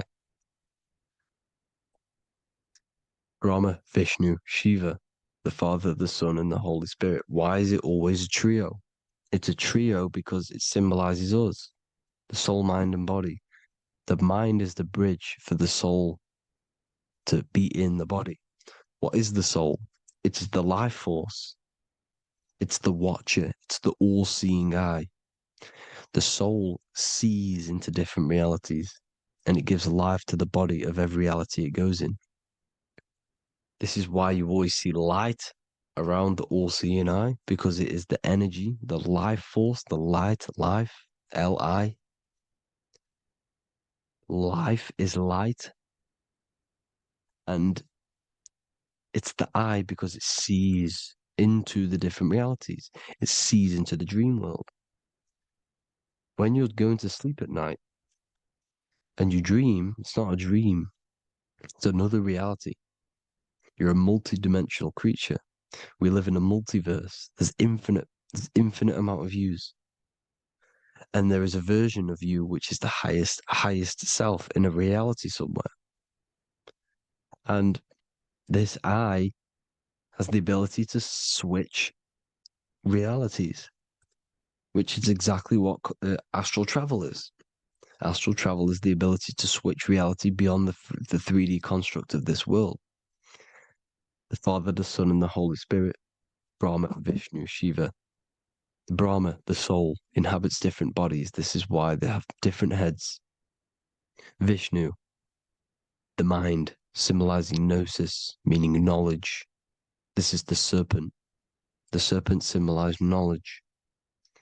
Shiva, the body. The Father, the Son, and the Holy Spirit. The bird, the soul, because the bird symbolizes the soul. This is why you have here the Egyptians showing you the soul leaving the body. Here you see here with the twin head, the same head, and it's a bird. This is the soul self. This is the ego self. The Egyptians knew this. They knew all of this. Of course they did.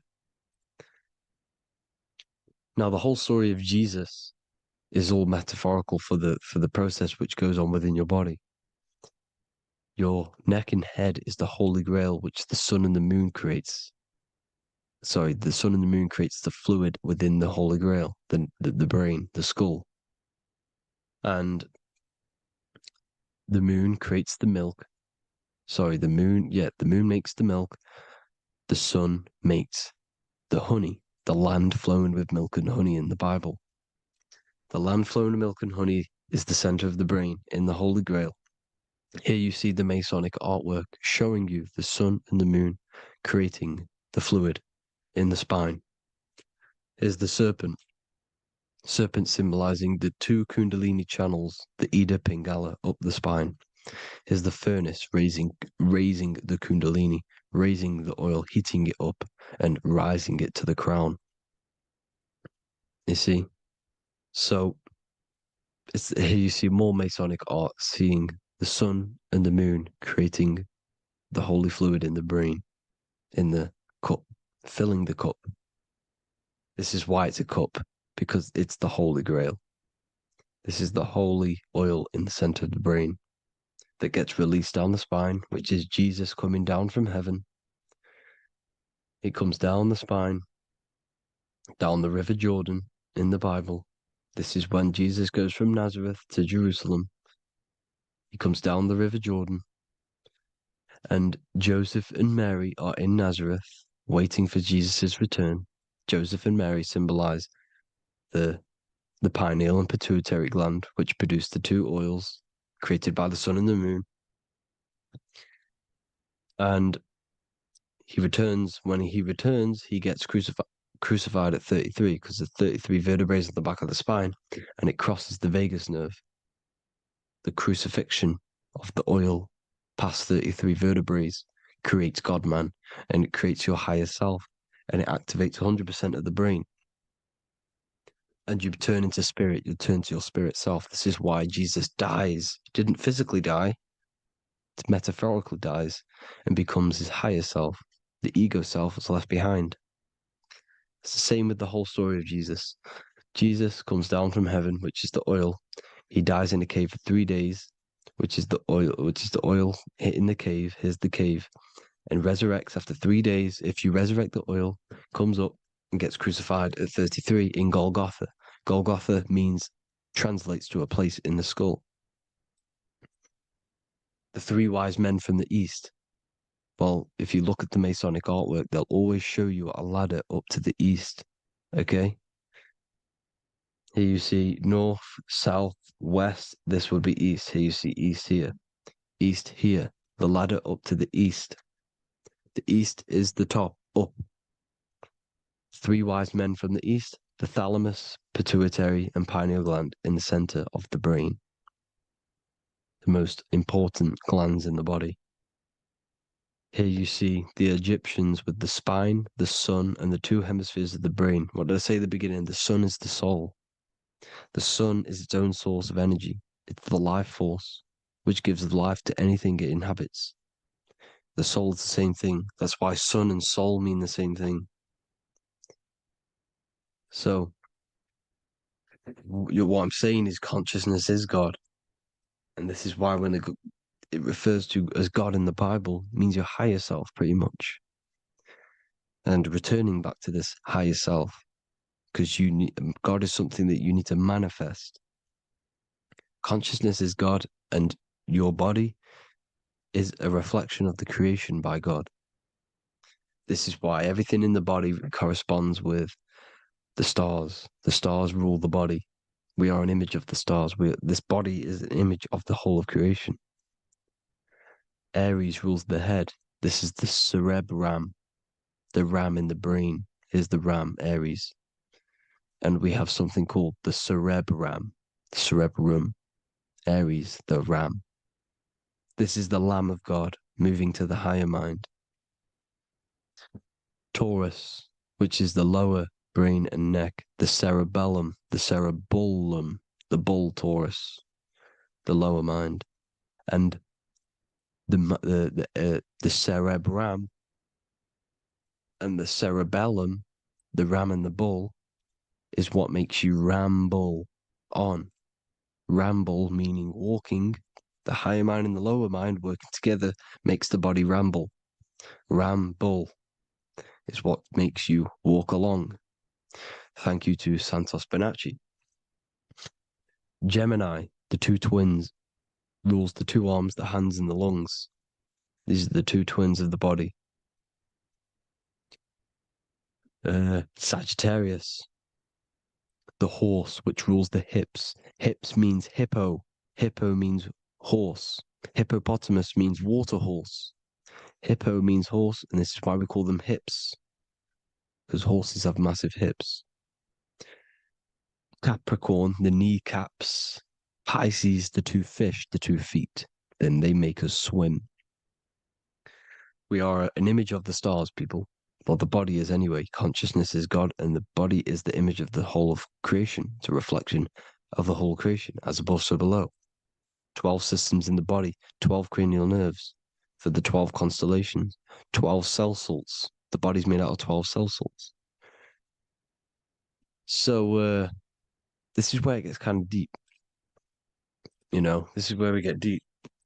And he said Jesus was known as the fisher of man.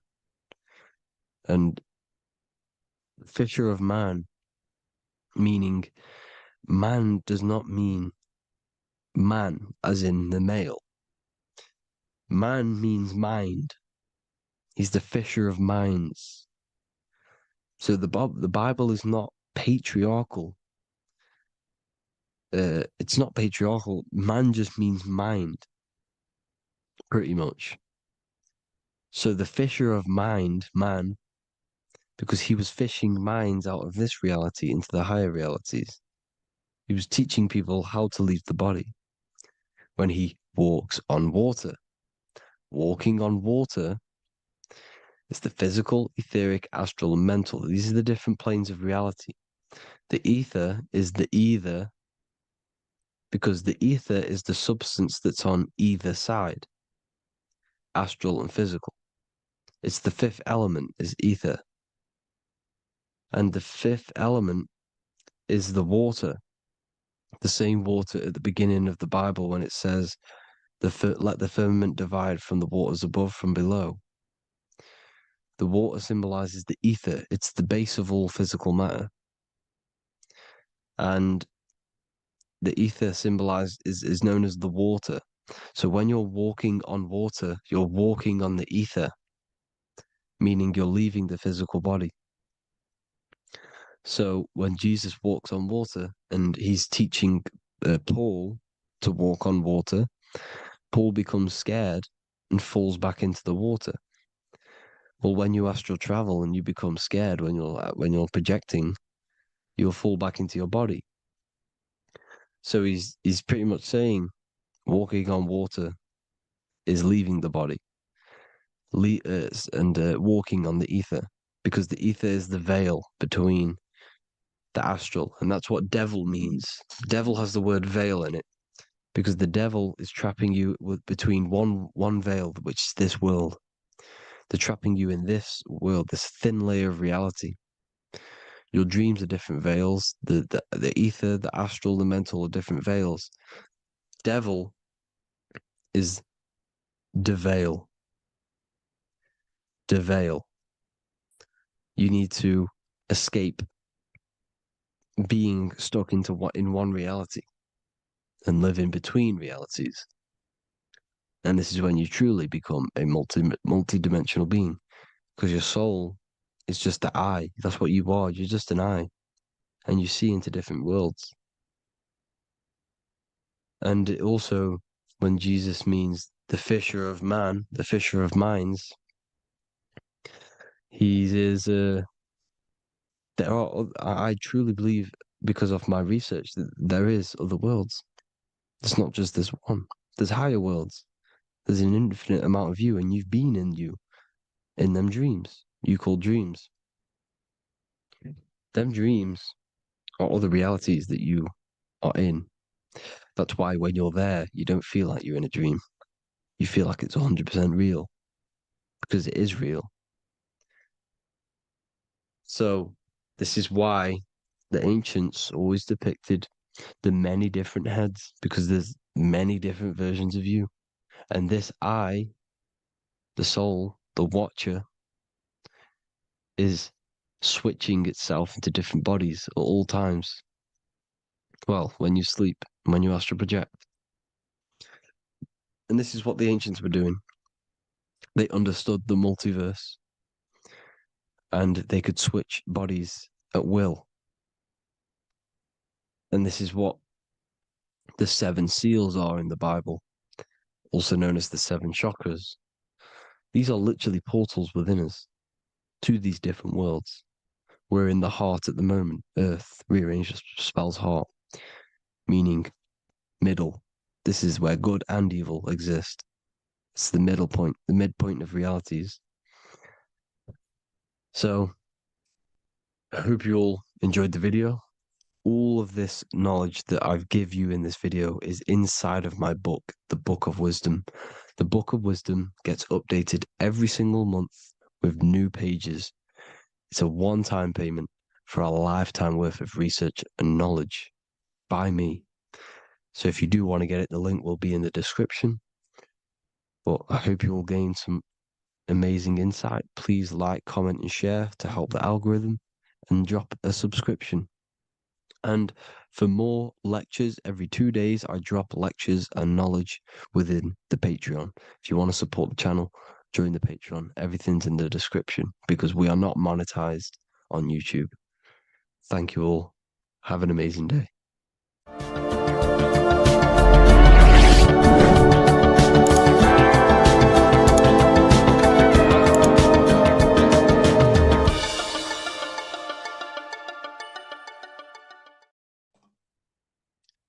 So this is known as the Bag of the Gods. This symbolism is widely known, but no one knows what it truly symbolizes.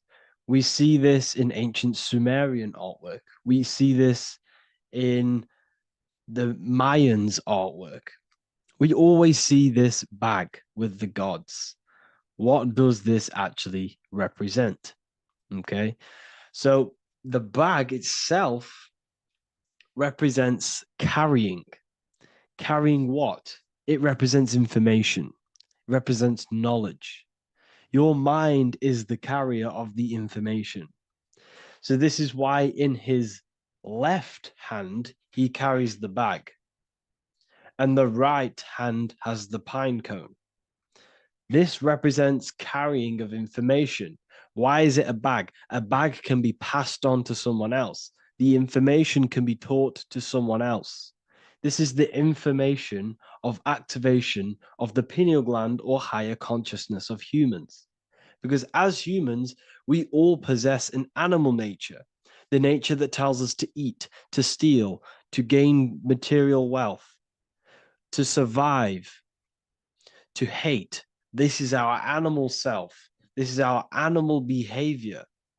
But we also have a divine nature of consciousness, which we have access to, the higher planes of consciousness, the planes that manipulate this material world and create all things in this material world. The human mind has access to. The animal does not. The animal has no idea he exists. The animal has no inner dialogue, but humans have the inner dialogue. Humans can create infinitely. We can expand our minds infinitely into new realms of thought. So we have this higher divine nature and a lower nature. This bag of the gods is basically just representing the knowledge they possess of higher consciousness, of the higher aspect of life, okay, which is the activation of the pineal. The pine cone. The pine cone is in his right hand. The right represents wisdom. The left represents intellect, knowledge. Knowledge and wisdom are two separate things. Wisdom is applied knowledge. It's a feminine aspect. Knowledge is just gained information that you know, which is masculine. So in his right hand, he holds the pine cone. The pine cone can be opened and shut. The shut pine cone represents the asleep human being, the human being that exists in his lower nature, that just basically survives, lives on eating, consumption, material lust, living in chaos with his emotions, living in a place of hell. This is the animal nature. Then we have the awakened human, the one who has consciousness of himself, the one who looks within himself, the one who knows there is more to him when he looks in the mirror. He is far more than just the physical body. He is a divine spiritual being, a divine being who has limitless potential of creation into the material plane.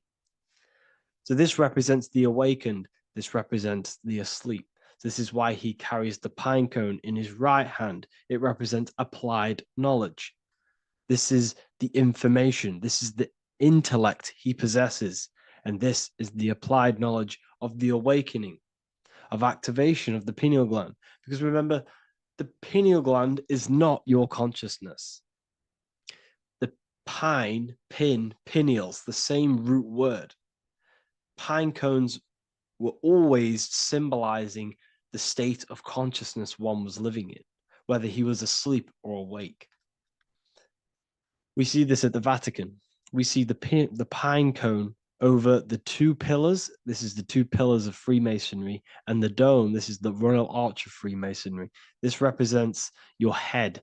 This is the two pillars, the two hemispheres, and the pine cone in the middle, which is the pineal gland. What is the pineal gland? The pineal gland is not your consciousness. It is not the third eye, and it is not the mind. It's not the mind's eye. The pineal gland is a radio receiver. This is your body. Your body is an antenna. Most people think they are this body. This body is nothing but a receiver and a downloader of consciousness. Your brain does not produce consciousness. You are not this brain in your head. This brain is a downloader of consciousness. Consciousness comes from a way higher divine plane, which is what this image is showing here with the clouds. The mind is light. Consciousness is light. And this light is coming down into the material plane, and your body is basically a crystal antenna which is receiving and downloading this consciousness. So you can experience a three-dimensional reality. So God can experience himself in a divided, separate state. This is what this represents. Now, the pineal gland can be activated, okay, and stimulated because the pineal gland has phytoluminescent crystalline jagged-shaped cells on it. And obviously, these are crystals. Crystals are on your pineal gland. And what do crystals do? Radios use crystals. Your phone uses crystals. They tell you that crystals are woo-woo and pseudoscience because they don't want you to know the power of crystals. Your body is basically a giant crystal. Your pineal gland is a radio receiver for your consciousness. So if they can ruin your pineal gland and damage it, this will damage your connection to the divine, to your true self, to consciousness, to God, whatever you want to call it, the source. There is all one source consciousness, and we're all collectively connected to it. And this is our connection. This is our antenna. So what a radio does, a radio has an antenna, and the frequencies are all around us because all the radios are playing in your ear right now. But what the antenna of a radio does is tune into a specific frequency to pick up that frequency and play that frequency. It's the same with your consciousness. You're all a fraction of God's consciousness. So that is essentially what we are looking at here. We're seeing knowledge, intellect in the left hand, and applied knowledge, activation of waking up to higher consciousness, to the higher human form. Because we can reach beyond our physical form. We can turn our animal self into a divine being, into one of these so-called gods. These gods are nothing but human beings. The Anunnaki were not gods. They didn't come from the sky. These are normal, regular human beings who activated their higher consciousness. This is what we have here. This represents spirit. Birds represent spirit. So do we have any questions? I'll take some questions now. That was just a short lecture on what that symbol truly means. Okay, so if we have any questions, feel free to go ahead and ask some questions. Anything that you don't understand, anything that you want to know. Okay.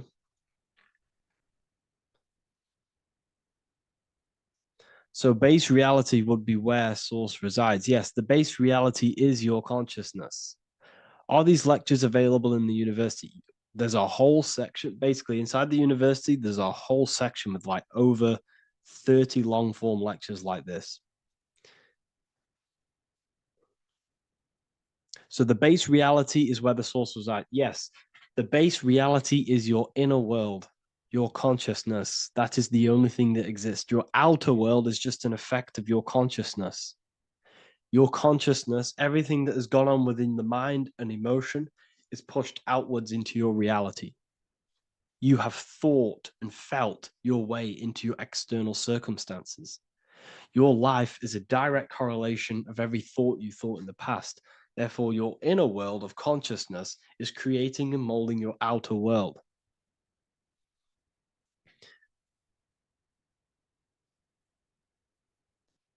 The best way to keep connection consistent, the best way to keep your connection to the divine or the higher planes of consciousness is through meditation and through imagination. Imagination is the fourth dimension. It is the astral plane. That screen that you have in your mind is not a physical screen. That is the divine plane of the astral. And this is essentially where all objects of this material world comes from. The phone that you are holding, the laptop you're watching this on, whatever you're doing, every single object you see in your room that you are in right now began inside of the plane of imagination. This is not a physical plane. This is a metaphysical plane that you have access to. And you have the ability to bring down this plane into physical form. That's what we call manifestation. That's what the ancients called magic. This is what we now call in science metaphysics. It's all the same thing. So yes, you all have access to the divine planes. Unlike animals, this is why humans are so advanced.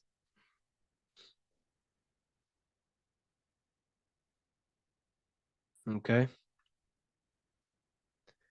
Is the pineal able to constantly activated, or is it just a temporary experience? I don't fully understand that question, unfortunately. Maybe you could word it in a different way. The real meditations on the university, legit, y'all, yes. In order to connect to consciousness, you need to sit in meditation and turn off your feelings, and the feeling of unity will come. Do I understand correctly? Yes, that is correct. So when you sit in silence and in stillness, I highlight the word stillness because stillness, when you are still, no information from your nervous system is being decoded by the brain. So when your body is still and does not move, Your nervous system starts to relax and comes to a balanced state. Your brain starts to relax, it comes to a balanced state. The left and the right brain stop working. The nervous system stops working. Then, once the body, the material body is shut down, you then have access to consciousness. You can't access consciousness if the body's in such a busy state. If electricity is being fired every 2 seconds, your whole body's electrical. When you move your foot, that's electricity being fired from the brain to the foot instantly through the nervous system. The brain, your whole body is a technological machine. So you must shut down the technological machine to access the divine that exists beyond the technological machine. Do you understand that? Did we create ourselves from the higher plane? When you say yes, you created yourself, you manifested yourself in this material form for a reason in this specific time and place. Wisdom books, are these available inside the university? Yes, they are. So anyone who joins the university, they all gain 50% off the store. So you can get anything you want inside the store for 50% off. Plus, you get the Book of Wisdom Volume 1 PDF for free. You get the Human Health Guide. Plus, you get all of the library books. There's a load of different books on occultism, symbolism, esotericism. Do you need to place your attention somewhere specific during meditation? You can do. Okay, you can do. So if you struggle, when you first start to meditate and you struggle to turn off the thoughts, think of the back of the brain, the back of your head. Don't think of it, place your attention on it.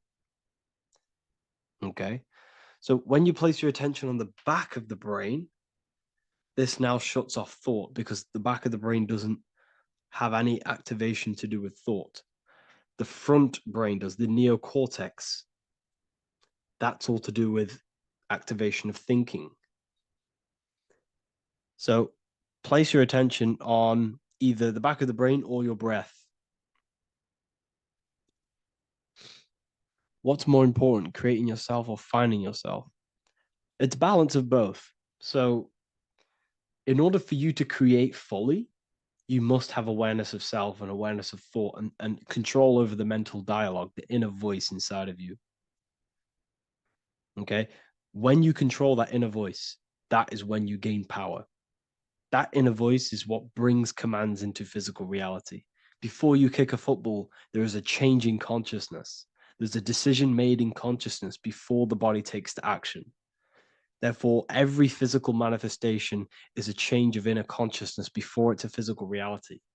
You can have the reality you want through consciousness before physically having it. That's the secret to creating. But you must believe it like you know the sun is going to rise in the morning. That's how much you should know that you have that reality in consciousness through feeling and thought and imagination. And that's how you can truly create in your reality. Shrooms help with consciousness or ego. I can't really talk about that because I'm maybe uploading this to YouTube, unfortunately. But we need to clean our pineal gland first from calcification. Yes, definitely. You should go on a detox the body. Because you can't really connect with consciousness if your body is in such a dirty state. Because the brain is, your nervous system is in a state of fight or flight, trying to fight off all these toxins. So when you meditate, you're probably going to be having thoughts all the time because your brain's firing, your nervous system's being attacked through toxins. So you must detox to have a true connection with the divine. Your diet plays a big role in your spirituality and mentality. What is the most optimal food for pure consciousness? Fruits and vegetables. They possess consciousness. So when you place them inside of you, they're syncing with your consciousness. How to check the cleanliness of your body, your skin, your teeth, your tongue, your mouth. If your skin has spots, different colors on it, you're not clean because your skin is a reflection of your inner organs. Coffee's not the best for you. Coffee gives you fake energy. Okay. So what coffee does, that buzz you get off coffee is actually the toxic effect of the chemicals reacting with your body. If I'm inside the university and wanted to buy your book, you said it would be 50% off because we are your student. Is that automatic or we need to have a code? You will have a code. Yes, I'm going to releasing a code for all the students after this. Caffeine equals neurotoxin. Yes, it fries your brain. It fries your nervous system. It fries your dopamine receptors. Will the Q&A last week about money symbolism be posted? Oh, I didn't post that. That's my bad. I totally forgot. I will post that after this. Thank you for reminding me. How to detox the body. The best way to detox the body is going through a week cleanse of fruit. So only consume fruit, sea moss, and cayenne pepper, and lots of freshly pressed juice. Do that for a week or 2 weeks, depending on how you feel, and then start to fast. You will lose weight, but you're not losing weight. You're losing impurities. It's good to do this every couple of months to just go on a raw fruit diet, cleanse the body, push everything out, and then start to fast while consuming sea moss and having lots of freshly squeezed juices. What is an alternative for coffee? Something with high energy levels. Okay, we're not taught the most simplest thing about the human body. It is an electromagnetic machine. It's electrical. It runs off electricity. The only energy you need is electricity, and that is found in fruits, vegetables. If you want energy, drink pure, fresh, pressed juice. That will give you more energy, more electricity than coffee. Can we cleanse ourselves through oil pulling? Do you recommend it? I do oil pulling every day with coconut oil in my mouth. Celery juice is a good one, very good one. Yes, celery juice.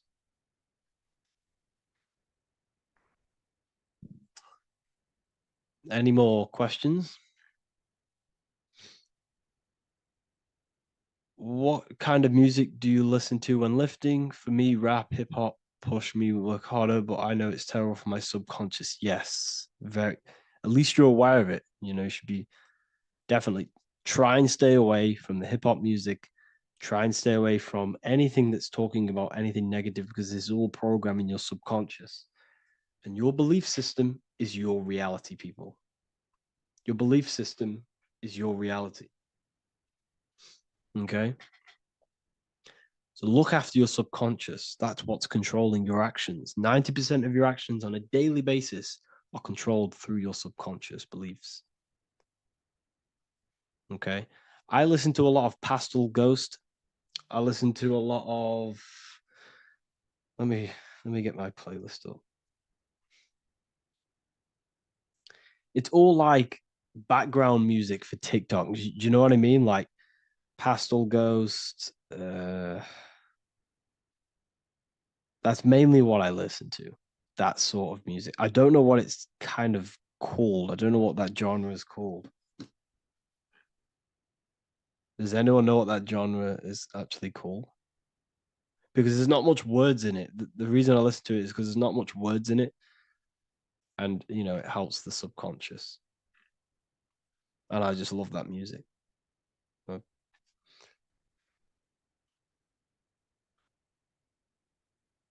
Like Lofi, yeah, a bit of Lofi.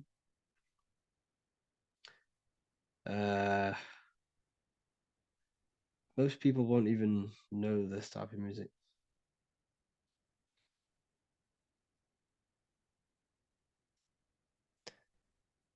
Can you tell us how you use cayenne pepper?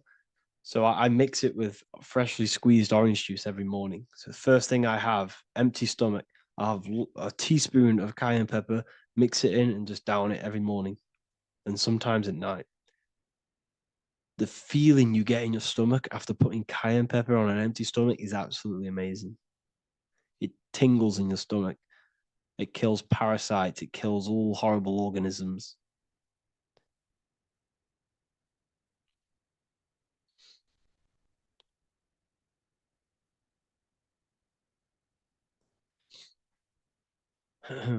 Mix it with hot water. Yes, hot water and key lime water. That I bet that's powerful. If you mixed warm water with key lime with cayenne pepper in first thing in the morning, I can imagine how powerful that is. I've never done that, but I'm going to try that. Do you use sea salt? I don't know what to think about sea salt, to be honest. I try and stay away from it. I don't know whether it's good, don't know whether it's bad. I'm kind of mixed on it.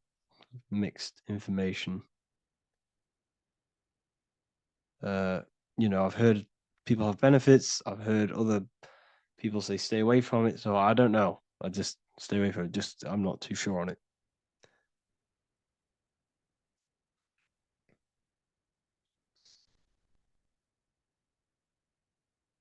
I drink fresh pressed celery juice every morning. Yeah, definitely. Is there any chance we could move to esoteric occult questions?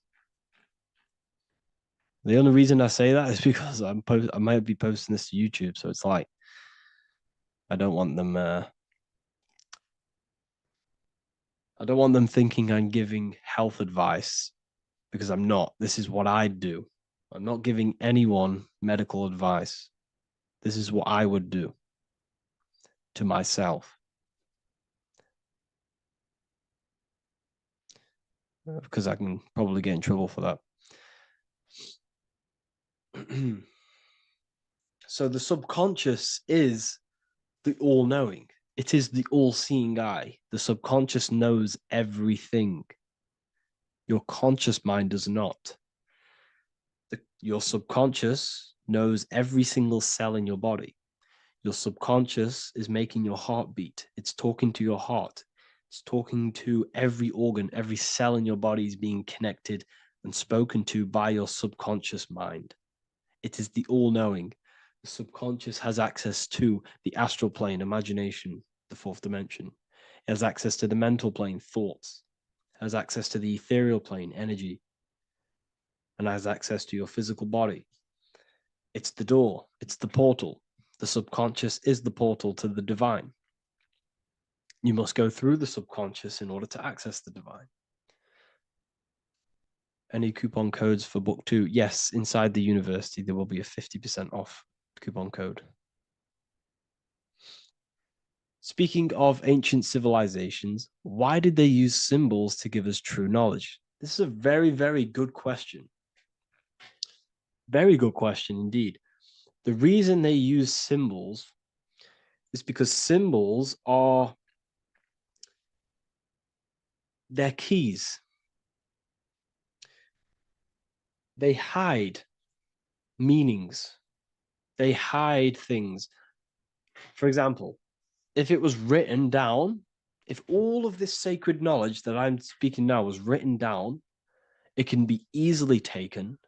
It can be easily misused. Someone can take it, read it, and steal it and misuse it and abuse the world and create horrible things.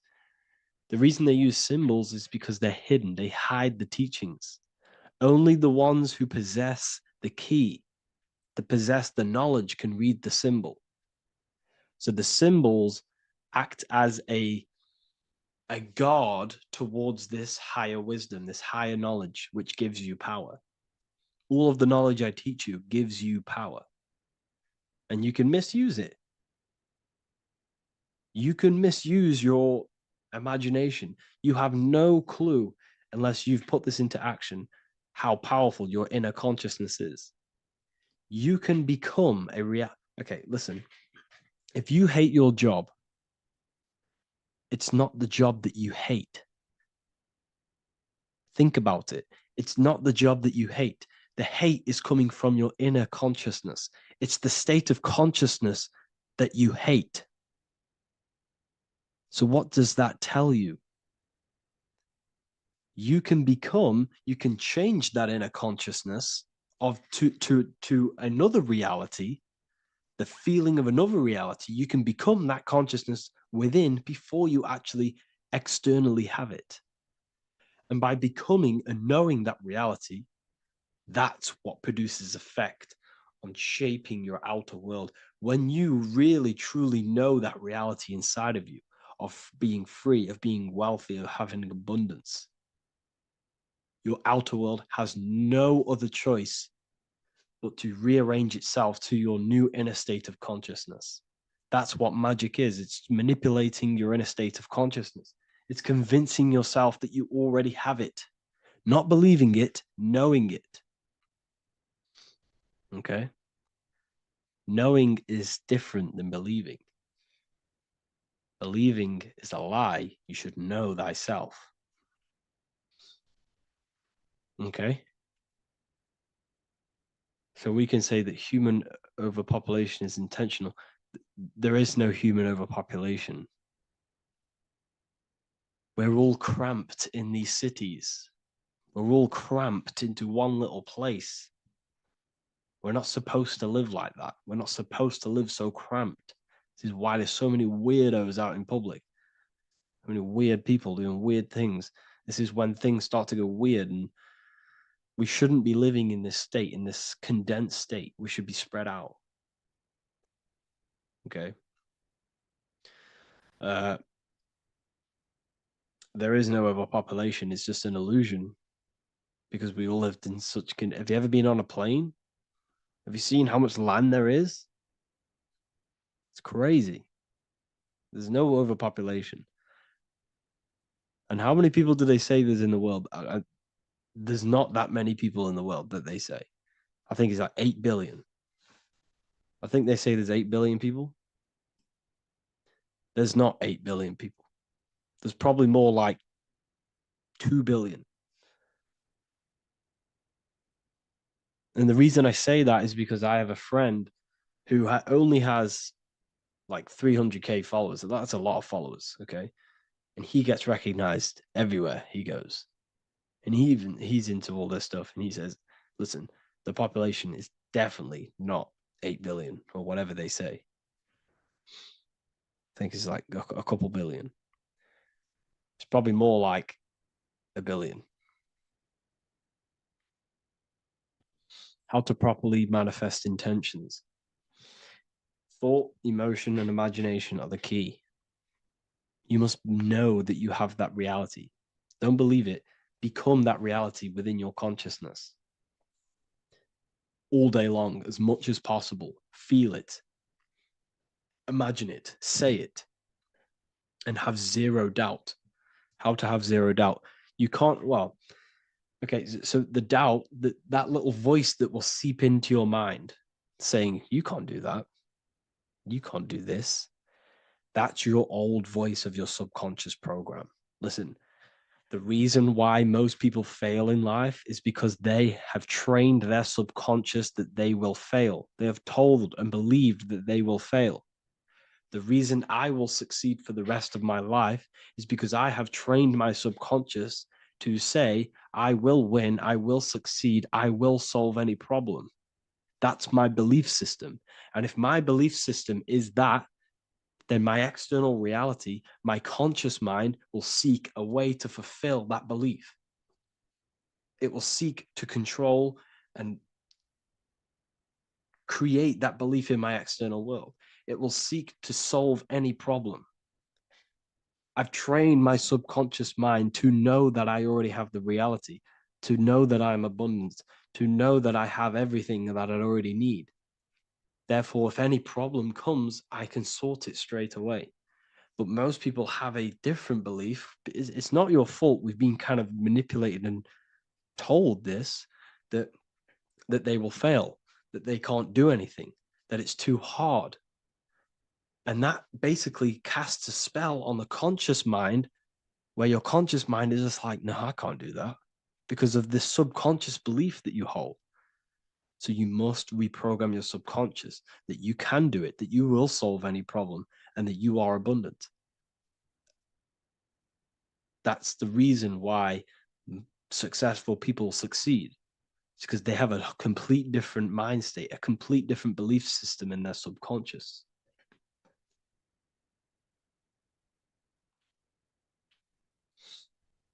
Do you offer mentoring?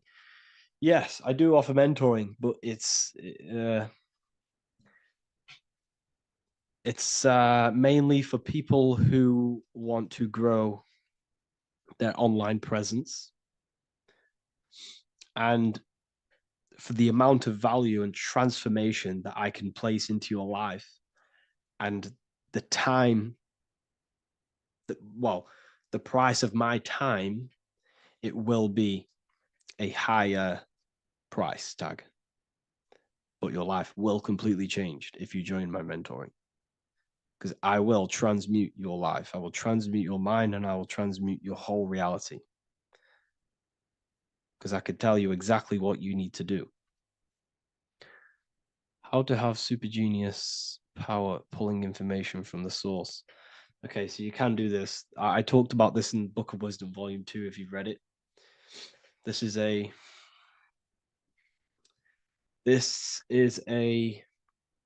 technique that Albert Einstein used. This is a technique that Thomas Edison used. This is a technique that all of the ancient geniuses have used. So you get on a chair, you place metal below you or plates, and you hold a metal ball in your hand, and you fall asleep. And every time you fall asleep on the chair, you're going to drop the ball because your body will become unconscious. And you will basically drop the ball and it will wake you up because it's going to hit and make a loud bang on the plate. And every time you go to sleep, basically what this is actually doing is shifting your consciousness from conscious into the subconscious. So from physical into the astral. Your consciousness is shifting between these two planes. And as you do this, you can bring down great ideas from these higher planes. So when you fall asleep, have an intention. And when you fall asleep, you'll drop the ball. And when you wake back up, you'll have an idea and you just got to write it down.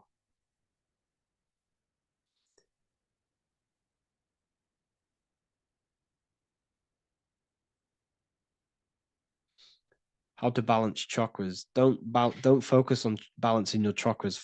Focus on the mind. The mind is the cause of the chakras being blocked. If you have a blocked throat chakra, this is a problem in your mind, not the chakra. You see, the chakras are a result of the mind.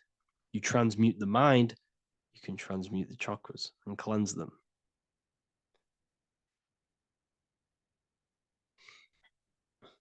So was Jesus a real man that walked? Okay, so I'm going to tell you something. Like, some of the things that I say in my reels, they are to catch attention.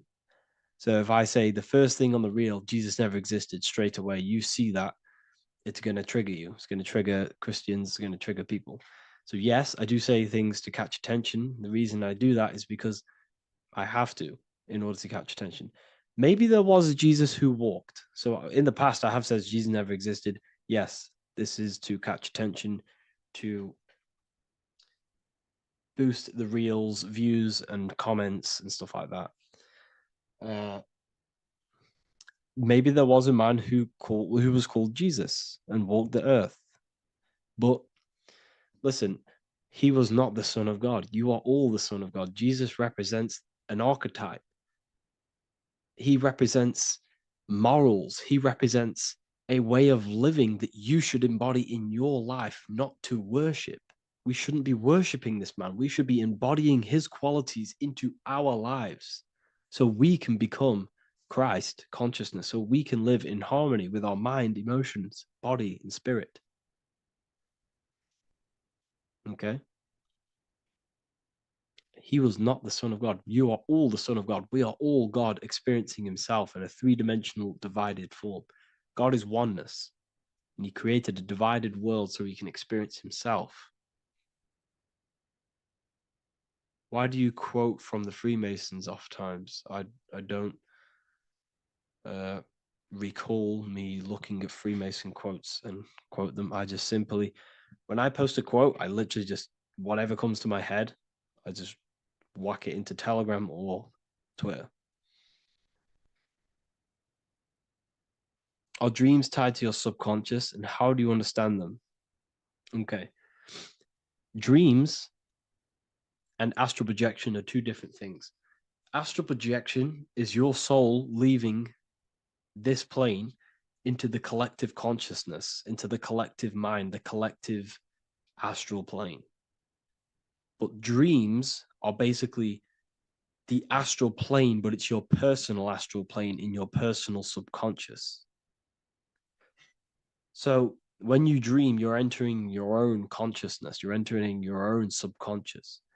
Every character, every event that happens to you, everything that is said to you, everything that happens to you in your dream is yourself pushed outwards, and you're basically experiencing your own mind.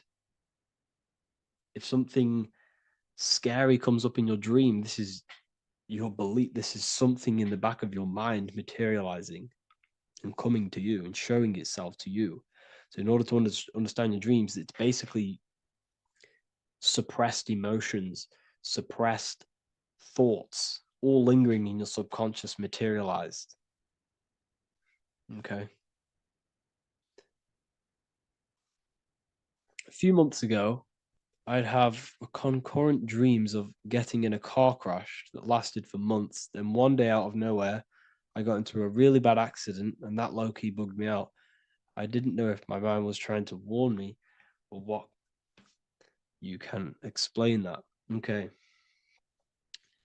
If you are having dreams about having a car crash, this is a belief.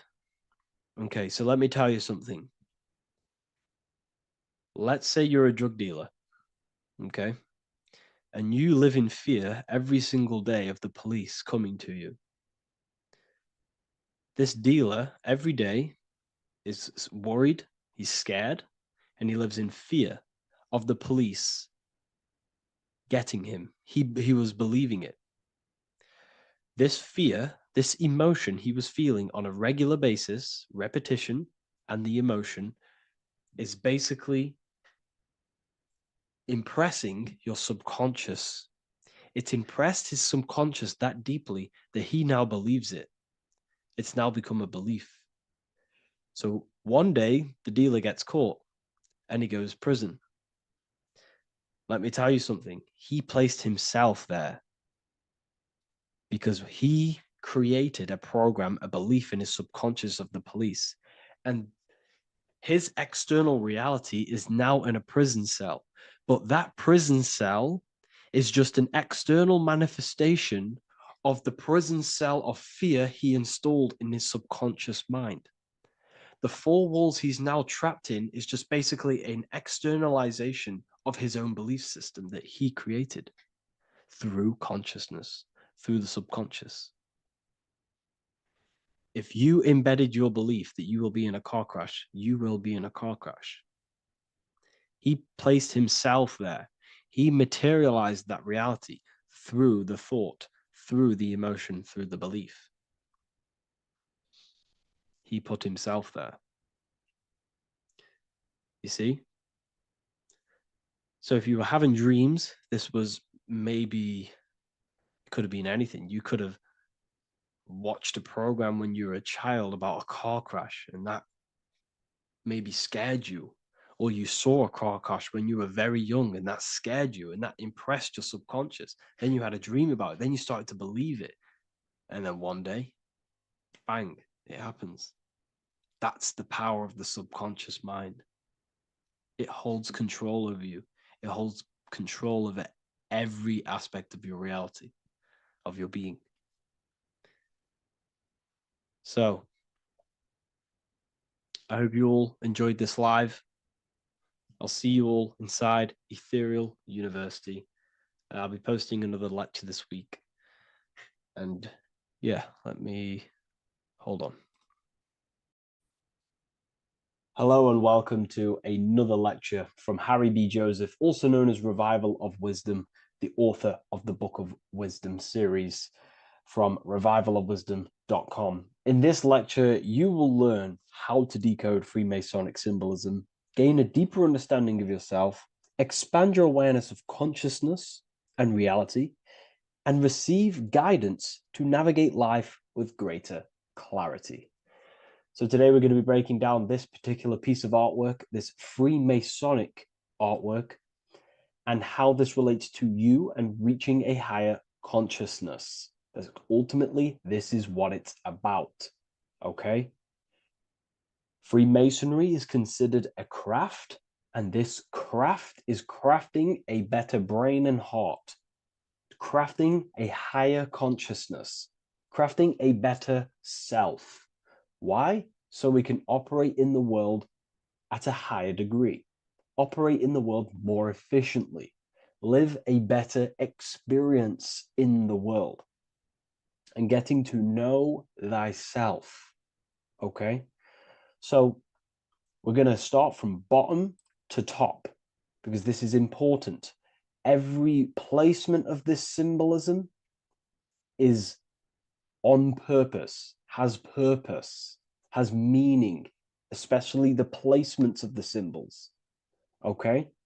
So we're going to start from the very bottom of the artwork, which represents lower down. When we're looking at symbolism, especially occult symbolism, that's what the word occult means. The word occult means hidden, hidden from the eyes. It has its roots in the word oculus. I'm pretty sure that's Latin, which means eye. So the word occult comes from oculus, which means eye.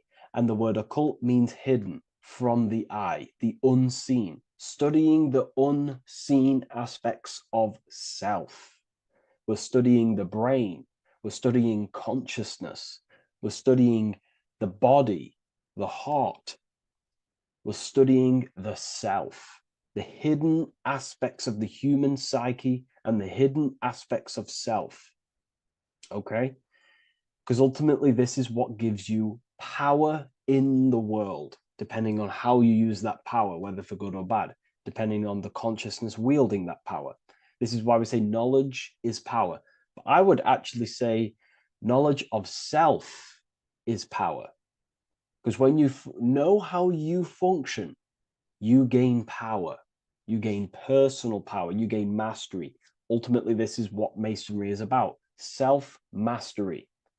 Crafting a higher consciousness. So at the very bottom of this artwork, we have a checkered board with a coffin. The coffin is the beginning of the artwork, the very base. This is the foundation of consciousness.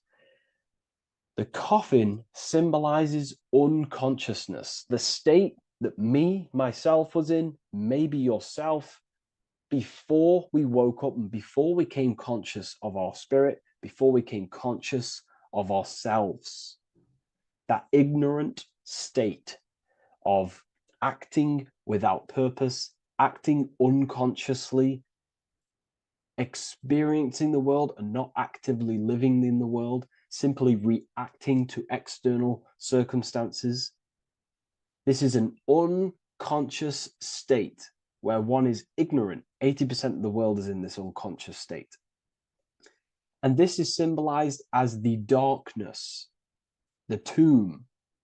Look at how the tomb is fully blacked out, representing dull, no emotion, it's dark. This represents the darkness of self. The spirit is buried. The spirit is in the tomb. They're not even aware that they possess consciousness. They think they're the material body flying on a ball millions of miles per hour through space, and the sun is, they think they're a monkey evoluted. They've never questioned themselves. They stay in ignorance. They're in the spiritual darkness, okay? And they're furthest away from the light. Look at the top. This is the light sources. They're in the darkness, okay? They're in spiritual darkness. They're in ignorance. And they're in division. Their mind has no power. Their thoughts contradict themselves. They say they're going to do something, but then their mind tells them, oh, I'm going to fail. Or I want to do this, but my mind says this, and I believe this about myself. They want to, I don't know, they want to write a book, but their actions are scrolling on TikTok, and their emotions about, feeling about their past person in their life. That's division between the self, that's divided consciousness. They also have a divided brain hemisphere. They do not see reality through a true lens, because the brain acts as like a lens on how we perceive things. And if the brain hemispheres are not aligned, then we cannot see reality the way it actually is and truly presents itself, neutral. If we're left hemisphere dominated, we see everything as divided. Nothing's interconnected, nothing's a whole. But if they're, right hemisphere dominated, they see everything as a whole. We need to look in the middle of that, okay? So we'll go into that a bit later. But ultimately, they're in a divided state of consciousness. They're in ignorance. But the tomb is symbolic of that. The tomb is, you're not even aware they are divided. They think everything's right in that state. I was like that. My family is like that. They're not even aware of themselves, and you try and say something to them, and they don't even know they're in division. They don't even recognize that they're in a bad, low earth base consciousness. Okay? So when we get out of the tomb, which is representing by a spiritual awakening, we get out of the tomb, we realize, wow, I possess consciousness. I've woken up. You're waking up to the things in the world, and you wake up and start to see the world for what it truly is. When you become aware and you rise out the tomb, you're born again. You start looking within. You start to become conscious of your thoughts. You start to become conscious of your actions. You start to become conscious of the evil in the world. You start to become conscious of the things. You rise out the tomb. You start to become conscious of your intuition. You then step on the checkered board. The checkered board is now you realizing you're in a divided state. Okay, so you're now putting down the ego, because remember, when you're in the tomb, the ego is fully in domination over consciousness, over your consciousness. It doesn't allow you to say that you are wrong. It doesn't allow you to think that there's evil in the world. It doesn't allow you to believe you have a spirit. It doesn't allow you to see that there is maniacs running the world and trying to control you. The ego is so stuck.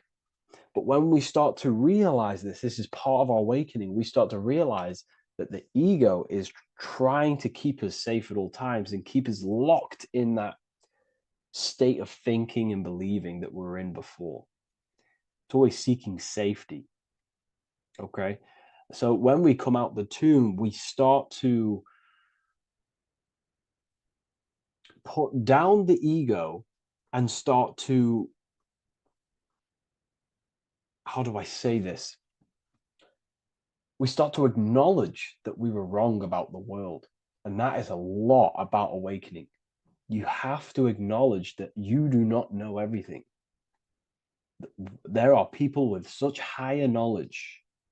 Okay? So when we come out the tomb, we put down the ego. We start to actually say, I was wrong about the world. I was a victim of mind control. I was in ignorance. I was in darkness. Spiritual dark. I'm divided. My thoughts, emotions, and actions are not aligned.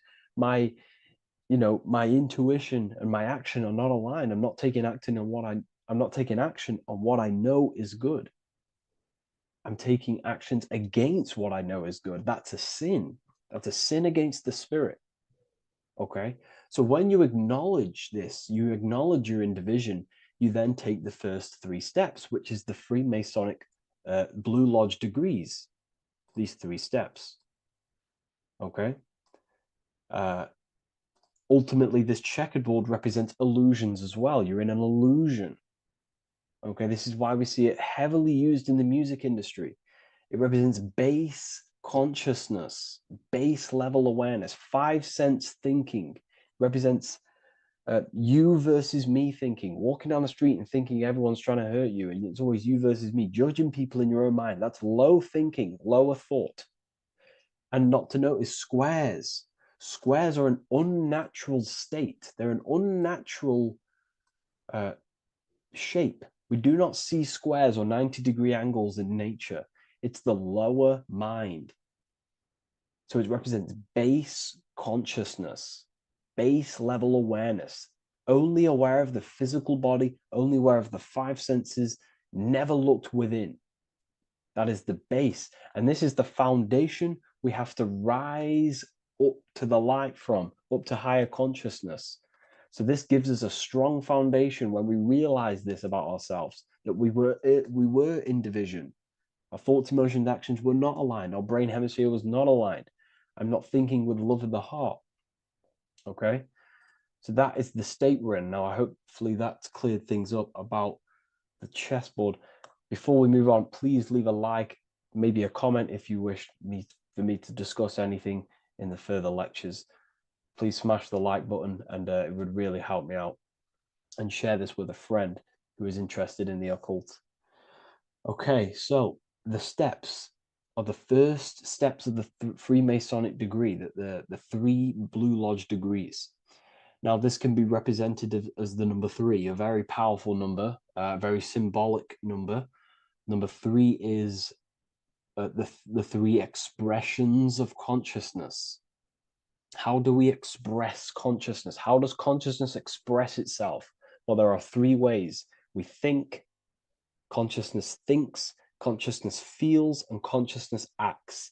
They are the 3 expressions that we express our awareness and consciousness.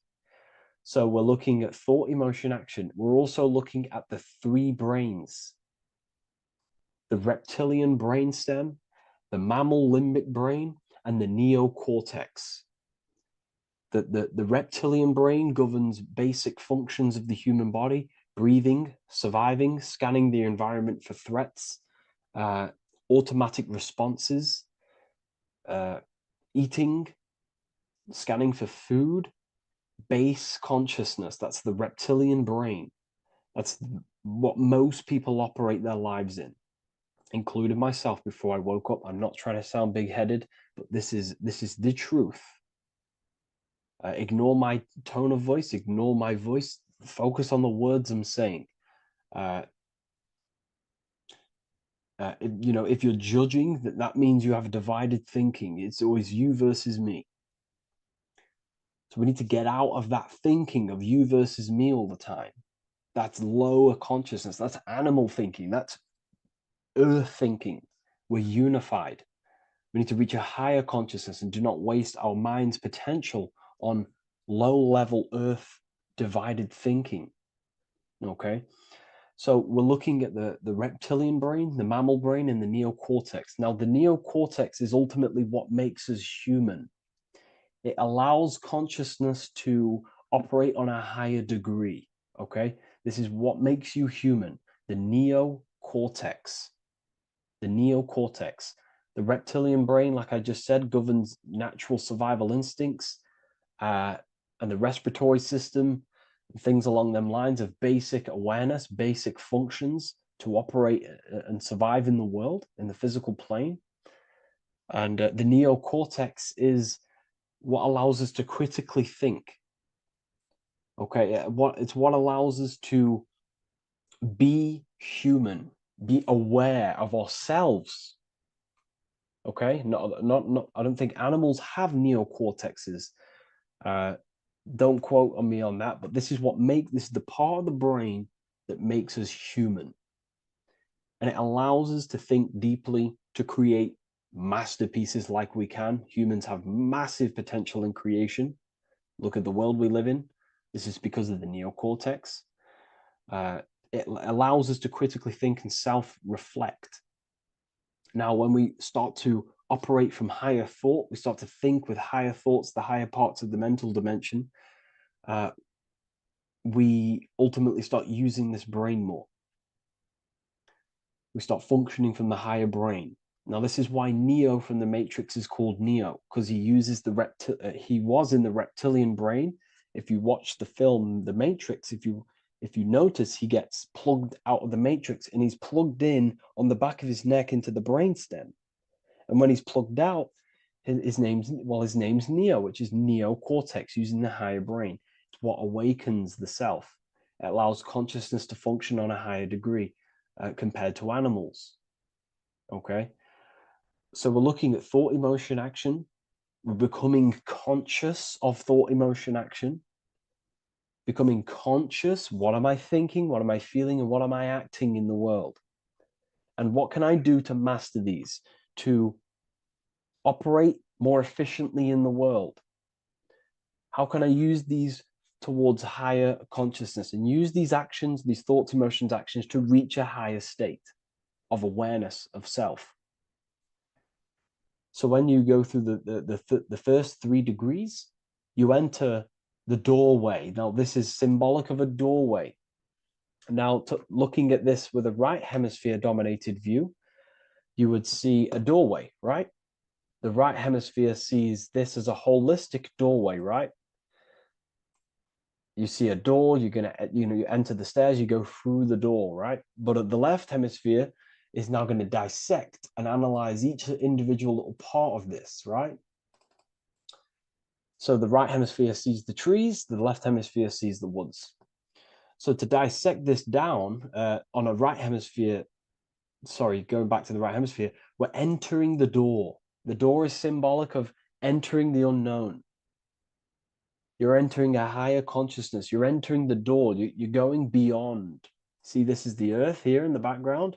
This is the darkness. The darkness represents the abyss, the unknown. You're entering in the self. Okay? This door represents entering in the self, questioning internally. Most of us think externally. We have to, obviously, to operate in the world, but we never give time to think and question and reflect internally. What do I mean? Closing the eyes and questioning the self. Who am I? Where am I from? What's the voice in my head? If the voice in my head stopped using the language that I speak, what is it then? It's about going within, into the darkness, what you cannot see, and finding the light.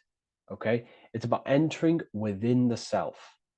This is a doorway to higher knowledge, higher consciousness, higher self, and really digging deep for what you truly are beyond your human form. Okay? So we have, most importantly, I'm not going to go over every single one of these symbols here. I'm going to go over this on a basic, well, not a basic level, a very detailed level, but it's not going to go over every single symbol. We have a left pillar and a right pillar. The left pillar has the sun next to it. The sun is more electrical energy. It's very dominant. It's a very powerful, masculine force. This represents the masculine quality of consciousness. The masculine qualities. We have many masculine qualities, such as actions, physical actions with the body. We have thinking. Thinking is a very masculine force. We have the left brain, analyzing brain, the brain that's very logical, that's trying to figure things out. That's the masculine pillar. Okay. So this is the masculine qualities of consciousness. It also represents what we can see, the sun. The sun allows us to see, to visually see in the world. So the sun represents the external world, the world outside the self. When we close our eyes, we have a self, an internal dialogue, an inner voice. We have an inner world, outer world. This represents the world we take physical action in, the material external world outside you. Okay? the world we can see. And then on the right pillar, we have the moon, which is associated with feminine qualities of consciousness. Now, the moon is in the night, what we cannot see. The moon is the nighttime. The darkness symbolizes what we can't see. So it's representing the internal world, the world of the self, the immortal world. Okay? The self in the mind is immortal. When you close your mind, you go in the mind, that self inside you is immortal. In the mind, you are immortal. Outside the mind, you are mortal. You will die. This body will die.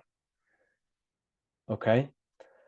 So this is representing the internal world on a holistic understanding. It's also representing the right brain, the feminine brain. It's also representing intuition, emotion. They're linked. Intuition and emotion. They're a feminine force. Also, we're looking at the heart, the right pillar. So everything that is feminine falls under this right pillar. Now, don't get confused. I know a lot of people can get confused about what I've just said. So this represents the inner world, the outer world. It also represents everything masculine and feminine.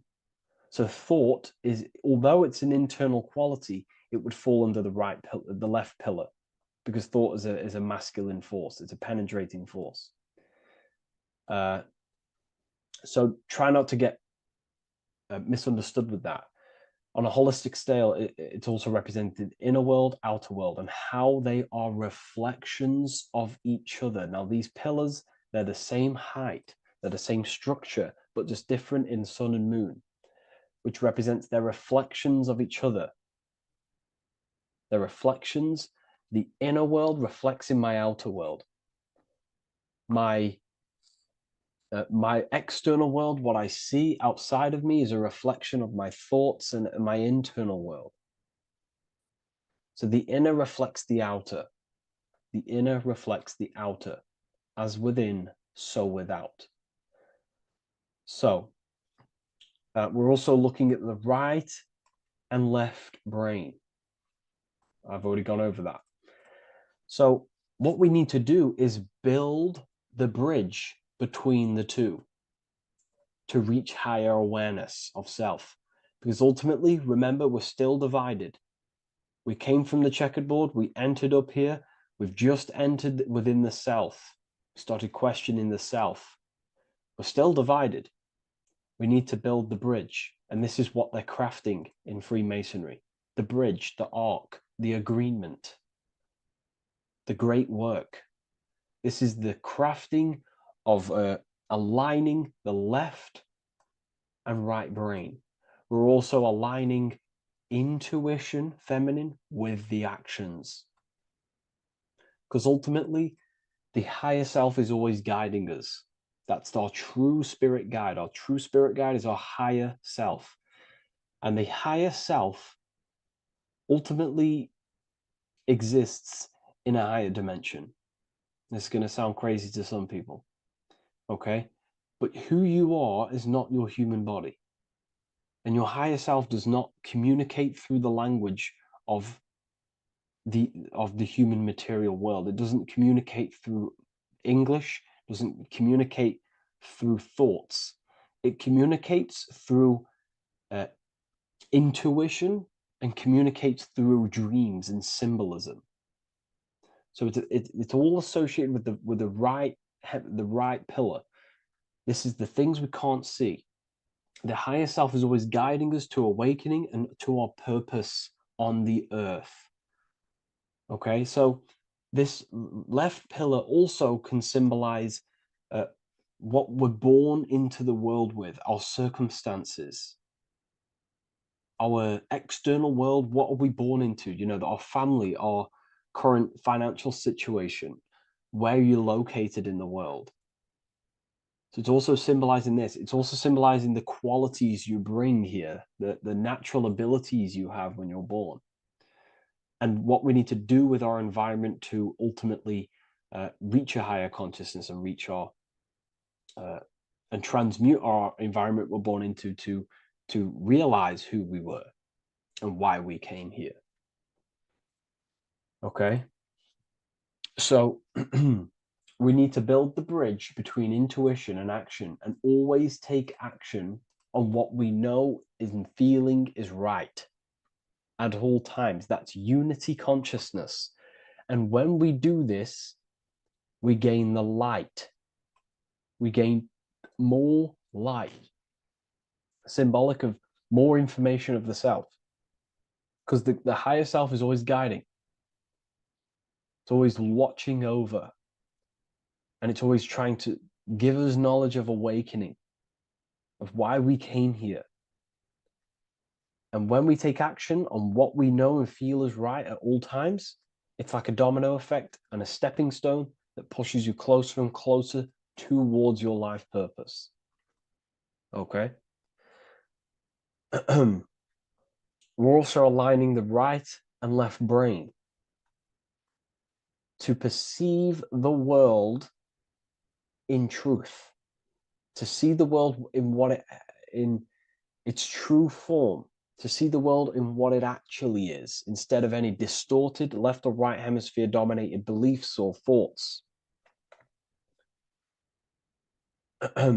We ultimately do that by acknowledging that, yes, you have a self, you have the left brain is more ego, this like divided thinking, everything's separate, and the right hemisphere is more holistic. So we need to see the world in the middle of this, in the middle, acknowledging the self and acknowledging the collective consciousness, and how my thoughts, emotions, actions contributing towards myself and the collective. We always need to keep the collective in mind. Why? Because we are experiencing this world together. It's not just you. And your actions also have a ripple effect on the collective. We're experiencing the world as a whole as well. Yes, there's yourself and there's the collective. We need to think, feel, and act towards the collective and the self. So aligning our brain hemispheres allows us to do this. It allows us to think holistically and individually and see reality in this. And when we do align the left and right brain, what do? We gain higher insight, the eye. We build the bridge between the left and right pillars. We gain the eye. The eye is what? Insight. The eye requires light to perceive and see the material world. So this is symbolic. This is the inner eye, the inner self, consciousness. And when consciousness has light, which is symbolic of truth, knowledge, light is a massive symbol in Freemasonry. And light represents knowledge of self, information. And when we gain information and knowledge of self, when we align our left and right hemispheres, our actions take action on our intuition, we gain higher light, higher knowledge of self, ultimately. And this is why we also have the square and the compass. Okay? We have a square and compass here. The square and the bottom, base consciousness, also representing masculine qualities. This is the masculine qualities because squares are masculine. And the compass creates circles. So we have the circle on top of a square. Circles are divine. This is oneness. The circle is one line. The square is 4 lines. It's divided. So we need oneness over division. We need to unify the masculine and feminine qualities. Masculine, feminine qualities, okay?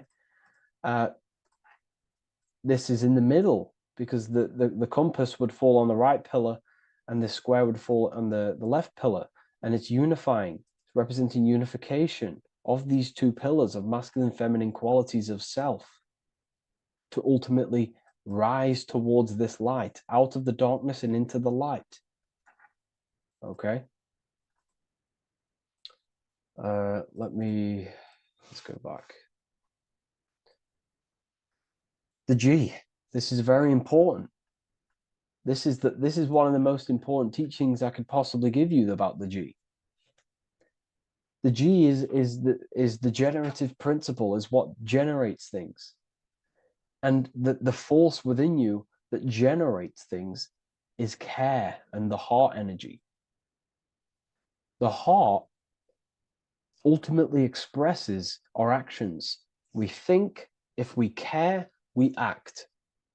Everything in your external world is in front of you because your heart cares. You care about the video and gaining knowledge. You're now here watching this video. That's the care energy expressing actions. So in order for us to truly get out of this divided consciousness, we have to go through the G. We have to go from base consciousness, the square, divided, we go through the G, because we have to care. And if we care, we'll reach the higher mind and gain higher self-knowledge and master the self. You cannot do this if you do not care. And if you do care, you will take action towards it. If you're watching this and you don't actually truly deeply care, you won't take the action. You'll just gain the knowledge, which is ultimately useless. You have to take action on this knowledge. And if you do not, there's no point watching the video. It's difficult. It's difficult. It's not easy. And things, throw us off our path sometimes. I understand. I'm not saying I'm perfect, but we ultimately have to give care towards reaching higher knowledge.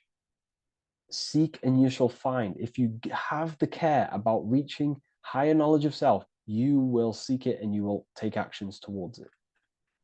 Okay. We see this everywhere, and I mean everywhere. The Temple of Solomon has the two pillars, Jachin and Boaz pillars, feminine and masculine qualities. Sol, O, Mon. Sol is sun, Mon is moon. It's building the temple, which is the temple is the inner self, ultimately. It's symbolic. The temple's not a real place. The temple of self, building the Temple of Solomon and reconstructing the Temple of Solomon, is about reconstructing the self through masculine and feminine qualities.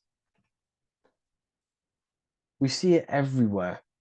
And this is very symbolic, like very symbolic. We have the two pillars, we have building the bridge, and we have a stairway that goes to what you can't see, because it's going to the unknown. You have to have faith. Okay? What I'm about to say is very important. You don't know what higher consciousness is, okay, until you get a little bit higher.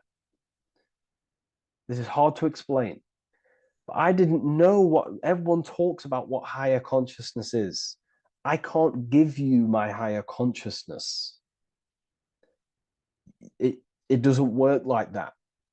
You have to enter in and go within and have faith, going into the unknown, because you're ultimately going into something you do not understand. Higher consciousness, I cannot give it you. You have to enter the door and take action and think, feel, and act towards it, and you will go to the place, and then you will understand what higher consciousness is. Ultimately, what higher consciousness is higher knowledge and understanding of self, what you actually are. Okay, that is what's being symbolized here. It's again in the Masonic art. We have the darkness. We have to have faith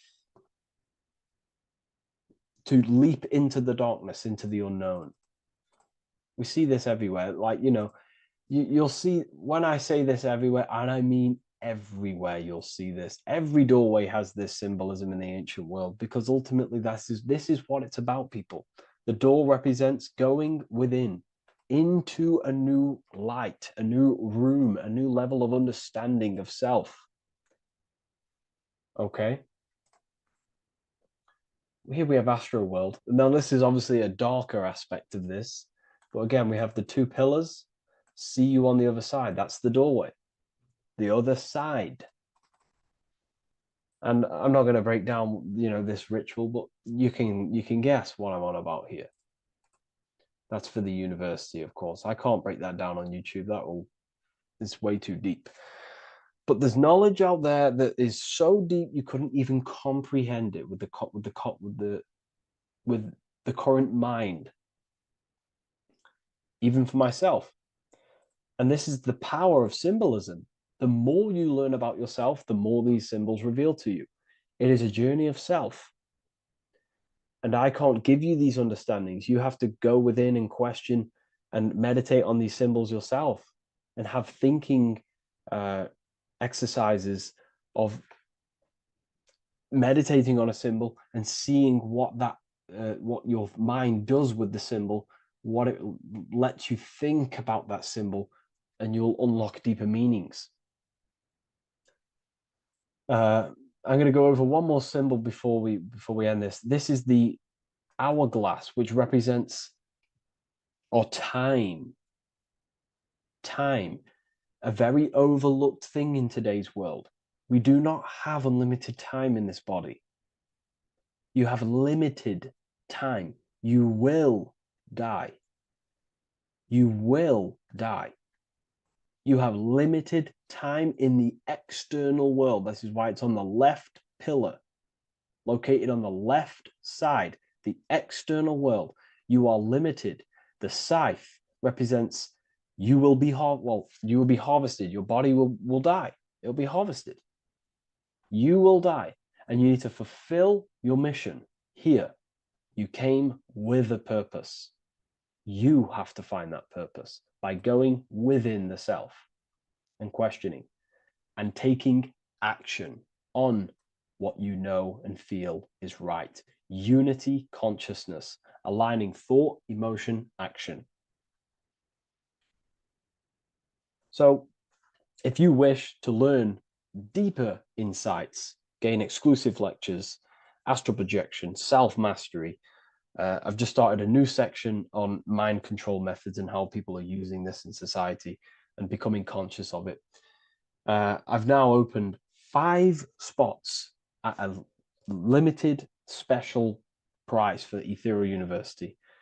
Use the code MIND, all capital letters, MIND, all capital letters at the checkout. And there's only 5 of these codes. Whoever uses them gets them. It's ultimately going to give you 20% off the university for as long as you're subscribed to the university. We go so much deeper in the university. Remember, social media is just the tip of the iceberg. Tip of the iceberg information. There are certain things I can't talk about, but I'll see you inside, and I hope you enjoyed this video. Please leave a like, comment, and a subscribe. The Freemasonic square and compass is not just a symbol that represents Freemasonry, a lodge, or a secret society. It is a symbol of gaining your own personal power. Now, in this video, I'm going to be breaking down this symbol in the most detail I can possibly go into. Most people live in a state of illusion. They live their life impulsively, acting based on their 5 senses, tasting. They want to feel a certain thing like an orgasm, or they're basically just slaves to external things and their 5 senses, which leads to a very dark path where you'll never actually become a conscious creator and you'll never actually be internally happy. The Freemasonic square and compass reveals some deep wisdom about this. Now let me break this down. If you want to gain your personal power, listen up. The Freemasonic square and compass is a compass which is used to create circles. Now, if you notice something about the circle, they have no beginning, no end. You can't tell where it begins and ends. It's eternal, which means this represents consciousness. Now, if you don't know what consciousness is, if you close your eyes, you have an internal world. You have thoughts, emotion, visualization. This is all consciousness, spiritual. Then we have the square. The square creates squares or lines, which represents matter. It has a beginning and an end. You can quite see where the beginning of the end is, right? So we can even link this to Leonardo da Vinci, the Vitruvian Man. We see the man in the square with the circle. The circle is the eternal consciousness, and the man is the square, limited to the physical world. But consciousness is not limited. That's why it's outside the square. This is eternal. The body is mortal. The body will die. Consciousness will never die. If we look even closer at the symbol, we notice in this particular symbol, we have the compass overlapping the square. This is very, very symbolic. This represents spirit over matter, also known as mind over matter, consciousness over matter, the circle over the square. Like I mentioned earlier, most people are slaves to their senses. They go through their day and all they do is chase validation and feelings. They eat all day to feel good, which means they're a slave to their taste. They're slaves to their feeling. They masturbate, which means they're a slave to orgasms and external things. They're literally being governed by the external world controlling their internal world. They're literally living life on autopilot. And don't get me wrong, I was guilty of this too. We're all guilty of this when we join this world because we're not taught this sacred knowledge. Until you actually stop and recognize this, you'll be living life on autopilot, literally not even living. You'll be running off subconscious programs, seeking external validation and being ruled by these five senses. The square underneath the compass represents consciousness on top of matter, which means the internal world is controlling the external world. It is the mind controlling matter and not matter manipulating the mind. In the occult and esoteric world, it's very important that you are conscious of every action that you are taking in your day-to-day life. Never act subconsciously. Always be conscious. What are you thinking? What are you acting? What are you giving your attention? All of this is contributing towards creating because you are a creator. Consciousness is a creative force. You need to make sure that the compass is on top of the square, that your inner world is controlling the outer world and not the outer world controlling the inner. As I've mentioned in many videos before, the internal world of consciousness is what's producing the external world. Your life is just a result of every thought and emotion that you felt in the past. Everything you own, everything you possess, your friends are all reflections of your consciousness. They're all reflections of what you are thinking about. When you change your thinking, your external world starts to rearrange itself. On a basic level, this symbol represents the combination of spirit and matter. You are a spiritual being and a material being. You are heaven, the sky, and earth, the ground. You are heaven and earth, spirit and matter infused into one. You are a bridge between the divine and the earthly worlds. And you can bring down these higher realms of consciousness, thought, imagination, and emotions into a physical, tangible reality. To do this consciously, we need to make sure the external world is not manipulating the inner world. Because if your internal world is being controlled by external circumstances, for example, you have a circumstance happen in your reality, an emotion triggers inside of you, and that emotion is a command to create more of that. And the thoughts that you think are creating more of that negativity. So it's a constant cycle of negative manifestation if you let the external world control your internal world of consciousness. So we need to make sure the compass is on top of the square, that the internal world are commands and not reactions to create your external reality. And not only just to create, but to actually enjoy life. If we let the external world bother our internal world, this means that we have some sort of mental or emotional attachment to the external world. We need to detach from the external world. Why do I say that?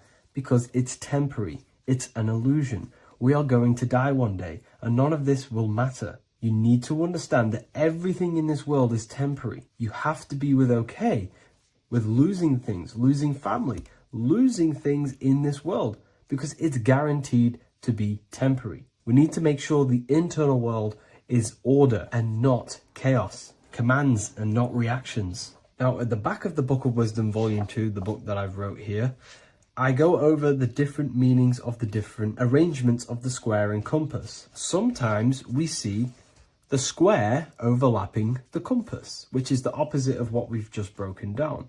Or sometimes we see one leg of the compass on top of the square and one leg of the square on top of the compass. These are all highly symbolic. When we see the square overlapping the compass, this pretty much represents the beginning of the Freemasons' journey, when their internal world is being controlled by the external. They have a lot of spiritual growth and a lot of learning and inner work to do. Now, when we see half and half, one leg of the square on top and one leg of the compass on top, this represents the Masons' gradual emergence from the material realm into the spiritual. This interplay of symbols reflects the process of gaining greater light and knowledge as the Masons ascend from material concerns towards spiritual enlightenment. And of course, we've just broken down what this means. This represents spirit over matter. They're not chasing external physical things anymore. They're actually chasing and gaining validation and happiness from spiritual growth, more knowledge, and deeper understanding of consciousness and themselves. Most people chase external material things, which actually don't make you happy in the long run. You could be given £1 million today.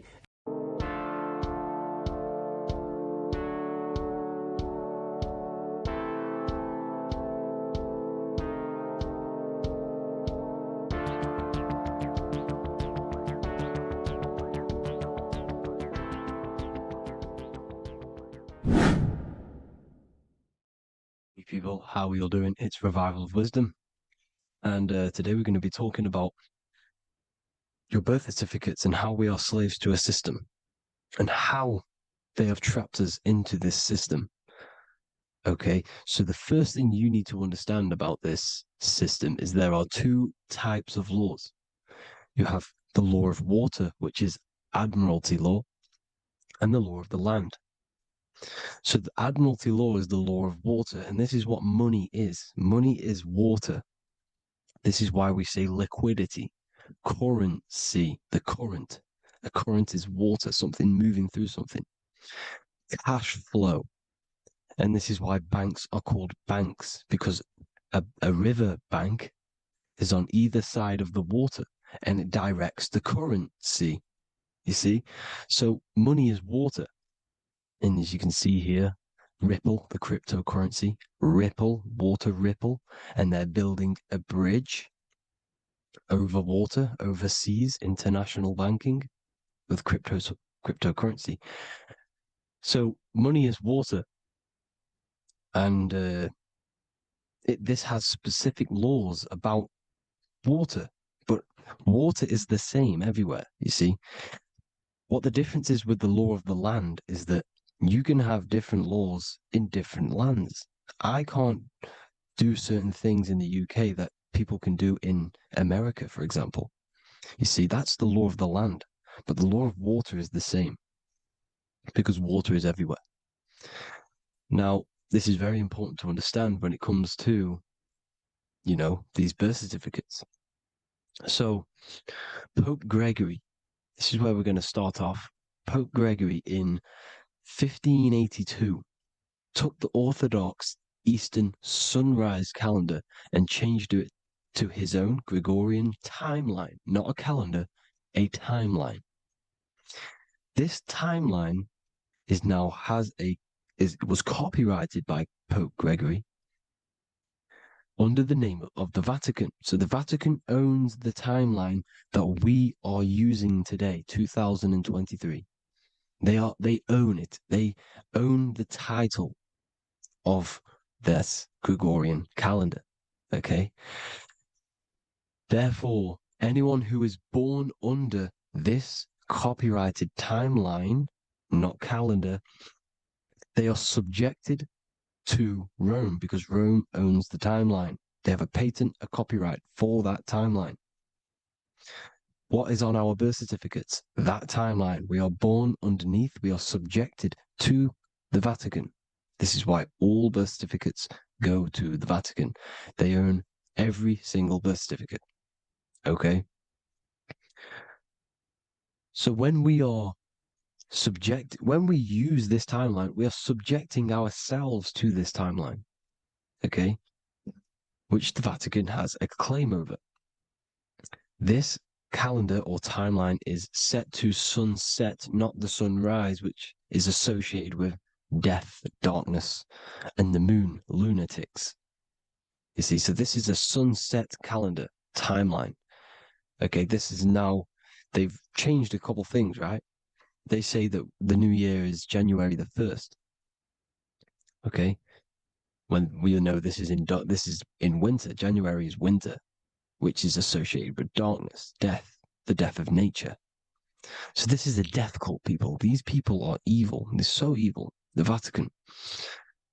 And this is why we use April Fool's Day, because April is in Aries, and Aries is always the start of the zodiac. This is why Aries rules the head region. 12 zodiacs, 12 systems of the body. Each zodiac is associated with each part of the body, and this is why Aries is the head, cerebrum, cerebrum. But we're not going to talk about it in this video. But yes, that is what April Fool's Day is. They're putting it in your face. April Fool's Day is the real start of the year, when the sun starts to rise again, when the risen Savior is resurrected, when it's born again. This is when the Jews celebrate the Passover. This is when the Christians celebrate the resurrection of Jesus, and they eat lamb. The Jews eat lamb because we're in Aries, the new year. The sun is now born again, our risen Savior, the light of the world. So yes, this is what April Fool's Day is. It's the first day of the year, which they changed. Pope Gregory changed. So you need to understand is that you are in the womb. You are inside of a ship, because every ship, literally a ship, every ship is female. This is why they say she delivers the product, because she does deliver the product, you, the baby. Same thing with a ship, they deliver products. They are a she. And when they pull up to the bay, like you can see on this picture, they're pulling up to the bay. This is now called the birth canal. The ship is now in birth on paper. Okay, this is law. And when they pull up, they tie up to the bay, and now they get a certificate of manifest certifying all of the products which are on the ship and what they are bringing into that nation. Okay, so you're bringing in this many of that, everything's on the certificate of manifest. And this certificate of manifest is also your birth certificate, because you are traveling through water when you are in the birth canal of your mother, because you are in water when you are in the womb, and you travel through the birth canal. And when you arrive, you get a certificate of manifest with the name, how many, the quantity, that's your birth certificate. Okay. And this is what it is. We are a we're not a corporation, but we represent a corporation, which is your name in full capital letters. That is your corporation. You cannot physically tax a body, but you can tax a corporation. This is why we get charged. This is why we get taxed, because it all goes down to the corporation which our name represents, which we are subjecting ourselves to. We are my name. I am subjecting myself to this name, and that name has a corporation which I represent, which I subject myself to. You see, this is how we are attached to this straw man, this character that they have built on paper. So it's a character which is on paper. This is what we represent. So when the woman gives birth, she delivers the baby, and then she has another substance. Now I'm going to break down how they attach this name to us, how they do it. Okay. Our mother is carrying us the product in the womb, the water. And it goes, for example, from the United Kingdom into a state-owned, corporate, federal-owned hospital, which is government-owned. She does not declare the package when she enters the building. Aha, so keep that in mind. When she delivers the package in the federal territory, she does not declare the package either when she leaves. Therefore, there is no evidence that we exist when we arrive on paper. On paper, there is no evidence that we came into the building or left the building. We have not been declared. So we do not exist on paper at this point. When the woman gives birth, she delivers the baby, and then she has another substance, which is called the afterbirth material. Okay? This afterbirth material has the same DNA as our physical body with the body, mind, and spirit. Okay? This is how they get this cooperation. Hold on. The afterbirth material does not get claimed by the mother nor anyone. Therefore, they salvage that substance because we are under the Vatican. Every state is all Catholic. Your birth certificate is Catholic. No matter what religion you think you are, every single birth certificate is Catholic because we are subjected to Rome. All roads lead to Rome. Rome runs all of this. Okay, we're still under the Roman Empire. Okay, so Rome are Catholic and they believe in salvation. This is how religion comes into this. This is how they use religion to get this. So they salvage the afterbirth material and they claim it and they salvage it and give it and charge it to Rome. And they give it a name. Here's the legal term, born alive. Here's what it says. Each product of such birth is considered live, born, and fully recognized as a human person. So each product of such birth, so that could be anything, the afterbirth, the person who actually comes out, the baby. So your afterbirth, which we do not take with us, we take the baby with us, they keep that in the hospital, they collect the afterbirth, and they salvage it, and they give it the name, which, it is us. We are a representative to that afterbirth material, which they put the name on, they claimed, which is subject to Rome. So we are walking around our whole lives as a representative to that claimed salvaged afterbirth material, which the federal state have. Okay. We are under the Catholic Church, Vatican. Therefore, the afterbirth material is a child of God. See, on paper, therefore, they believe in salvation and salvage the afterbirth material. This material has no mother or father. The state pick it up. It becomes a war to the courts and gets charged to the state. So we are a representative to that character they salvaged because it is the exact same DNA as you. Subject is the name or the title, and the matter is the physical aspect left behind in the hospital, which represents us. You see? So now we're moving on to Unum Sanctum. Unum Sanctum was in 1302, a very, very important year. Very important year.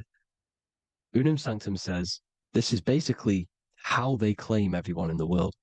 So the Vatican had all this power, all this gold, all these people under them. They need to get a claim for them so then they can rule over them and make them slaves. So what they did, they created Unum Sanctum. Pope Boniface VIII did this.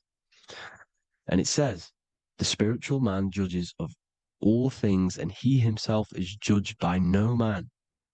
The spiritual man, keep that in mind, unless he invent like Manichaeus, two beginnings, which is false and judged by heretical, since according to the testimony of Moses, it is not in the beginnings, but in the beginning that God created heaven and earth. Furthermore, we declare, we proclaim, we define that it is absolutely necessary for salvation that every human creature to be subjected to the Roman pontiff. So they are claiming us in Unum Sanctum, and it's in the vaults in the Vatican. They will put a spell on it because they are sorcerers, they are magicians. They put a spell on it, they lock it up, and whatever goes on that piece of paper goes. And this Unum Sanctum is claiming all of us. So what does it say in the beginning? The spiritual man judges of all things, and he himself is judged by no man. The spiritual man, the man with the body, mind, and soul, the first baby that comes out the birth canal. That's you, your body, you, body, mind, and soul. You have the Christ, which is I am, which is grace. Grace means here now, in the present. You have the Christ, which means I am. Therefore, you have a soul. If you can say I am, you have the Christ. You have a soul.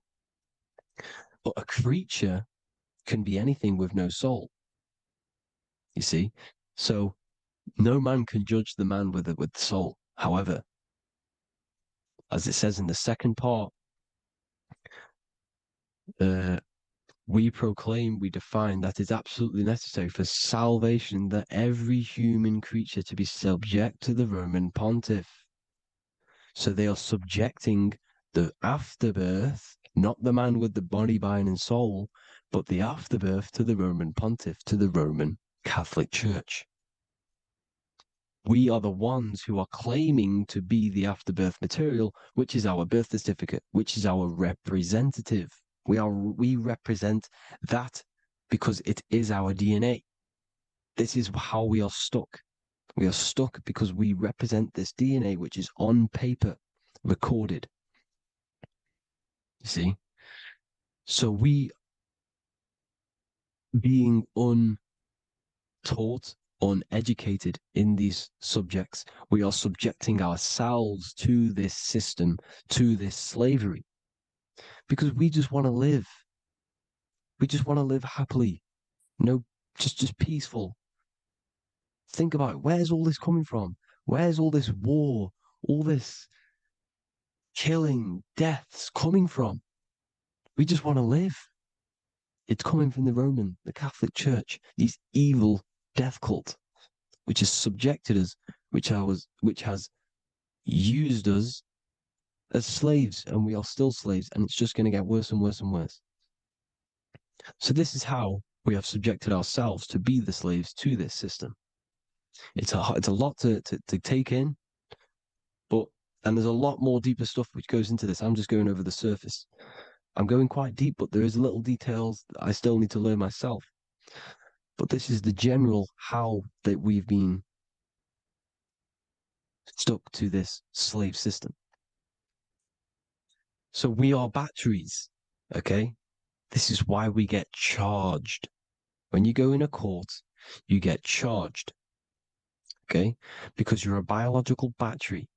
This is why cities look like motherboards, because we are feeding energy to this matrix. Okay, when we look outside of ourselves, when we give power to so-called Jesus Christ, worshipping idols outside of ourselves, where attention goes, energy flows. We are feeding the matrix with energy. By looking within, placing your attention within yourself, you are taking back your power. Because the I am is Christ. The you, the soul, is Christ. It's God. The awareness is God. Okay? However, we are subjecting ourselves to this system. We're subjecting ourselves to this system and the feeding of our energy. So what we need to look for the future is that, think about it, with the end goal is to change our DNA, is to literally make us robots, transhumanism, slaves. This is why we have smart cars, smartphones, smart watches, smart meters, smart cities. And all of this is going to be connected by the smart grid, which is 5G. This is why 5G is rolling out. 5G is going to connect all of these technologies to one. It's like a big net system. And you know why they're doing this? It's because all of this is going to be connected through this 5G, and that 5G is going to be controlled by the elites. So you say anything wrong, you do something wrong, you say the wrong thing online, they'll turn off your car, they'll turn off your phone, they'll turn off your smartwatch. or turn off your TV, because it's all going to be connected and controlled by the smart grid. And this is what the Great Reset is, people. But they're going to trap us inside of these 15-minute smart cities so we can't leave the area, because they're going to use climate change as a tool to enslave us to not travel because of so-called climate change and the fumes that we are putting into the air, which is all BS. They're doing this to push these new cities, to push all of it. But listen, they're trying to get inside of your body. The only way they can do that is to get you addicted and using this technology. First, they got on the body with the smartphone. Well, first of all, we use the technology. We get used to it with it in our hand. The next step for them was to get on the body, which is the Apple Watch, as you see down here. They have now successfully got onto the body. The next thing is to get inside of the body. This is the brain chip. You see how they've slowly lured their way in, slowly got you addicted to this technology, got you dependent on this technology. And what they're going to do is that they're going to mold society to be dependent on the brain chip. So in order, for example, if you want to go and pay for food, you're going to have to get a chip to pay for the food, because it's all going to be digital money. And that digital money will be connected to the chip, and you'll need the chip to pay for things. You see? So this is how they're slowly transhumanizing us. These phones, these apps, these things which are all which are all using, was created by Freemasons. Mason means traveler, because they travel the depths of the mind. They understand human consciousness. They understand the brain. They understand the mind. By the deepest root cause, they understand it. This is what Masonry is. It's the occult. So these technologies is designed by these people. This is why they're so addictive, because they understand how it works. They understand how to get people addicted, because they understand human consciousness, the brain, the body, and the mind. So this is the advantage Freemasons have over us. And these secret societies, which have gone through the orders of Freemasonry and progressed onto these secret societies, which are the evil side, because I'm not saying Freemasonry is evil, okay? But the societies which they go beyond Freemasonry, because you can go beyond the 33rd degree into these secret societies, and they use this knowledge for the bad, to enslave people. And this is what's going to happen. Transhumanism. So I hope you all learned some insight for today. Please do a bit more research on, the birth certificate and stuff like that, the straw man. And have an amazing day, people. Please like, comment, and subscribe. Peace.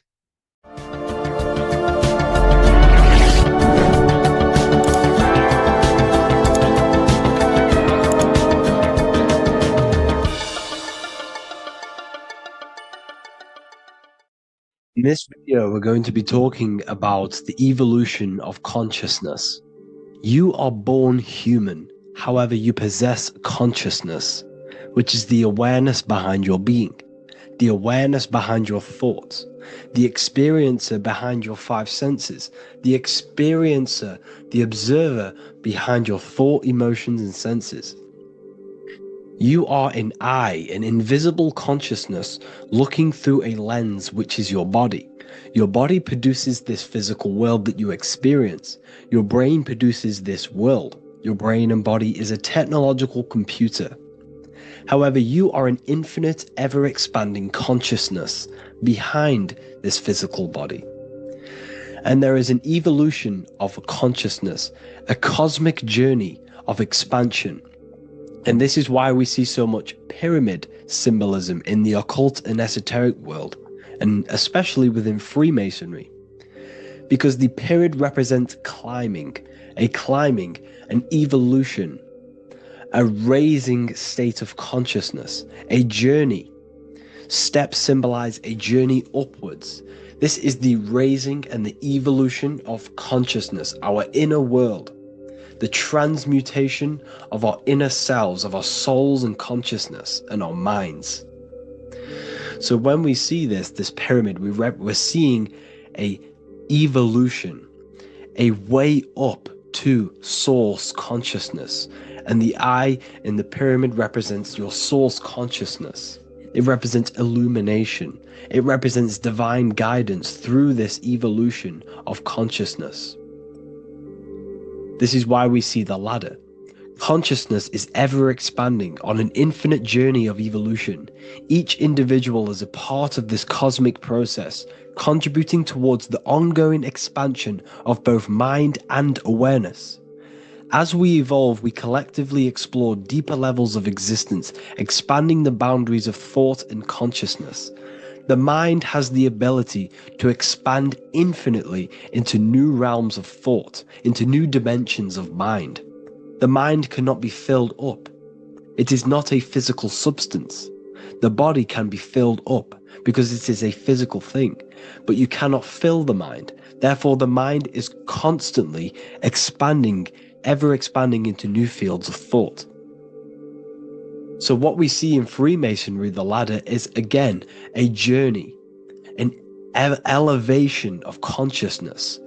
When we are born with an infant consciousness, and as we gain older, we gain an adult consciousness. Our inner world, our inner mind, and our emotional intellect changes and evolves. We are significantly different from when we were very young as an infant. It's because our consciousness evolutes, it changes, it alters like water. So, just like this evolution of your own consciousness as growing up, there is consciousness of beings existing in cycles beyond our own. And their consciousness is unimaginably different from ours. They operate on a higher level of understanding and knowing, experiencing reality in ways that transcend our current comprehension. Our minds right now cannot comprehend the highest states of consciousness. There are entities, there are beings beyond our own, existing in higher dimensions of consciousness that we cannot comprehend because they have expanded. They are on a further way up the ladder of consciousness. However, we are all on the same journey. None of us can take the same journey. There is one ultimate goal, reaching source consciousness. However, this is always ever expanding. However, we are all on a different journey. There is one truth, one source, one goal. However, there are billions in different ways of reaching it, and we are all on these different paths to source consciousness, to this ladder, this evolution of universal evolution. Okay? Their awareness is attuned to new dimensions of existence, reflecting a more advanced stage in the cosmic journey of consciousness evolution.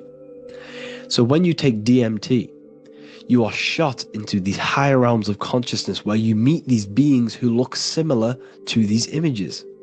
They are not speaking to you physically. They don't speak to you three-dimensionally through vibration and words. They speak to you mentally. If you have done DMT, then you know this. And if you have met these beings, then you know this. You might have even met some of these types of beings on mushrooms or any psychedelic drugs. Because ultimately, when you take these mind-altering substances, it's altering your consciousness.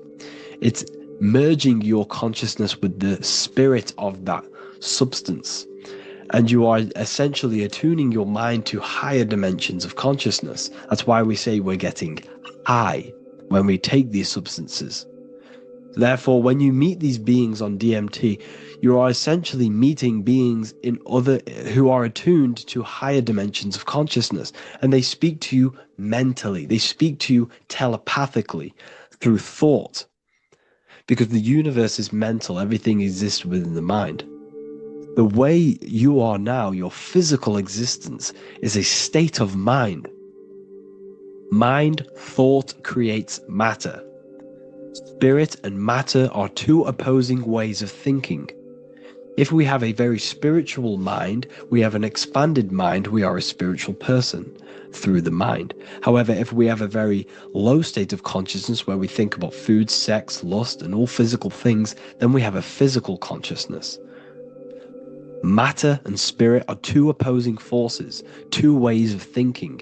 The mind attunes itself to different levels of understanding in different dimensions. So, essentially, this is what we're looking at. The body is a vessel for the fluidic, formless consciousness, a temple that houses the essence of our awareness.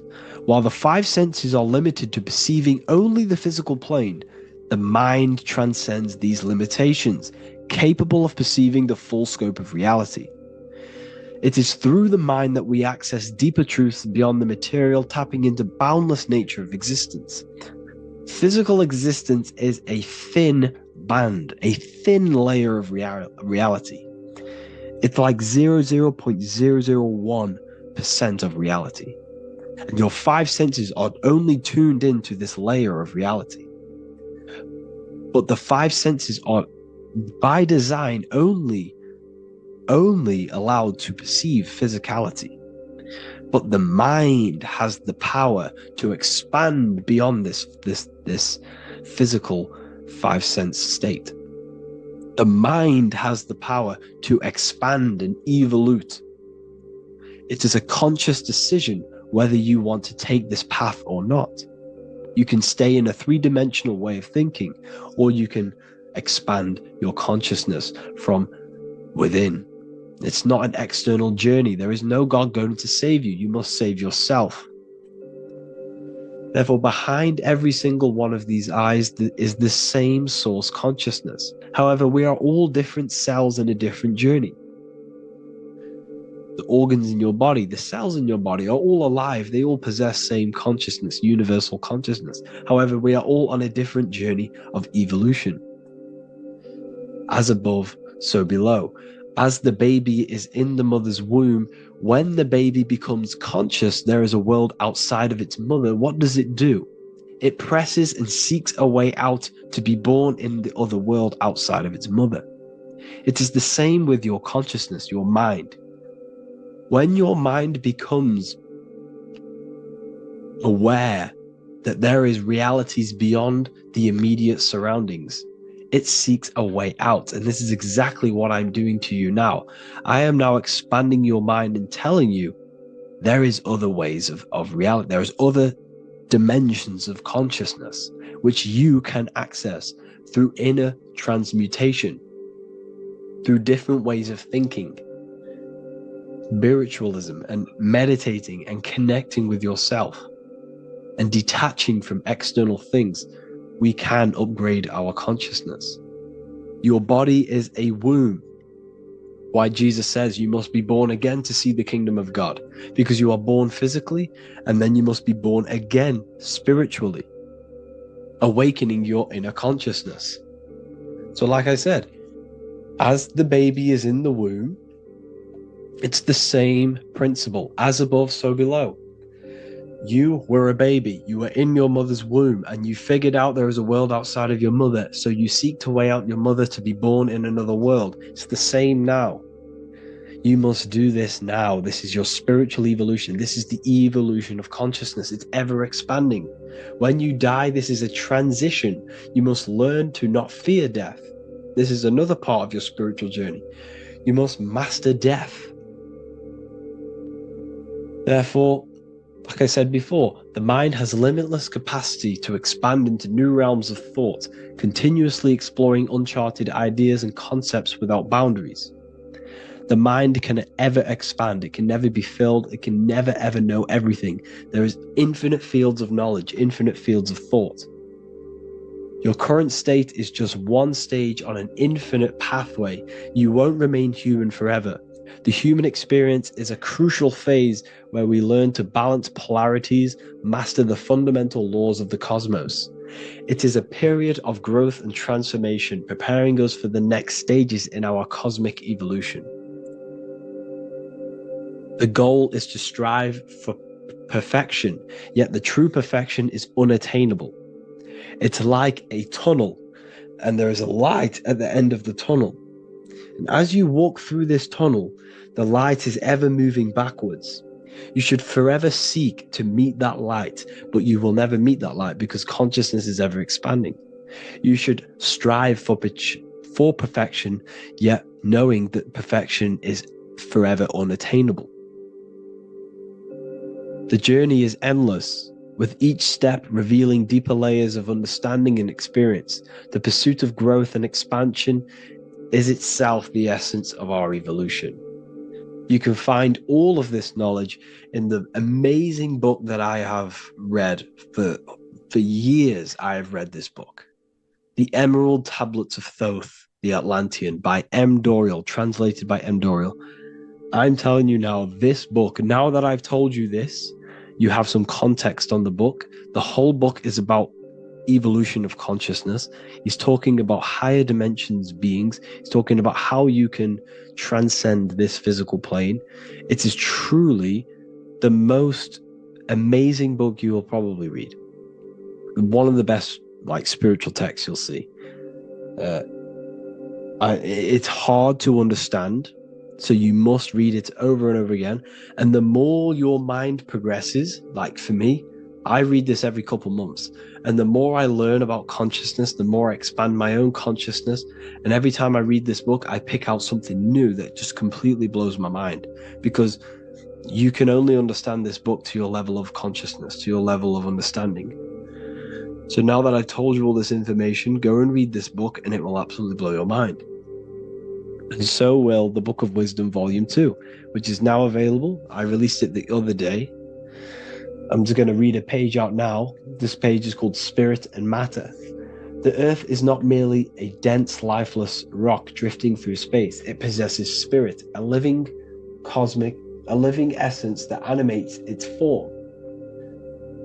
But what do we mean by spirit? Spirit in esoteric terms refers to the energy, the life force, animating the principles infused in matter. So essentially, what this page is talking about is how everything has spirit, consciousness within it. You are the middle, you are spirit and matter. You have the ability to expand your mind to the God self and raise above our animal instinct, our material self, and know the divine and expand. Animals cannot do this. Animals are not self-aware. Humans possess self-awareness. We can observe our consciousness. We can say, why do I exist? We can look in the mirror and know that we need growth. And this is what Anunnaki means. Anu means above. Anu was the supreme god of the sky, which is a metaphor. He represents spirit above, heaven.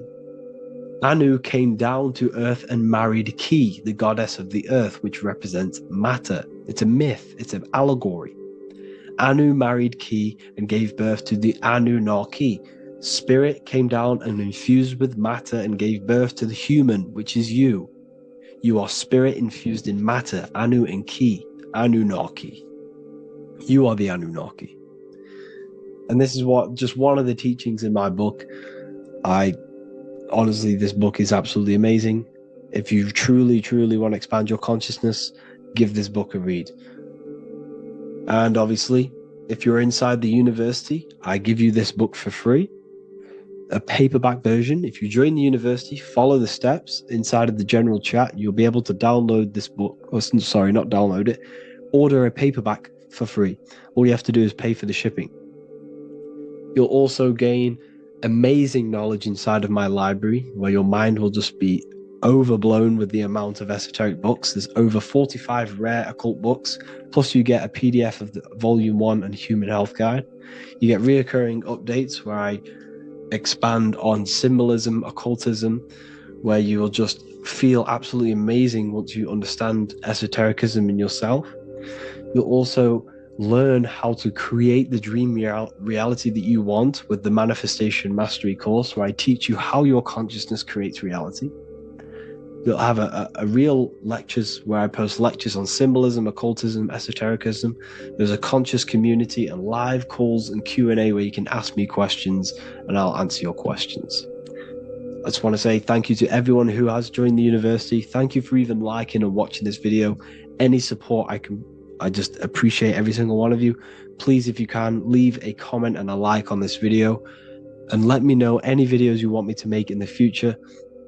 And I will start uploading a lot more to the YouTube. So yeah, thank you all for tuning in today. Have an amazing day. Hello and welcome to another video and another lecture from Ethereum University. Today we're going to be breaking down in detail the Freemasonic 33rd degree symbol. Now, of course, this is a complex symbol, and it's composed of many symbols put together to create a greater meaning. So, as you should know from my previous videos, a bit of context behind Freemasonry, what it particularly is, and I will give you a brief overview before we go into this. It's definitely important to know what Freemasonry is before we break down this symbol, okay? Because without the knowledge of Masonry and what it is, it's difficult to understand what the symbol truly means. So Freemasonry is all about building. The word Mason means to build. And we're either building with light or we're building with darkness. So that we have good Freemasonry, we have good Masons, people who want to spread the truth, people who want to help people awaken their mind and liberate them and bring them up to higher consciousness. Or we have Masons who want to divide, keep the knowledge to themselves, create walls, build walls in people's minds, construct illusions in people's minds for their own personal gain. Okay, so we're either building with light or you're building with darkness. You're either building with light or bricks, spirit or matter. God and the devil, same thing. You're either uplifting people or dividing people. Each and every single one of you is a Freemason. Well, a Mason. Not a Freemason, but a Mason. You are a builder. And you're either constructing division in you and other people, or you're either creating oneness. Everyone is doing this. Everyone is building. Everyone is contributing towards the world and building our reality. So Masonry is a craft, and that craft is to craft a better mind and heart, a higher consciousness, a higher understanding of the self, building a higher perception of yourself, getting to know who you actually are, why you are here. Every action, behind every single action, behind every single cause is choice. You chose to be here. Whether you know why you are here or whether you do not know, you chose to be here in this time, in this period of life on the earth, on this physical dimension. You chose, the mind of yours chose to be here in this body at this specific time. You are playing a role, you are building in this world at this specific time. So Masonry is all about getting to know the self, to know what you actually are through gnosis. Gnosis is direct knowledge obtained and extracted from direct experience. Knowledge extracted from direct experience. Knowingness. You know you have hands. You don't believe you have hands. You know you have hands. That's what knowing thyself truly means. To go within the self. To dwell in meditation for long periods of time. Not even meditation. To dwell, closing your eyes and thinking internally. Not thinking externally about anything outside you, but thinking and questioning internally, and you shall find answers. Seek and you shall find. If your heart is truly set on knowing, on getting to know true knowledge and knowing yourself, then you will find it. Okay, so because that's what the heart is. The heart is where we find our treasure. It's why it's inside of our chest. Our chest holds the treasure. What is your treasure? Your treasure is your physical manifestation. And whatever you act, whatever your heart cares about, your body follows. Your body takes action towards what you care about in life. This is why we say follow your heart, because your body follows the heart, what you care about. If you do not care about something, you do not take actions towards it. Whatever your heart loves and has that love energy for, the body follows. If you truly want to become enlightened and truly want to reach higher consciousness, then you will. You truly care for that, then you will find it. You have to go within. Okay, so this is what Masonry is about. It's about going within and finding out your true nature and constructing a higher consciousness by dissolving walls and blockages inside your mind and heart, purifying the self. Because you can care about sick and twisted things. Okay? We can see that in society. People like killing people. It's psychotic, but I know. So we can be corrupted. Okay, so going into this symbol, what does this symbol mean? What is it trying to portray? Okay. Before we go into this symbol, particularly, we're looking at the Scottish Rite Freemasonry. So we have the the first degree all the way up to the third degree is Blue Lodge Masonry. Then from the fourth degree of Freemasonry to the 32nd degree is what we call Red Lodge Freemasonry, the Red Lodge degrees. So again, that is that symbolism of that red and blue, the left and right, masculine, feminine, water, fire.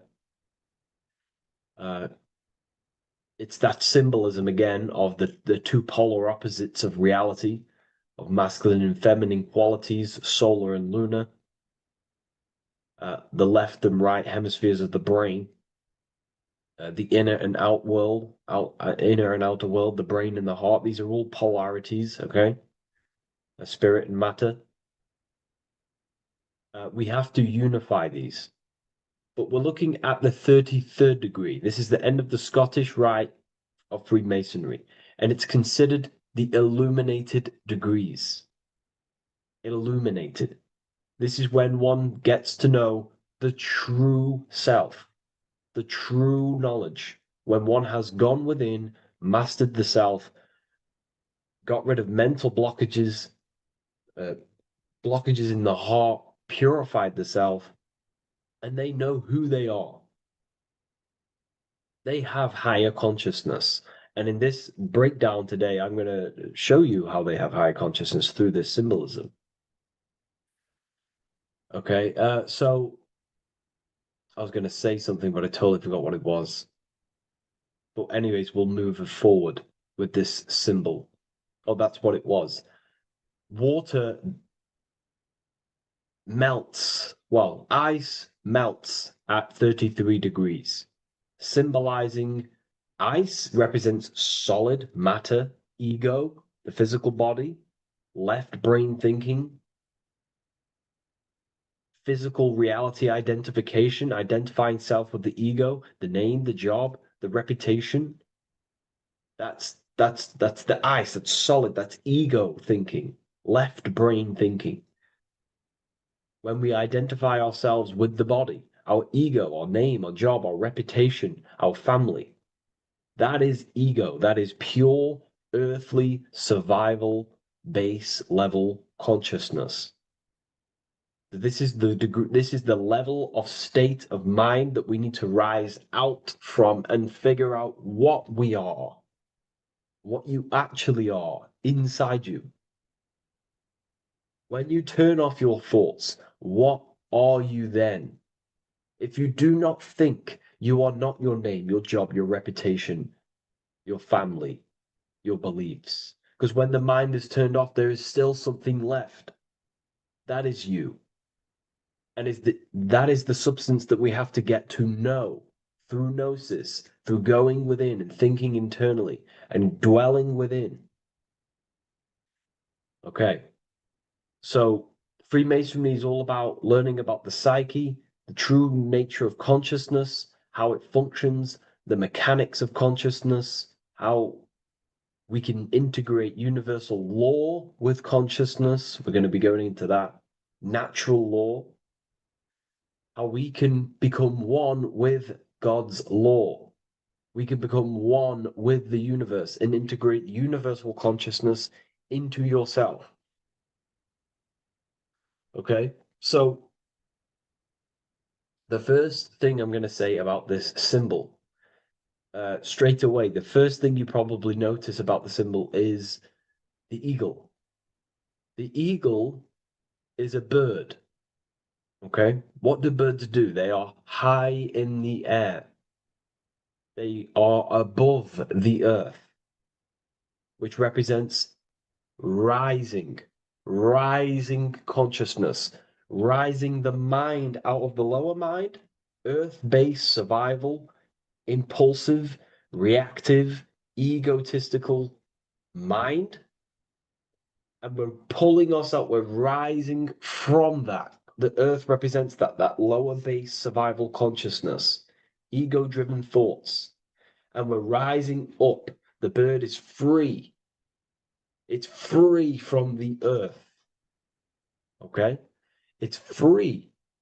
It's elevated. It looks down upon the earth. So the eagle is a bird which represents higher view of self, a higher understanding of the self. It's elevated. We have a higher view of myself when I reach the 33rd degree. That is what it's showing you. That is what it's symbolizing. Okay? It's above the earth. It is free. It looks down. When you have higher consciousness, you become enlightened. It's impossible not to look down. You do look down on people, but not in a bad way. Not in a bad way. That sounds bad. I understand if that sounds bad, but that's not a bad way. I don't mean that in a bad way or a bad-hearted way. I mean that as when you have higher consciousness, you can see people who are living and dwelling in zombie mode, low level earth based consciousness. They think they're the body, they think they're their name, their job, their reputation, their family. So it represents looking down because I have higher awareness of myself. I know what I truly am. The water is flowing at the 33rd degree.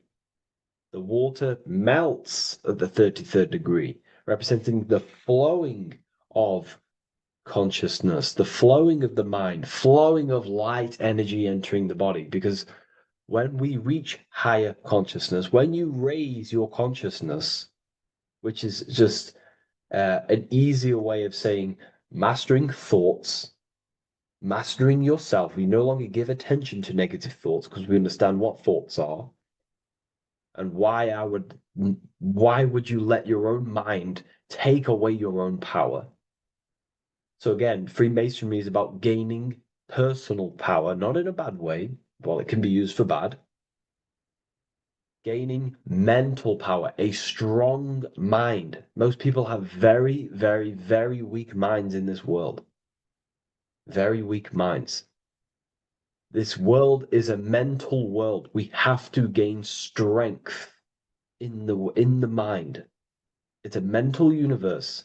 The stronger the mind, the better your reality.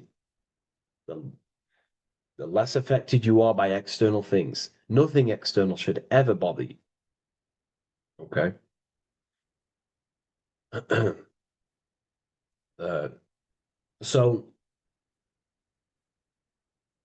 it's about gaining mental strength, mental clarity. So again, the bird is elevated, it looks down, it has a higher awareness, it sees things from above, it sees the world for what it truly is. That's the eagle. Okay? It's the higher view. This is the illuminated degrees. So we're looking at now the sword. The bird, the eagle, the double-headed eagle is standing on the sword. Very symbolic. The sword is not above the eagle. The sword is below the eagle. The sword moves through the air.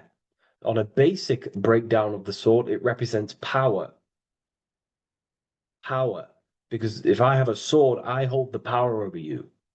That's what it symbolizes. In war, you have a weapon bigger than someone else and more destructive than someone else, you hold the power.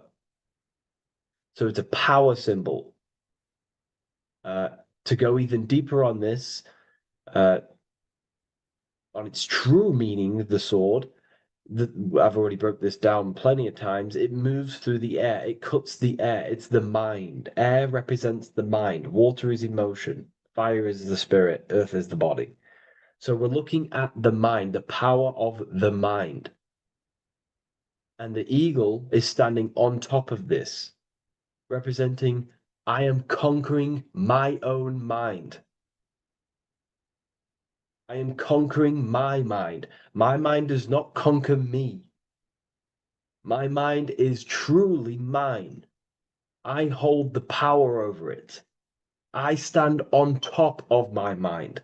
The mind does not rule me. Thoughts do not enter my mind that take away my power. I think it, I feel it, I act towards it. It's unity. My mind is the monarch. It is the command center. It is mine. I'm above the mind. That's what it's showing here. I hold full control over this mind. I hold the power. Okay? And I have an elevated view of the mind. The eagle is elevated. It looks at the earth from above. It's the higher perception of the mind. The mind has a higher view of the self. It is conscious. Most people are not conscious. Okay? Most people walk around, they act unknowingly, they don't even know they don't even know they exist. They don't realize they have consciousness. They think they grew from a monkey. They're born on a spinning ball in the middle of space, and they think they're the body. That is the level of earth-based consciousness. And it's saying, I hold the power. I hold my mind to what I want to direct the mind's forces to. I create with my mind. I carve reality. I shape my reality with my mind and thoughts and my intellect, my communication. Okay? That is what we're looking at here with the sword. It's on top, meaning I control it. When you stand on top of something, you are the top. You are on top of it. You hold the power. You rule over it. When you are the boss of your business, you rule the business. That's what we're looking at here. The sword needs sharpening. It always needs sharpening. You can't use a sword forever. You need to sharpen it. The mind will not stay powerful and strong and and aligned with what you actually want unless you continuously refine the sword. The mind needs to be refined or reminded. If you stop doing affirmations, the mind will fall back to old ways of thinking. If you constantly meditate, you constantly implant the messages into your subconscious mind, You constantly visualize. You are keeping the mind sharpened with what you want in life, what you are trying to create. And the mind will continue to think with that power, with them words, with them visualizations. If you fall off, if you stop meditating, you will lose control of your own mind. Okay? This is symbolizing you have to keep on top of the mind. You have to keep control. This is what the world is. The world is like Minecraft. You ever played Minecraft? You're a builder. Okay? What do? You control the man in the world. That's what you are. You need to control this body in the world. It's all about control. You are in a game. It's like Grand Theft Auto. You don't know how to use the buttons. You're going to create chaos, and you're not going to have that much fun in the world in GTA if you don't know how to work the buttons. Same with this world. You are in a world, and you need to learn the buttons of the body, the mind, the soul, the heart. How will these things function so you can actually live a better life and create what you want in the world, aligned with natural law, of course, unless you want to walk down the path of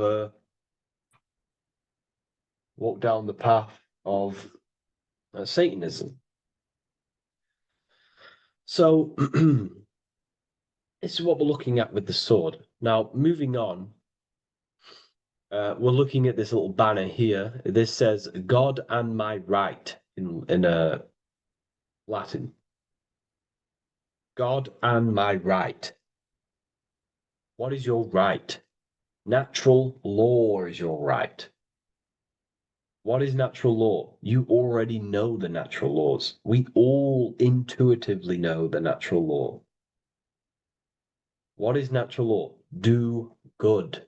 We all subconsciously, on a soul level, we know to do good. We know to do right. It is wrong to hurt people. It is wrong to control people. What is your natural law? What are the forces that you hold power over, that you have full control over? You have full control over what you think, what you feel, what you act. Thought, emotion, action. If you start to try and control things outside of them three forces, that is now you breaking natural law. If I try to control and manipulate someone else, that is now breaking natural law. I'm going against my inner law. My soul tells me what is right and wrong through emotion. So it's about aligning the self, my actions, my thoughts with my emotion, my intuition, my natural law. These are your rights. Your right is to think, feel, and act with the law, with good, with God, with love, with care for one another. Am I building with light to bring good things to the collective? You see, most people are stuck in their left brain, and the left brain only sees me, me, ego-driven thinking. That's why they trap us in our left brain. They train us to be left brain. They tell us to write with our right hand to strengthen the left brain. They call it writing. Everything in this matrix is to activate your your left brain. Why? They need you in ego consciousness so you can be controlled and manipulated. So you do not recognize patterns. That's the right brain. The right brain recognizes patterns, symbolism, metaphors. They don't want you reading between the lines. They want you logical. They want you divided, because the right brain sees the whole. The right brain sees the woods. The left brain sees the trees. And that tree is your ego. And the woods is the collective consciousness. They want you only thinking about you. Because that way you are divided from the collective consciousness. And we're all one consciousness family. We're all God. We're all God experiencing himself. And we are all building this world. So it's about aligning the self with my right, with God, with natural law. It's what Freemasonry is about. True Freemasonry, light Freemasonry, not dark Masonry or evil Freemasonry, whatever you want to call it. The crown, royalty. Royalty wear crowns. And what do the royalty have? Again, this is another power symbol. They hold control. Yes, royalty hold control. And that's why this crown is at the top of the image, not at the bottom of the image. It's at the top, representing I control the left, I control the right. I control my left brain and my right brain, the two eagle heads, the two views. The eagle has one eye on each side. It's looking, it's seeing.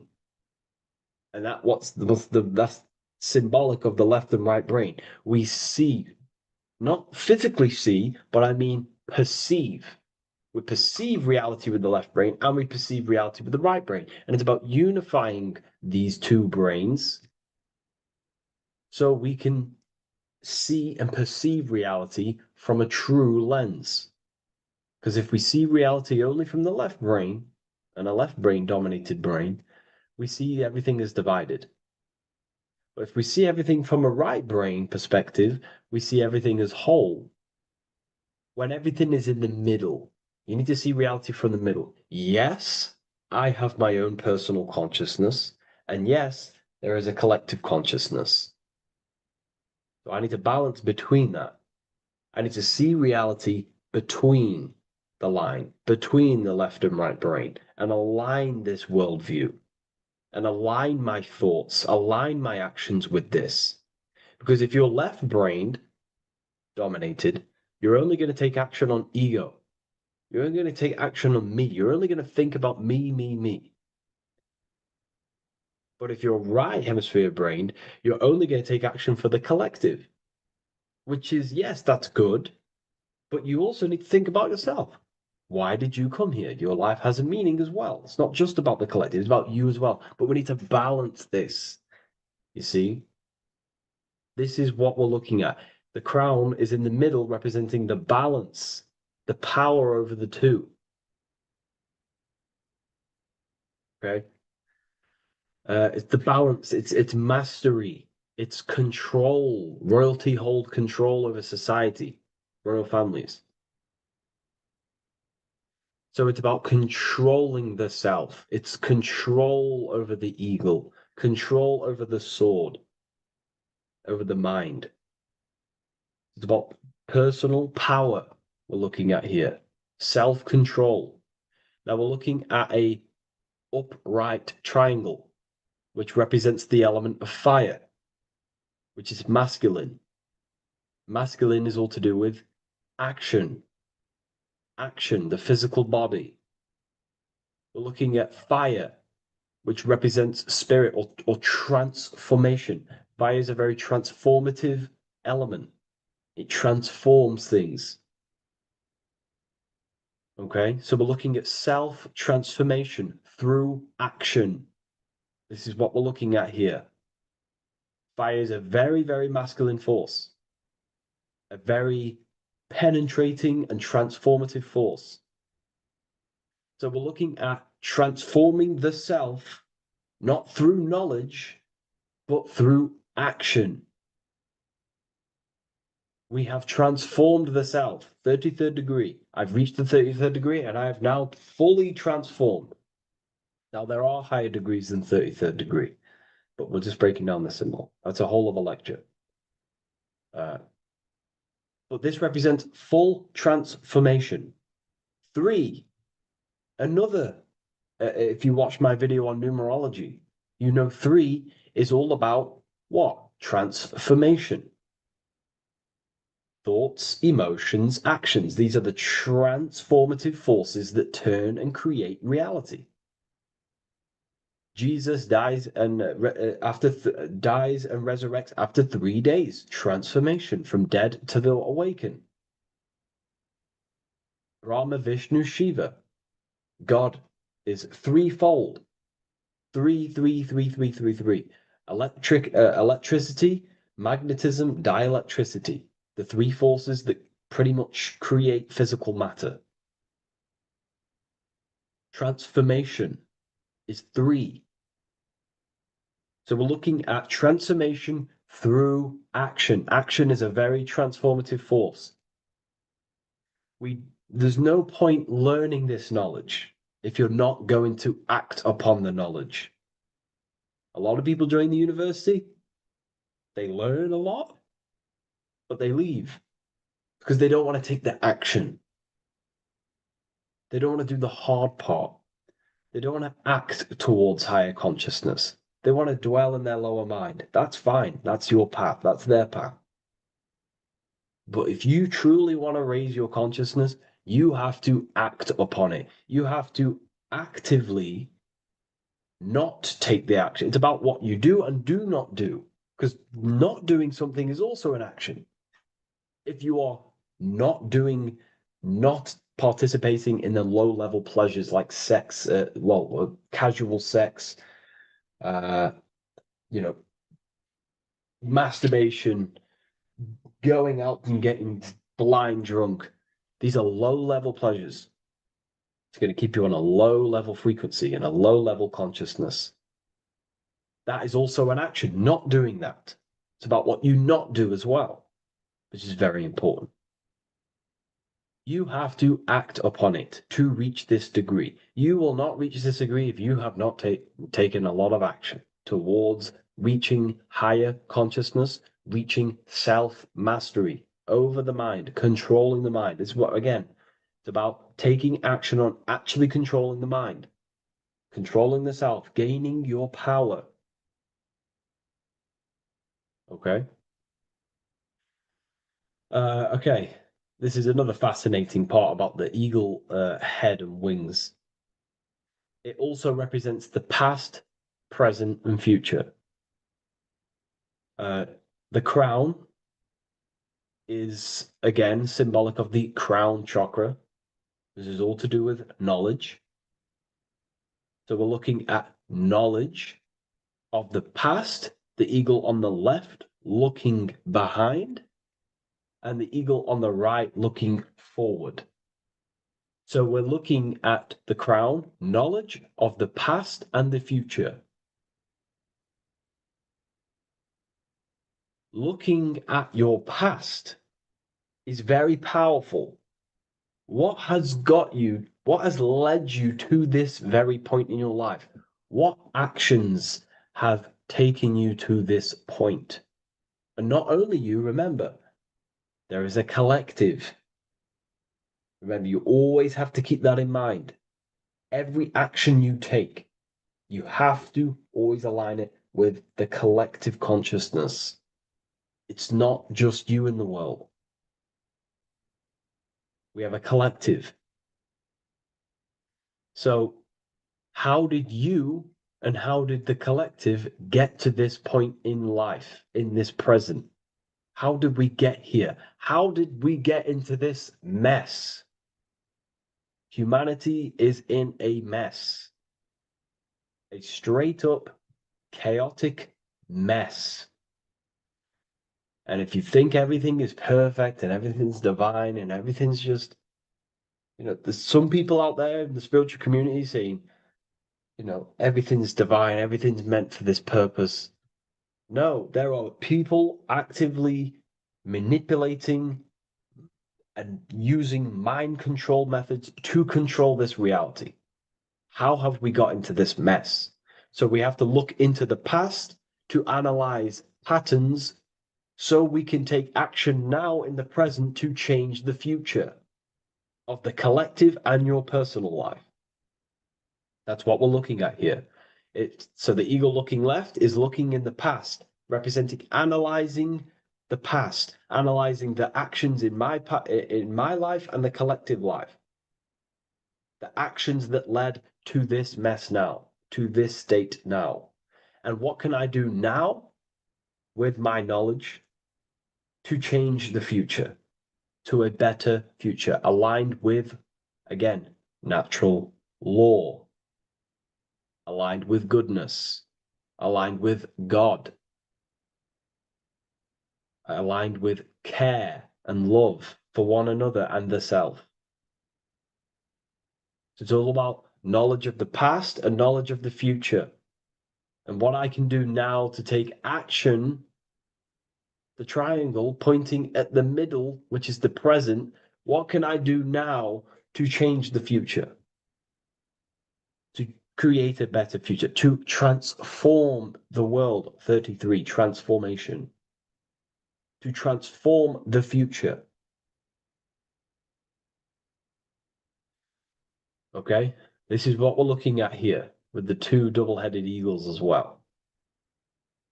Again, this is more art. This is a lot more complex symbolism here. But again, we have the Earth hemisphere here. And what? The eagle above. It is raised above the earth, above material pleasures, above the material thinking self, above the ego. Not to say get rid of the ego. We need the ego, but balancing, control, power over the ego, power over the two hemispheres of the brain, power over my past and my future, power over time. What am I using my time towards? Time is your spiritual currency. Okay? It's elevated. It sees things from a higher perspective. It is higher consciousness. We're also looking at the astral body. Birds on a deeper level represent the astral body. So symbols have layers of meaning. The deeper you get into the occult. So when you join the first degree, you get, a good interpretation, and the higher degree you go, the more deeper the symbol reveals. As the more deeper you know yourself.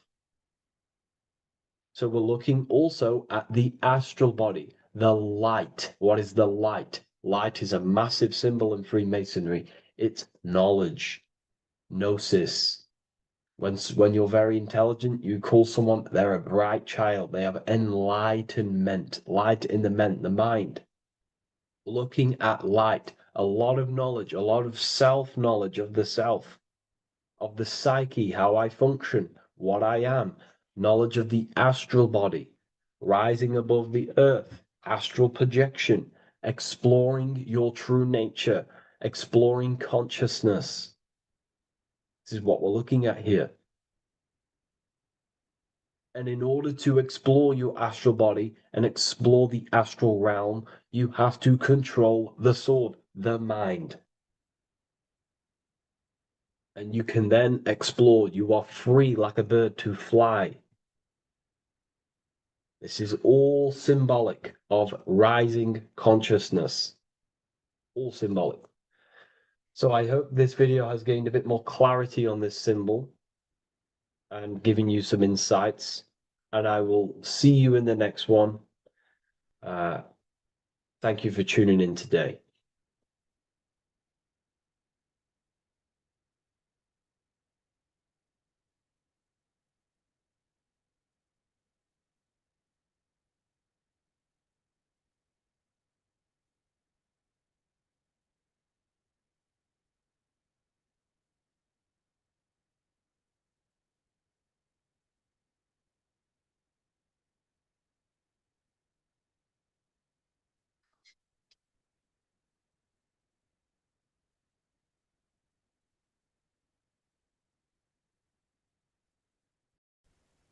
As above, so below. This is one of the most crucial teachings within esotericism, occultism, or what we like to call it today, spirituality.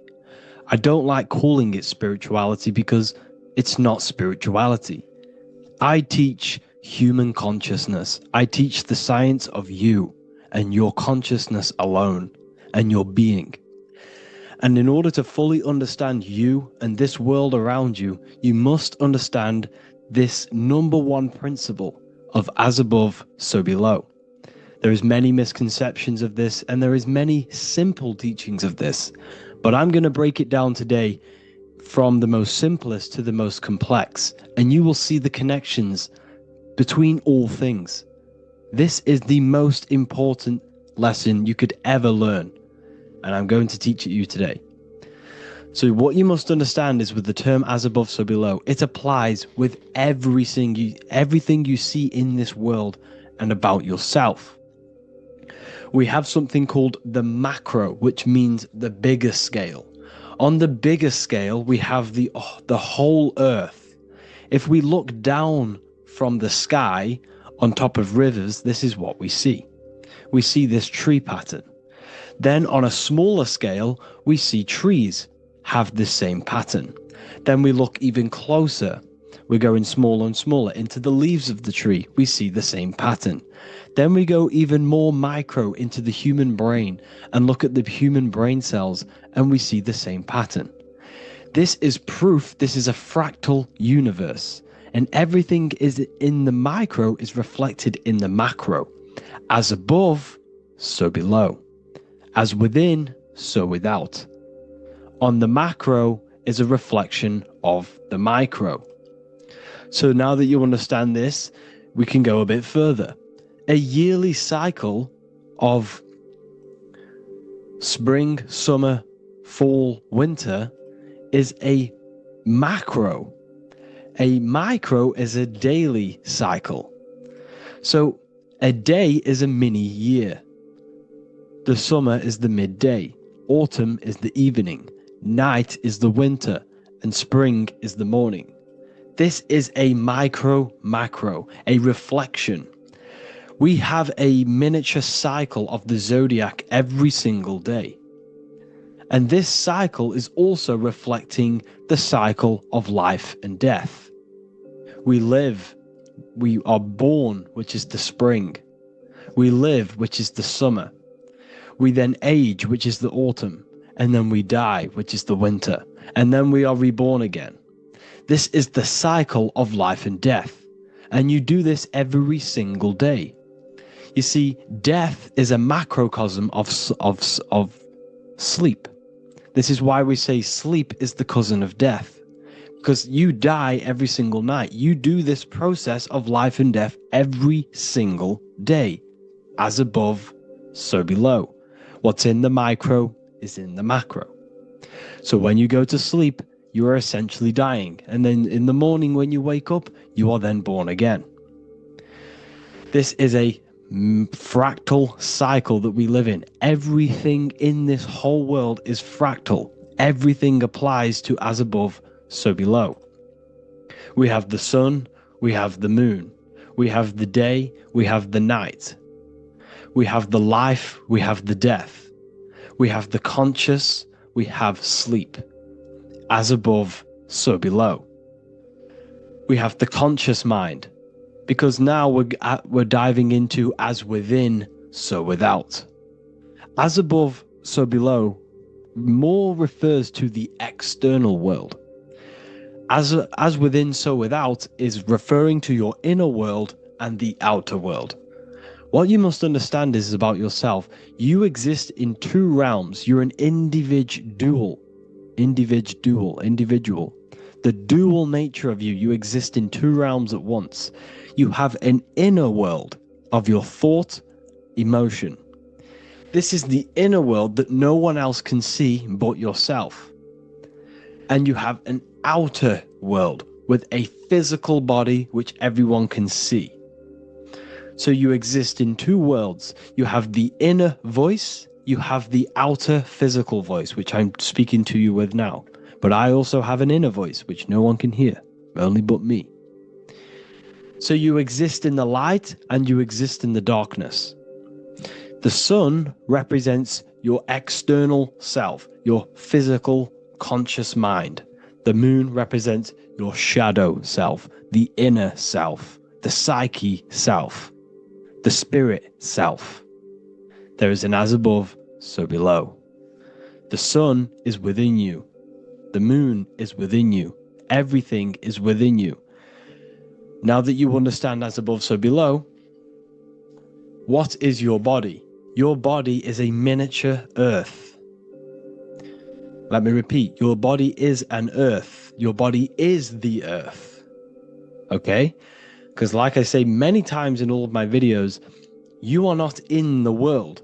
The world is you. You are the universe. Your brain is a computer creating this reality. What you see with your eyes is produced in the back of the brain called the visual cortex. You don't look into the world, the brain produces the world. The body produces the world. When you touch something, you're not actually touching something. This is the electrical nervous system.